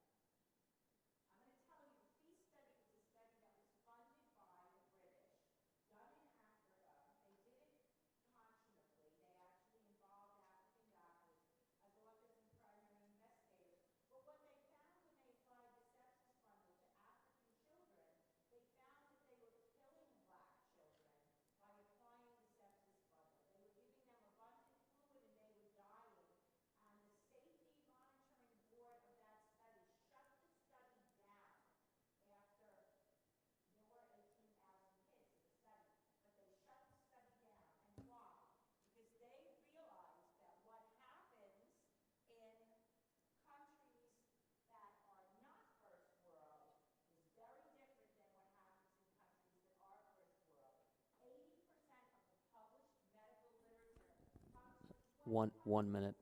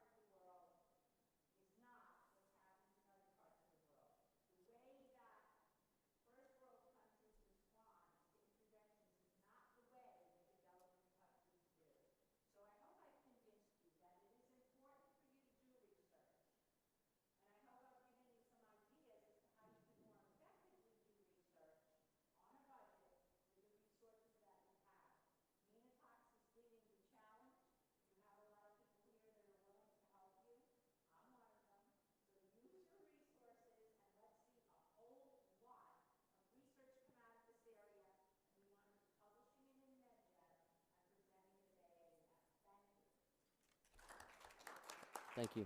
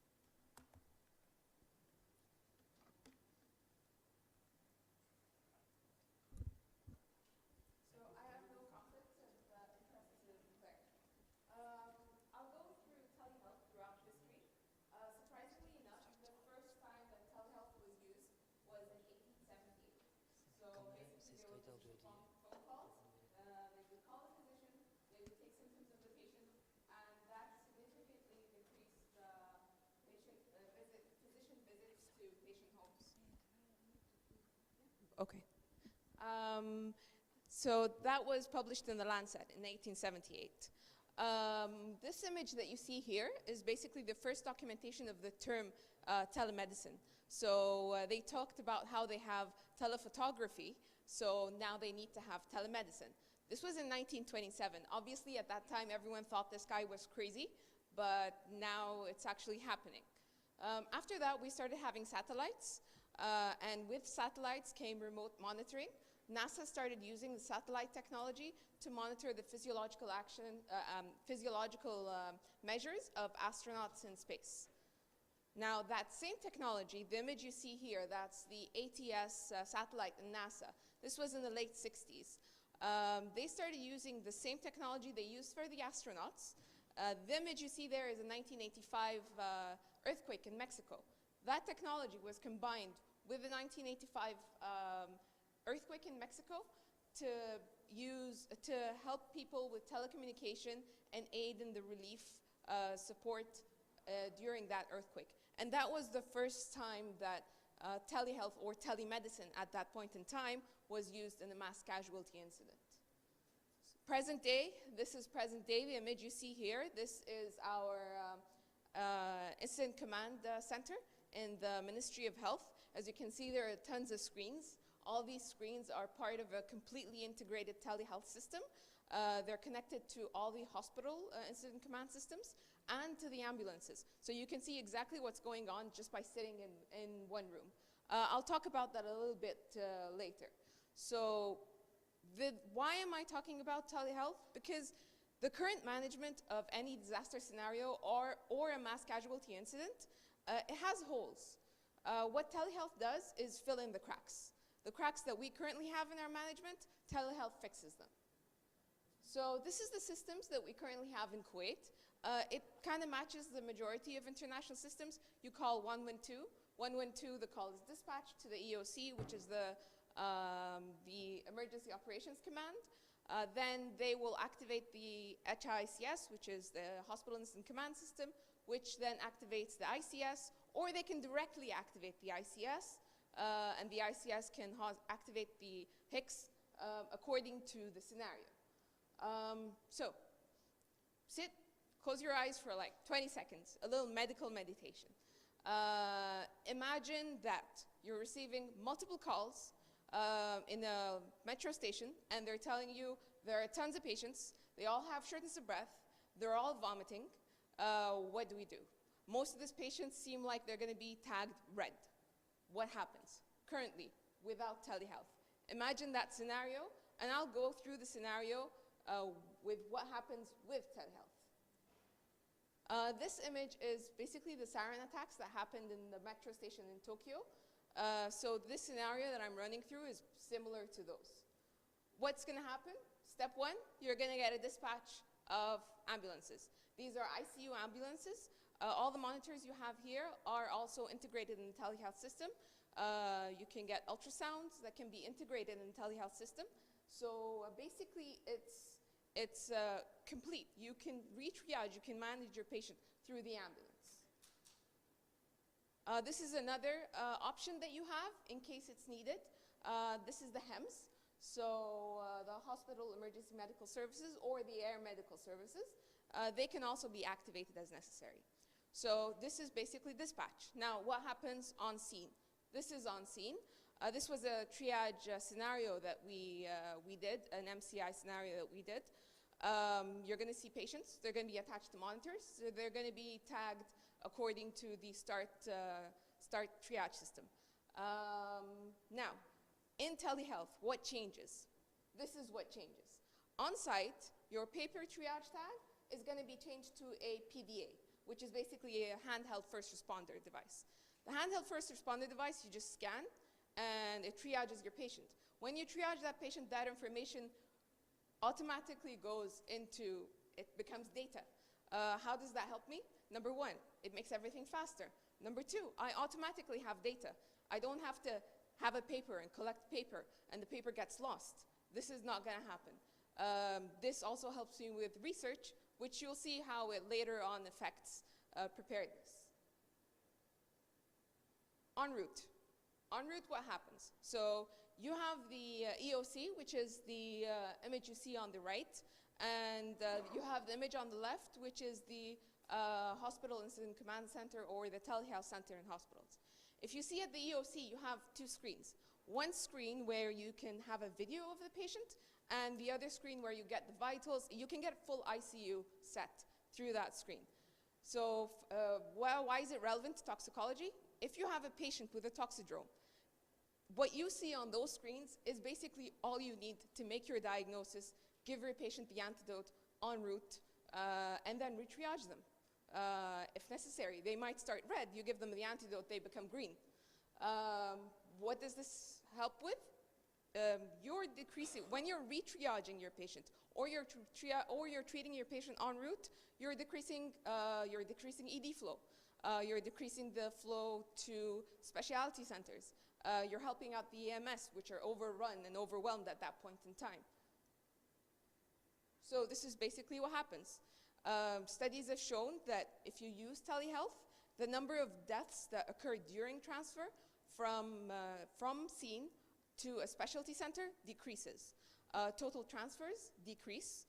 Total number of ED beds used decrease. That increases your medical surge capacity. And ED waiting times also decrease. So it's a win-win situation. It's a lot of technology.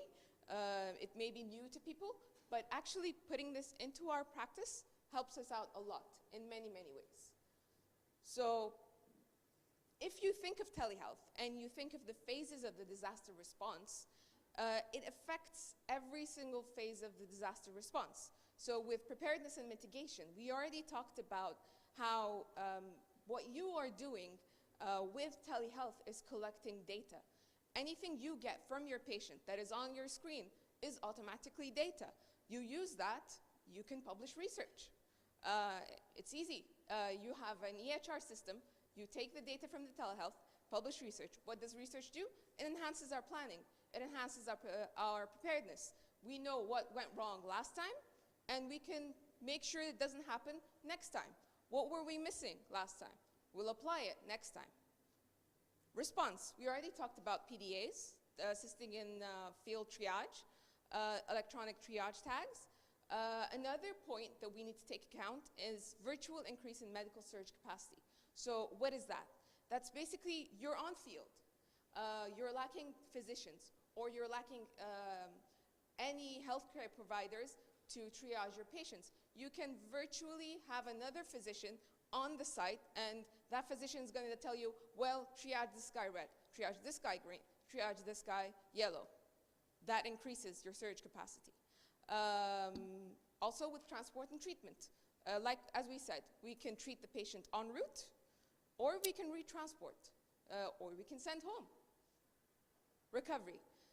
There are certain pandemics or MCIs that usually have a very prolonged recovery. Things like pandemic flus, earthquakes, tsunamis. You can assist with the recovery of the patient via telehealth. You can provide like doctors virtually to assist patients at home, to follow them up. You can follow the labs of your patients virtually, especially for psychotherapy services or family support after a disaster. That can also be all done virtually. Also, you have inter-hospital communications. So let's say you have an ED and you have a specialty center, and the specialty center wants to downgrade so they can provide more beds. Telehealth gives you that. It allows inter-hospital communication. Another thing that you can take into account is the EMS. Now, if the EMS is transporting one person to another place and you don't have a physician to assess that patient, you're going to overwhelm the EMS capacity. So basically, that inter-hospital communication really decreases all the weight on the EMS services. That is basically the telehealth. These are my sources. That's it. Thank you. Any questions? Thank you very much. We'll take questions actually at the end of the session. At the end. Okay. Thank you.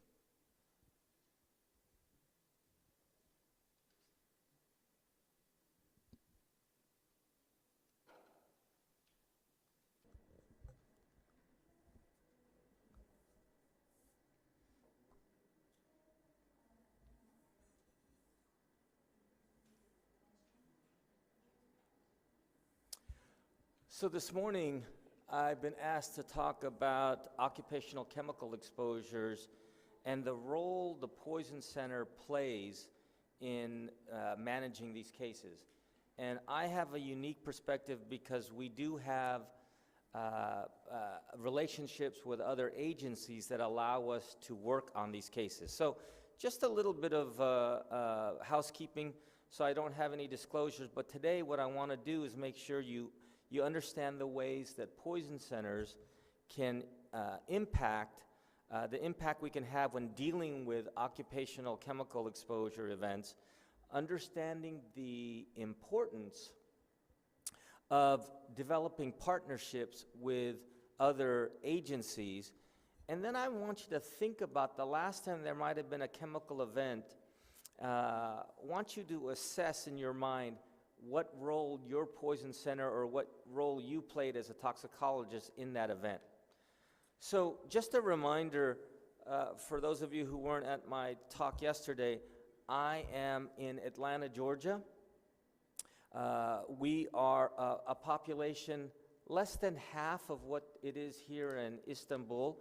We have a population of 10.5 million people, and we are housed in one of the largest teaching hospitals in the southeast. Dr. Kazi, is it an 800-bed hospital?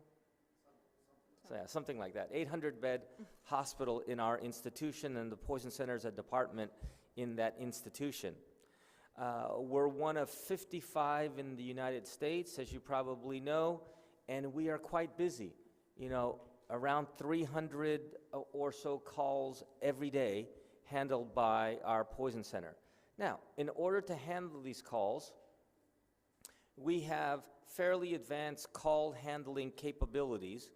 and you could compare them to what you have in your area, but communication technology and making the connection is important for us to report these cases. So for us, we have a very feature-rich telecom system. And what do I mean by a feature-rich telecom system? Well, we have various ways we can affect the queuing of the calls that come in. We have in our system what is called skill-based routing. If you're unfamiliar with skill-based routing, is say for example, we have someone who speaks the Turkish language calling in, and they only speak Turkish language, and many of us speak English.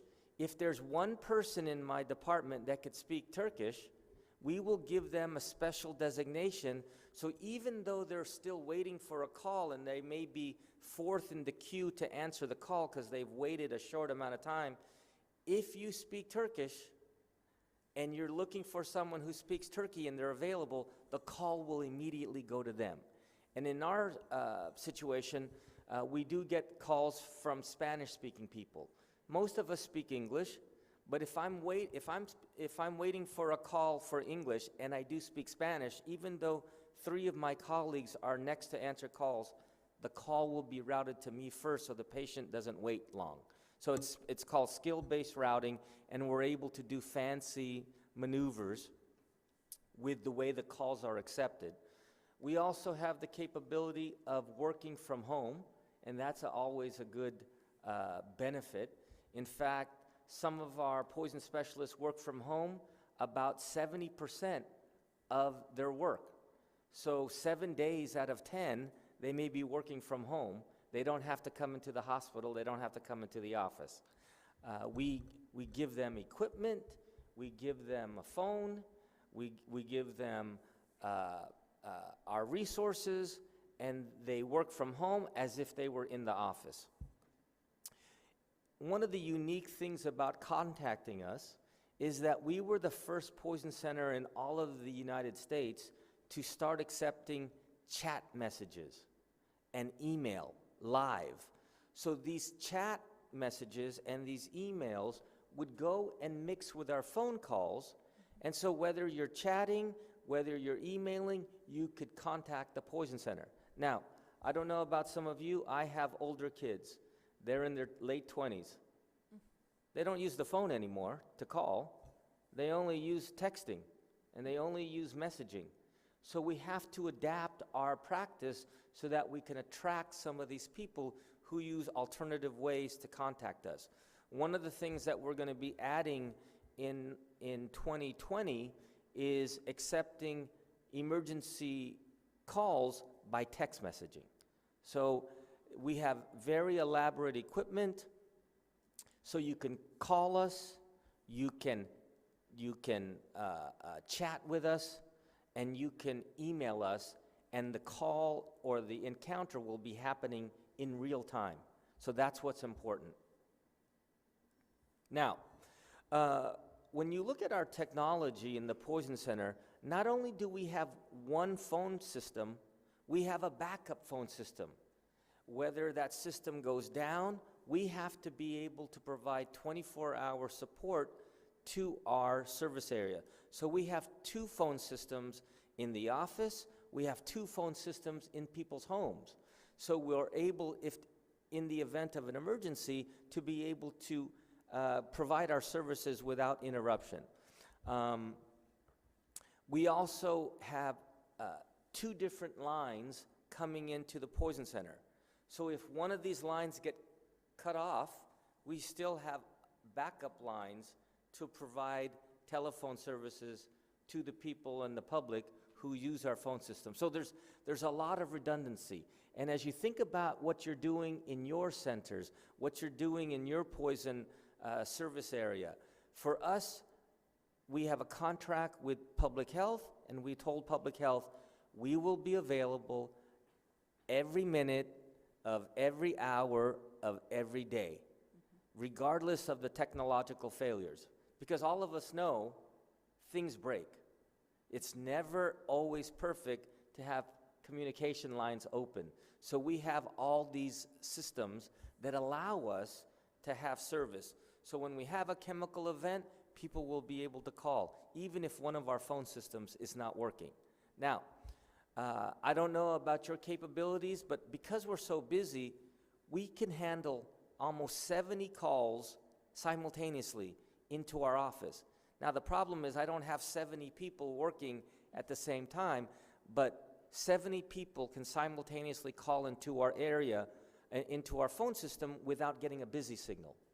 Now, what happens in the event of a chemical event, a mass exposure? Will your phone system be able to handle the extra calls coming in, or will they always get busy signals? We invested our money in technology that allows us to increase the number of calls that come in to our center without a busy signal. We can handle almost, and you'll see shortly, we could handle almost 10 times the amount of calls without someone getting a busy signal. Because there's nothing more frustrating if you're calling emergency and it's busy. So we have the capability to turn on the programs that allow us to increase capacity. And I'll talk about the technology here. So it's called the SUFER phone system. I mentioned it the other day, I didn't really elaborate, but SUFER stands for Surge Public Health Emergency Response. This allows our system to increase our and expand our capabilities, but it's a technology that we've had for almost 10 years now. And not only does it provide access to more people, it also has a unique feature of being able to put messaging as if you were choosing messages from a phone tree. Press 1 if you want to hear about the common signs and symptoms. Press 2 for treatment. Press 3 for should you leave your area because of chemical gas. So instead of talking to a human, you can listen to live messages that are built for that specific event. Instead of talking to a human, I may only have 12 or 13 people in the call center. But if there's a mass event, we have in place a way that we could give people messages. Now, if they want to call us, listen to the messages, and still want to talk to a human being, there's a way for the system to route that call to a live person. So, when you look at this hotline, if there's an emergency in the state that requires messaging, we can handle up to 580, almost 600 calls at the same time without our phone system breaking. Because you've heard of crashing the internet, right? You've heard of crashing a website. Well, why does that happen? Too many people are accessing the website, and now you can't do it anymore. The same thing works in phone systems. So in the event of an emergency where you have many more calls, your capabilities have to be increased or they will break your phone system. So we have the ability to handle almost 600 calls, and the reason why the state wanted us to have this technology is they wanted us to be prepared in the event of chemical exposures, chemical emergencies, mass exposures, for the public to be able to access us. Now, the beauty about the messaging in chemical events is it's all text to speech. So if a message is developed, we type it, we type the message, and then the translator for the computer converts it to words. And so we can put many messages, as you could see here, you could put many messages into the system and many options for someone to listen to various messages. When we are asked to do special messaging, it probably takes us 30 minutes to 1 hour to fully configure the system. The one thing that we ask our partners in the health department to do is write the messages for us. We'll load it into our system, we'll type it in, we'll load the program, and then automatically the messages start talking in computer voice. So it's a great system to have in the event you're looking at developing messages in the event of a mass emergency. Now, when someone's calling in, if there's a fire in Istanbul and you want to just let the people in Istanbul know, as opposed to if you're in Cappadocia, if the fire's only here, then you will hear specific information about the fire here that has toxic fumes. So what you need to do is call the special number, put in the designated area number that you want to hear messages for, and then you choose the message that you want, and then choose the options if you want to listen to all the messages or you want to talk to a live human being. So that's what's that's the beauty of this system, is you could listen to the computer messages as well as listen to the live voice. Now, the whole purpose of this talk is to talk about chemical occupational exposures, and we have a unique perspective in that we actually published a paper not too long ago, I think in 2017, about the relationship that we have with a governmental agency to enhance and to recognize those exposures that happen while someone is in the workplace. So these are occupational chemical exposures, and we are working with a government agency called OSHA. I don't know if they have a similar organization here in Turkey, but who is OSHA? If you're unfamiliar, back in the 1970s, the US government and the Congress passed legislation that called for a law that requires safety in the workplace. And the name of that organization they called the Occupational Safety and Health Administration, or OSHA. And what this was to promote and enforce standards for safety in the workplace.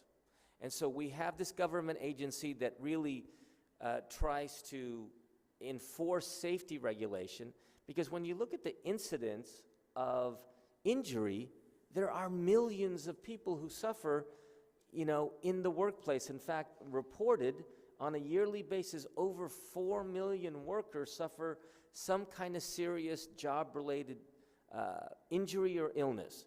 And that's a lot of exposures. And so in 2014, we started doing exposures in the workplace, and we started not only tracking them, we were getting the calls already, but we were starting to report the calls to the government agency. They never asked for those calls before, but we had the database. So we would collect information about the patients. The poison specialists and the doctors would give advice on how to treat these patients. Now, the one thing that was different is when you call into our poison center, every call is kept confidential and private. We don't release the information to anybody, even the government. So we asked the patient, if you were having a problem in the workplace, will you give us the permission to notify the government that you had an injury at work? Some people, they were worried about retaliation, and so they don't want to give any information. Other folks said, yes, I want the government to investigate. So I'll give you my name, I'll give you my number, I'll give you the company that I work for. So we have to ask everybody for the permission to release their name. But what about if they tell you, yes, let them know, but don't tell my name? Yes, that's the first thing we do, is we release the information to the government, but what we do is we blind all the cases. So the government doesn't even know the patient. We are just trying to get permission to release the fact that an incident occurred. We don't ever release the name, but we do identify the company so that there's the possibility of investigation. Now, with OSHA, every week we collect data from the workplace, and every week we submit them all the cases. In 2018, we had over 800 cases from the workplace that were reported to us. Of the 810 cases, only about 25% allowed us to release information. So not everybody, because they may be worried about job security. Now, one of the things that you have to do when you're having a program like this is you have to educate your staff. As I was talking earlier, Doctor, about the poison specialist, all our cases are documented. Now, the beauty of our specific EMR is that if someone has a workplace exposure, once they code and they use the code that the exposure happened in their place of business, automatically a reminder comes up. So if you tell the computer this happened at work, a reminder comes up that says, hey, what kind of occupation is this person? You know, will they allow us to pass their information to the government, so that our intakers of the calls will be reminded, so they don't forget that this is a unique case. So we have unique tools that allow us to remind us that we must ask more questions, okay? So I'm going to give you a couple of examples of cases where they called into the poison center and then we released the information to the government. For example, in this case, you have a 23-year-old who went to the emergency room after they were exposed at work to chemicals in their eye and their skin. They suffered burns to the cornea.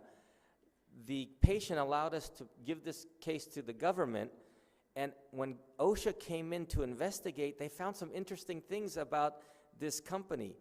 This company is an oil change company, and they failed to provide eye wash stations and other decontamination stations at work. They did not have the proper documentation at home, and after the government investigated, they fined and gave serious citations to the business of around $21,000. So the government said, you're not making your workplace safe. You have to fix the issues here before you can open your work again. In this case, case number 2, there was a 50-year-old who was exposed to chemicals for swimming pools. These chemicals fell onto his head, face, and chest. He was washed at the scene. He went into the emergency room with respiratory distress and altered mental status. OSHA came in and investigated, and here's what they found. When they investigated the company did not even report to the government that one of their workers was injured. There's a requirement for the government in these kind of businesses to report when a patient goes to the hospital. So failure number 1, they did not report the incident. Number 2, they did not provide a place that had that was free from hazards. They did not have body washing or eye exposure capabilities. They did not have the proper documentation in place for the chemicals, and they too were also cited and given tickets, and they were fined almost $30,000 for their issues. So there are many work-related exposures that get called into our poison center. We were able to collaborate with our government organizations to make the workplace safer by being able to report these cases to the government, and it's important for us that we had this relationship to forge with OSHA. So in summary, if you're looking at starting with a good communication lane for your patients to call, make sure you have a robust communication strategy. Do your job well, but once you've done your job well, look for other ways you can impact your community. And for us, it was a matter of recognizing that there were exposures happening in the workplace, that safety was being neglected, So we formed a partnership with the organization that looks for safety in the workplace, and we wanted to make, at least in Georgia, the patients that much more safer. Thank you. Thank you. I think we have time for one question. Okay.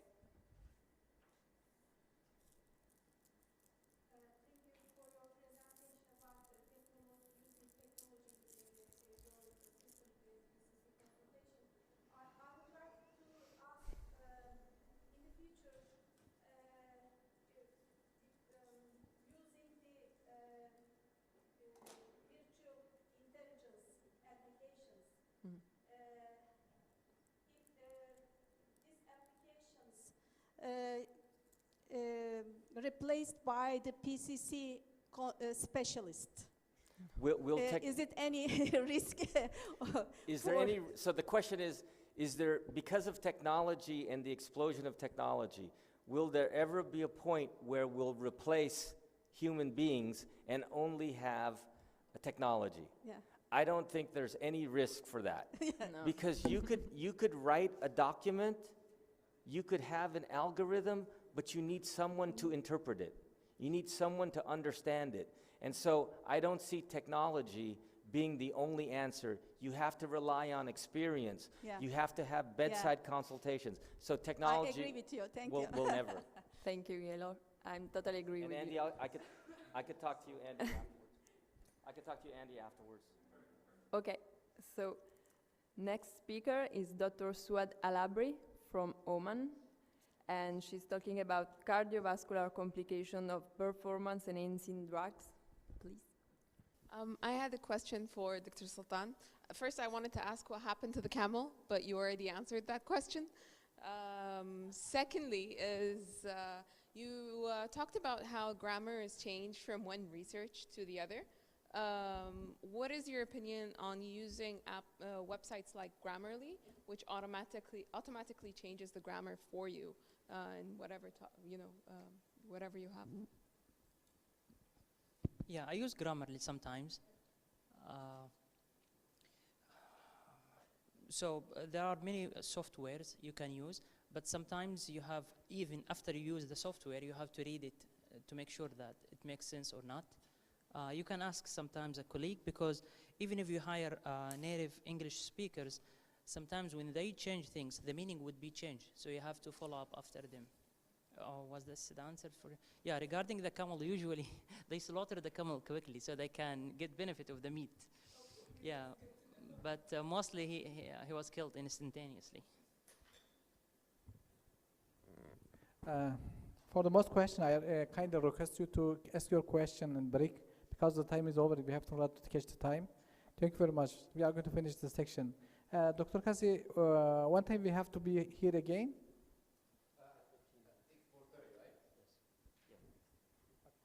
Yeah, so the next session starts in just 6 minutes. Thank you.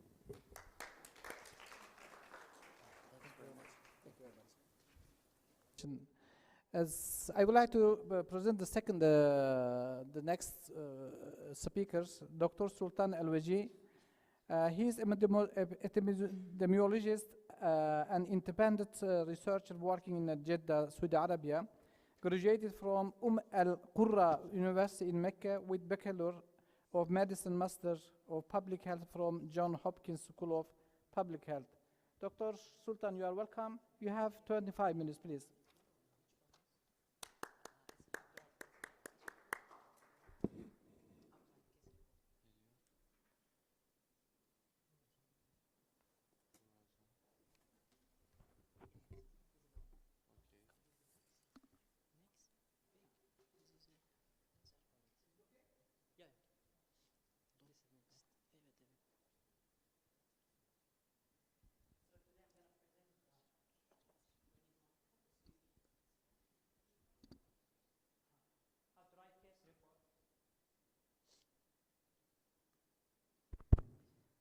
Although case report is underestimated sometimes, for one reason, because many people read it, but few people cite case report, because Usually case report about rare things or atypical presentation. It's not about something common. That's why it's not very widely cited. That's why the editor of the journals sometimes do not like case report. But if you want to write a case report, you have to make sure that you are submitting the case report to a journal that is interested in case report, or they are publishing case report, because you don't want to go through a lengthy process, then you figure out the answer from the editor that actually we do not publish a case report, which it happens sometimes. So at the beginning, what's case report? Can you report anything, or it has to have specific like feature or criteria? What do you think? Can you hear me now? Or do I have to go back to the mic? So case report, it's not necessary to be very rare. Sometimes when you want to report a case and you ask a friend or a colleague, and they would ask you that, you want to put the time? They will ask you, okay, that's fine. They will ask you, this case has already been written. So why you are writing this case? So somebody published it already. Why you are writing this case? It's not necessary to be atypical or very rare. Sometimes for educational purpose, let's say sometimes to increase awareness about specific disease that's not common in specific area. Because the main idea is to communicate with your colleague, to communicate with the other healthcare providers, that we start to see these things. For example, in Saudi Arabia, let's say that, I remember a friend of mine said that female, she was a back passenger and she asked the driver to drive. He refused, but she insisted, and she was coming out of a party and she was drunk. This is new. So she drove, and she was involved in road traffic injuries. The driver was in the ICU. So it was critical. We are not used to see these things, but start to happen. So you want to increase the awareness of law enforcement people and the clinician that driving under influence start to happen in this geographical area. I said the journal editor usually do not like it because it's not cited, but sometimes because it's at the bottom of the evidence-based pyramid. We usually start from expert opinion, then we go up, and the case report usually it's down. It's not like randomized controlled clinical trial. But for rare things, you cannot actually do randomized controlled clinical trials. So sometimes the case report is the start of, let's say, a systematic review meta-analysis. Most of the bigger research started with observational study or even case report. Like Dr. Lisa, when she mentioned about the HIV in the 1981, it was a case reported in the CDC, the weekly morbidity and mortality report. Then another case came from San Francisco, a third case came from New York. Then it became as a case series. Then somebody started to do official research to figure out what's going on. Sometimes atypical presentation of common disease, challenging sometimes case, sometimes. So the main thing is a learning opportunity or like highlighting a message of this case. What's usually it's not reported a lot, failure story. We need people to write about their failure. Let's say that you use something new, but you missed it miserably. We need to report about this because that's fine. Because if you do something and you fail at it, and you reported or you communicated with other physician, you are increasing the awareness that this technique does not work. So I mentioned all these, not necessary to be the first case. This was the Kaposi sarcoma in the 1981, published in the Mortality and Morbidity Weekly Report. Case series is 3 or more. Some of the people said it's 4 or more of the cases. You can call it case series. But if it's 1, 2, up to 3, you can report it as a case report. So what's the structure of the case report? Generally speaking, in research, we have specific form. We call it IMRAD, which is introduction, method, result, and discussion. And you put conclusion. So this is the main structure we usually put it for any research. But for the case report, it's a little bit different.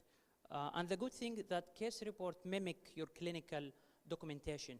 So you put an introduction, why you are writing this case, brief sentences about the disease you are describing, then case presentation, clinical history of the patient and the significant things, the management or the outcome, then discussion, what do you think about this, compare it with previous case, and then you conclude. So it's very easy, you can write it in 1 day.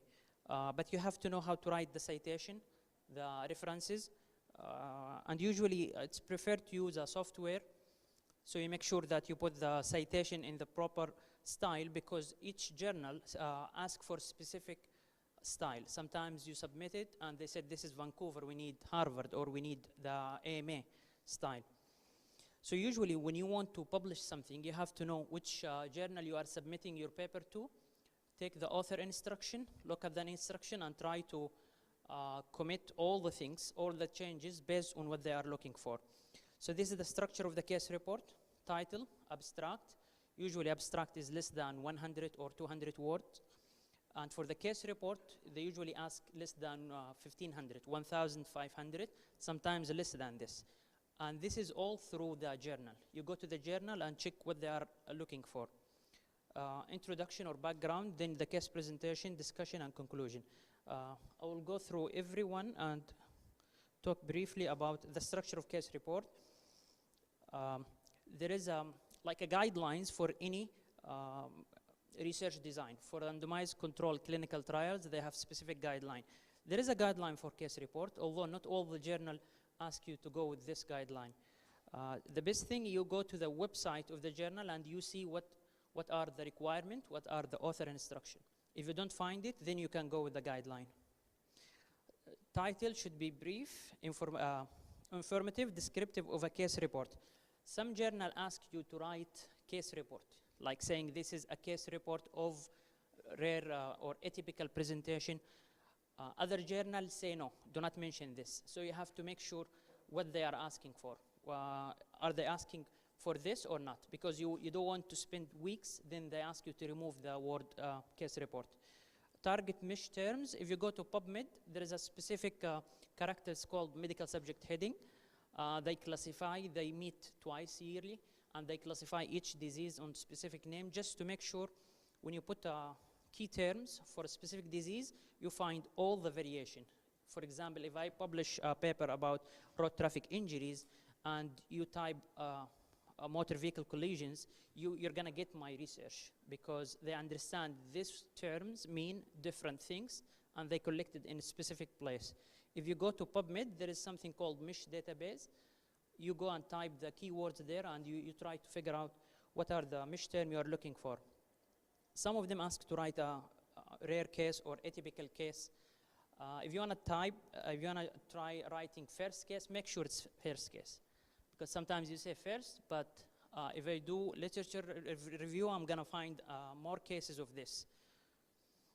So, as I mentioned, some say avoid, some say no. You can write a rare case or case report. Keywords, this is important. Usually choose 2 to 5. If you succeed at choosing the proper keywords, this would help other researchers when they go and do the Google Scholar search or PubMed through Medline to find your topic. And if the journal is indexed in PubMed, it's more likely that people will find your paper. Abstract brief, we said less than 200 words. Total case report, less than 2,000 or 1,500. Structure or unstructured. Sometimes they ask you for abstract, like in paragraph, mention everything, but in chronological order, introduction and methods, result.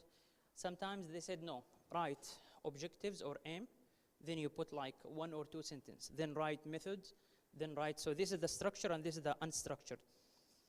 Check the journal instruction. Usually check the journal instruction. Actually, it takes a lot of time to change from journal to journal.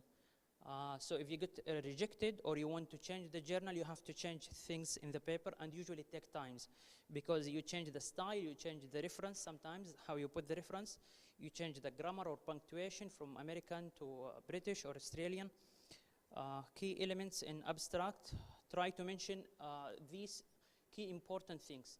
Sometimes you write a paper and after 3 months or 6 months, when you want to publish it, they ask you for abstract. Then you write the abstract without going back to the paper. Then you figure out there's discrepancy.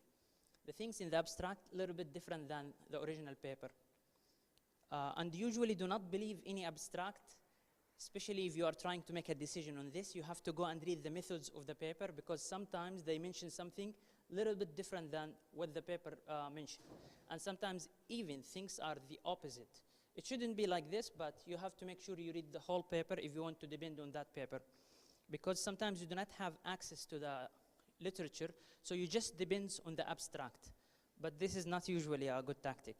The introduction mentioned briefly things about the topic. Landmark papers, you can mention them in the introduction. Also, case presentation. This is mimicking what you have seen in the hospital. You just mentioned that we have this patient present with this disease and we did this. 2 or 3 paragraphs. Do not be obliged that you have to write everything about the patient because you have only 2,000 words. You cannot write everything. You have to make it very short because in communication you want to be clear and concise. Finish the story, even if you wait for follow-up.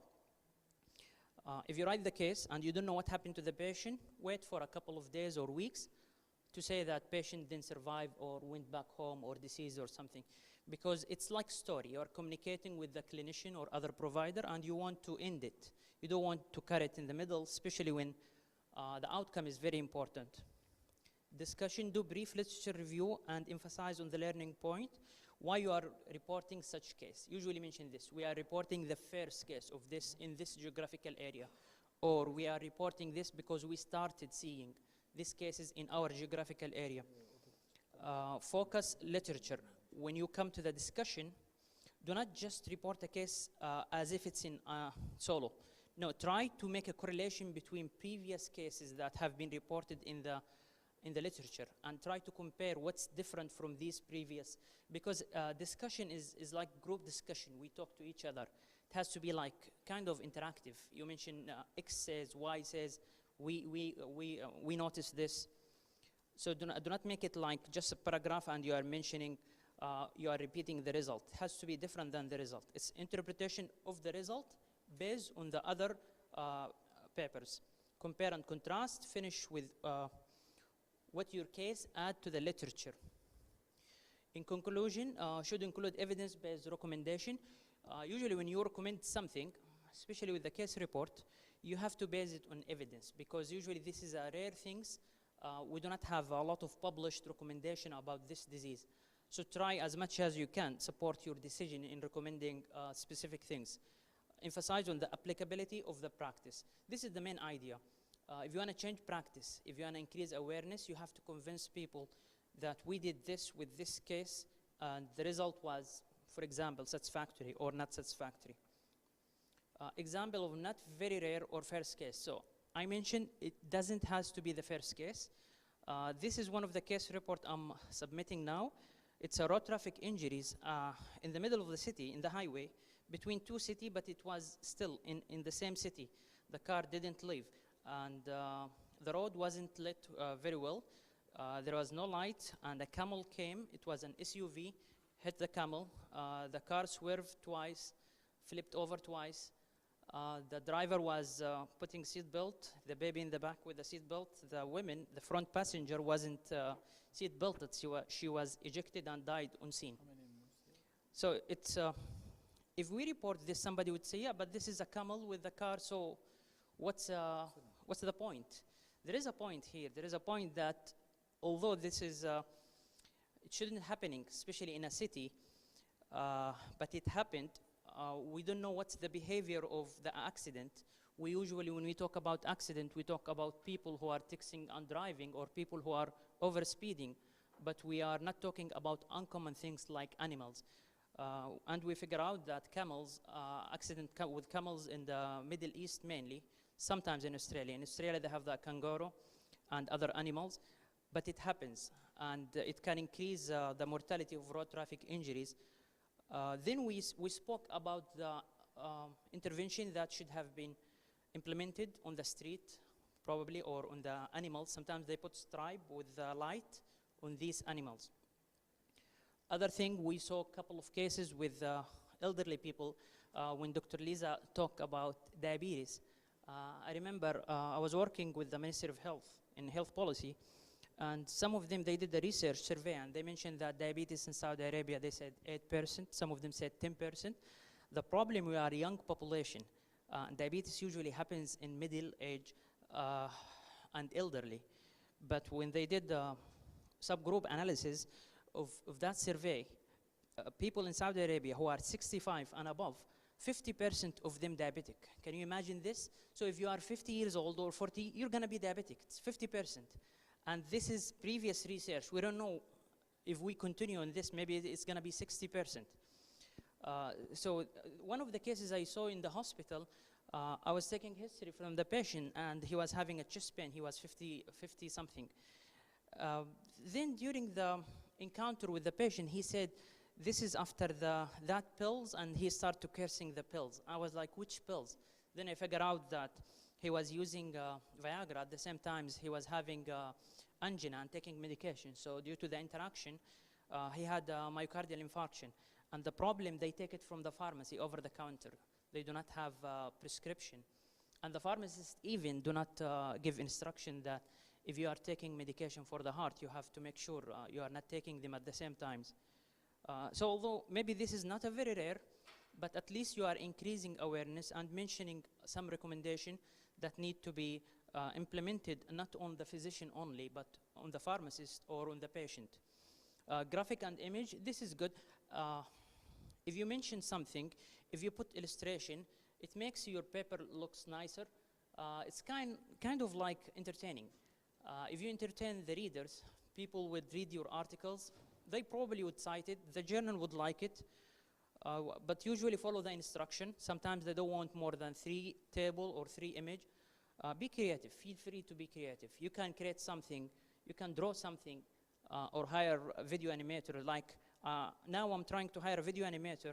I contacted one of them because I figure out when there is an accident, sedan car with a camel, usually because the camel is 2 meter height and the sedan is a little bit lower. The weight of the camel is more than 500 kilograms. So if they hit the camel, usually the camel fell on the passenger and they get killed. But it's SUV or family car, usually the camel will be ejected.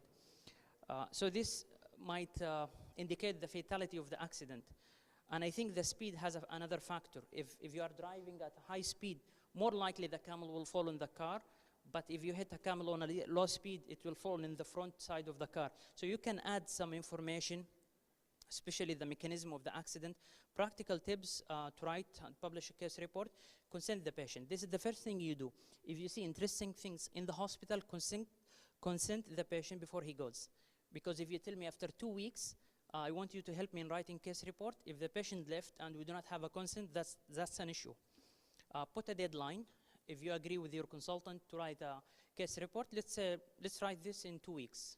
Or I will give you my final case report and then you review it in 1 week. Agree on authorship. Sometimes conflict happens, especially between 2 different departments. We are the emergency medicine. We saw interesting case, admitted the patient, then the radiologist, they publish the paper, but we publish at the same times. So try to, if it's different perspective, they are publishing from radiological perspective, that's fine. But if it's the same case, it doesn't look nice when you have a conflict of authorship on a case report. Plan to succeed at the 3rd trial. I'm a researcher, so I usually see clinicians, they are frustrated because they tried once, twice, or 3 times to publish something, but they weren't successful at this. Let me ask you a question. Do you think your first intubation will be successful? I don't think so. Do you think your first physical examination will be presented, or people would say that this is the best physical examination? So in research, it's the same thing. You do the research, you failed first time, you get rejected second time, third time rejected, then you resubmit again. You might succeed after 4th time, but that's fine. It's a learning opportunity. The more you try, especially with the supervisor, the more you learn. Authorship, make sure you do not have a conflict. Single author usually responsible for the load of the work. Sometimes a single author may be the senior, but the senior need to have the load of the work.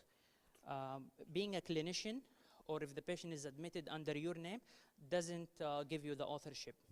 You can publish a case report while the treating surgeon or clinician was not involved in the case in the writing or intellectual process. 1 minute. Okay. Avoid double publication, ethics and ethical approval. You need to have ethical, the informed consent from the patient, okay? If you want to show the picture of the patient, there is another form. In some institution, they ask you for IRB, institutional review board. It's not the usual practice, but some hospital ask for this. And avoid plagiarism. You can check the journal. Sometimes they mention topics that they accept. For example, they said we take case report in trauma or injury, stuff like that. Drawback of case report, we said it's at the bottom of the evidence-based medicine. Due to the high volume, journal usually accept very few number, limited number. And some journal do not accept case report. Avoid making firm judgment because it's one observation. Do not say that this treatment is for this disease. Before claiming rarity, make sure it's rare. Few grammar mistakes is acceptable. Typos are not acceptable. Even if you are non-native speaker, typos usually means that you were in a hurry or you do not have time to review your paper. Example of non-case report, we said the AIDS, the thalidomide, it started with the case report, with the congenital anomaly, the fenfluramine, which is the appetite suppressant with the pulmonary hypertension, and the Zika virus. This is the guideline for the case report. Some journal ask for this. Yeah, so this is just a video. I was showing how, when I write, usually try to use a dictionary, especially if English is not your first language, to be very handy for you.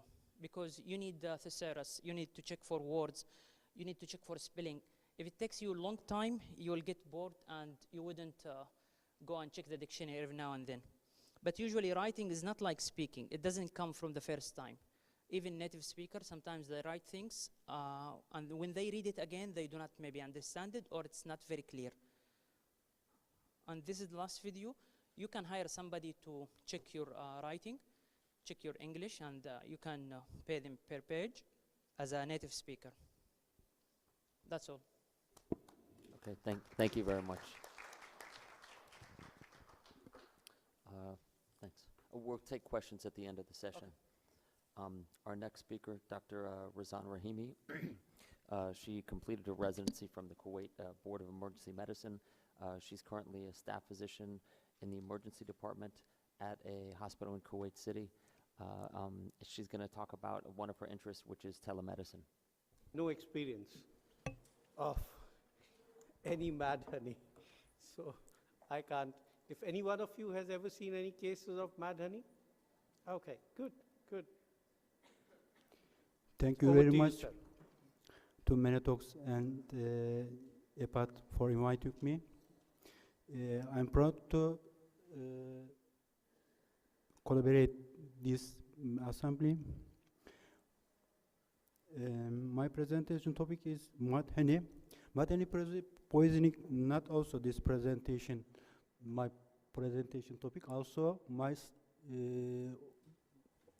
scientific life main topics. I will explain some my expert. I declare to no conflict of interest. First, let's see some chronologic old writing and ancient writing about mud honey. In ancient and old writings, we first seen Xenophon. Xenophon has a book called Anabasis. In this book, he mentioned about the mud honey. He told that his soldiers who ate mud honey looked like drunk people. This is first used mud honey word in the past. First we seen mud honey word in this book. Second, we seen Strabo. He is also an historian in ancient time. Strabo also told this book, his book, Pompey's army was destroyed by feeding mud honey. this var Strobos mentioned about is near the Trabzon, like Xenophon mentioned about this war, his war. Centuries after these ancient history writers, Mr. Coleman said that he gave medical attention about, explained some case, 14 cases, which 3 of them died. This is important for us because this mortality is first described these books, these letters. The distribution rhododendrons and methanopoisoning cases in Turkey. Grantoxin comes from the rhododendron flowers, and this makes the honey poisoning in Turkey. Plants belong genus rhododendron have wide distribution area in Black Sea region, which extends from the Marmara region to Caucasia.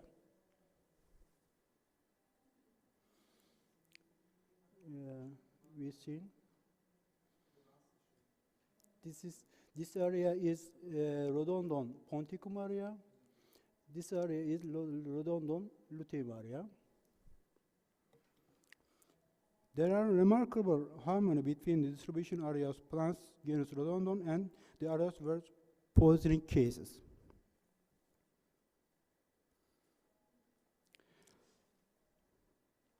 Worldwide, when methane poisoning cases are analyzed according to countries, it is seen that the most cases of methane poisoning occur in Turkey.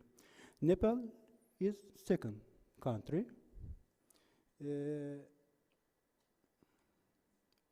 South Korea comes third. As we see, Turkey is first one, Nepal and South Korea is second and third case we see.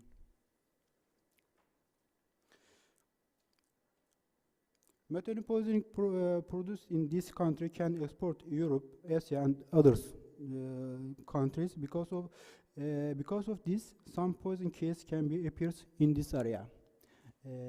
Out of the Turkey, Nepal, and South Korea, we can see methane poisoning cases. For what we use, people use methane. Methane generally consumed but accidentally in Black Sea region. People don't know how it contains grantoxin or not. Methane can also consumed as alternative therapy for health problems such as digestive system, hypertension, sexual dysfunction, wound healing. Methane also used to diabetic patient for blood sugar regulation. When they use it as an alternative therapy, it can be poisoning this person. The poison effect of methane originates from toxic compound called grantoxin. Based on the literature, so far we 60 grantoxin types, and their glycoside have been isolated from the various ecosia plants. Primary toxic compounds are grantoxin 1 and 3.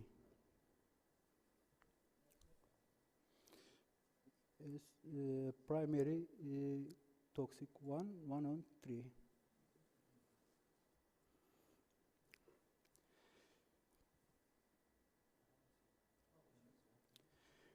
Physical symptoms from methane poisoning appear after dose-dependent latent period of several minutes, approximately 3 hours. Patients exposed to low-dose grantoxin typically recover within few hours. In more severe cases, symptoms may persist 24 hours or longer, may be required medical treatment.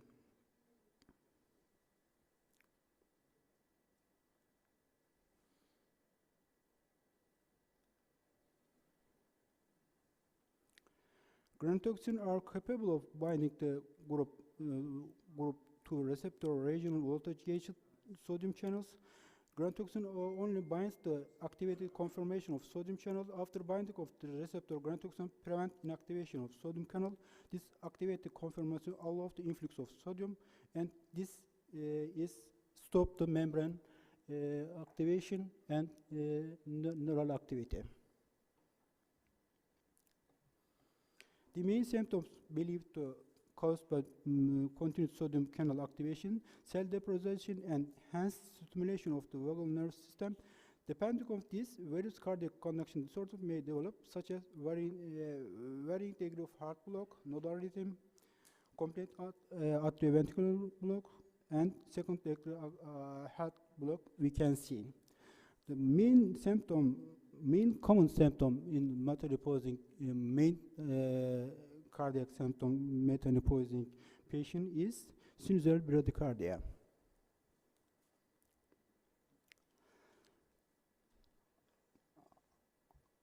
Also, clinical characteristic. What is the main clinical characteristic of methanoposing patients?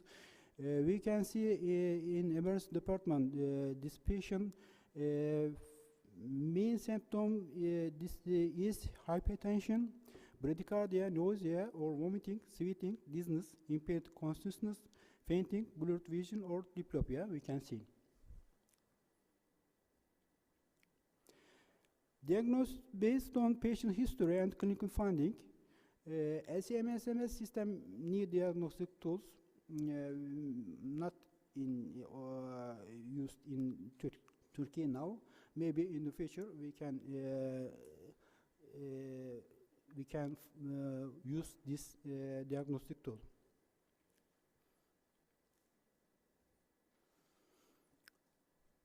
There are similarities in clinical status between methanopoisoning and cholinergic poisoning. It is important to efficient difference between the two types of poisoning. Emergency department to initiate appropriate and effective therapy. Biochemical data which was obtained in this study do not support the hypothesis that methanopoisoning should regard as cholinergic poisoning. It's different. Only the same is atropine treatment is useful, methanopoisoning and cholinergic poisoning. Clinical characteristic. We seen one patient methanopoisoning related asystole. This is first case and only one case to after the poisoning we seen asystole. After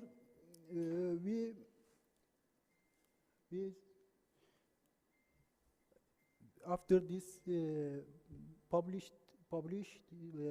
after we published this case report, we seen a famous film, Sherlock Holmes, named Sherlock Holmes, mentioned about our case report. One of my colleagues said me that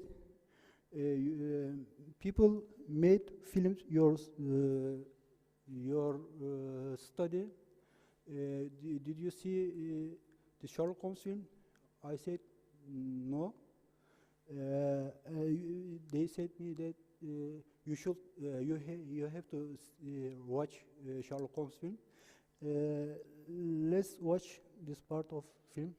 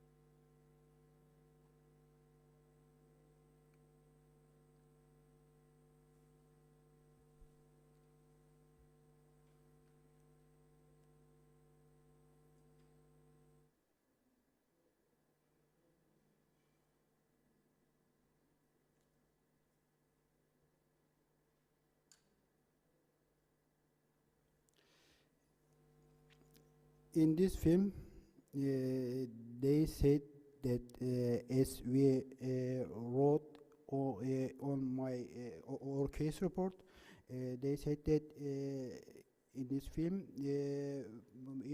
Matani poisoning, very well-known poison,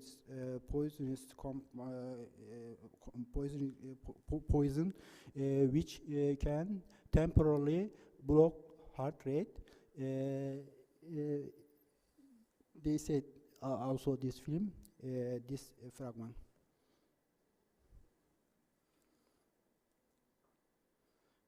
But we can't hear. No.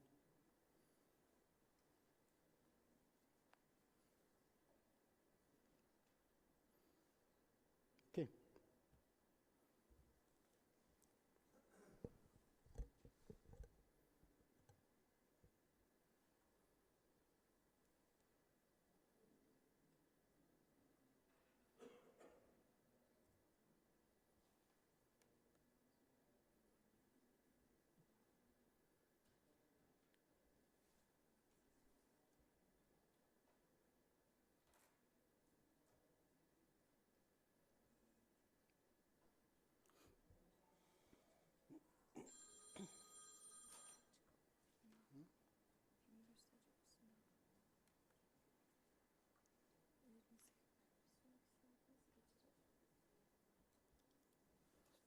Ne diyorsun sen?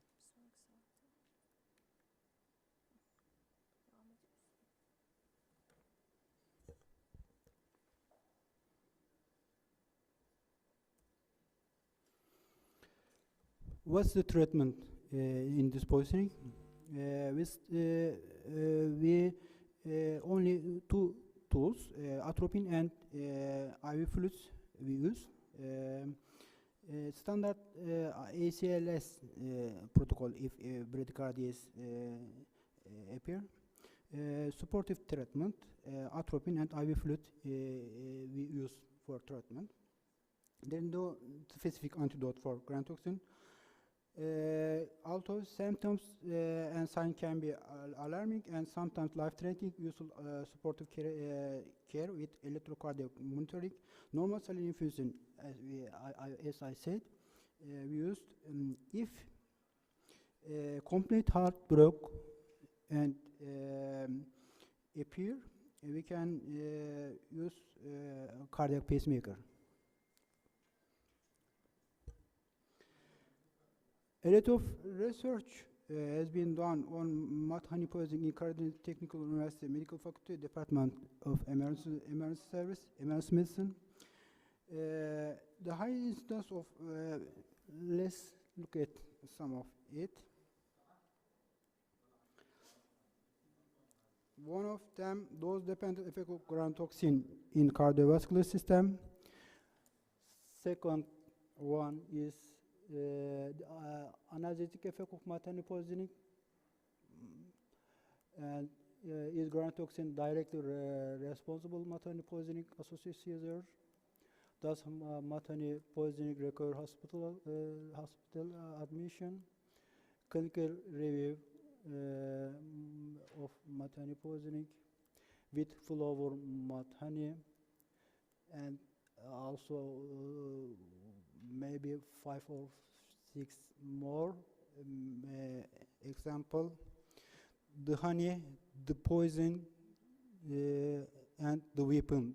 The topics presentation was we have.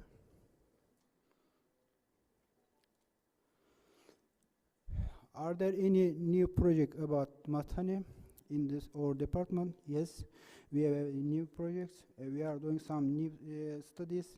The most important one is project developed to diagnostic kit for mud-honey poisoning.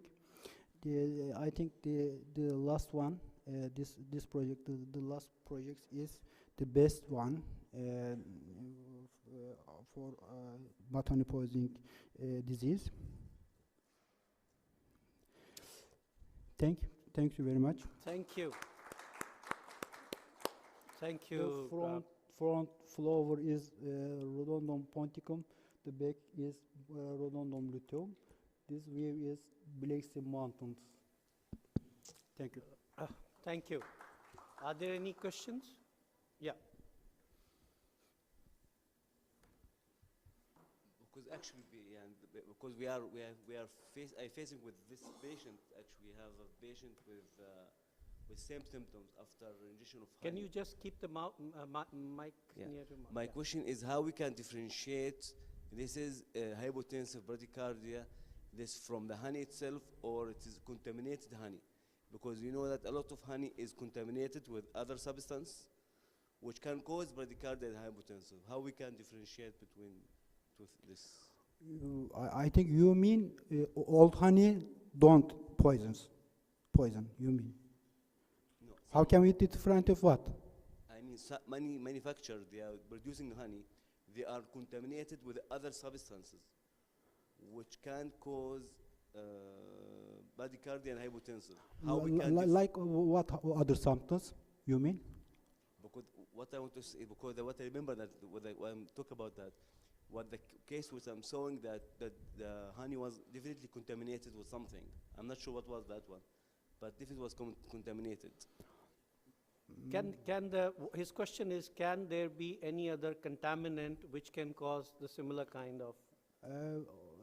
As we case, we don't have any contamination. You don't think honey, that honey. there is Yes. any Yeah. such? Or contamination is only gram toxin. Okay. Okay. I think it's better that you can maybe discuss your problem with him at later. So thank you so much. It was a wonderful talk. Let's give him. So I thought we were kindly done with the presentation, but we have Dr. Hussain, who's from Iraq, and he's going to present on thallium poisoning, his experience.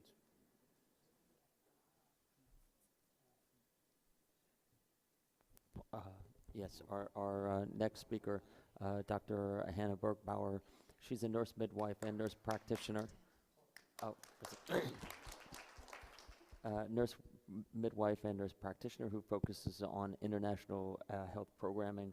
She's a consultant with Integral Global and currently stationed in Bangladesh, focusing on expanding access to care and quality improvement within the Rohingya and host communities, incorporating telehealth platforms into low-resource settings.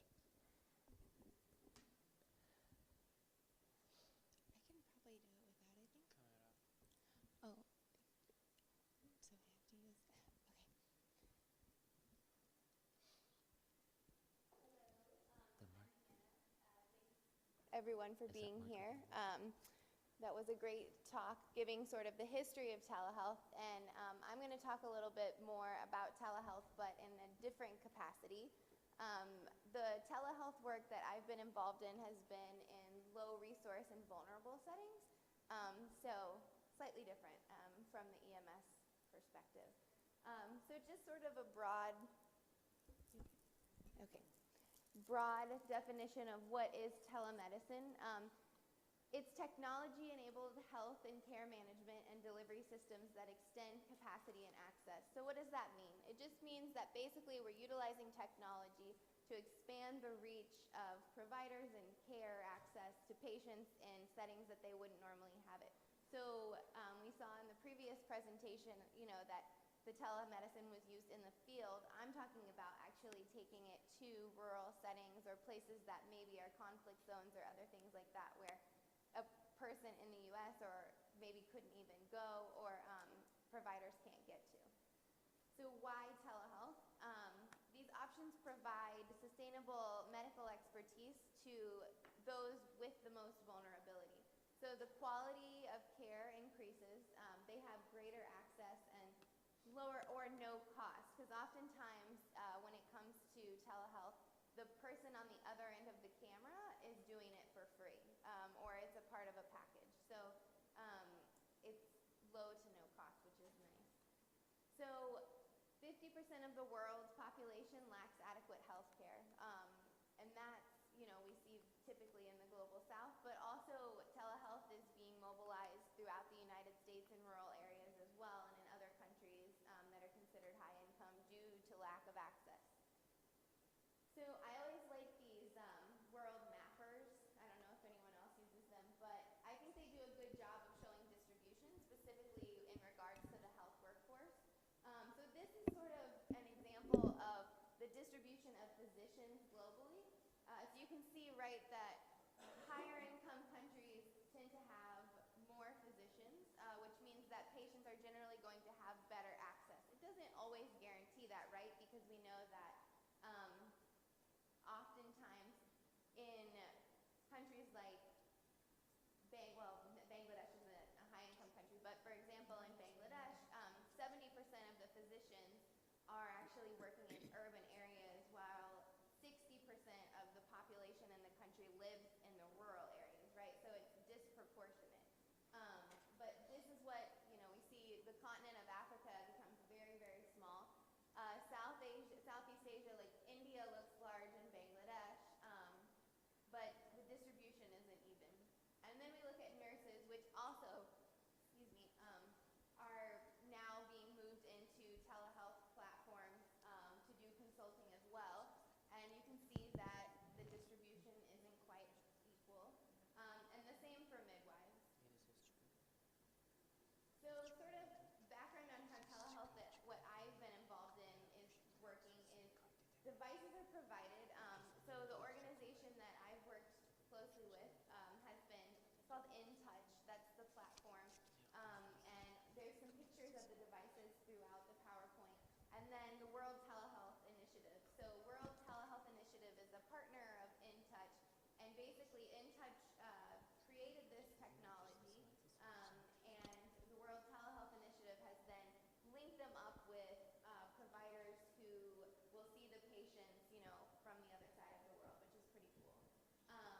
Then extensive training on the use is conducted, and then the expertise based on what the service utilization is going to be will then be provided. So I'll talk about more like the utilization of the telehealth in a few slides, because there's a lot of different ways. It's not just providing clinical care or consultations. It's now being used in low resource settings in a variety of other ways as well. And then these devices that I've been working with specifically they're trying to use internet as much as possible because it's more cost effective, but they're also using satellites, as was mentioned in the previous presentation.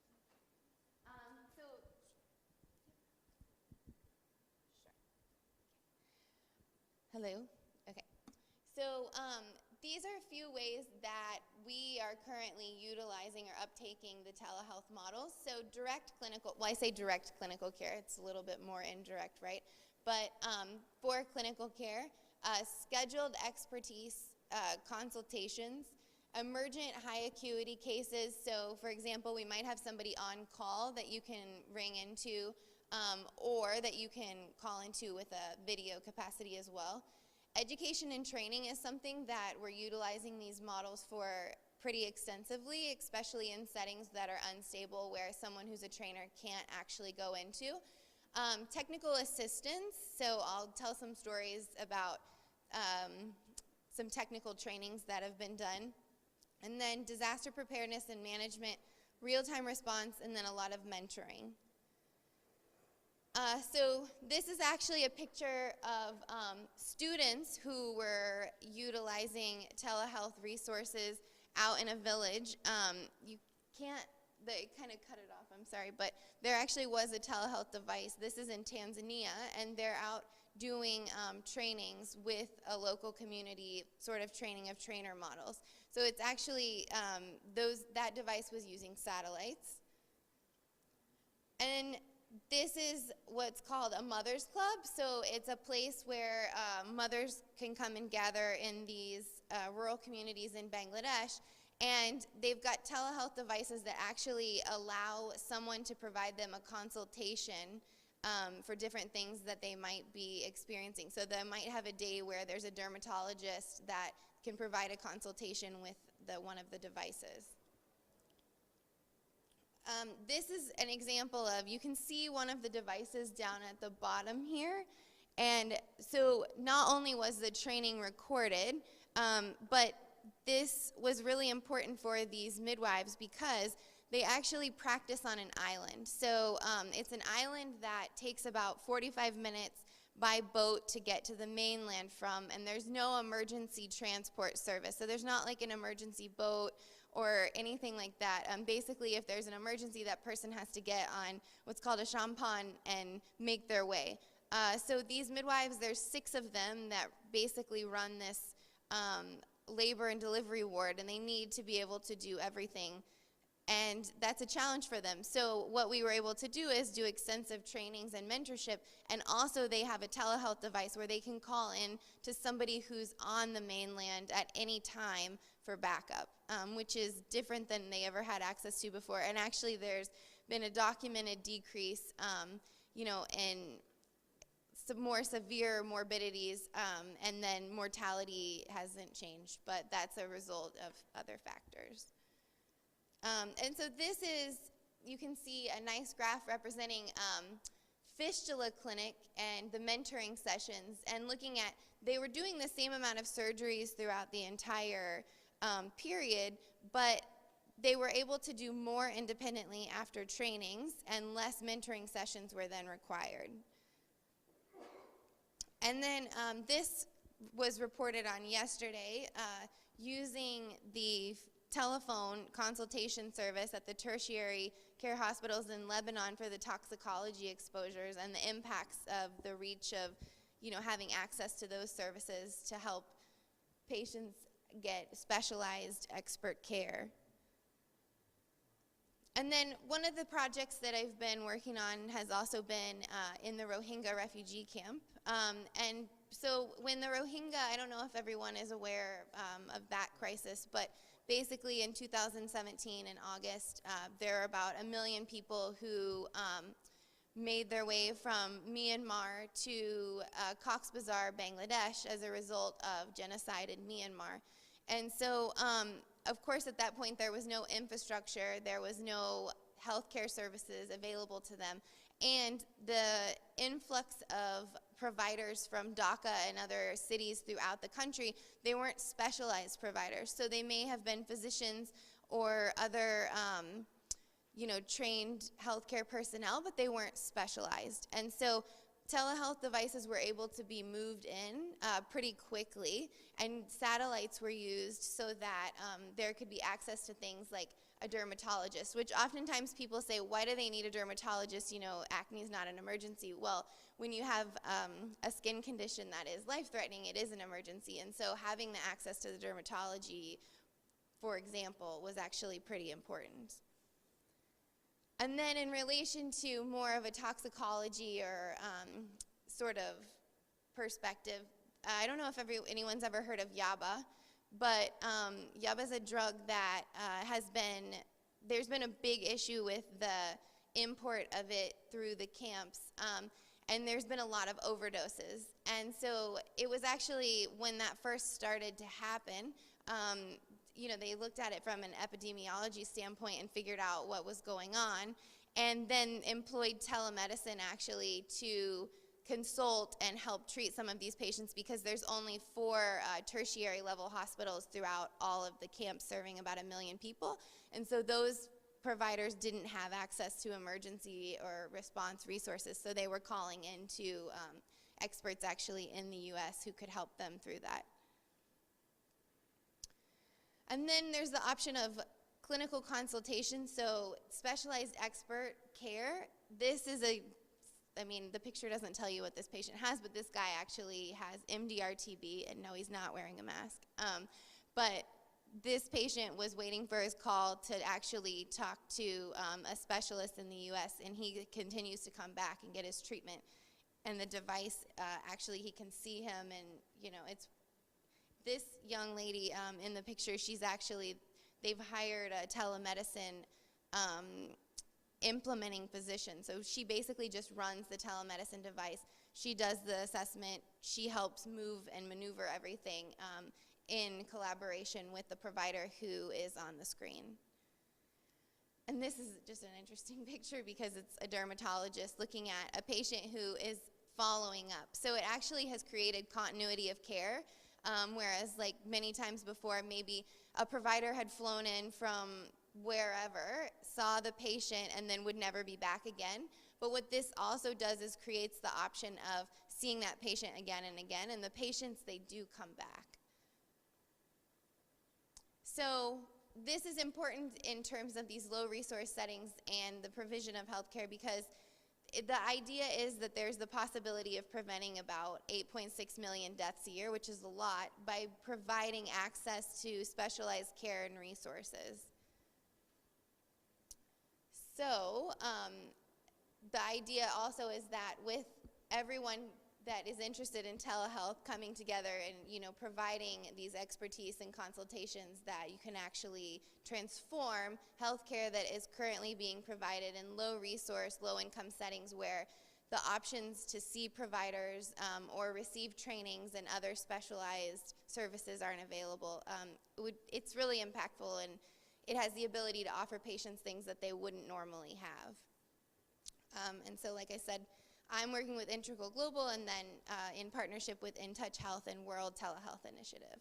So thank you. If anyone has questions, I'd be happy to answer. We can take questions from all the speakers now.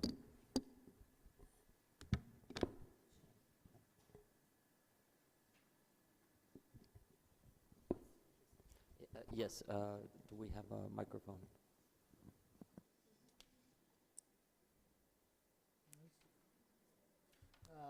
Dr. Hussain, you have 20 minutes. Please stick to the time. Yeah.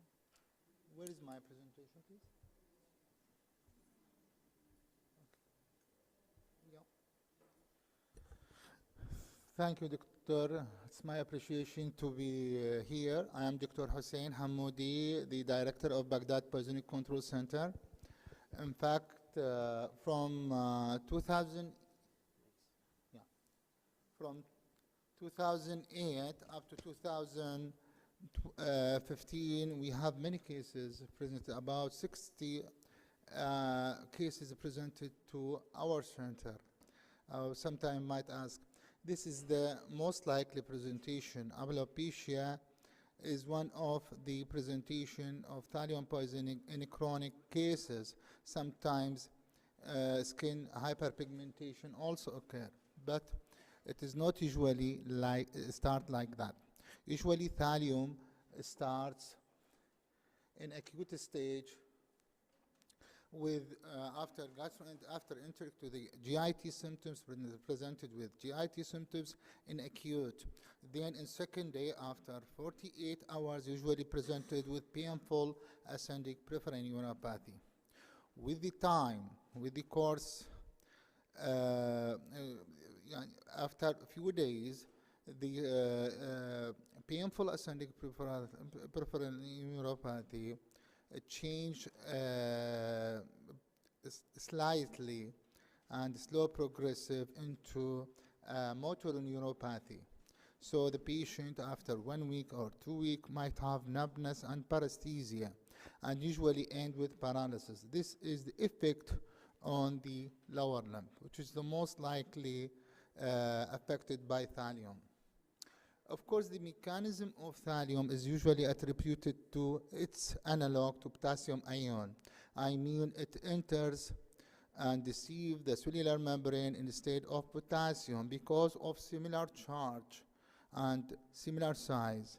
It enters to the ATPase system, and that illustrates why it is usually affect the hair follicle, because ATPase is responsible for energy production, and this due to lack of this energy production, usually the hair is fall, and the epilation usually starts at the 10th up to 3 weeks. 10th days after exposure up to 3 weeks. Sometimes when the amount ingested is so large, it might cross the blood-brain barrier, and the most likely affected oculomotor nerve, the third cranial nerve, and the patient presented with the dropping of upper eyelid. Here, there is 2 case study. One of them, the most common, a famous case report. It is published all over the world. It is about Al Jawiya Sport Club. When they ingest thallium, which is contaminated with the piece of cake usually introduced to them during their celebration day of that club. Those two families, in fact, admitted to the emergency departments of Al-Kindi hospitals. Their complaint was GIT symptoms, but it was fruitless. They didn't manage well. In the 4 days, they admitted to another hospital within the medical city complex, to the Baghdad hospitals. At that time, they asked me to see and examine the patients. On examination, this is a good example of acute thallium poisoning. All of the patients looked terrified, exhausted, diaphoretic, and the child was admitted to the intensive care unit. The member was 6 at that time. Bilateral painful ascending peripheral neuropathy on all of them. They have severe burn, described their burn as if they are walking on a pen or a hot coal. Yeah, of course, the tendon reflexes was normal. Babinski reflexes and other reflexes was normal at that time. Abdominal reflexes, normal. Ptosis in 2 persons. Yeah, pleuritic chest pain in 1 person, and all of the patient, of course, and ECG normal and other examination is normal. In fact, this is the questionnaire that I have asked at the time. How many days they were suffering? The answer was 4 days. This is the day 4. What type of food they were shared? Yeah, they said to me, and a cake introduced to them. Who had ingested the largest quantity? Because I want to compare the quantity that had ingested with the clinical presentation. The answer was that one have severe painful ascending neuropathy and ptosis. That means he had ingested a large amount of thallium which crossed the blood-brain barrier. So, differential diagnosis at that time was arsenical compounds and thallium. Botulism also, we sent for a stool culture and bacteriological study to exclude the Clostridium botulinum and Guillain-Barré syndrome. In the second day, we arranged for laboratory workshop. 6 samples were withdrawn from these 5 samples, and other 2 negative samples. All of them were positive, as you see. This is the name, Zainab and Muhammad Rasul. He is the big boss of Al Jawiya Sport Club. This is the thallium test were done in my lab. If it is clear, a pink color test usually appear, which indicate the positive results. Of course, we use dithiazide and sodium potassium tartarate cyanide reagent in this test. Okay. After we finished the diagnosis, the absence of a Prussian blue at that time, and unfortunately, we sent them to another Jordanian hospital. And the guideline management were prescribed at that time. A Prussian blue should be given orally. Hemodialysis should be done for them. Potassium infusion, it is controversial. Some of them said that it might exacerbate the neurological symptoms, and some of them mentioned that it might shorten the bedridden of the patients. This is the Prussian blue potassium ferric hexacyanoferrate.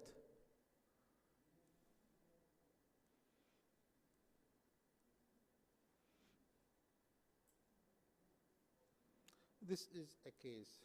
Another case, please.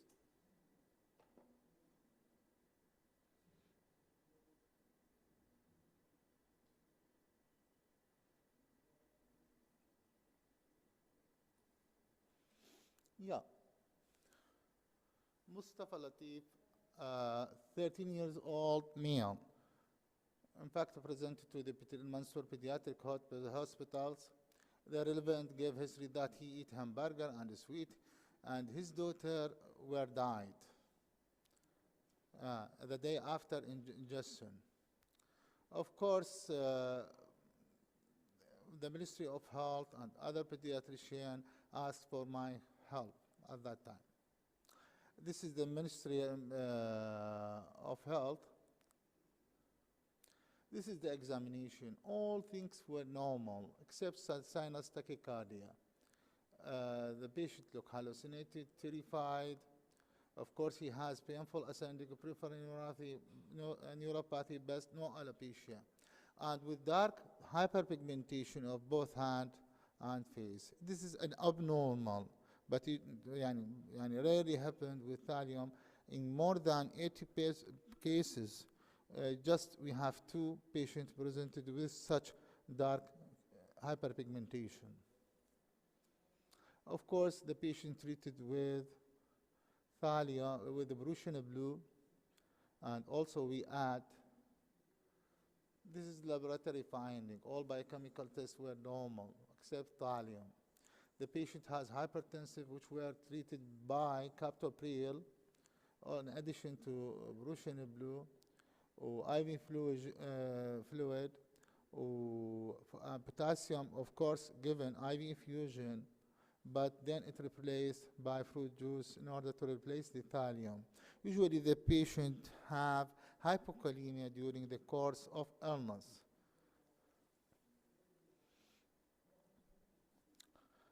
On 7 days, another test were done, which was negative, but the patient kept on the same treatment for at least 3 days. This patient presented 1 month after exposure. We add on discharge neurobin, multivitamins, and zinc sulfate. After 1 month, the patient completely returned to normal, but he still has some pain in the lower limb. But it usually, according to the literature, it might disappear after 1 year at least, 9 months up to 1 year. Thank you. Thank you. If there's any question, please. Yeah, they're very interesting cases. I just have one question for you. Yeah. How did they get, all the cases got thallium in food? What was the intention and how did they get that? Most likely criminal. Criminal? Criminal, yeah. Because during the wartime, and ISIS, some members, some families, some of their family members belong to ISIS, they might to kill other, which belong to policemen or governments. And is thallium available? Yeah, it is not available on the markets, but it is used as a rodenticide in the neighboring countries, in Syria and Iran. Okay. So it was used by intelligences during the time before war, before 2003, by Saddam regime to assassinate the others. Okay. Okay, so that's very interesting because I personally have no experience. I would have maybe thought of ascending paralysis, neuropathy, arsenic, which you mentioned, but the alopecia. Arsenic was negative in our test, in my lab test. Any other questions? Any other question, please? If there are none, Thank you very much, Thanks Professor a lot. Hussain, and Thanks. I must give him a big round of applause. I must thank all the speakers, Paul, Chuck, Hussain, and Dr. Abdul Qadir for a wonderful session. With that, we conclude today's day, and we meet again tomorrow morning at 7:30. Thank you very much.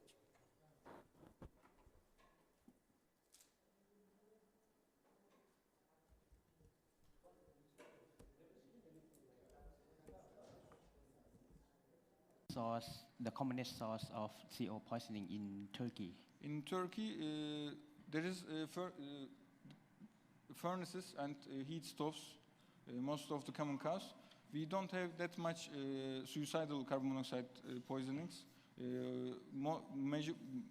Big majority of the cases are accidental poisonings because of like I said, furnaces or heat stoves. But we don't have the exact data, so it's anecdotal data. Any problem with using the hyperbaric oxygen therapy? Is it easy to send the patient there? Yeah, we have we have several centers in Istanbul, and I'm speaking for Istanbul. So if you had a patient with carbon monoxide poisoning and you think that he or she needed hyperbaric oxygen treatment, you can connect with hyperbaric chamber doctors, and they gladly accept it. But in some outbreaks, we have some delays for treatment because of the patient overload. Any other question? Yes. She will talk about caustic injection. Dr. Betül Başaran, she graduated from Hacettepe University Faculty of Medicine and certified as an anesthesiologist from the same faculty, Department of Anesthesiology and Reanimation.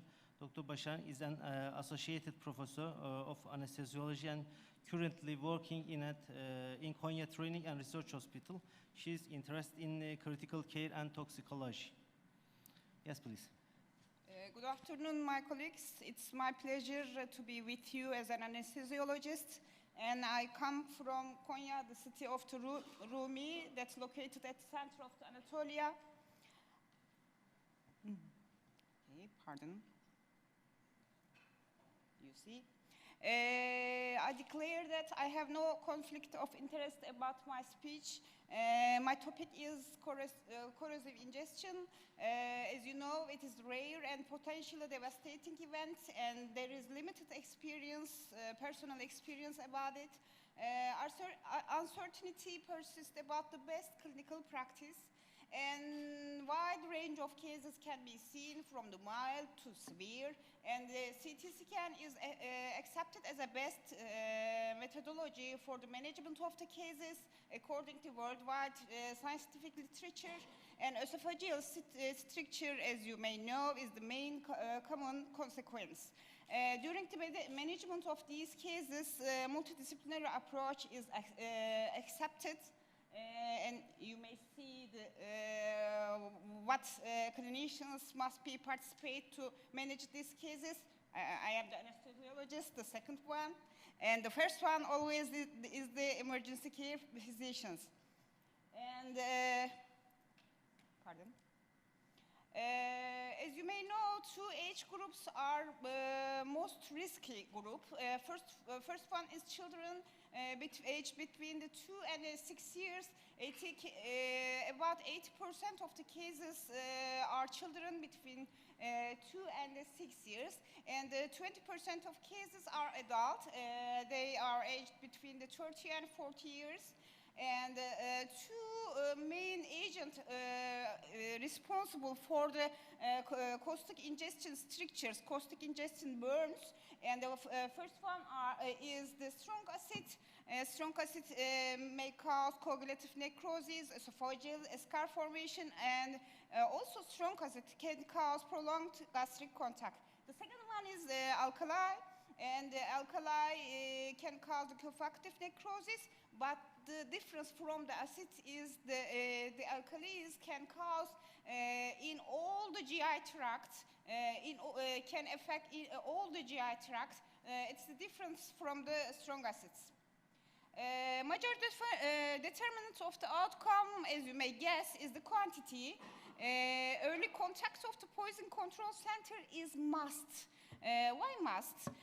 Systemic effects of the corrosive agents can affect the medical situation of the patients. As you may see, hypocalcemia, hyponatremia, hypokalemia, and acidosis are seen in these patients. And as you may guess, the pathological changes seen in all the gastrointestinal tracts, especially in the esophagus. If we mention about the management strategies, primary aim of this management strategy should be the survival, and secondary aims are to prevent early complications, to prevent late sequelae, also to provide nutritional anatomy and quality of life. Pardon. And I want to mention about the initial approach because I know that especially in the initial approach times you are the emergency physicians include these cases. Identification of the corrosive agent is most important. Time from the ingestion must be questioned and the evaluation of the context must be asked to patient, whether it is accident or intentional. Co-ingestion of the drugs must be questioned, and additional risk factors related to patients must be asked to the patients or the nearest. We should make some maneuvers according to increase the esophageal passage, but we should not make to attempt neutralize the pH of the caustic ingestion. The effectiveness of nasogastric tubes controversial. Some scientific data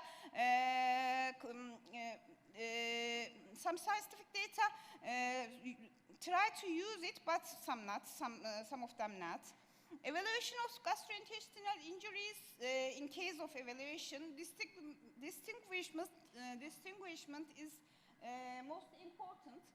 And unluckily, signs of the digestive perforation are rare, and according to it, symptoms are not correlate with the signs.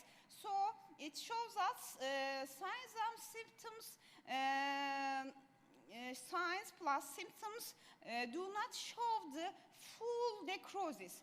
Some of the patients may be admitted to emergency department with a better condition, but in these patients we can also see the full necrosis of the esophagus or the stomach. In these patients, some of the blood-related parameters can be changed. You may see here. And the second blue one is important for the anesthesiologist because during the perioperative period, we must deal with severe acidosis and renal failure with management of fluids. And esophagogastrostomy means state of emergency management, but it should be done between the 3 and 48 hours. Later, it's not important at the later cases. Zargar classification used during the flexible gastroendoscopy. You see here the Zargar classification.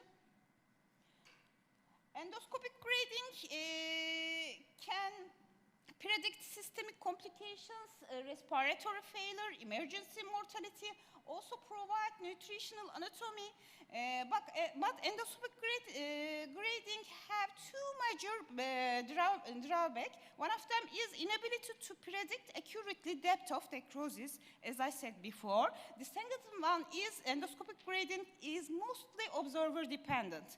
And after the 24 and 48 hours, potential disadvantages of misinterpretation can be seen. I want to mostly talk about the computed tomography. It is new data for me, I think.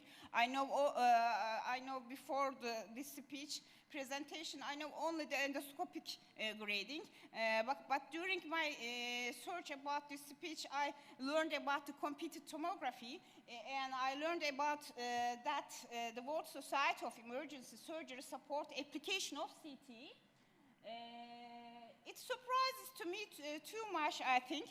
There are some conflicted data. Some of them related to endoscopic grading is the best. Some of them related to computed tomography grading is the best. But the Lancet supports both of them.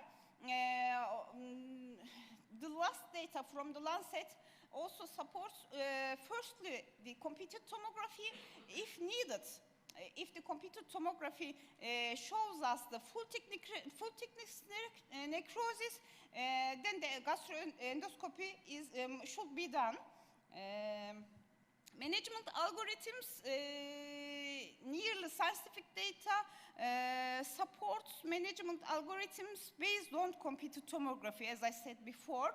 In all the cases, the computed tomography should be done. After the computed tomography, the related data should be added to gastroendoscopy related data. But computed tomography also has two disadvantages. One of them is renal failure, and the second one is allergy to contrast agents, as you may know. I want to mention about little information about the emergency surgery. Emergency surgery, as you may guess, has high mortality rate, has high morbidity rate. Also, the bad factors that affect patients related to surgery are advanced stage tracheobronchial injuries, emergency esophageal resection, extended resections, and severe derangement of laboratory test results, as I mentioned before. If you look at the surgical procedures, we mostly see in the operating theater the esophagogastrectomy. It is accepted as the most common emergency procedure. The second one is the damage control surgery. In the caustic ingestion, patients can be accepted as a major trauma patients. As you may know, major trauma patients should be dealt as a damage control surgery, not only one-sided surgery. The caustic ingestion patients can be accepted as there. Please take the sentence. Take the presentation, finish, please. Okay. Partial gastric resection is not recommended, and concomitant necrosis of organs can cause extended resections. Non-surgical management, as I mentioned before, from the non-surgical management, early nutritional support is very important, and total parenteral nutrition must be inserted to non-surgical management. Delays, sequelae, as you know, hemorrhage, fistula formation, and malignancy are delayed sequelae. In low resource settings, limited access to medical expertise is seen and poor follow-up seen. In low resource settings, primary aim should be prevention of malnutrition and gastrostomy.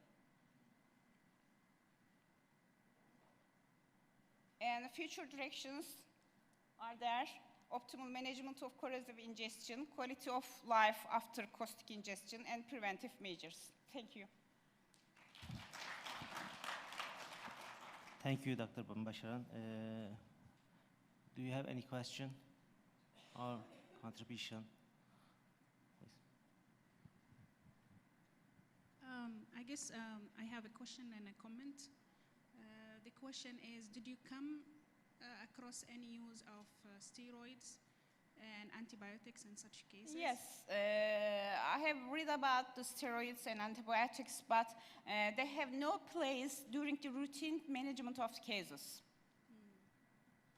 Okay, then It should be think case by case. In the routine practical cases, they have no place for the steroids or the antibiotics. So, and then the comment basically is a majority of these injuries that have been related to caustics will have a very bad outcome despite the measures that you are doing initially. And so preventive measures, probably the standard of care, and increase the awareness about how difficult you are right. these cases should be addressed in a very confirmative way. Yes, Thank you are right. Thank you. Other question?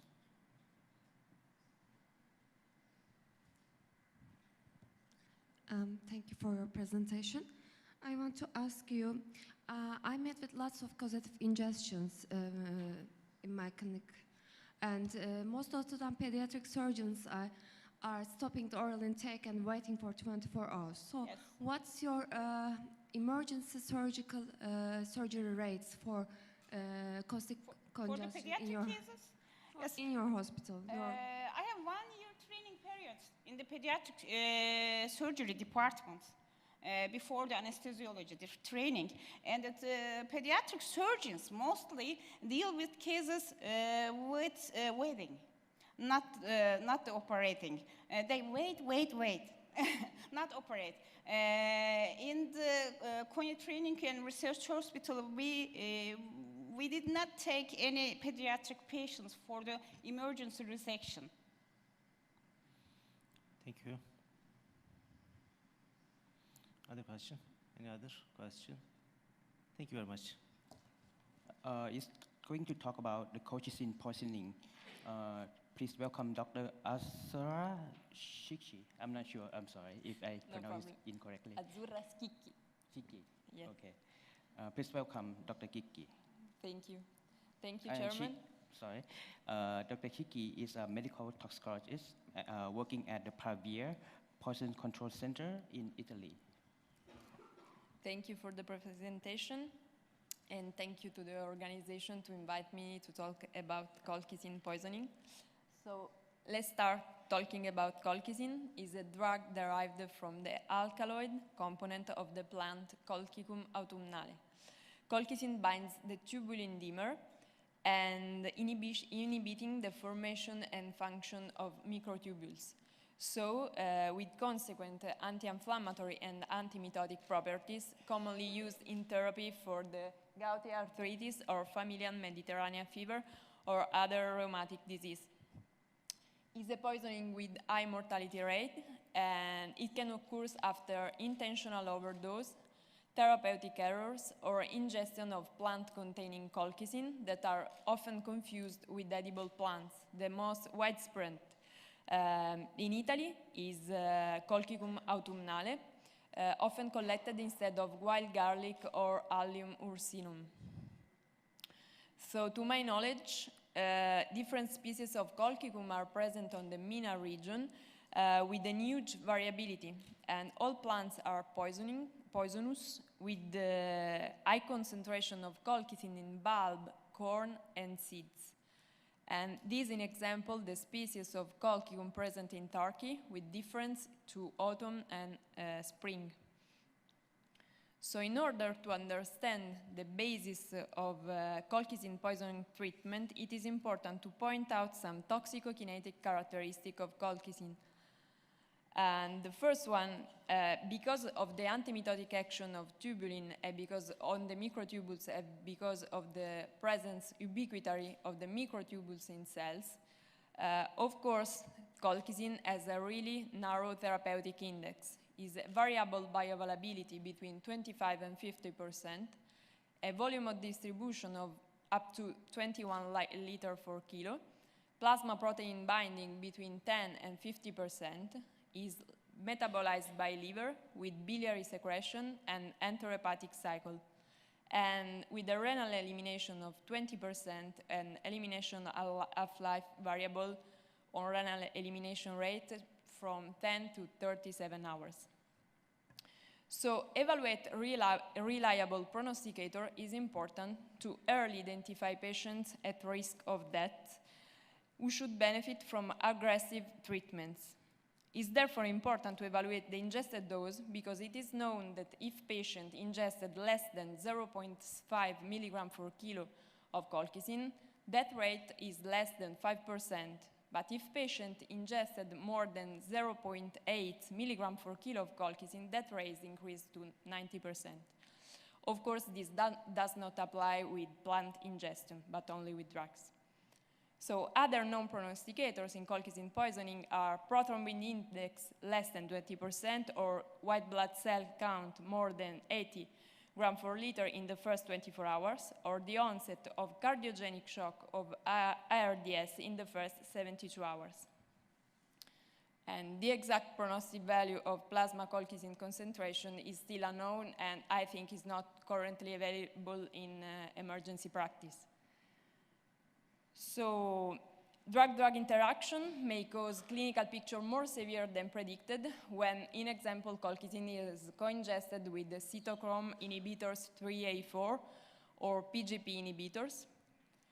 And clinical picture of colchicine poisoning is characterized by 3 phases. The first one is called gastroenteric phase, from 2 to 24 hours from ingestion, and is characterized by abdominal pain, vomitus, and diarrhea with consequent volume depletion and peripheral leukocytosis.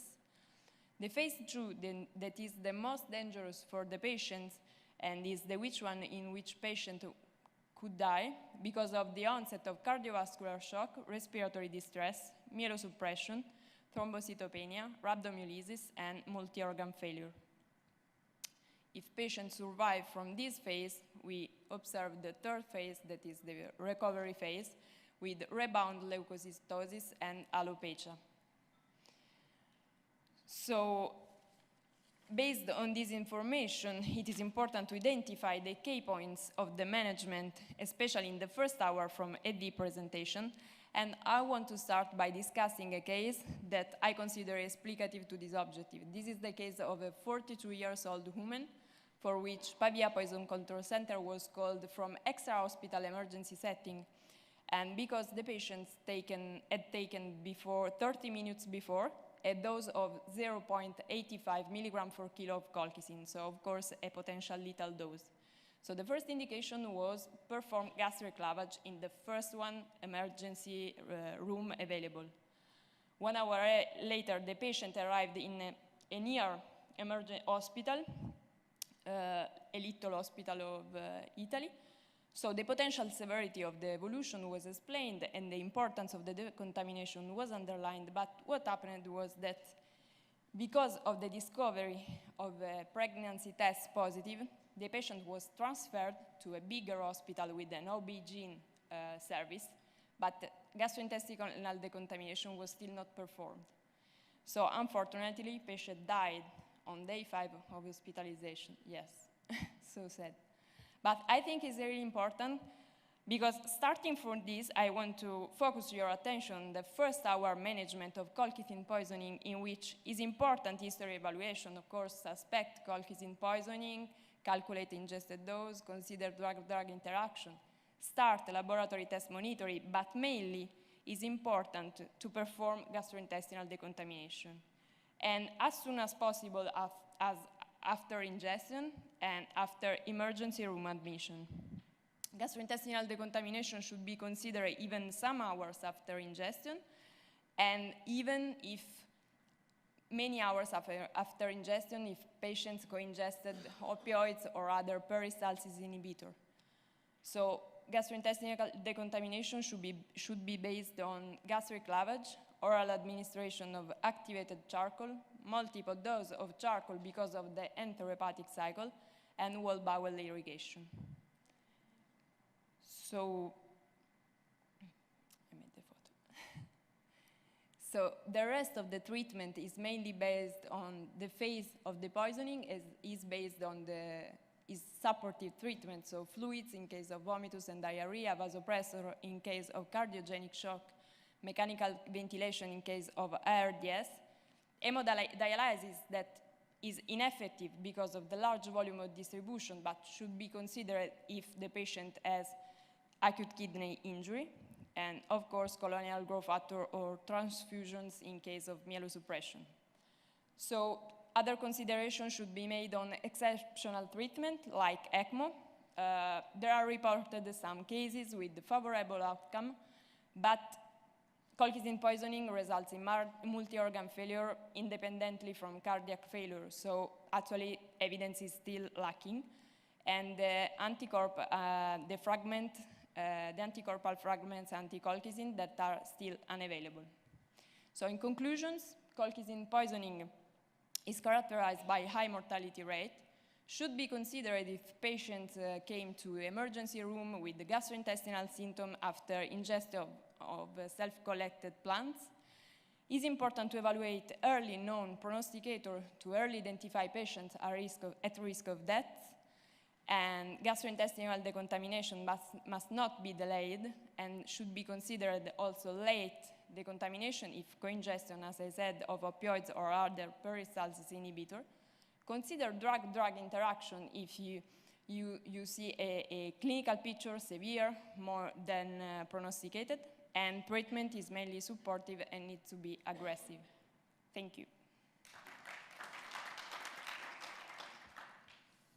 Any question?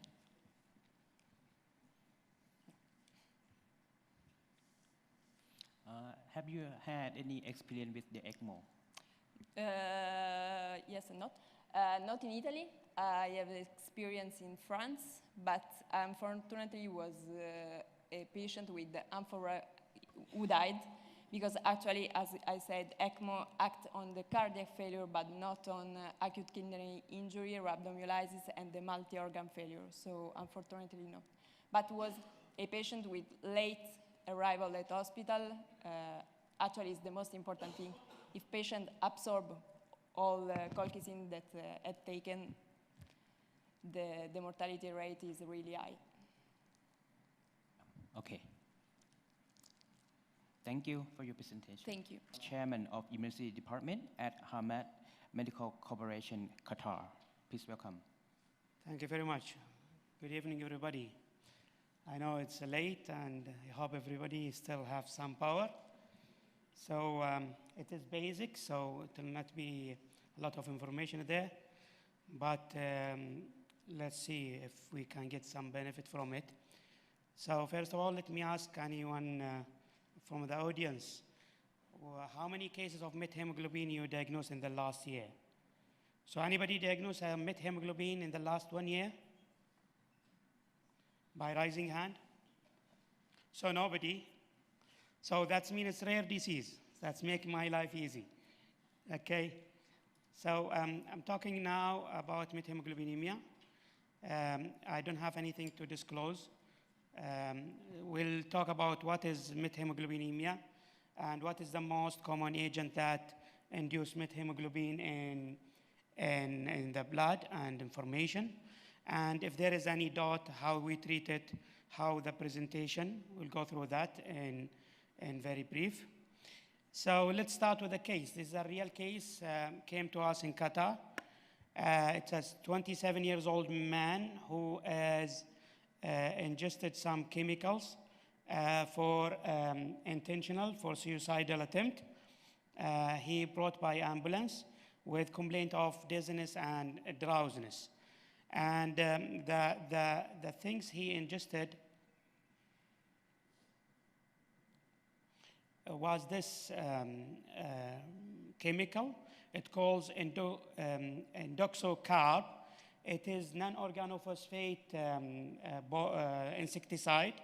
It was used there widely for agricultural issues, and he ingested quite a large amount of it for suicidal attempt. So this is the first physical examination of it. He is not tachycardic, blood pressure was fine. Saturation, which was significantly low to 82 to 87% in 100% room air. And he was severely cyanosed, but he was GCS is still okay. So ECG done for him, it was normal. There was no ECG changes. But we found in the lab investigation that his methemoglobin level was 79, which is very, very high. Okay, one of the highest level that diagnosed in our region. Maybe there is one in UK with Dr. Kamor, 91 you got? 90.3. So this is the maximum was diagnosed. Anyway, so this patient is having a very high level of methemoglobin, and he is already symptomatic. He is cyanotic, and he has a dizziness, some headache, tiredness, and he was actually not in the main tertiary hospital. He was in a peripheral hospital, and they started do intubation for him. Then they call a poison center for such case, and we told him, okay, this is a case already you diagnosed, so you start treatment. Okay, so let's have some basics about physiology. This is the hemoglobin, deoxygenated hemoglobin when there is no oxygen, and when there is a binding of oxygen, it binds to it and change it to oxyhemoglobin. With extra oxygen, the bond of oxygen become more tight. Okay, what happens in methemoglobinemia is that there is oxidant that oxidize the iron from ferrous to ferric, and that oxidant form cannot bind the oxygen, it bind the water, and then there will be a formation of functional anemia, where there is enough hemoglobin, enough oxygen, but it's not delivered to the tissue because of this problem. Okay, so the clinical manifestation, as we mentioned, it actually depends on what stage or what is the percentage of methemoglobin. It can come with chocolate cyanosis, chocolate colored. Patient may present with headache, CNS manifestation, sometimes GI upset, dyspnea. It may reach in a high level to a CNS seizure or coma, or sometimes, if not treated well, it may go to a death. Okay, so it depends, as we mentioned, is to the level. Usually the level below 20, no symptoms, or very mild cyanosis, and up to 20%, you can see the cyanosis clearly, and patient may have mild symptoms of nausea, some dizziness is there. If it reaches to 50, the cyanosis will become more profound, and the symptoms become more headache, more dizziness, nausea, vomiting, dyspnea, and in severe cases up to 70, it has become with CNS manifestation of seizure, coma, and the cyanosis become more severe, more clear, and more than 70 usually is lethal. So it is a significant problem, so that leads to death. So we need to recognize it, and we need to do some investigation. So usually the color of blood, it is chocolate color. This due to the presence of methemoglobin level very high, and it's actually correlate also with the percentage of methemoglobin in the blood. Okay, ABG usually it has a normal partial oxygen pressure, but the saturation is very low because the saturation machine, it is actually reading the wavelengths of the oxygen in the blood. That's caused something called saturation gap, and that helps us also in diagnosing the methemoglobin. Okay, so then you do for either ABG or VBG, whereas usually in new machines have a methemoglobin level, which is the diagnostic. So basically, usually the patient with an exposure to the forming agent of methemoglobin, plus the clinical presentation, that will give you a clear clue what is going on. Methemoglobin causes usually either a congenital, like this cytochrome B deficiency or reductase deficiency, whereas actually the reduction of methemoglobin to the normal hemoglobin, and this is usually the mechanism of action, because in the body there is a usual up to 1% production of methemoglobin on normal basis, and this mechanism will reduce the methemoglobin level in the blood if there is no agent that increase the dose of methemoglobin. Okay, so acquired is a very long list of medications, chemicals, and a lot of things. And you can see dapsone is one of the most common anti-malaria. We treated methemoglobin with amyl nitrate, and amyl nitrate can cause methemoglobinemia also. And there is, which is a well-known nitrate, which we are using for chest pain and other things. It can cause, and anything with nitrogen and nitrate can cause methemoglobinemia, like a fire, smoke inhalation. So not only CO poisoning, but it can also comes with methemoglobinemia. So as we mentioned, the treatment is simple and is gold standard, methylene blue. Methylene blue is antidote of methemoglobinemia. And it can use for other uses also, and we put the methemoglobinemia in the, down in the list. Okay, so the pharmacokinetics, the mechanism, maximum effect is up to 30 minutes. If we use it in small doses, we get our reflex of oxidizing agent to hemoglobin again, but if we are using it in high concentration, we actually producing methemoglobin again. So elimination by bile, feces, and urine. So what is the dosage? And when we use it usually in very high concentration, more than 20, and in the patient is symptomatic. So we give it in a dose 1 to 2 milligram per kg over 5 minutes, slow infusion. Okay, and till the cyanosis resolved, usually within 30 minutes. But this is not the final point we are looking for. It's actually we repeat the level, okay, and we see it's actually dropping down, okay? So caution in G6PD, because methemoglobinemia in G6PD patient can cause hemolysis. So if there is a need, real need, then we need to use it with caution, with very small dose of 1 milligram per kg only. And we keep rechecking methemoglobin and hemolysis pictures, okay? And the side effects, as I mentioned, is according to the dose, how much we are giving. Okay, back to our cases, we give 2 milligram per kg for him, and the cyanosis and the clinical improvement was so fast, within 20 minutes. Patient was intubated in the second day, and he was admitted to a psychiatric hospital because of his suicidal attempt.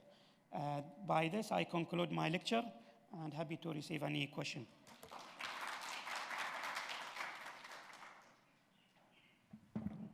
Any question? No? Because we are running out of time, so thank you so much. Thank you. Next presenter, medical toxicologist and also board certified in emergency medicine. He also obtained postgraduate diploma in medical toxicology from Cardiff University in the United Kingdom. Please welcome Dr. Walid. I'm sorry, Dr. Awad. Thank you very much. Assalamu alaikum. We're gonna go within the coming 10 minutes fast through this subject, which is the aluminum phosphates.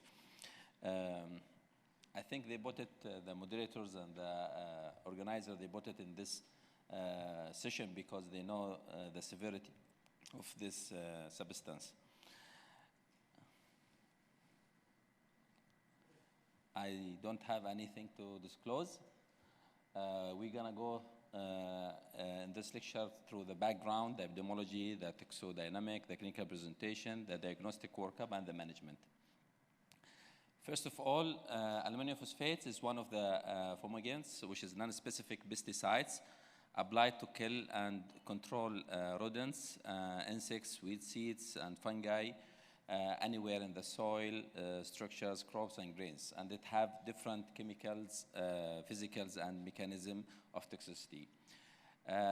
Aluminum phosphate is the most common one. It have different metals.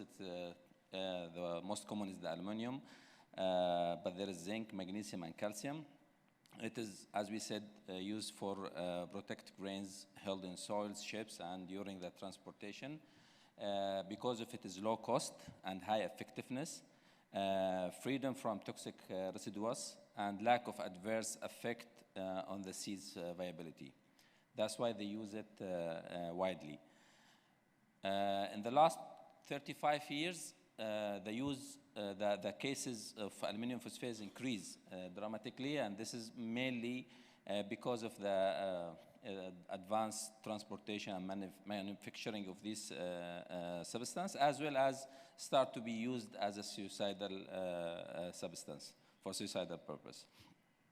It is very common in agricultural society, India, Sri Lanka, Iran, Jordan, and Morocco in the region. And that's obviously because it is available in that society, and it is less and rare in Europe and North America. Aluminum phosphates, the first picture, it is the most widely available. It is, as it there in the picture, the greenish tablet with the garlic order. And each tablet has 3 grams of aluminum phosphates, and it contains also some ammonium carbamates and urea. The zinc phosphides, as in the second picture, look like dark gray powder or crystal. The odor is like rotten fish. Calcium phosphates, as in the third picture, look like reddish brown powder.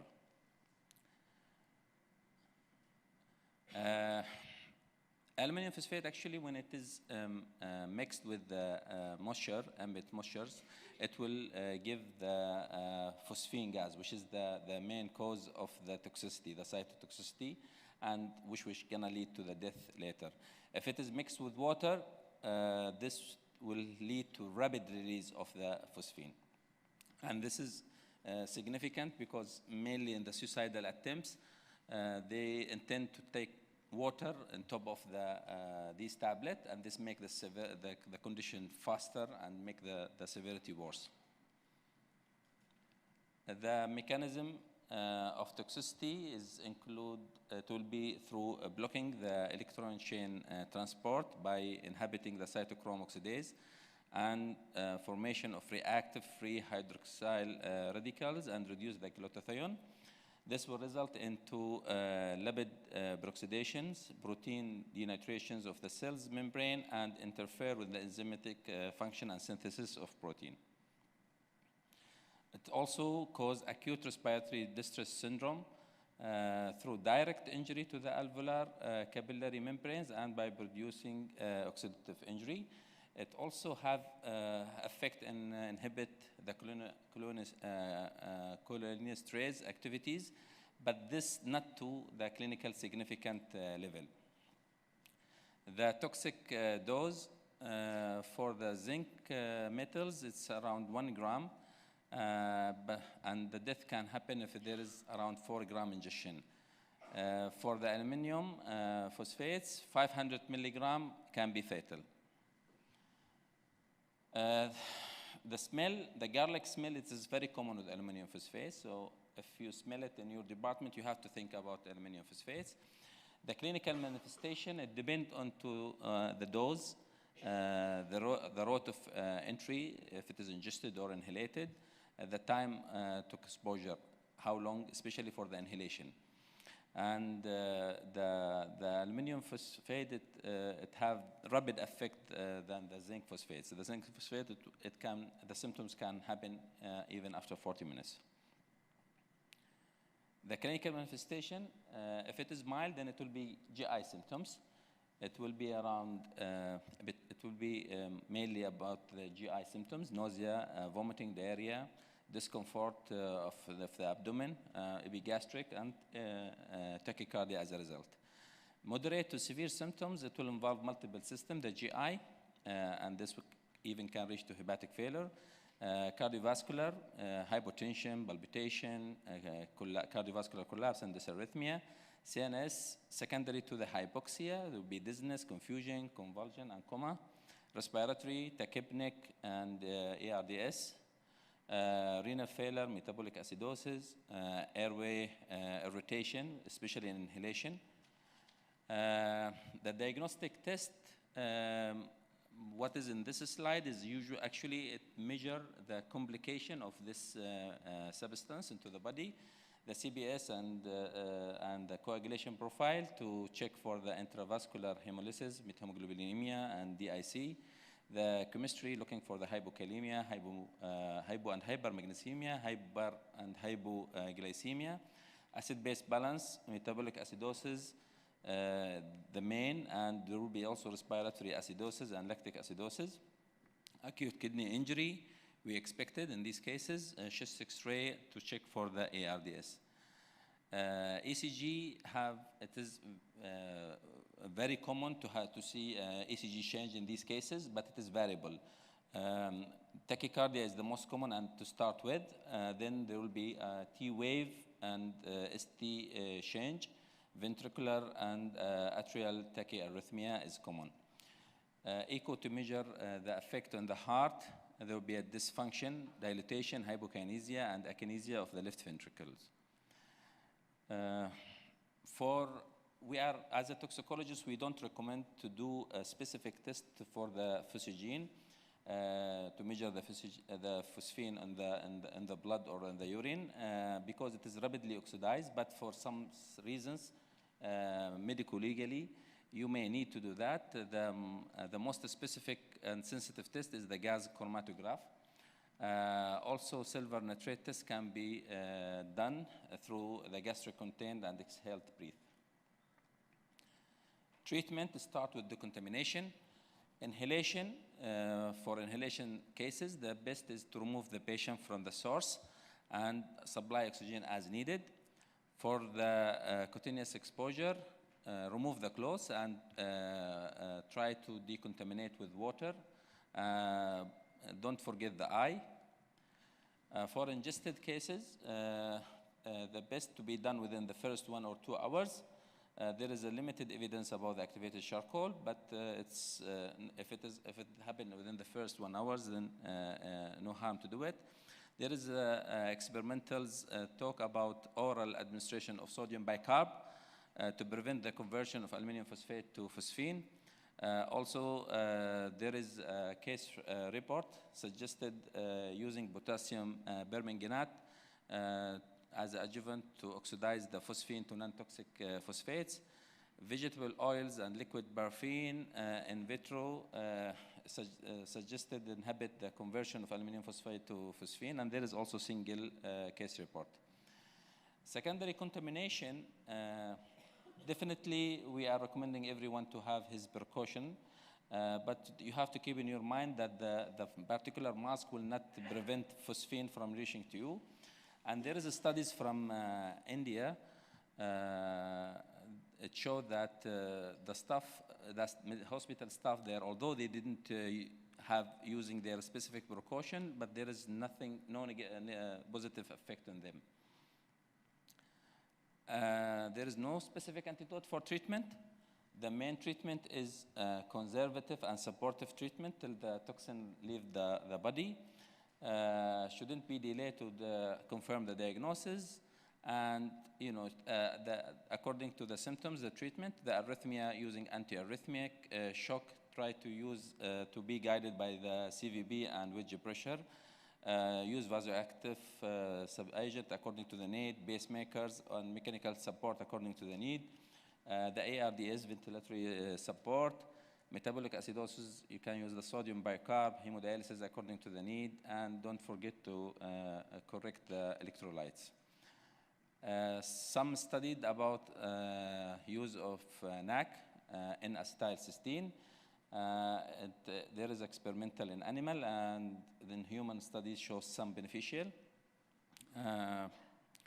Brodoxime, both the phosphine and aluminum inhibit acetylcholinesterase, as we said earlier, but to a level not significant.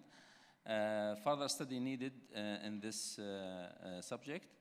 Hyperbaric oxygen, experimental data show that it improves the survival time of rates and poisonous rates, and with no change in the mortality rate. Magnesium sulfates act as a cell membrane stabilizer factor and reduce the incidence of fatal dysarrhythmia. Antioxidant effect and combat with the free radicals, and this is controversial. Hemodialysis to help the effect of the renal failure cases and to clear the acidosis.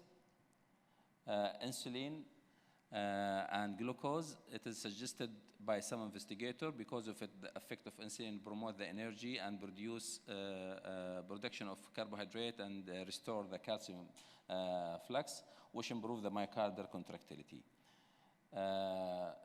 Trimetazidine, this is help in approach the BVCs and bigeminase. This is in case report and act as preserve oxidative metabolism, which need further investigation.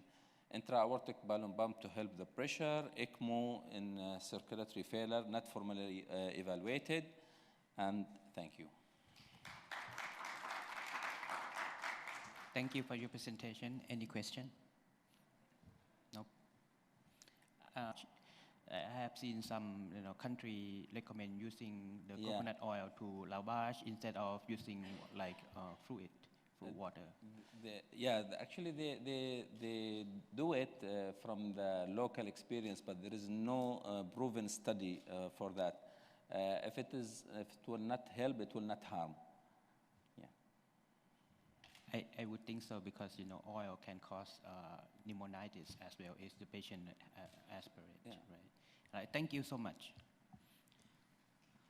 Is currently working as emergency medicine consultant in Ankara University Faculty of Medicine, Department of Emergency Medicine. Yes, please. Good afternoon, everyone. I will thank the organizing committee and scientific committee for the great conference. I will talk about methanol poisoning for the golden hour management in the ED. Methanol, also known as wood alcohol, is a commonly used solvent in various solutions. But in Turkey, we see methanol in imitated labeled alcohol. A commonly used organic solvent contains in perfumes, photocopic fluid, windshield washing fluid, and perfumes also. Methanol is a component of the many industrial solvents and poorly adulterated alcoholic beverages. Methanol poisoning is a common problem worldwide, especially in the lower socioeconomical countries, and methanol may cause outbreaks. Methanol is relatively low toxic, but metabolism is formic acid is a toxic. First, upon ingestion, methanol absorbed in the gastrointestinal tract rapidly, then metabolized in the liver. First, methanol transformed the formaldehyde with enzyme alcohol dehydrogenase is a slow reaction.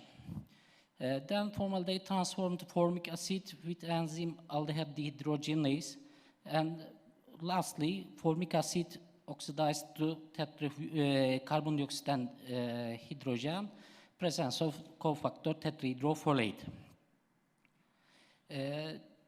Last enzyme, formic acid to the carbon dioxide to the hydrogen, carbon dioxide and water, a very slow reaction. So in methanol toxicity, formic acid accumulates and causes metabolic acidosis. Who is at risk? Children. Accidentally overdoses of any solvents containing perfume, windshield washing fluid. Suicide attempts with methanol is uncommon. Methanol toxicity may be seen in alcoholic persons. Alcoholic persons consume methanol as a substitute for ethanol. And developing countries like ours, imitated labeled alcohol or homemade alcohol may cause methanol poisoning. In a recently publication from our clinic, an ingestion is very, very high, but in this case report, we report a transdermal methanol intoxication. 58-year-old woman presented to emergency medicine with dizziness, diplopia, nausea, vomiting. She uses a methanol-containing solution for knee pain. In Turkey, we say that ratio yağı in fluid for food heater. We treated this patient with ethanol, sodium bicarbonate, and hemodialysis, and completely resoluted. No sequelae. Initial symptoms of methanol toxication generally occur after ingestion of 12 and 24 hours later. This latency is due to enzymatic reaction and may be affected with concomitant and ethanol ingestion and volume of methanol ingestion. Methanol blood peak levels 30 to 90 minutes after following ingestions. Initially, methanol toxicity manifests like ethanol toxicity, inebriation, ataxia, disinhibition.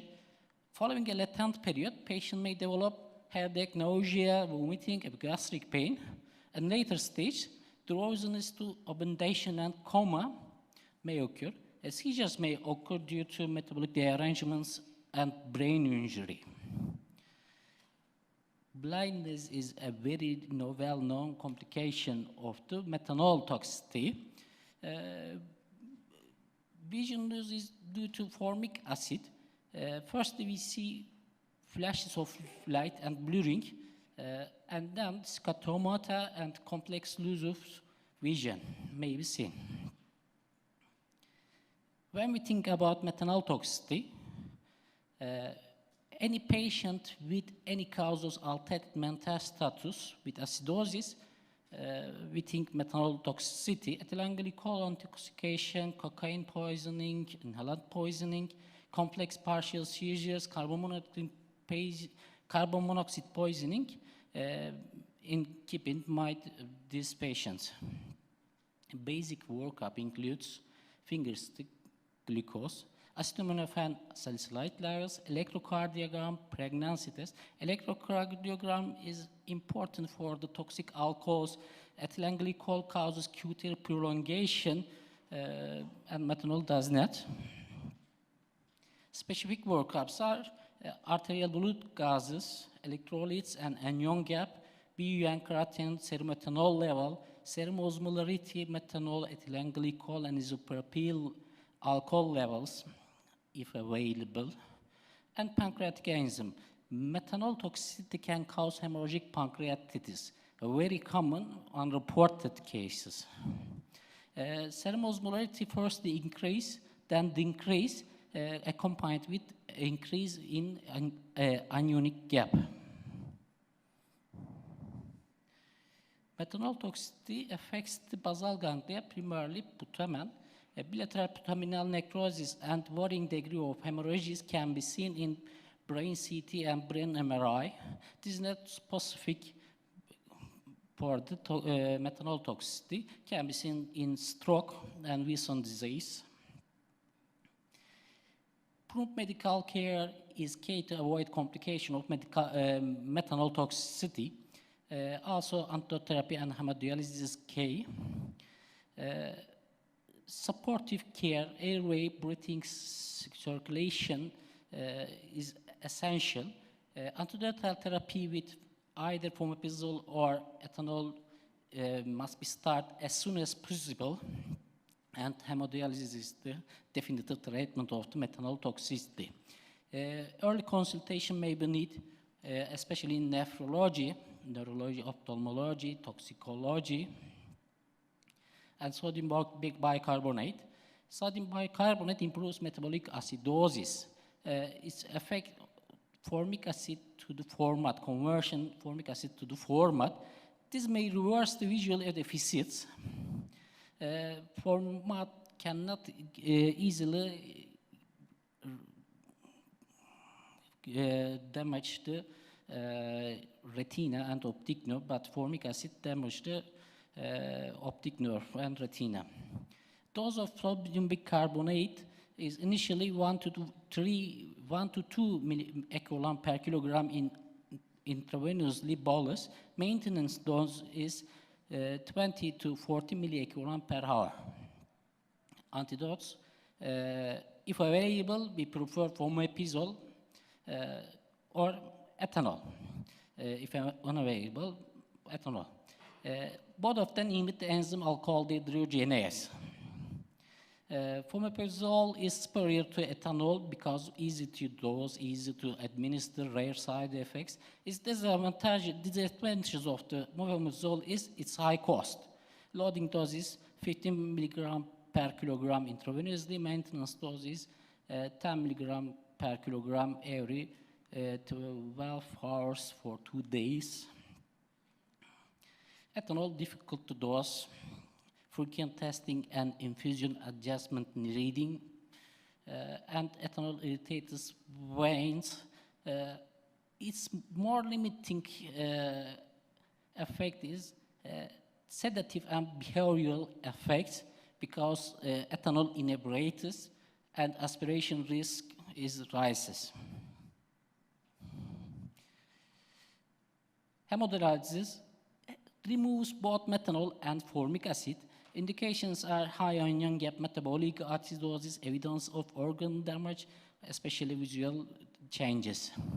Cofactor therapy may be outlined, optimize the non-toxic metabolic pathway for the elimination.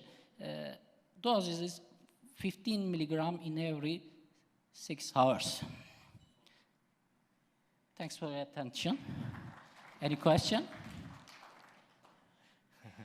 Thank you, Dr. Young. Any question or Eddie?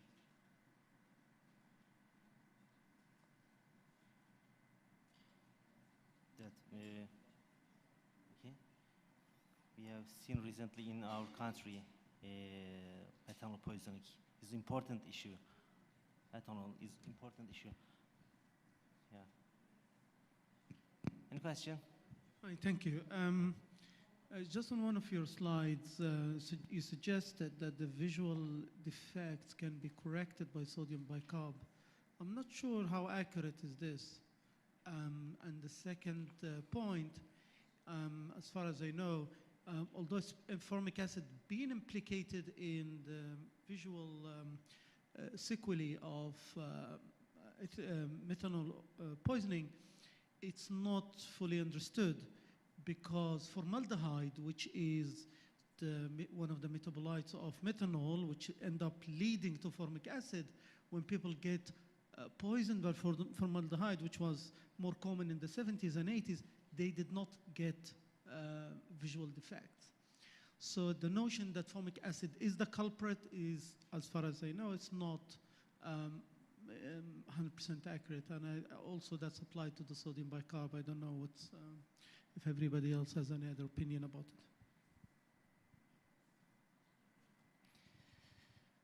it. Visual deficits is due to formic acid's effect on optic nerve and retina. And sodium bicarbonate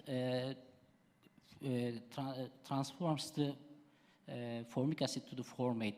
It did not readily diffuse the optic nerve and retina. I can think this may be reverse the visual symptoms. I don't know the mechanism. I don't know.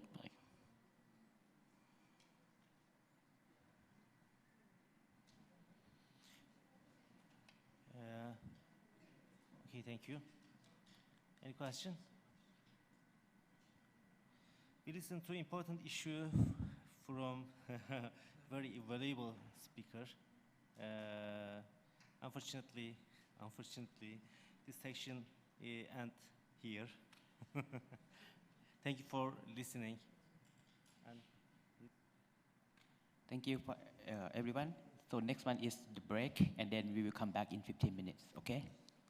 Unfortunately, Dr.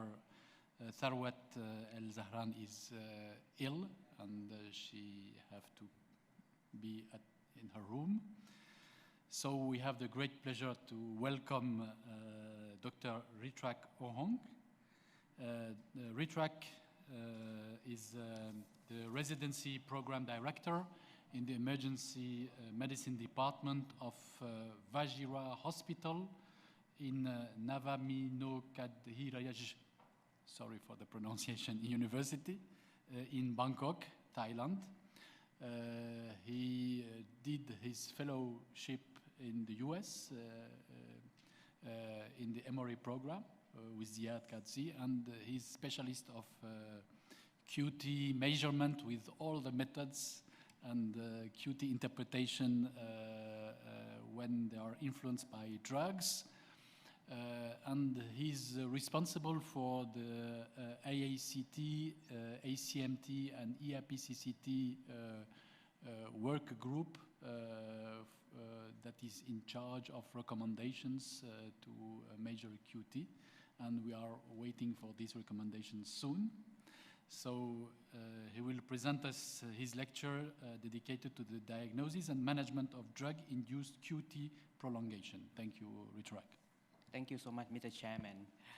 With my pleasure to present my lecture today. I'm going to talk about diagnosis and management of drug-induced QT prolongation. I thought I had 30 minutes for these lectures, but I just realized that I only have 20 minutes, so I'm going to be fast. But if feel free to ask me after I finish the talk. I have no conflict of interest. And for the outline, I'm going to talk about the introduction, why QT prolongation is so important, QT measurement, how do we do it, and what is the definition of QT prolongation. And about the QT collection formulas, we have some doctors from Australia. They may say, hey, we don't do formula right now, we do QT nomogram. I'm going to talk about that a little bit as well. And we're going to talk about the risk factors for QT prolongation and torsade de poids. I'm sorry, Dr. Bruno, I may not pronounce torsade de poids correctly because it's French. Maybe you can correct me later. And okay.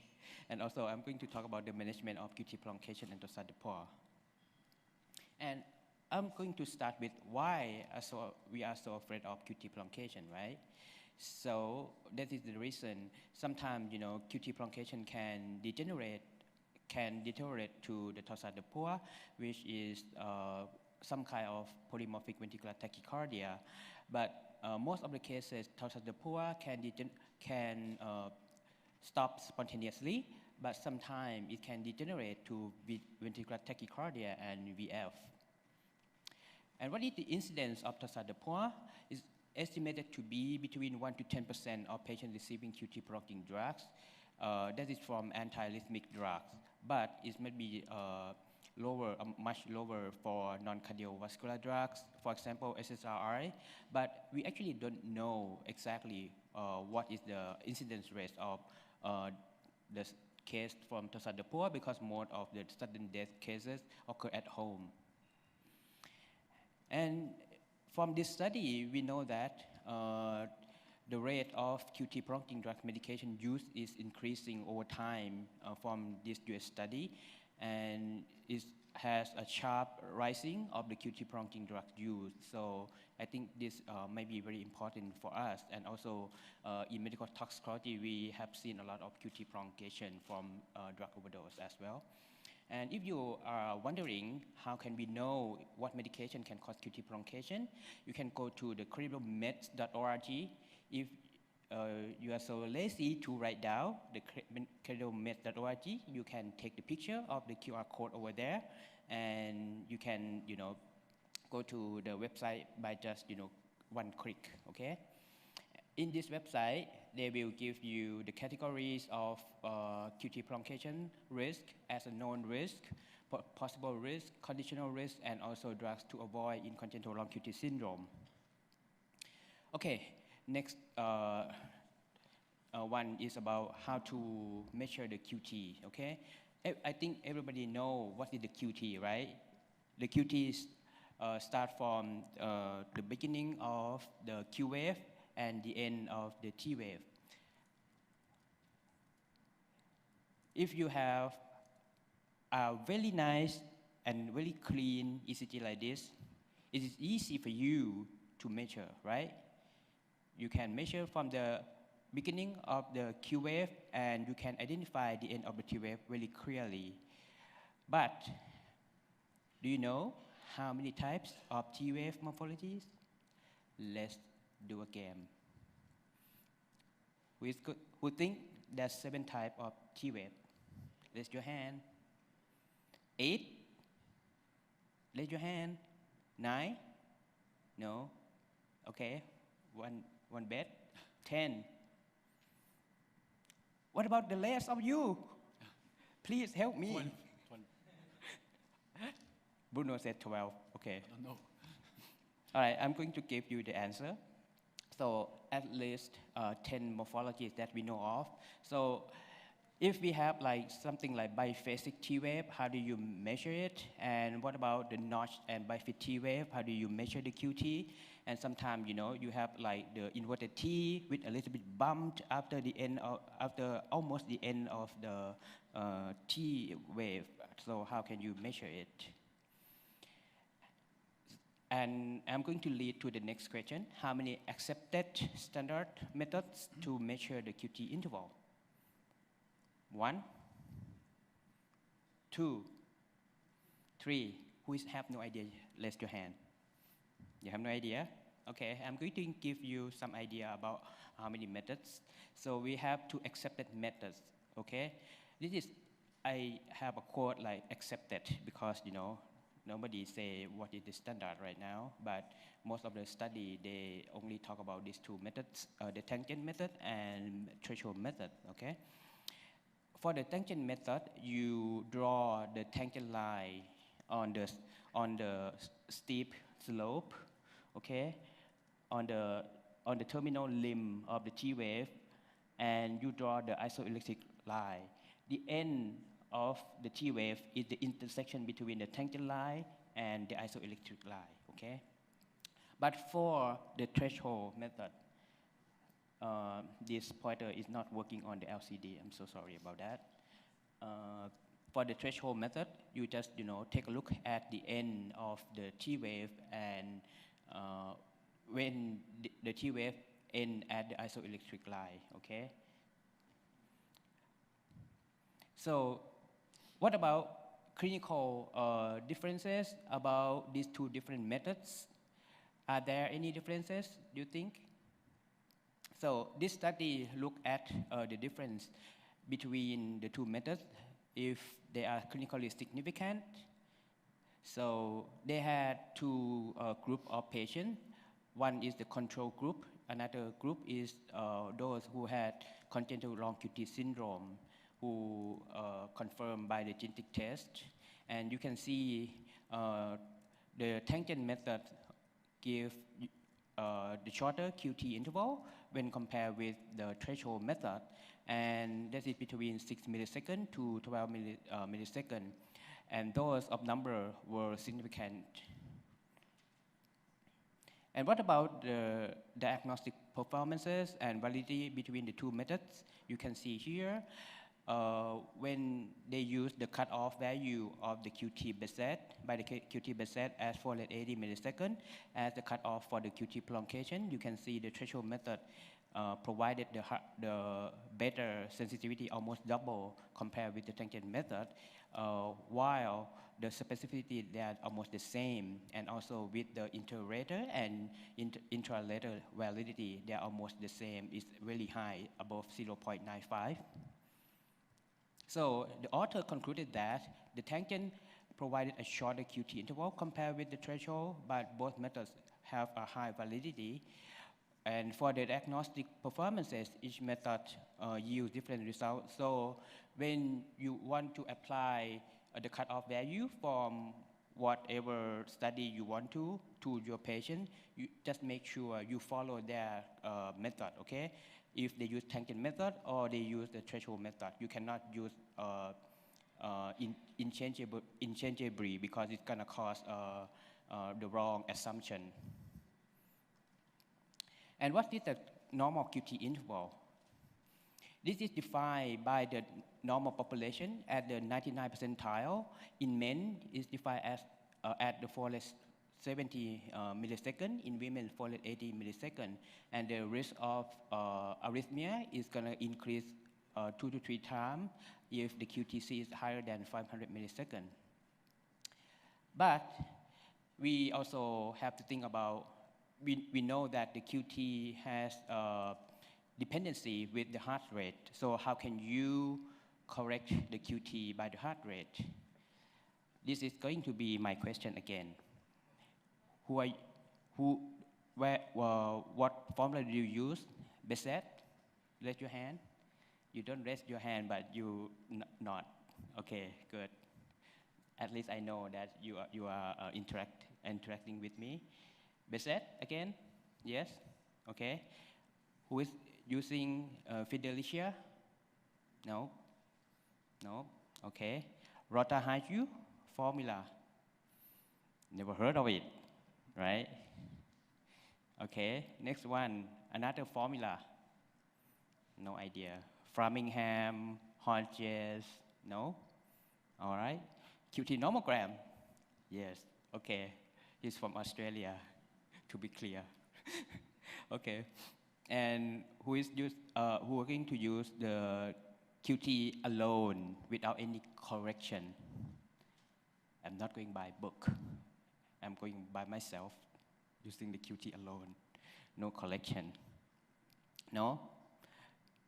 What about the last one? I would bet this is the largest number. Use whatever reported to you, right? Or whatever number you see on the ECG printout, right? Okay, you are normal. Because I'm going to show my study. This is a survey study among the medical toxicologists in the US, in Europe, and Asia Pacific region, including Australia and New Zealand.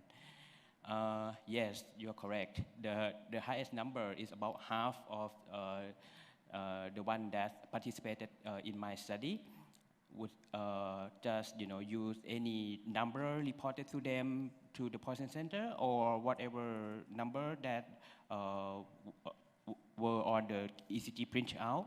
But for those who are going to measure the QT themselves, they still use Beset.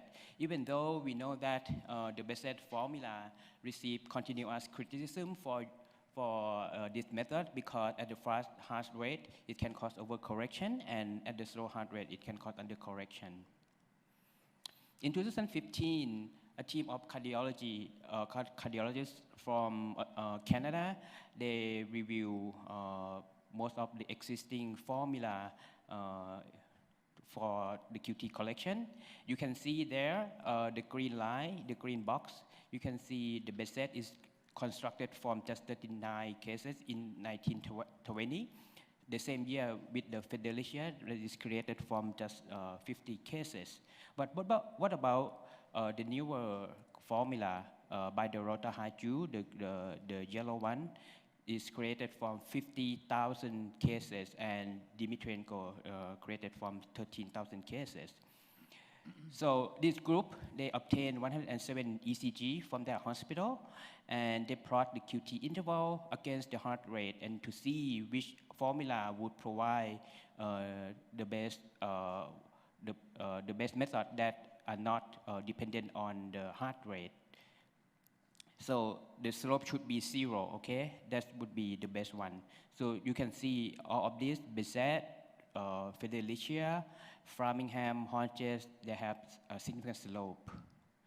Only two formula that is created from more than 10,000 cases. The Dimitrienko formula in the red box, and the blue box is from Rota-Haju. Those provided almost 0 slope. And I did a study from these two formula compared with the Beset and Fidelia formula if they can predict torsade better. And here you go. This called QT nomogram is widely used in Australia, and this the only tool, right? In Australia, you use right now? Yeah, they don't use a formula at all. And this is my study just published last year in 2019 to look at the sensitivity, specificity, and accuracy of our tools. And we found that QT Rota-Haju with the cutoff at 477 provided the same sensitivity, specificity, and accuracy with the QT nomogram, which is the highest one at 89% for the accuracy, with the highest sensitivity at 91.3%. This is the graph. The green one is those with, without Tosadapur, and the red one are those with Tosadapur. So the author conclusion, which is mine, I concluded that at the cutoff point at 477 milliseconds, it provided the best accuracy with the best sensitivity as same as QT nomogram as a risk prediction tool for drug-induced Tosadapur, and that is the formula. And we know that those who had Tosadapur doesn't only have only QT prolongation. You know, you have seen a lot of patients had like QT like 540, 560, but how many of them are turning to Tosadapur? Just a few, right? Just a few, like 1%, maybe less than 1%. Why? You know, because most of the cases when they overdose medication, they are healthy. So sometimes, you know, just they are doing well, you know, after overdose, even they have like QT prolongation. But those who have multiple risk factors like this may be at risk for Tosadapur more than anybody else who had no risk factor at all. And we can divide the risk factor to modifiable risk factor and unmodifiable risk factor. For example, female sex, advanced age, heart rate, heart disease, and clinical silent risk factor like congenital long QT syndrome.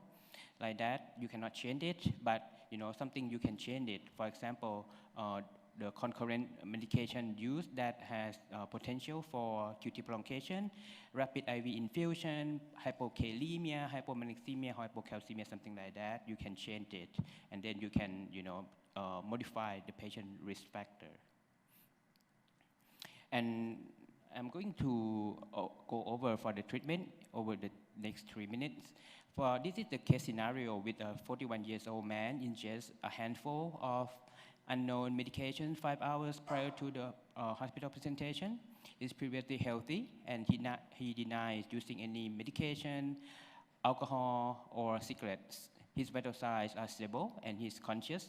No lab information is available right now, and his ECG shows QTC of 560 milliseconds with the heart rate 52 beats per minute and the QRS 80 milliseconds, and the rest of the ECG is unremarkable.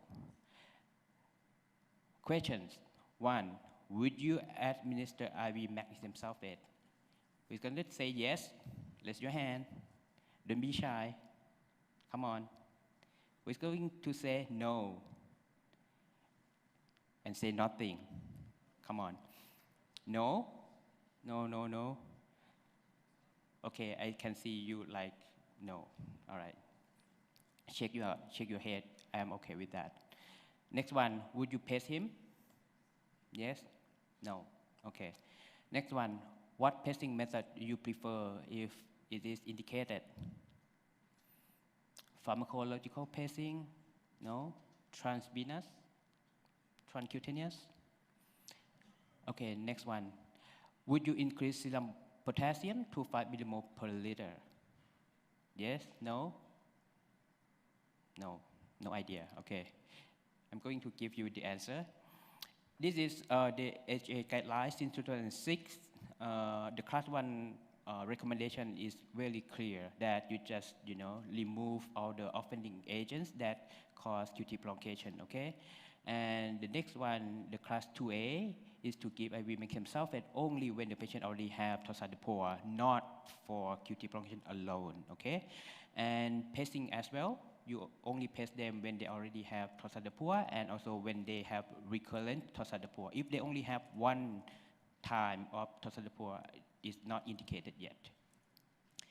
And the potassium as well, you no need to, you know, give the potassium if the patient only have QT prolongation alone without Tosadapur, but just check potassium, magnesium, and calcium level, just normalize it, not keep it that high. And in 2010, they made it clear clearer for what to do for the QT prolongation alone, not for tosadapur. So when you look it up from circulation 2010, you will not see ABC mnemonic like this because I think of it myself and I put it this way myself, okay, so that you can remember it easily. The first one, A, is to assess aggravating drug-drug interaction, assess the bradyarrhythmia, concomitant electrolyte abnormality like hypo-K, hypomac, hypocal, and also prepare defibrillator in case you need to use it when the patient has tosadapur. And be aware of the QT prolonging drugs and avoid it, if you have some medication on for the patient. And then put the patient on the continuous cardiac monitoring. And what I'm going to do if your patient had tosadapur already?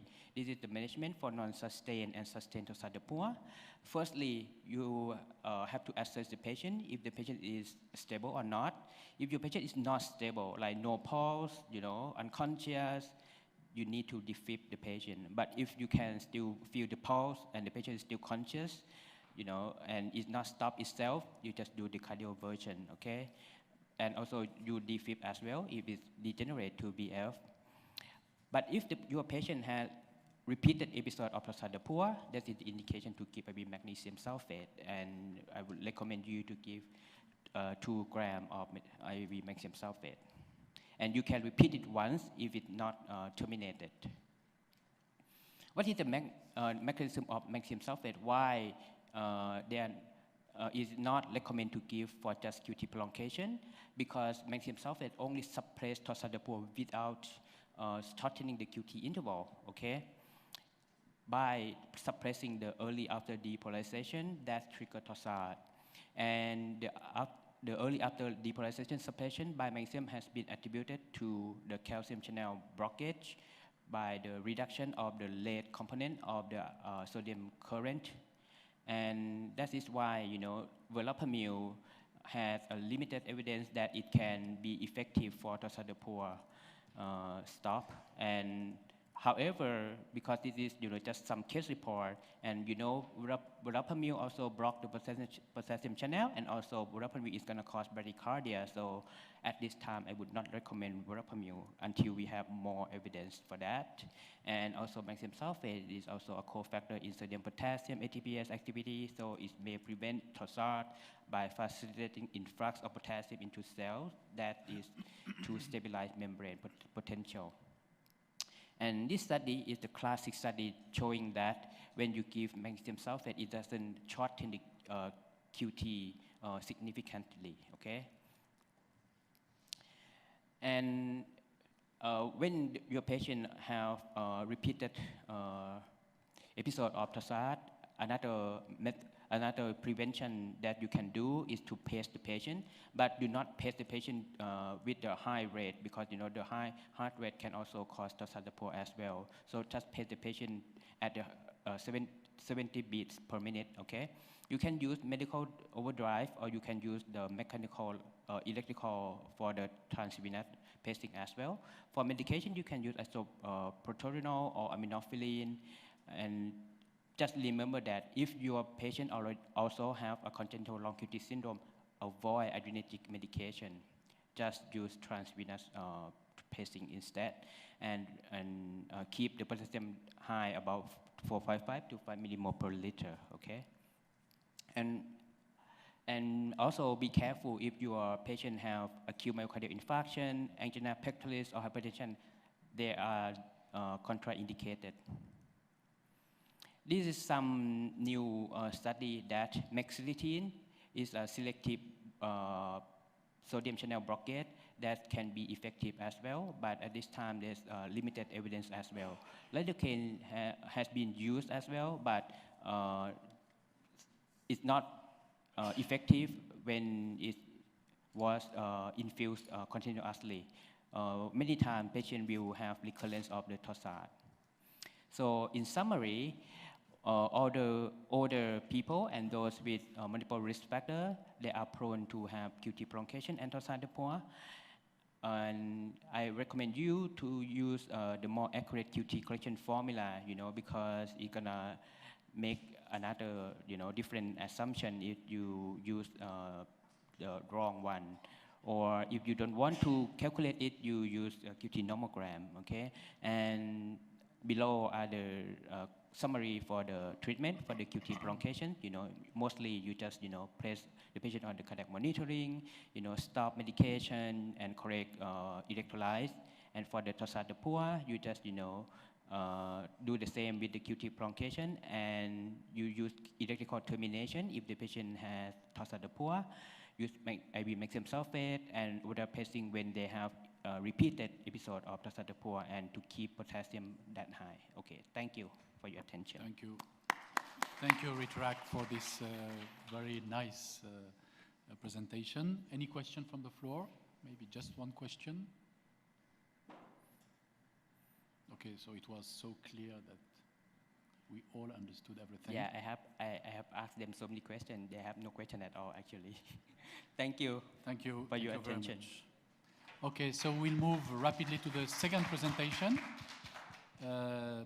Dr. Sevile Vural. So Dr. Vural is Assistant Professor of Emergency Medicine at Yozgat Bozok University in Turkey. Her areas of interest are point-of-care toxicology and medical education. She will talk about diagnosis and management of drug-induced rhabdomyolysis. Yeah. Thank you very much. Thank you. Hello, everyone, and I want to thank you to participate in MENATOX 2020 in Turkey. And we will be talking about drug-induced rhabdomyolysis in this session. Our goals for the session will be how to recognize and manage the patients with drug-induced rhabdomyolysis, and most importantly, how to avoid drug-induced rhabdomyolysis in these patients. Unfortunately, the literature has very limited specific information about drug-induced rhabdomyolysis, and most of the reported papers are based on case reports, but we can come across with some specific topic which are on specific drugs, for example, statins, for example, propofol or MDMA. So we will talk much about rhabdomyolysis general principles for this issue. Rhabdomyolysis, aka rhabdo, or the other name for it, acute necrotizing myopathy. It's a life-threatening condition resulting from rapid destruction of skeletal muscle cells. So the consequence is release of intracellular constituents into the circulation. Luckily, it's a rare event, but drug-induced rhabdomyolysis cases are increasing in number. If we talk about data regarding rhabdo, majority of the cases are adult patients, and the adults, for adults, trauma and the drugs are the major components. But in some studies, it's shown that most of the time, the cause is multifactorial, not only just drugs, not only immobilization. Generally, more than 2 reasons is present for most of the patients. Incidence for rhabdo is 100,000 per 100,000, 1.6. And incidence, for example, much specific point for statin-induced rhabdo, it's 0.3 to 13.5 per 1 million numbers. Most important concerns about the rhabdomyolysis is acute renal failure development, and it's present in 10 to 40% of the cases, and the mortality numbers are not so low as we expected. Rhabdomyolysis etiologies is commonly classified in 3 major groups, And the drug-induced rhabdomyolysis is belong to non-traumatic, non-exertional group. Most of the time, for physicians, the natural link between this situation and the results going to rhabdomyolysis or acute renal failure is quite evident. For example, in a patient trapped under a rock, of course, you immediately think about this patient will suffer from, is suffering from crash syndrome, and probably he or she will suffer from acute renal failure. But in case of drug-induced rhabdomyolysis, the natural link is not quite easy, even for physicians, even for emergency doctors, even though if you are a toxicologist. And that's one of the reasons that's the more silent presentation. But it's not that, it's not all. For example, again, if you think in general, a target organ for a toxicology, a drug toxicology generally targets an organ, and the most specific ones that we think that it could be central nervous system, it could be liver, it can be kidney, yeah, or it can be even skin. But we do not expect a skeletal muscle cell as a target organ of a toxicologic state. So it's in summary, it's an unusual organ for us. More silent presentation, as I mentioned before. It was uncommon in the past because, as you know, the drugs we prescribed is such a low in number. But in nowadays and in the future, it will be increasing. And another one, that the complications can be prevented and reversed by early diagnosis and high clinical suspicion. There are some clues that we can increase the natural link for a physician. For example, lack of pre-existing muscular symptoms. For example, lack of any other causes for the myopathy.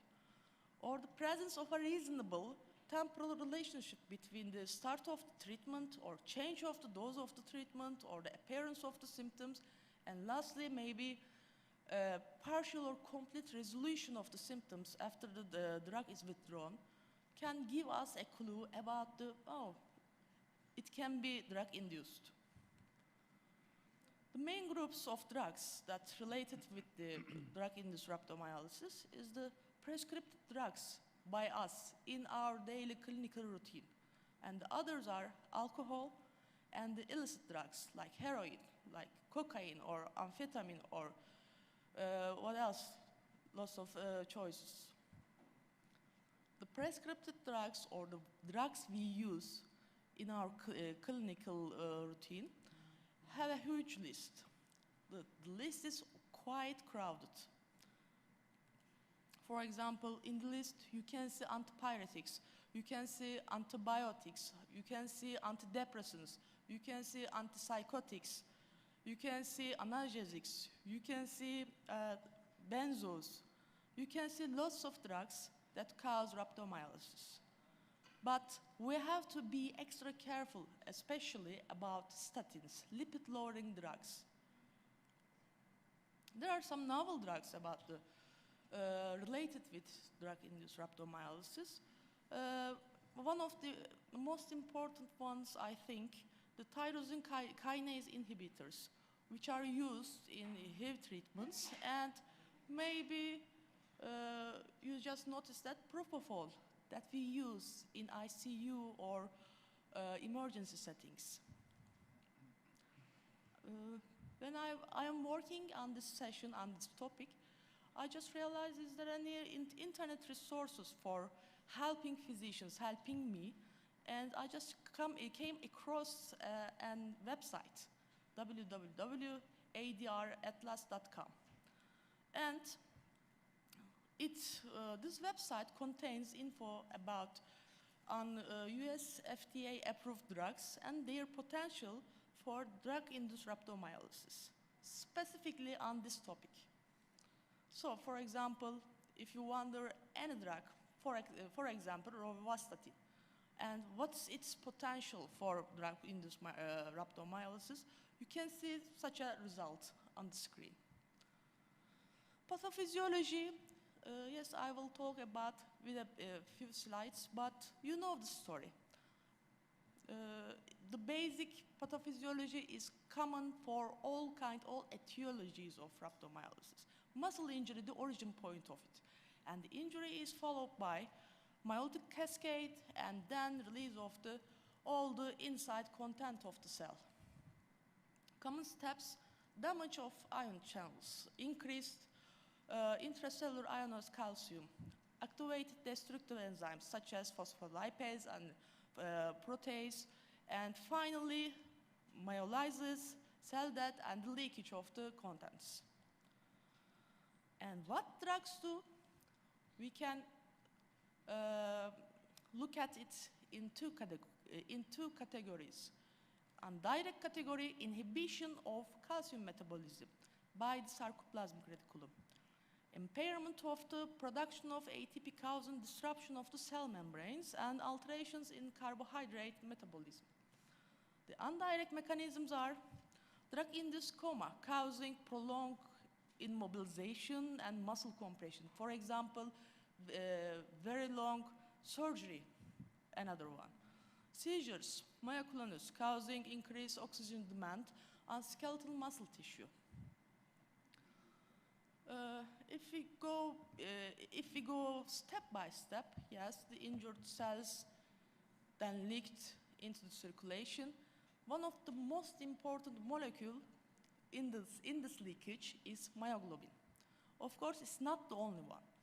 The other substance released into circulation, CK, potassium, sodium, phosphate, AST, ALT, LDH, uric acid, and water. And so we measure high potassium levels, high sodium levels, high CK levels, high phosphate levels. But myoglobin has another thing, a unique feature in this pathophysiology, because it's physically, first of all, obstruct the tubules of the nephrons. And in cellular levels, it's nephrotoxic to the kidney cells. So the finally acute kidney injury is seen. So the primary cause of renal injury is myoglobin. Indirect and direct and cellular and physical mechanisms, it can be seen. And hypovolemia and metabolic acidosis also play a role in renal injury in rhabdomyolysis. Signs and symptoms, yes, we have a classic trait of rhabdomyolysis symptoms. It contains weakness, muscle aches, and tea-colored urine, but only less than 10% of the patients has the classic triad. And more than half of the patients do not complain about any muscle pain or weakness. And tea-colored urine, yes, it's very specific for this situation, but only seen in 3.6% of the patients. So, if we are going to talk about signs and symptoms, we can say that patients probably present without any signs or symptoms. Risk factors: female gender, older age, concomitant diseases, and multi-drug use are the reported risk factors for drug-induced rhabdomyolysis. Also, if we want to risk assessment about which patients go to do acute renal failure, what's the ratio of this, there is McMocan scoring system, but it's not very specific. It's a general scoring system for all rhabdomyolysis cases. Diagnostic tools: we have urinary analysis, blood, EKG, imaging, and muscle biopsy options. And most of the time, we use urinary and blood tests. And of course, EKG. Urinary analysis can be done by macroscopically or microscopically, and dipstick tests. For example, on macroscopic appearance,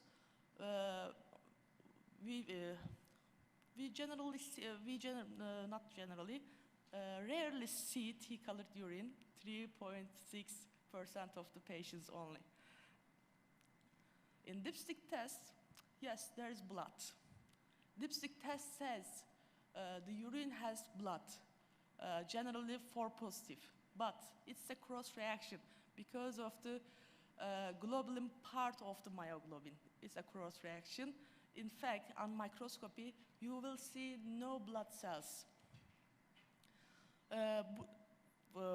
Because of that, this test, urinary myoglobinuria positivity, is not specific.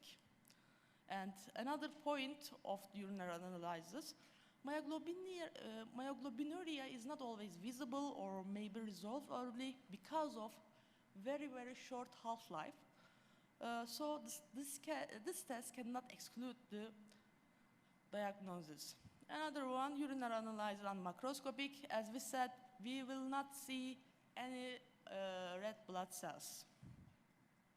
Diagnostics, we have to check lots of things on blood tests. If you start with serum myoglobin, as the urinary myoglobin, serum myoglobin has some limitations. Because of the short half-life, it rises and drops much faster.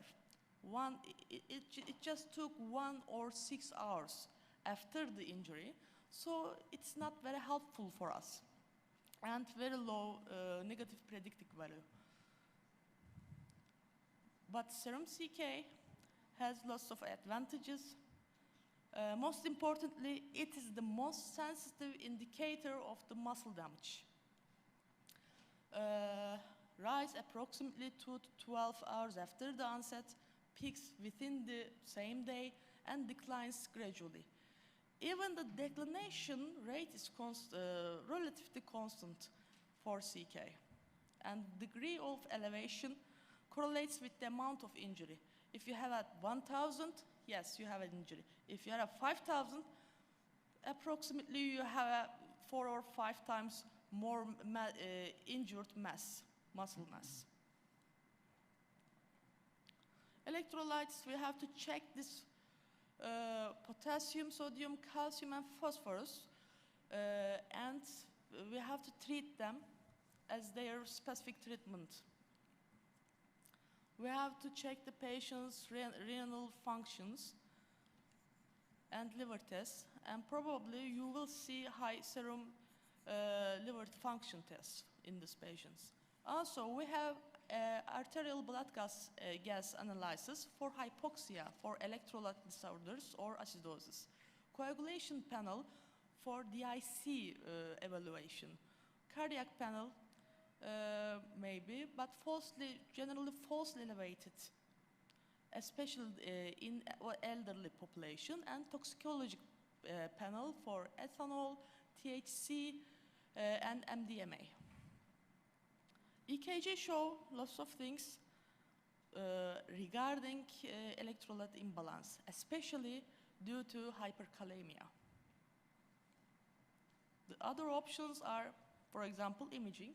Of course, not the prior one, but it can be needed during the ruling out or differential diagnosis processes.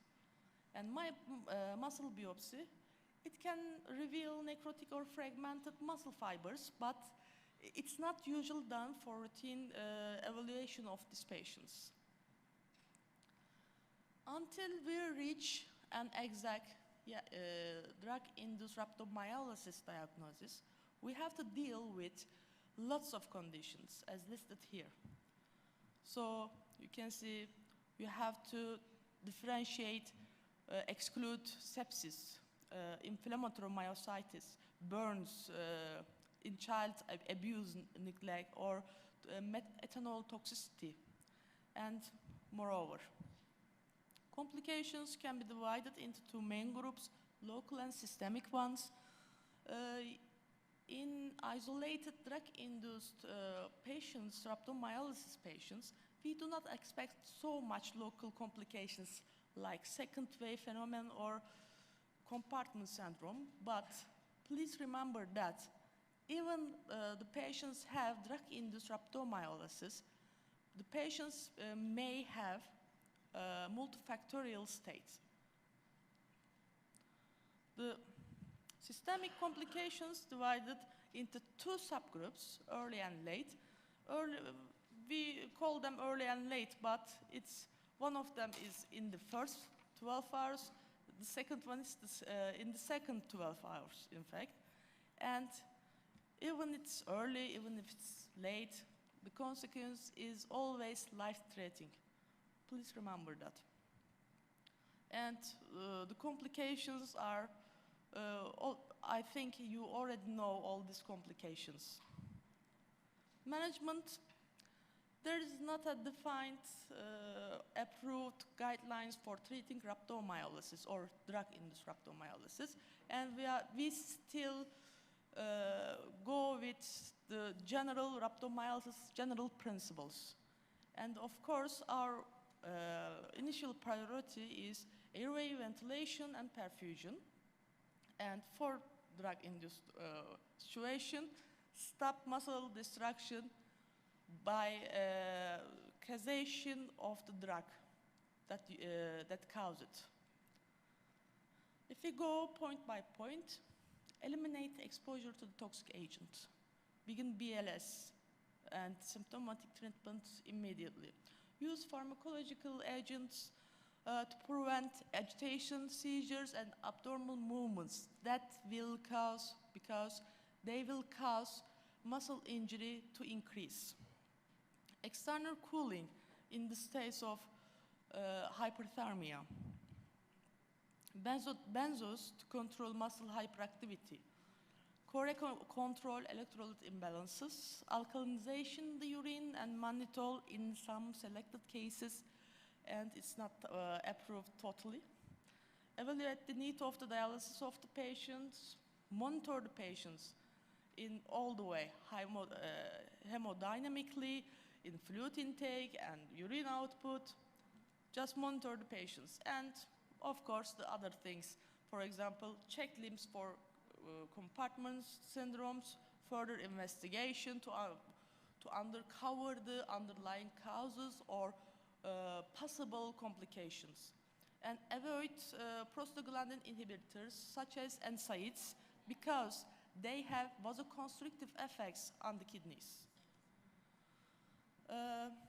The general principles are that, but I have to talk about just for a few minutes on hydration, bicarbonate, and mannitol, because as I said before, there is no approved general protocol for all of them, in fact. First goal, correct hypovolemia to decrease the risk of acute renal failure. But our target is not normovolemia in this patient. Our target is hypervolemia in these patients, to flush the urinary system of these patients, to exclude the myoglobin casts in the tubules. So more fluid to save the kidneys. Because of that, hydration therapy is generally emphasized as hyperhydration, vigorous hydration, or excessive fluid resuscitation. But fluid types and rates are not well defined, but normal saline is a good option because it does not contain neither lactate nor any potassium. The goal is a urine output of 150 to 200 milliliter per liter at an infusion rate of 1.5 liter per hour. Sodium bicarbonate and mannitol in some selected cases, but there are controversial information in the literature. Generally, alkalization is helpful because the main goal is a higher pH, urine pH. By that, we can achieve to decrease the nephrotoxicity of the myoglobin with high pH. But mannitol, yes, it's believed that it acts as a free radical scavenger, minimizing the cell injury. Also, mannitol has a vasodilatory effect on kidneys, but it's still controversial. And lastly, one of the controversial information, there are some studies, not just one study, by the way. And for the serious CK levels that indicate serious muscle injury, bicarbonate and mannitol is not found to be beneficial in these patients, for example. So further studies on drug-induced rhabdomyolysis are needed. So we can say new things. Thank you very much.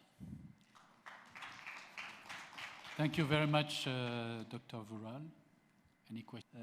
He works in the emergency department of Sydney Medical School in Sydney, New South Wales, and is also the toxicologist of the Western Sydney Toxicology Service. And we have the great pleasure that he will talk about the new N-acetylcysteine regimen in acetaminophen poisoning. This is a very difficult theme because there are so many protocols now. In the past we have just one, it was easy, and now it's too much complicated. So by the end of this talk, you'll only have one again. We're happy. Thank you, Naren. Thank you. Thank you for inviting me to speak about acetylcysteine regimens. I don't know about your country, but we've stopped calling it N-acetylcysteine in the last couple of years. It's now just acetylcysteine. I don't think I need to remind you about the metabolism of paracetamol, but I just get you to keep your mind about NABQI as the hepatotoxic metabolite, which is formed from P450 enzyme metabolism, which then is detoxified. This is the traditional model of paracetamol metabolism and how it's detoxified. NAC is an acetyl moiety that is hitched onto the amino acid L-cysteine. So you can see the colored bit is the acetyl bit, and the rest of it is your normal cysteine molecule. What does it do? It's true, yes, it provides self-hydryl groups and promotes the creation of glutathione, but it also has other properties like scavenging antioxidants and provides some level of protection against free radical formation. But what started happening once N-acetylcysteine became a very prominent player in the antidote for paracetamol poisoning in the 70s is we started seeing adverse effects to acetylcysteine in the early 80s. And predominantly it was GI and skin. They were the predominant adverse reactions that people were seeing. When it started being given intravenously, the commonest error was somebody ordering it tenfold errors. So instead of giving 17 grams in a liter, they gave 170 grams in a liter. And these were not thought to be anaphylactic, and I'll tell you why in a minute, but non-anaphylactic, but anaphylactoid and non-allergic, so they were termed NAAR or NAR, and I'll talk about what that is. This is probably the first fully sort of going through every single adverse reaction paper, important paper to read by Parkeroven in 2008. And it talks predominantly about people getting abdominal effects, and then skin effects, and then other things like respiratory stuff. So it's the stuff that you're seeing already in your units whenever you see NAR. Why does NAR happen? One thing became clear, it was not IgE mediated, which is why it was not thought to be anaphylactic, and so thought to be anaphylactoid. Although the effects look very similar to anaphylaxis. And it had nothing to do with whether you'd had acetylcysteine before. So it's not like some kind of foreign protein, like let's say the sting of a bee or some kind of venom or some other foreign protein, that if you'd had it before, you were more likely to get it again in an IgE-mediated way. This was not like that. You didn't have to have previous exposure. The other thing was that there was histamine release, but tryptase levels did not go up, suggesting that it was not mast cell release of this kind of effect. When they did levels of NAC, so this is acetylcysteine levels as mapped across time, you'll see, because we give a huge bolus dose, and then the levels go away after that first 15 minutes to an hour. And then if you match that to what was happening to histamine levels, about, depending on how fast you gave that first one, if you gave it in 15 minutes, like the original papers, then your histamine levels rose soon after that. And so that's why people often saw that reaction when the second bag started. That was the commonest time. I put up the second bag and the person had an effect. So that's what the nurse would come and tell you. And people were starting to blame the second bag, but it was really clearly starting to think that it was the first bag. This is another excellent paper that Steve Waring did also in 2008, where he confirmed, and it was already suspected, that if your acetylcysteine levels were low, that you were more likely to get an adverse reaction or a NAR reaction to acetylcysteine. But if your levels were high and you really needed the NAC, then the chances of getting a reaction were low. And this started to happen because in Europe and certain places, particularly Denmark and other places, they were giving NAC to everybody. Doesn't matter if you took 5 tablets or 100 tablets, everybody was getting NAC. And it's almost happening like that in the UK now. So this is the standard regimen that everyone's been using for the last 50 years, or 40 years. There was a paper done which compared 15 minutes to 60 minutes, and they didn't find a statistical significance. That was done by Fergus Kerr, was the lead author. They compared 15 minutes to 1 hour as the first infusion dose, and they found that there was no difference, or the difference was too small and they couldn't find it to be statistically significant. So I'm assuming the majority of you are using this. Is anybody not using this regimen? Okay. You're the only one. I'm the only one. I'm not the only one. I'll tell you who else is using it in a minute. So with those histamine levels, those acetylcysteine levels, it started to become clear that probably that reaction is happening because of the very fast first bolus dose. So the SNAP study, probably the first big study to tackle a different thing. First time somebody had changed acetylcysteine in 30, 40 years properly. And here they gave acetylcysteine in 2 bags over 12 hours. The total dose was the same, 300 milligrams per kilogram, but not in 20 hours, but in 12 hours. They found a big difference in the NAR rates. It went down from 30% pre to almost 5% afterwards. That study was a little bit complicated because they mixed up the whole NAR situation with the vomiting and the gastro situation, the use of ondansetron. So it was a little bit hard to differentiate the whole gastro versus anaphylactoid reactions in that. Now this is called the SWAMP protocol of what we did in Australia. This is not, the word swamp is not published anywhere, not known to anybody. It was the word that we just used in-house because it was a handful of hospitals in Southeast Australia that were doing this. Sydney West, that was my hospitals. Austin Hospital in Melbourne, where the chief, one of the chief authors works at, which is Anselm Wong, and the Monash Centre protocol. So the SWAMP protocol, you don't have to call it that because nobody else does, but it was just because those were the hospitals in this study at the beginning. All we did was just merge the first and second bags. That was it. So 150 and 50 became 200.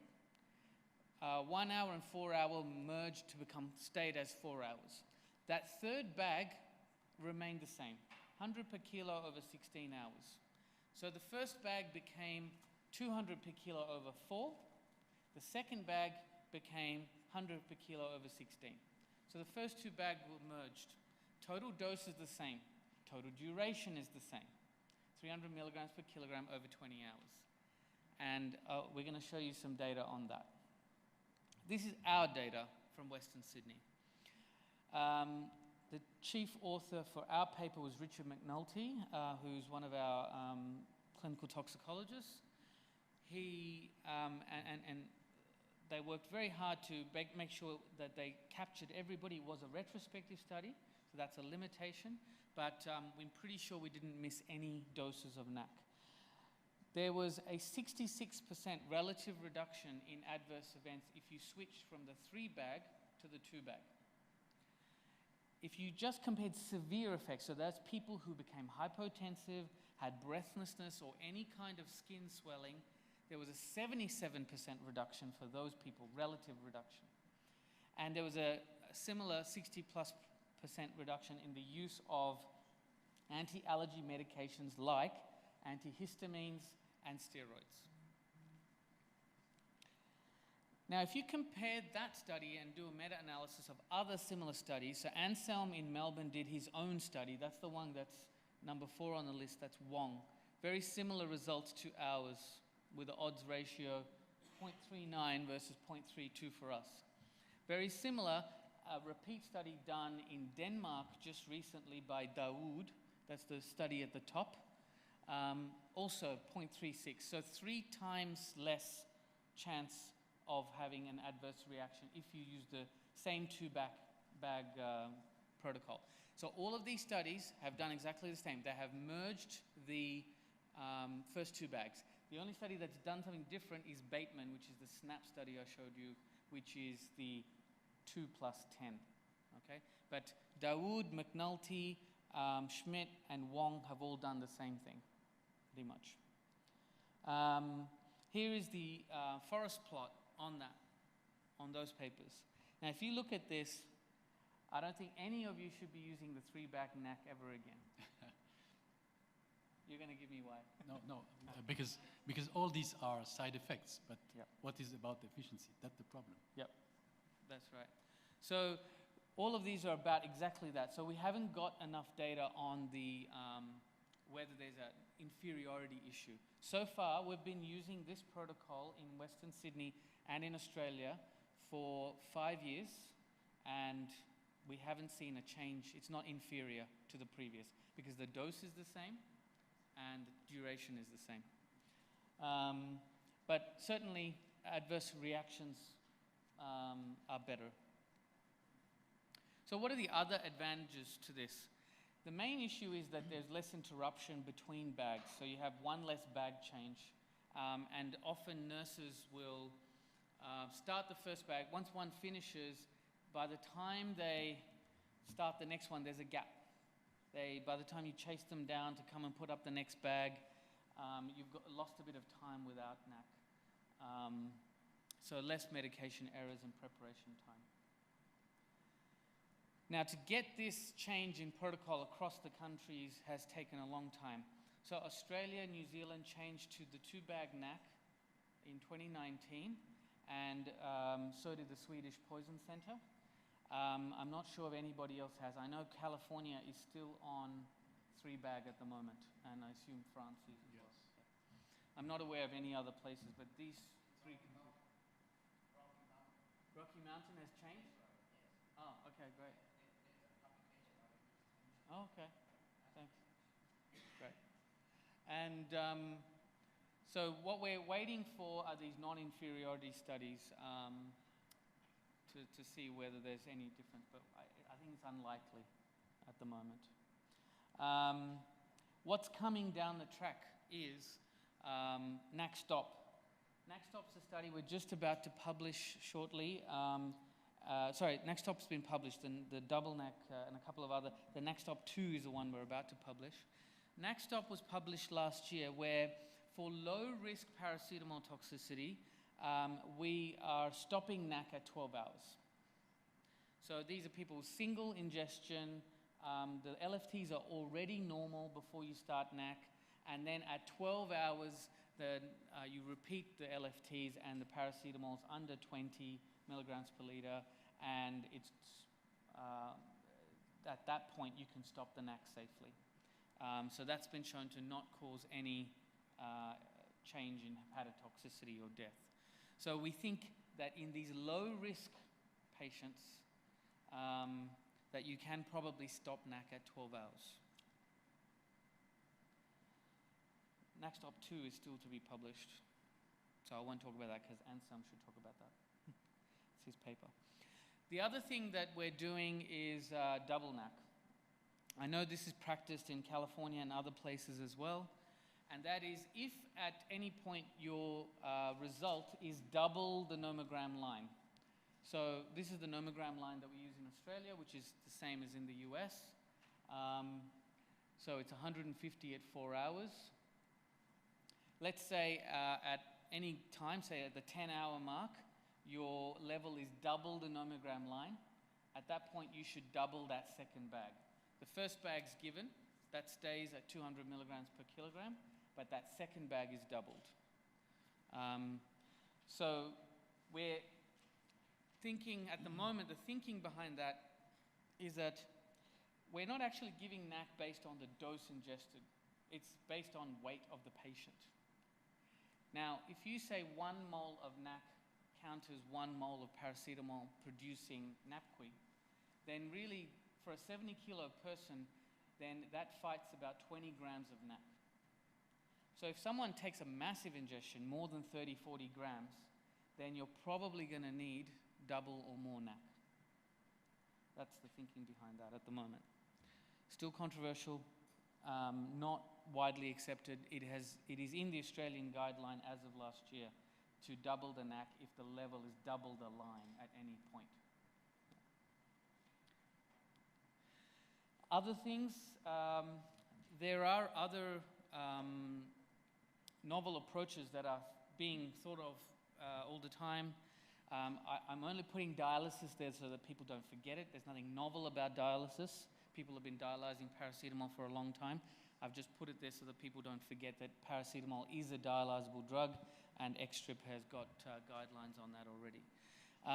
Fomepizole, I don't know if anyone's used fomepizole or 4-methylpyrazole, but it actually, unsurprisingly, works because if you remember back to my very first slide, our old friend that metabolizes paracetamol into NAPQI is our good old friend CYP2E1, which also is the same enzyme that's metabolizing ethanol and methanol and ethylene glycol. Now these are all, there's isolated case reports, there's not a lot of data on these other novel approaches. Metformin is thought to do some superoxide scavenging. Methylene blue may also have some effects on the electron transport chain, which may help. And another drug which I can barely pronounce, which is calmangafodipir, is on phase 1 trials right now as being a promoter to mop up superoxide radicals from NAPQI-induced hepatotoxicity. So it could be down the track, say in 10 years' time, that you'll be giving NAC with calmanga drug. That's a possibility down the track. Thank you. Thank you very much, Naren. Any question from the floor? You have many questions. We'll start. Okay, so thank you so much for this presentation. It's very interesting. I have 2 questions, basically. I know that when it comes to the side effects, though we are giving the same dose and the same duration, but in fact, you are not giving the same rate. So in the case of 3 bags, we are giving 150 milligram per kg over 1 hour, whereas in the other one, you are giving around 50 milligram per kg per hour. Yes. Right? So basically, the dose will be definitely less. Maybe that's the reason why you have less side effects compared to the 3 bags. Absolutely. And already that study showed that there is no difference between 15 minutes and 1 hour. Yes, so that was the study showing that there was not a huge difference in adverse reaction rates if it was given between 15 minutes and 1 hour. So it's 150 per kilo over 15 minutes, or 150 per kilo over 1 hour. I absolutely agree with you that giving the first bag slower, not at 150 per kilo per hour, is the reason why that you're seeing less NAC reactions. So the dose is slower, and that's why you're getting less reactions, because that was the reason for getting those reactions. We were giving it very fast. The other thing is, if we think about the way NAC regimen was devised in the 60s and 70s, these were given in Northern England and Scotland to people who presented quite late. They were not coming 1-2 hours after their overdose and saying, I've taken 50 Panadol, please save me. These guys were presenting later. So at that point, giving a big bolus of NAC to someone who's heading down hepatotoxicity road probably made sense. Nowadays, we're giving it to people, sometimes we're giving it to people who've taken hardly any paracetamol. And so I think that also plays into why we're seeing more adverse reactions in our current cohort of population as compared to that published during Prescott time and things like that. Yeah. Yeah, but that's the same thing in the study where you said that comparison between the 3 bags and the 2 bags, and there is no significant adverse outcome. And you are advising for the 2 bags, right, instead of the 3 bags. The same thing, the studies did not specify what was the time of the presentation and how much the ingestion was. Yes, I haven't presented it here, but all of those studies have had matched demographics between the 2 cohorts and are very similar. Okay. Yeah. I didn't put that table in my talk, but yes, there is an extensive table in pretty much all those studies about the cohorts between the 2 bag and 3 bag being very similar. Yeah, but that's important. Yeah. One question from Ritwak. My question is really short. Are you going to do 1 bag? Yeah, that's a great question. I think we're going to get there. It's taken us 40 years to get from 3 to 2. I think eventually we'll get to 1 bag. It will be 300 per kilo over 12 hours in 10 years. I'm pretty sure. Good question. Yeah, I agree in the cases where it's not, the poisoning is not so severe. But what about if the patient is seen with delay? What about if there is already an acute liver failure? Yeah. So my questions, is the bolus important or not? And do you increase the dose of NAC or not in these severe cases? Yeah, good question. I think in those people with either established hepatotoxicity or ones that present late, giving 150 per kilo over 1 hour versus 200 per kilo over 4 hours in that later presentation, I suspect there's very little difference in that. I think it's going to be okay. Because these guys present maybe 12, 20 hours there. So whether they get it within 1 hour or 4 hours is probably not as big a deal as the fact that they need more over a longer period of time, which is why in those scenarios with established hepatotoxicity, we are already doubling that 2nd bag. We are already doubling or tripling if the level is really high. So you double if there is an elevation in transaminases? Yeah, even though the paracetamol concentration is low? Absolutely, yeah. Okay. Yeah. Any other question? You can double or just give it for longer. Yeah. Longer, okay. Any other question? Okay, thank you very much for this very interesting presentation. And we'll move. Good afternoon, everybody. And it will be short. It will be different. So I'm going to talk about the concept of are we ready to deal with any botulinum cases. So I will start with a small story, which has a regional or sub-regional importance, and then come with lessons learned, which is about 3 or 4 points. First of all, it was about 1.5 years ago. My colleague from a neighboring country called us and he said, well, we have suspected case of botulism. Do you have the antitoxin? I said, no, we don't have it. We don't have it because we didn't see any botulism case for like more than 20 years. He said, well, we have one case and we need, and he said, well, you can call others and maybe international centers or other countries, or maybe WHO. Then they called me, they said, oh, it is not botulism. Then I was talking to my colleagues, shall we have some of this antitoxin? What about diagnosis? They said, well, it's an old disease, we don't get it. And this year, a family of Egyptian family in Qatar, the father, son, and daughter were affected, were admitted. It was really a new cluster of cases that are really, we didn't see it for a long time.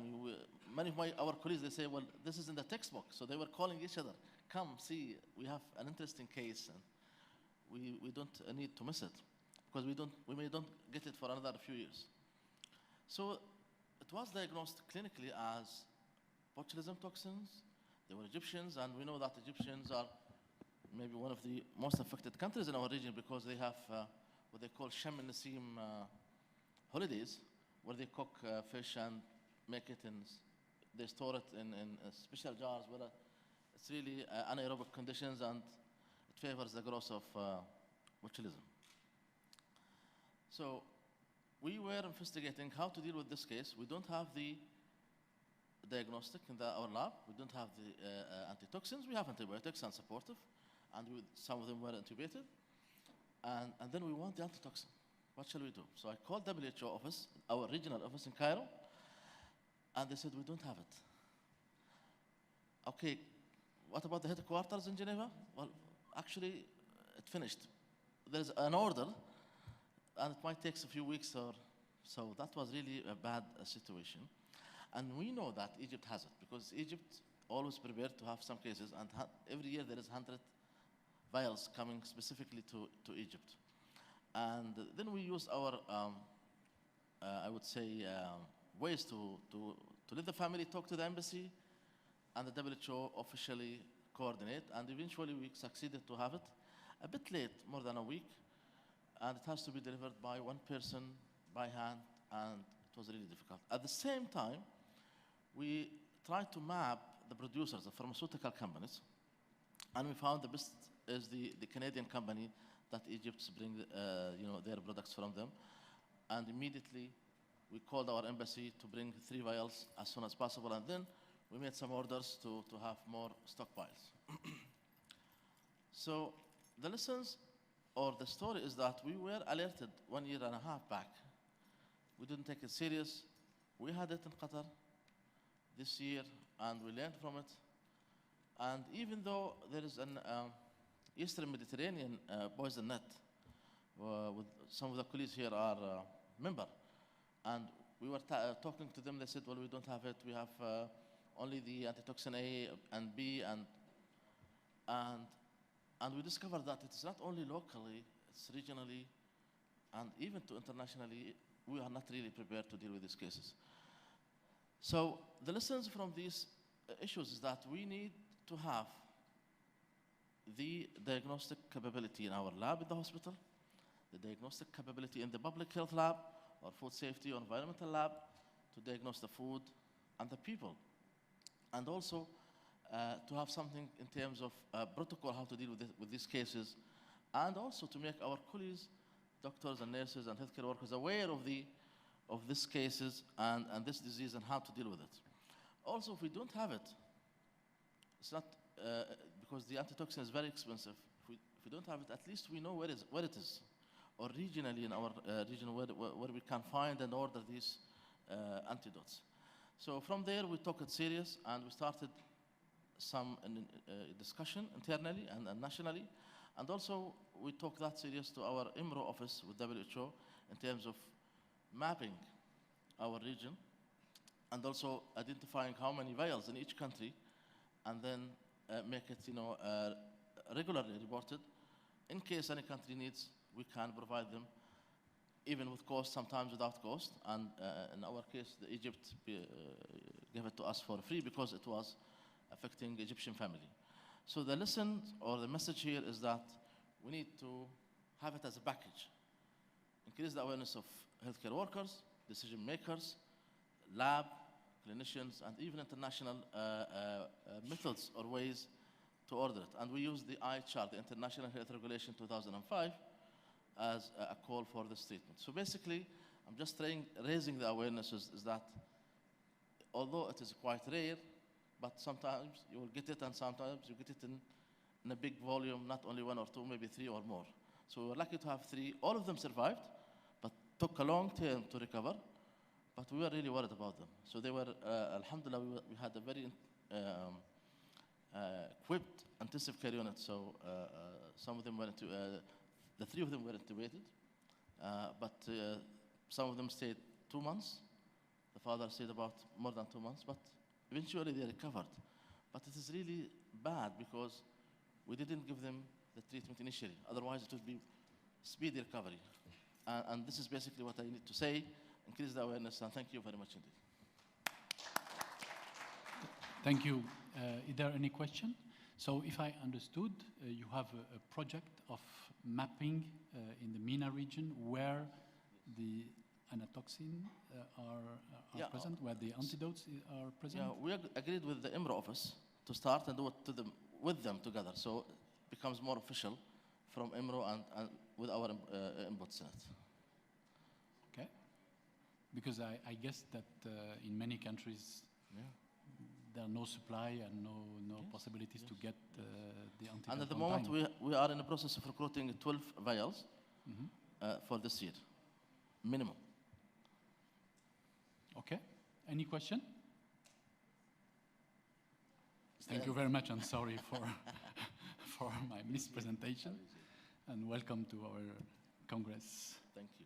I really appreciate it. Okay, so I don't know if it will be here or somewhere else. Here, so the walls will be open, the two rooms, or not? Okay, thank you very much.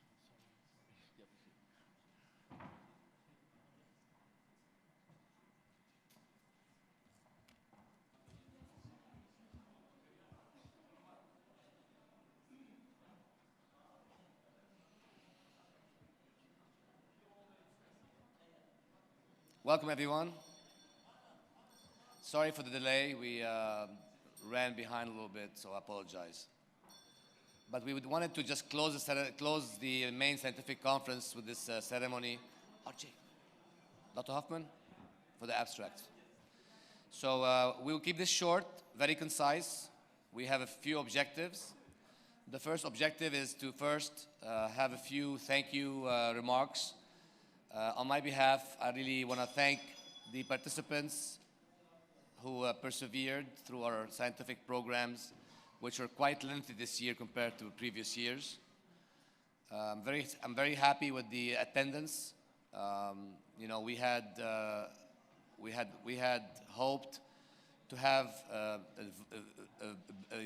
very vibrant and engaged attendance, and I think we did that. And this is not surprising considering our membership as well as IPAT's membership and passion for toxicology, which was very apparent.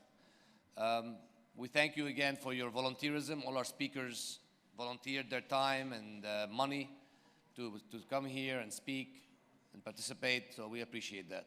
We also want to thank the company Literature that provided all the logistical support, and thank our sponsors, Toxins, Randox, Response Systems International, Turkish Red Crescent, and the company that markets N-acetylcysteine in Turkey. We also want to thank, on behalf of Minatox, our partners, IPAT, for their support and partnership, and look forward to future programs together and development of toxicology in Turkey and the region. Thank you. Thank you very much. In the end of the 2 or 3 day, very nice conference, and we take note for this. Toxicology is very important part of emergency, so we will continue to contact, and thanks for Minatox speakers from all the world, they come and join us and share their experience. Very valuable speakers from all the world. It's a big honor for us to see you in Istanbul and to know you, and we hope we will be in contact for the future cooperation. I think this is very useful conference, and around 100 topic, more than 100 topic maybe. 200%, no, very much topic about toxicology. We speak about toxicology, everything about toxicology. We will be in contact for the toxicology journal and toxicology textbook and another topic together. And I think don't forget, I think did you give promise for the 2 years later again in Istanbul? Don't forget about that. Inshallah. And I want to invite all these valuable speakers to our big conference. IPAT, very big family, not only in Turkey, in the world. We are in like international society. So I want to invite everybody to international section of IPAT. And we have your detail and email, and we will be in contact. We will send you email from IPAT. And I want to thank my team, my college, and especially Dr. Behjet behind of me always. I am front, and Dr. Behjet come to conference after the very difficult time, and we didn't share this, but I think I should say, because in this difficult time, after difficult 1 week, he never give up from job and working and join us. I want to thank to Dr. Behjet again. Thank you. Great effort. Thank you very much. We have very nice memory with you, and I hope like this, you think like us for the future. Thank you very much. Dr. Behjet, Dr. Gul, would you like to, Dr. Behjet, would you like to say something? Okay, for the sake of time. What about Dr. Hoffman? Can you help me with the oral abstracts and the awards? Sure, absolutely. So Ziad, maybe you could actually pose with the person when they come up. But we have a selected best oral research abstract presentation, and that presentation was acetaminophen poisoning resulting from repeated supertherapeutic ingestion, circumstances and outcome, Dr. Bruno Magarben. Oh, at least stand up. Yes. Do you want to take a photo with me? Come on. I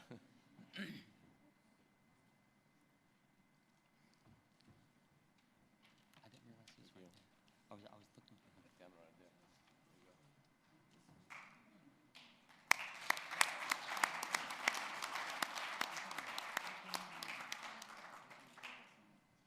What an honor.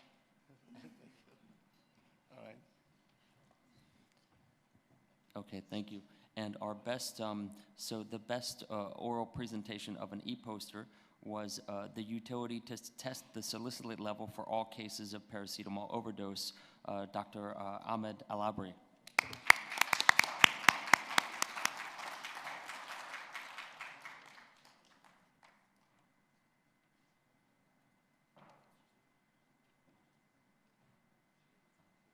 Congratulations.